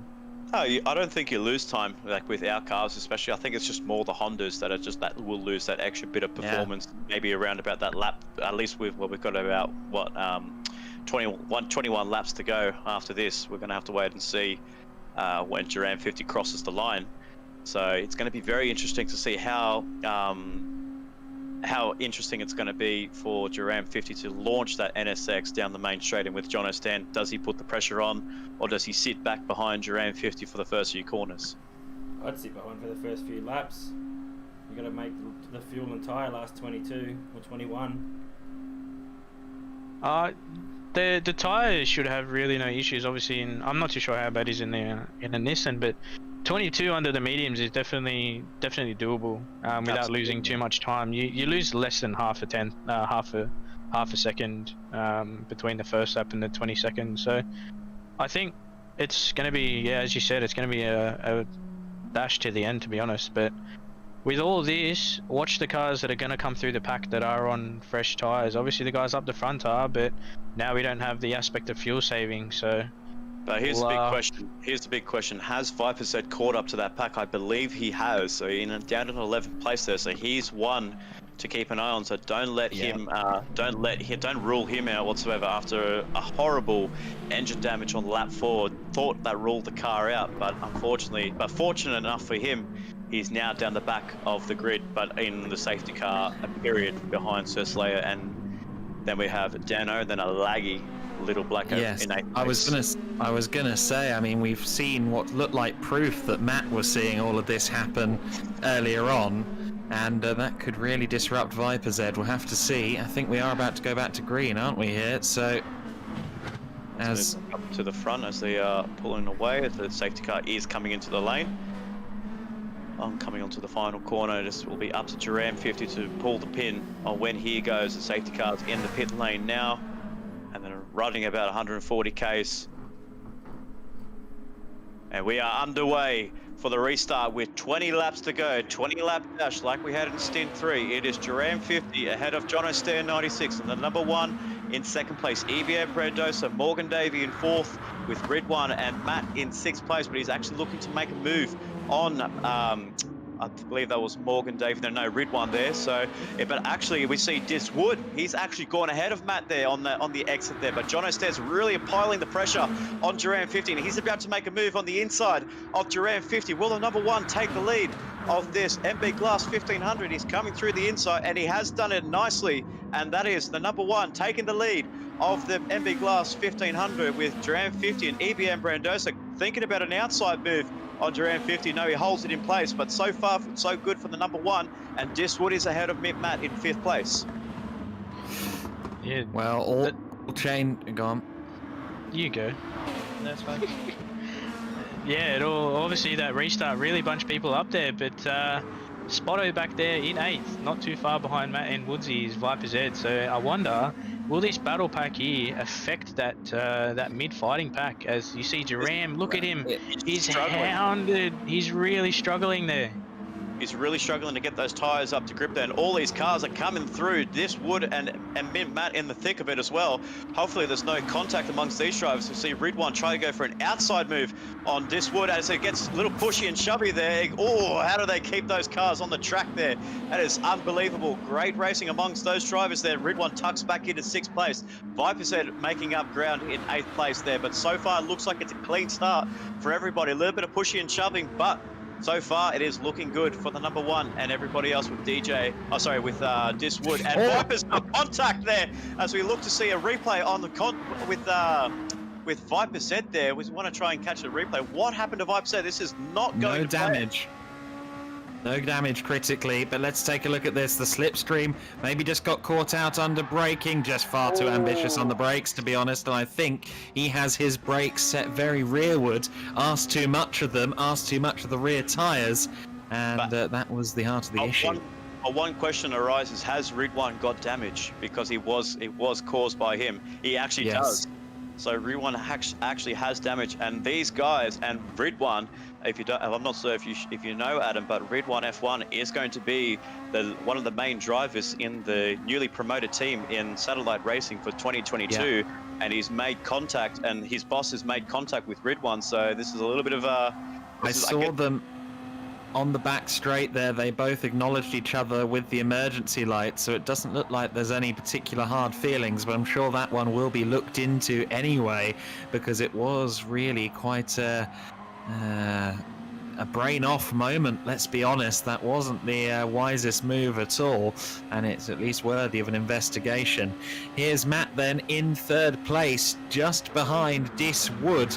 The championship battle, the battle we all expected to see at the sharp end, is currently the battle for 4th and 5th place, and Brandosa in 2nd place there in the Nissan. That's basically that is the highest I think a Nissan has been all day long. We saw Wiseacre in 3rd place briefly earlier on, but Brandosa, when it counts, is coming good in 2nd place there. Jerem down to 3rd position, maybe just cracking a little bit under the pressure on that first lap of this since the safety car restart. Struggled a little bit in the first few corners up against the Nissans and the Lexuses.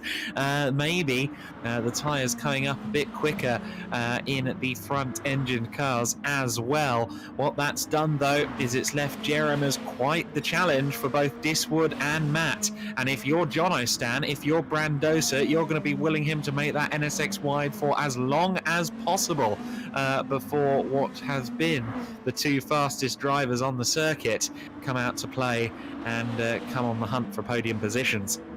And in the famous words of EBM Brandosa, DJ, it is big hat, big plays for EBM Brandosa to be up into second place there. He's didn't think about it. He went full send and he's kept his car into the second place there. So there's a bit of a shout out for you, Brandosa. If you watch back on the screen, so he's a big hat, big play driver, but Matt is just getting really tailored there. And this is going to provide a bit of complications among the CP drivers. Duran 50 is ahead of Diswood, but will he try and help Diswood, and will he actually let Diswood overtake him? And maybe Duran 50 has to hold Matt up a little bit more. As now we've seen Blacko disconnected. Blacko disconnected. That would be a red flag, wouldn't it? We'll have to wait and see if he decides to come back into the lobby there. But if he does come back into the lobby, yes, that is correct. It will be a red flag there. But obviously, so far, we have Jono Stan ahead of Brandosa and then ahead of Duran 50. So like I said, this is going to be very interesting when it comes to Duran 50 and helping his teammate with the championship. Well, this could be massive. Let's keep an eye on the he's done it. There status you of go. the room.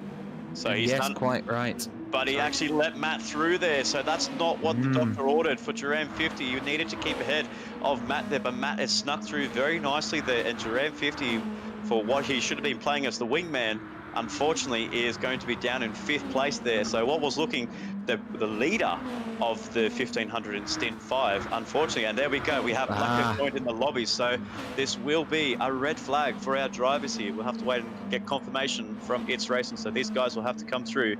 Just make sure you scan through the field quickly there, Shane, down from 8th onwards, so that way we can grab our leading pack there. So we've got Dano in 10th, we have Viper in 11th, and then we have Ridwan in 12th place. And then who's down the further back there?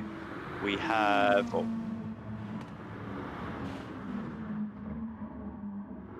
so that was Viper, Slayer, Ridwan. And this is so unlucky for Jono Stan 96 as well. He was building a healthy margin over these guys. And unfortunately for him, if that lead that he's had is all gone, all the hard work that Jono Stan has put through on that car is all coming to an end there. And this is going to help, I guess you could say, for the 3rd time lucky, it's going to help the 24 close up to the pack there. I'm just trying to get the back of the pack if I can.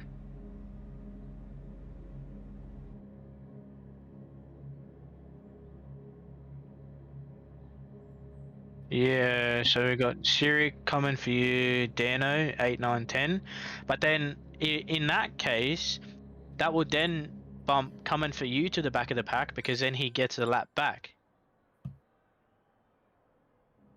Because that's under the protocol there. Because he is currently lapped, obviously, at the red flag, he will get... Oh, he's about 2016, 15, 16, something like that. But in that aspect, that puts him at the back of the pack, and he does gain a lap back. So then that will then elevate everyone behind him up.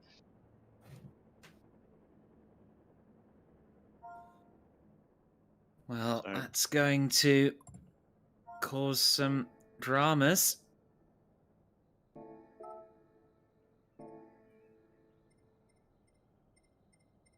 Interesting. And yeah, things are only going to be more dramatic from here. It's been a interrupted final stint so far, it's safe to say. It really has been. And still got a fair chunk of it to go. No question about fuel or tyres at this point. It's going to be an all-out sprint by the time we get things back underway. But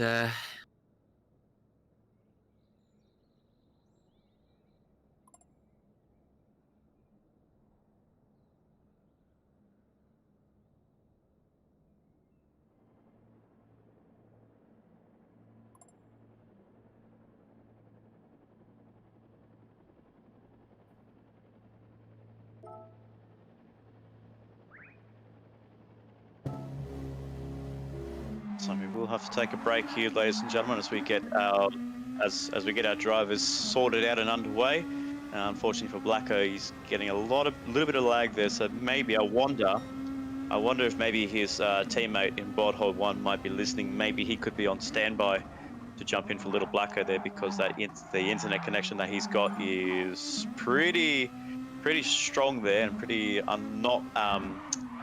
it's definitely not going to work out for drivers, because if guys like Matt and a few others are complaining about it, they need to have his teammate in the car. He needs to make sure he clears his cache, so on and so forth.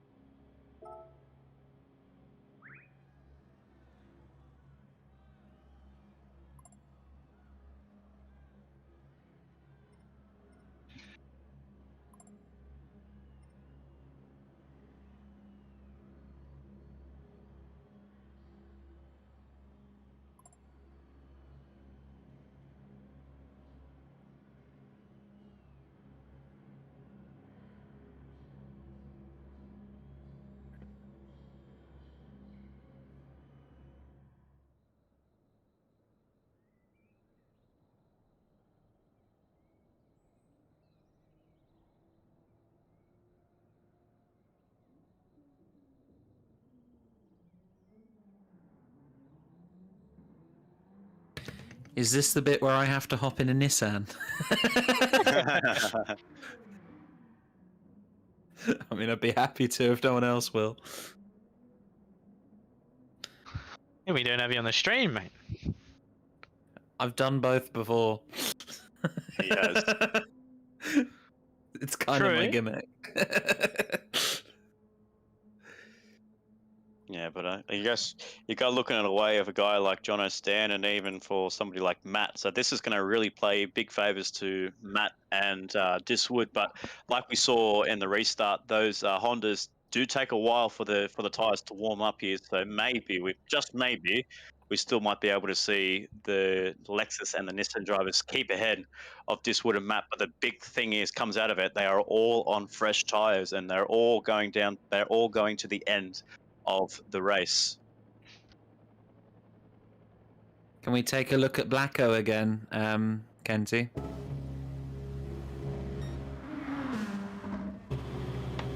Yeah, he's still lagging.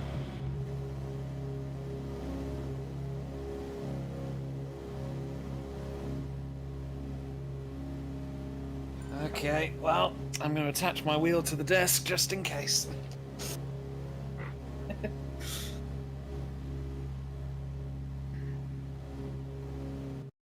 Do a little bit of rudimentary rewiring, but it wouldn't take me long. Oh, we're racing. Never mind then.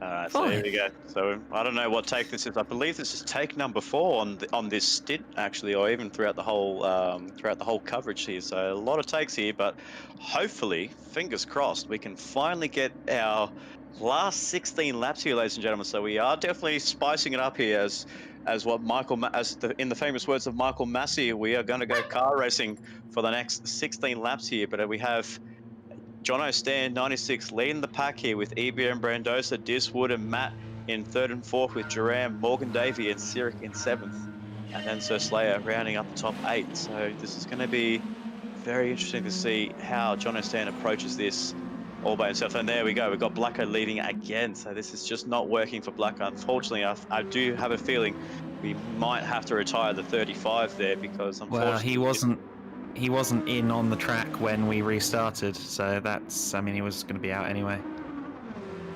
There we go. So unfortunately for the 35, it is a retirement, and unfortunately for that 35, I think with those laps brought back for the 405 and the 47, they will be ahead of Little Blacko there, unfortunately. So we're waiting for the lights to go green and waiting for Jono Stan to make the charge down into turn 3.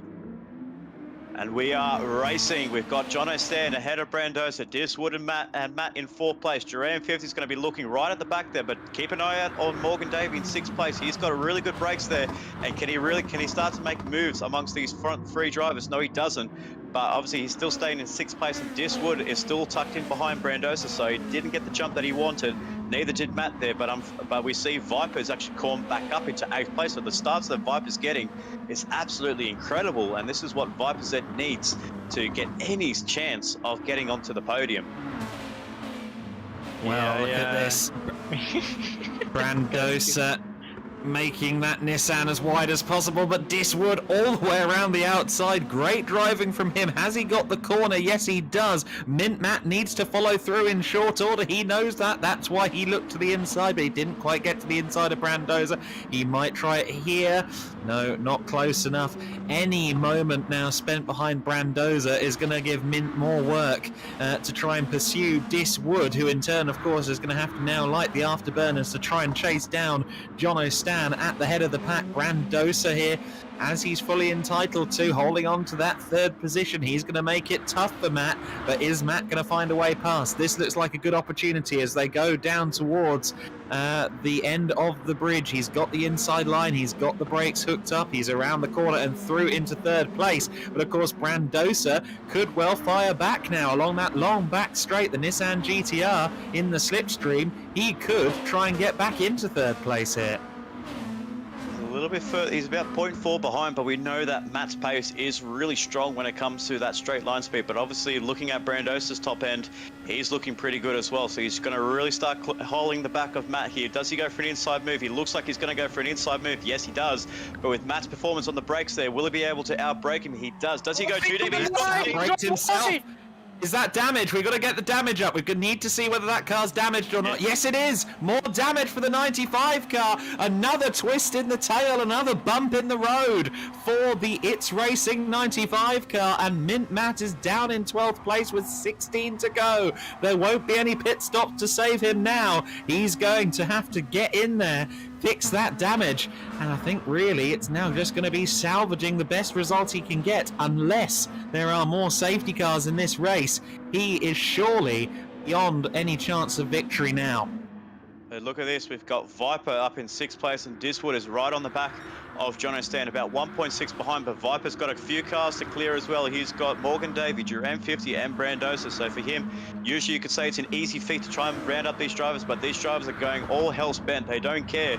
They're not in any championship fight here, so they're going to want to race, and they want to get those bragging rights when it comes to the overall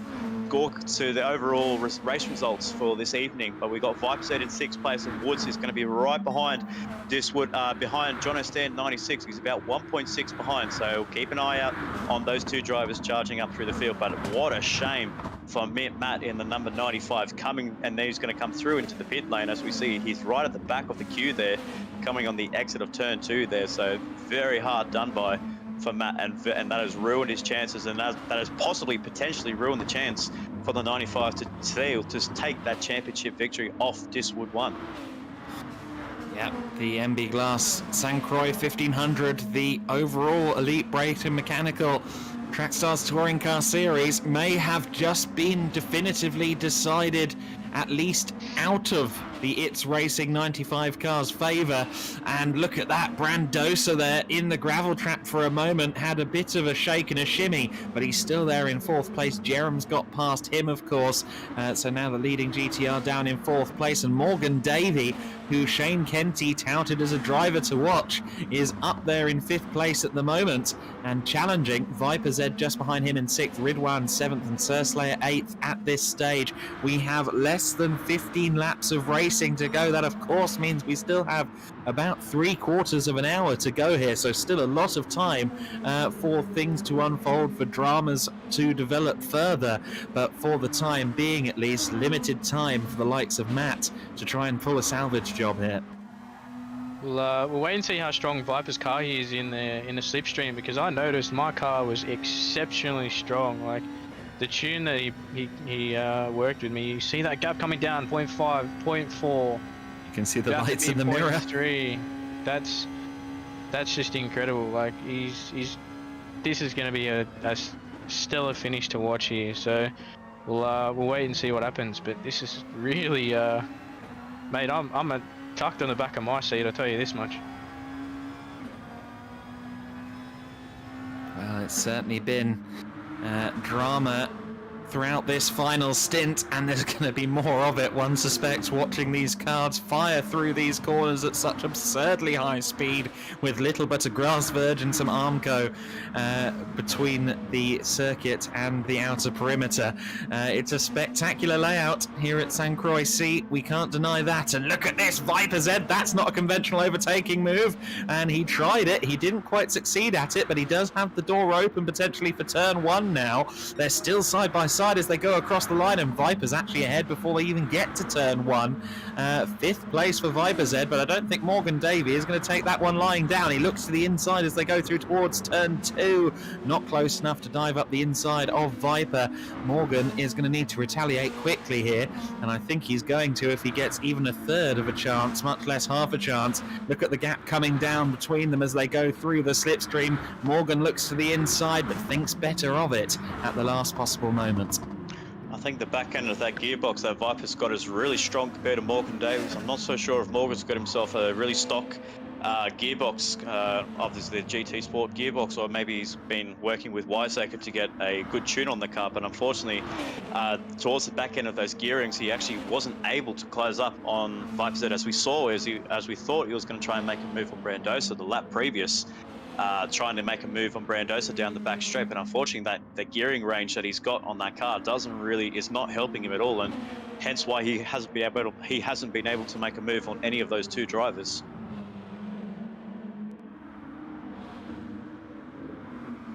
Well, we are on lap 3 of 16, which would have been lap 22 of 38 had things been, or lap 21 of, nope, my maths is miles away. You're doing my Lap maths. 25 of 38, I think this would have been, had things been normal for this final stint, but it has been a most abnormal stint. If you need further proof of that, look for the 95 car, look for Mint Matt. Is he there in the top 8 on the side of your screen? No, that tells you all you need to know. It's been a dramatic stint all around. Mint Matt down there in 12th place and setting purple sectors according to the timing scream. Shock and horror. And look at that, over a second purple, and he's only halfway around the circuit. Mint Matt has lit the afterburners here, and he will be pushing until the finish now. Well, this is going to be a dramatic finish. 24 seconds in 13 laps? I mean, probably not. But I don't think can't so. say no. I don't think we're going to be able to see the 95 on the podium unless something really drastic happens, such as another safety car coming through. But I do believe I will definitely say a top 8 will be a good salvage job for the 95, but I'm not so sure about a win or a podium here. But one guy that's looking to make the moves, it is Viper's Ed, and he's in 5th place behind Brandosa. So Brandosa knows that he's not faster than Viper's Ed, but what will Brandosa do? Will he get the elbows out? Will he let him go through? Will it be defensive driving for Brandosa to try and keep Viper's Ed behind? Will he be able to keep him back? The more time he spends behind drivers, the more chances he gives Diswood and John O'Stan and Jerome 50 the perfect opportunity to actually pull away, and that'll make the job harder for Viper's Ed as he looks to go for an inside move. No, he doesn't, so he's very close there. And Brandos has hit the Armco there, and that's going to help Viper's Ed come through into 4th place nice and easy there, but I'm not so sure if Brando got a bit of damage there on his car there. That looked more to me as though Brandosa didn't hit the Armco. He got tapped just by sheer lack of apex speed relative to Viper, and that was the contact we saw between Viper and Brandosa, not Brandosa and an Armco. Either way, Viper is through, and Morgan Davey might just follow. But let's have a look at Brandosa's car and see if it is at all damaged. Yes, no, not damaged. It just looked like it was flashing red to me for a second. But down in 5th place now is Brandosa. I think he got a little bit of a love tap on the rear in turn 2 there. Nonetheless, 5th place for him now, and Viper's Ed on the hunt. He is going to be pushing for all he's worth because, of course, a win still very much on the cards from this kind of distance. He's about 8 seconds back from Jono with 12 laps of racing to go, 12 3-minute laps at that. it is still doable for a driver of Viper Z's caliber. And of course, Diswood is lurking there in second place as well. What's the gap between the top two at the moment? I don't know that we've seen them for a little while. Just gone underneath, just a little bit underneath 2 seconds between Jono and Okay. Diswood. So they're both keeping themselves at consistent pace. So they're not really, they're kind of matching each other through sectors, and they're all just trying to make sure they get the pace done. And obviously, I feel like for Jono Stan, he's just got a little bit of an edge over Diswood 1. But like I said, with Viper Z, he has the talent to move up the field. But unfortunately for him, he has the 2 CP cars ahead of him in Duram 50 and Diswood 1 in both in third and second place there. So it's as easy as it sounds to try and move up to the front. It's not easy when you've got those 2 ahead of you. We've already seen, though, that Viper isn't immune to, let's say, shoulder barging his way through a couple of people when he needs to, and I wouldn't put this kind of gap past him. He's certainly shrinking it quite significantly at the moment, down 7.2 at the moment. I'm interested to see what kind of lap this ends up being. There's Duram there in third place, back to Viper Z in fourth. And that PLE car, of course, the final race in the PLE Lexus for DJ, who's here with us in the commentary box. Wouldn't it be great to see it on the podium one last time? I'm sure that for DJ, he would like to see it at the very top. As we noted coming into this race, as It's Racing so astutely pointed out, not only has Viper Z won every stint he's been in so far, but so had Matt. At the moment, it looks like we're well on our way to changing that. If anyone is going to be able to retain that 100% record of winning every stint they're in, it would have to be Viper Z. And you can see the gap coming down. It's come down just in the time that we've been watching by a couple of tenths. Oh, and I can hear... I see Brandos, got something in the wall? Brandos has hit the wall there, but I'm not so sure that is engine damage for EBM. Brandos. Replay that. We'll have to see an instant replay. That shouldn't be a safety car due to him being in the lead pack. No. Oh, he just outbrakes That's under brakes, yeah. So that's no safety car there, unfortunately. No, he's far too far up the order to need that. Unfortunately there. So sorry, Brando. We can't do much about that one, my friend. But as you said earlier, Adam, rules are rules, and they're there. So. But unfortunately for EBM Brandosa, all the hard work that he's been working with at number 34 to put it where it was, as high up as P2 in this stint here, it all comes to an abrupt end with just a small misjudgment of the brakes there. And I guess tired heads, tired eyes, and all that comes into play when it comes to finishing off this mammoth MB Glass 1500 for the final race of season 2021 for Trackstars Racing Series. We have Jono Stan leading the way ahead of Diswood 1, ahead of Duram 50, and Viper right back there. He's looking around, he's looking to make moves, but the laps are coming down and the laps are going away thick and fast. I don't know if we've acknowledged this, but Jarman on the chat, It's Racing on the YouTube chat, saying his pedals are glitching. That is obviously in relation to Matt, so that explains why he was out braking himself at a couple of places and struggling in general. If Matt has some hardware issues, that's not going to help him in the slightest. Well, it's not helping him at all, but if he's setting lap times like 2 minutes 55 there, 0.3, he's definitely, obviously there's been one lap that he's done that he hasn't had any pedal glitches whatsoever. So it could be an on and off thing. It could be just a bit of freak nature for Matt there, but he's definitely, but yeah, I'm not liking his chances to try and get into the top 5 after that costly mistake at the end of lap 1. Yeah, I'll be back in 1 second. I just got to run out the front. Okay, so Viper there in 4th place, kicking up the dust. He's actually lost some time on this lap to Jono. 7 seconds it was pretty much exactly at the second corner on this lap, and he's now actually lost just a few tenths, but you can see him making that time back almost corner on corner through this section of the circuit. I will say that Jono is losing a bit of time on this lap here. That Diswood has actually brought that gap down to underneath 0.5 of a second there. There you go, you see it. We need to watch this then. So Jono Stan is actually having a little bit of a nightmare lap 5 there, and Diswood is coming in and with fresh, with really worn-in Honda NSX tyres. He's going to be looking to make that move very soon there. He's right in the slipstream. Will Jono defend? Will he actually let him go through?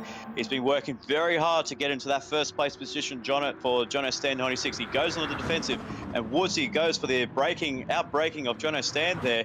And so far, it's still, Jono Stan ahead of Diswood, but this is going to turn into a great battle.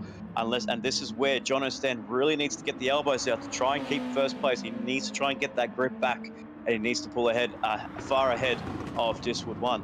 As Diswood 1 just runs a little touch wide, he nearly made the same mistake that he did at the early of the stints there, and almost went into the gravel trap there. But it's so very close there, and that gap is just eked out a little bit. But Viper Z closing in, and he's also looks like he's made a little mistake there. Oh no, that's 6 seconds. I thought that was 8 seconds there. So he's closing in. The top 4 covered by less than 6 seconds here, Adam. This is going to be a very spicy finish with the 10.5 laps to go. Very much so, yes. And, well, Jono is coming under immense pressure from Woodsy with that mistake he almost made just there. At least this time he could have blamed the aero wash from the car ahead. Earlier on it was an unforced error, but no matter the circumstances he would have been devastated, and to borrow a username, disappointed, had such a thing happened. Thankfully he managed to stay out of the gravel and indeed the barriers on that occasion. He's also just out of the slip as it stands, although this Honda is quick through this corner. So let's just see what the interval is between them coming out of the turn. Yes, look at that. He's in the slip. He's not close enough for a move, I don't think, going into the hairpin at the end of this long straight, but he is going to reel in Jono. You can see it's under half a second. It's going to dip under potentially even a quarter of a second by the time they get to the braking zone. He's not going to be close enough for a move, but this surely puts him in great stead for an overtaking opportunity on Jono if he has shown a half a chance. And of course, for every moment these two race each other, for any moment they're hindering each other, it brings Jerem closer, it brings Viper, even maybe Morgan closer. It's all getting very interesting here in this battle for the lead, and Jono, I think, is going to have to create a very wide Lexus very quickly. He's going to have to make that Lexus very wide to keep Diswood at bay, but Viper Z and Duran 50 are not giving up. They're really charging forwards through, but the gaps between Viper and Jono is still stable at around about that 5.8, 5.9 seconds there, so he's not really gaining as much where Jono and Diswood are battling each other out, but the gap is really closing between Jono and Diswood. I think Diswood is about to make a move onto turn 2, does he? No, he doesn't. So he's just going to hang back a little bit. This is a long straight compared to the pit straight, so this is going to really help Diswood. He just clips the Armco a bit, and Jono Stan, look at that. He's gone straight to the defense there, and he's going to try to make a really defensive move there, really get the elbows out there. Oh, contact was almost made amongst those two drivers there. I'm not so sure if contact was actually made there, but that was very aggressive there. Very aggressive there by the 66, and onto the number 1 Altpac Mashbuds Racing Lexus ahead of the CP Motorsports, sponsored by King's Care, in second place, and then Duran 50 in third, and then Viper in fourth, and Morgan Davey, like you said, he's hanging on very nicely, but he's about 5.6 behind Viper, the same gap that Viper is behind Jono Stan there. But honourable mention goes to Morgan and Sir Slayer, who's actually up into 6th place there, so, and Sirik in 8th place as well, so very honourable mentions, very honourable job there. And look at this, Matt is in 9th place, he's just second behind Sirik there, so he's coming, and that gap, look at that, 17 seconds behind Jono, so the battling that's going up ahead could bring Matt closer, but he needs to pass these cars to get any chance of getting a top 5 or even potentially a top 3. Yeah, sorry, but in the mix of all that, Ridwan actually did get engine damage too, so that was a bit unfortunate there, so that would have dropped him all the way down the back. But yeah, obviously no safety car there, but if there definitely was a safety car, that would have really shaken up the mix in things, so I think all parties are concerned, yeah.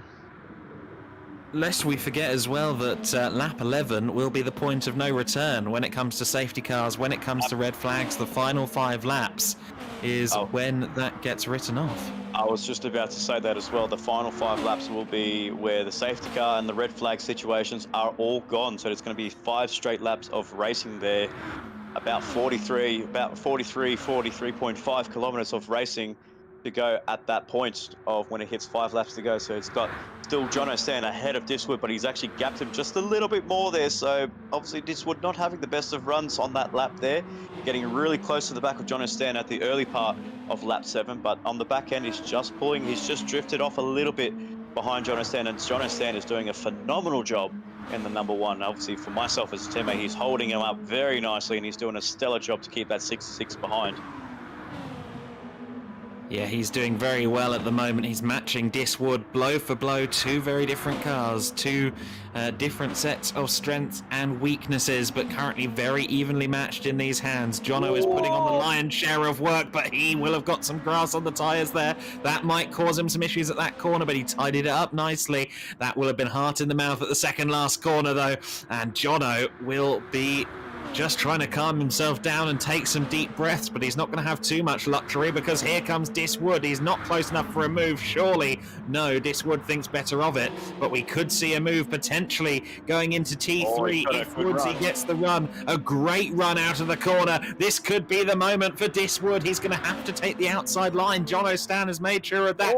He tried to cut across. That was almost a lethal maneuver there by Diswood. He's trying to go all the way around the outside. We've seen it work several times for the NSX here at T3, but he can't get it done. This is fabulous racing between the two of them. Jono Stan versus Diswood, and Woods up the inside at turn 4. He's going to try and get to the corner before Jono Stan, but Jono has the inside line. They contact again. This is close. This is physical. It's all been fair so far, but Diswood is getting hot-headed. You can see it with the headlights. Jerem isn't too far away from this one either. It's great racing between the two of them as they tip towards the bridge.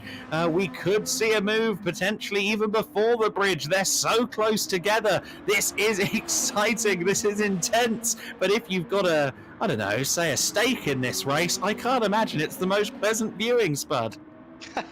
Exactly right. As we see Diswood just go around, think about an outside move on this slalom section. No, he doesn't, but he's getting his elbows out there for sure. What I did see was interesting that Jono Stan did really run Diswood a little bit wide though, as we see Jono get a little bit unstable there, so Jono's going to have to go on the defense again and coming onto the inside here, but this is where it's going to be for Diswood really important to stick right behind Jono Stan because he's got a long straight coming up to this section of the track. But like I said, what I did notice with Jono Stan, he did run him out a little bit wider onto that gravel section, and I think Diswood read that very nicely, and he actually backed out of it before it was too late. But look at this, he's right on the slipstream there, and is cutting so close between the number 1 and 66, coming down the back straight. They are side by side, they are neck and neck. Who's going to outbrake each other? Who's going to have the braking performance?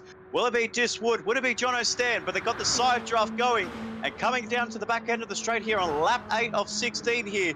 A disrupted race here, but we've got Jono Stan still ahead of the 66. Will Jono Stan run him out? Run him out wide there? To apologise, he does, but it's not enough. That Jono Stan's still going to hang around the outside, and this is incredible racing amongst these two drivers. And Jono Stan with a bit of a slide on there, and he still stays ahead of the number 66. And my goodness, this is incredible racing, and I have a feeling that Jono Stan actually might have a penalty there because he was ghosting a little bit. Heroic driving from Jono, and there's the pen. That's huge. He's worked so hard to hold on to the position, but now it could be all for naught. This is a huge development in the race. Let's keep an eye on the situation. He's going to have to burn the rest of that pen, isn't he? Yes, he does. There it goes. There's Woodsy into the lead of the race. Jerem is through into second as well. Unfortunate stuff for Jono, who was working so hard to try and stave off the advances of Diswood, one of the most spectacular laps of wheel-to-wheel racing that we've seen in Trackstars touring cars, point blank, and unfortunately it all ends with a penalty.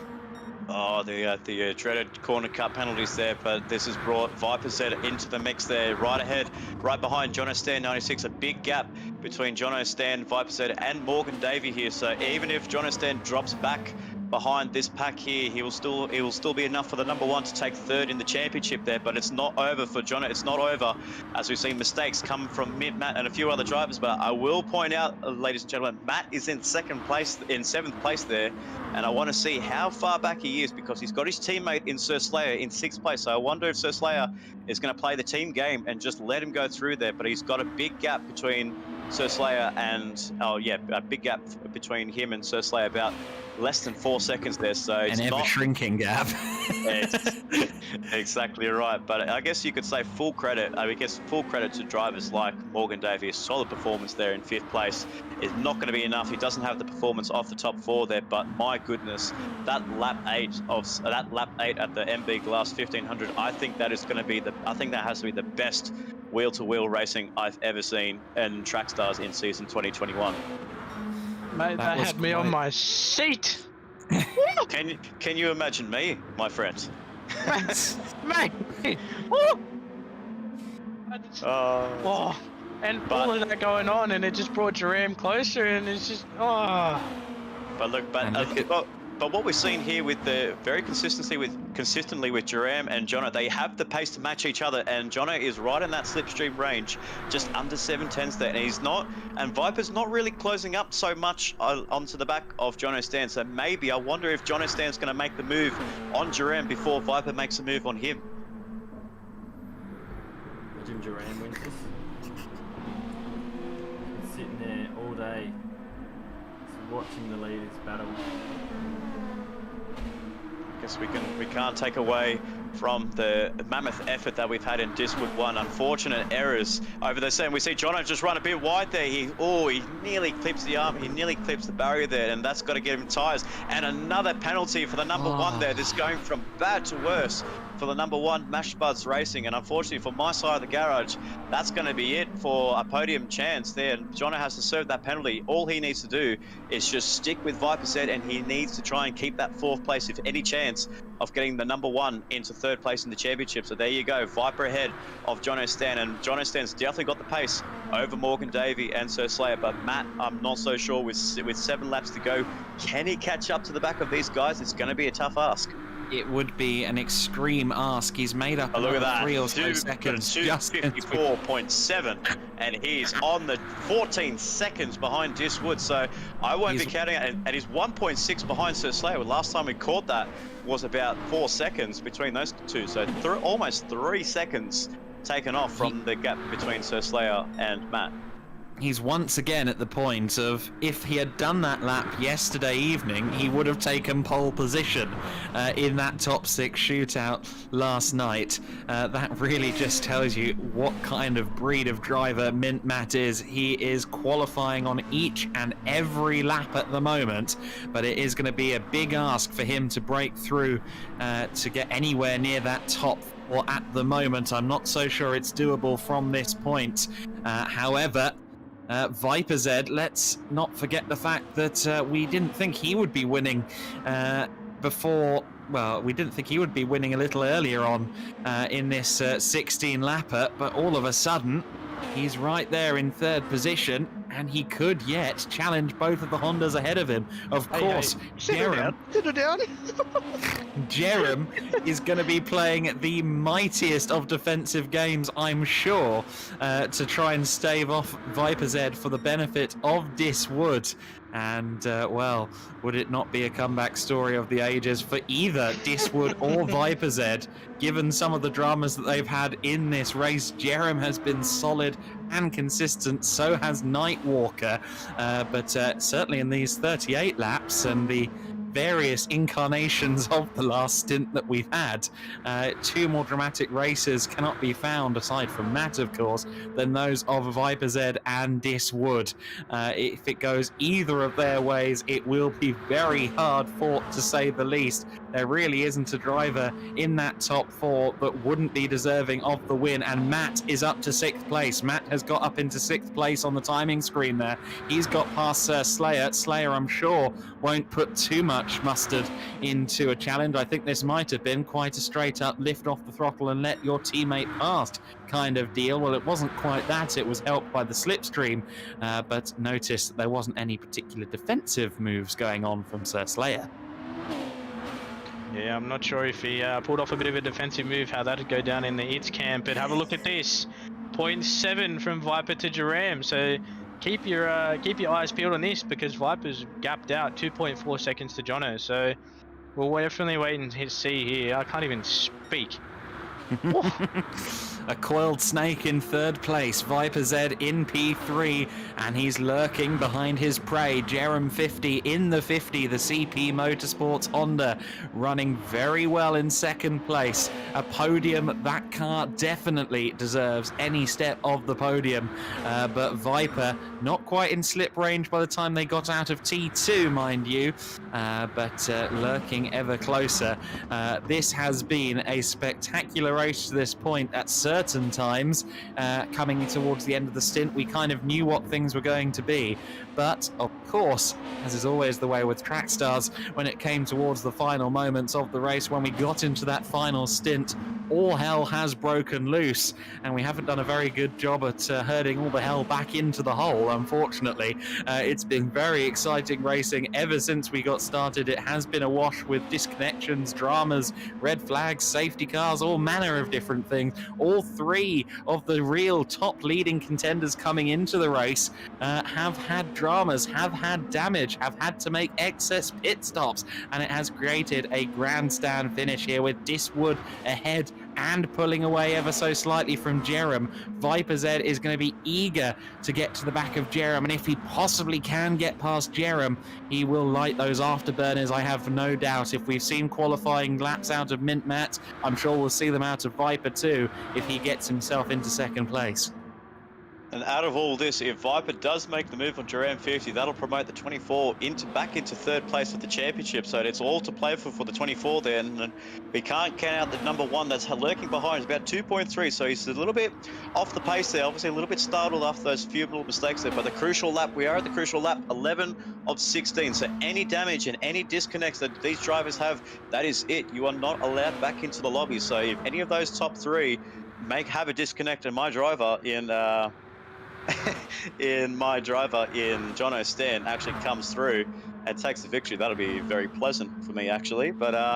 But no, I would say definitely all these drivers deserve to be where they are, and my goodness, this is incredible battling that we have going on. But Vipers, it has to make the move on Duran 50, where usually we see the reverse when it comes to TS2 racing between Viper and Duran 50, where Duran is always at the back of Viper Z's rear wing. But this time around in the main series with the main spec Honda NSXs, he's got that car hooked on very nicely. He's just creeping over a second over a Viper Z in second place there, and John O'Stan still lurking about 2.3 behind Viper Z. So, and look at this, boys, Matt is ahead of Morgan Davey. He's in fifth place there, so the gap between him and John O'Stan is about 7.1 seconds. So with 5 laps to go, can he possibly get 7.7 seconds? And with a fast lap of a 254.7, and let's wait and see what he gets this lap time around. He's going to be into the 255s, mid 255s there. So with John O'Stan roughly maybe getting around about that same lap pace, I think what I'm seeing is as well that Jono is not actually matching Matt here. So this is going to be very nip and tuck for the number 1 and 95 come the end of the race. Could It's Racing Esports' incredibly fast ringer maybe, just maybe, secure third place for It's Racing Esports 2022 driver in the PLE Lexus? If Matt Simmons closes in enough on Jono and makes that move stick, he will end up being the deciding factor in that third place championship battle. This is unbelievably incredible there, and we have to wait and see what Matt can do with about 5 laps to go. It's heart and mouth moment there, but Jonathan, if he wants to try and pull away, if he wants to try and get close, he needs to make the charge very quickly there. Obviously, he will know that Matt is right behind him, and obviously those 2 or 3, if we include Vipers, that have raced each other in countless leagues, in countless FIA World Tours, and in countless challenges in the Oceania regions in GT Sport there. They know each other so well when it comes to driving, and there's going to be a real duke to the end of who comes out on top. Will it be the number 24? Will it be the number 1 that takes third place in the championship? But what looks to be certain is that number 66, with only 5 laps to go, with only 4.5 laps to go, that's going to be, it could be a victory for the 66, but not only a victory, it could be a driver's and also a team's championship victory coming their way to the CP garage. What a huge, monumental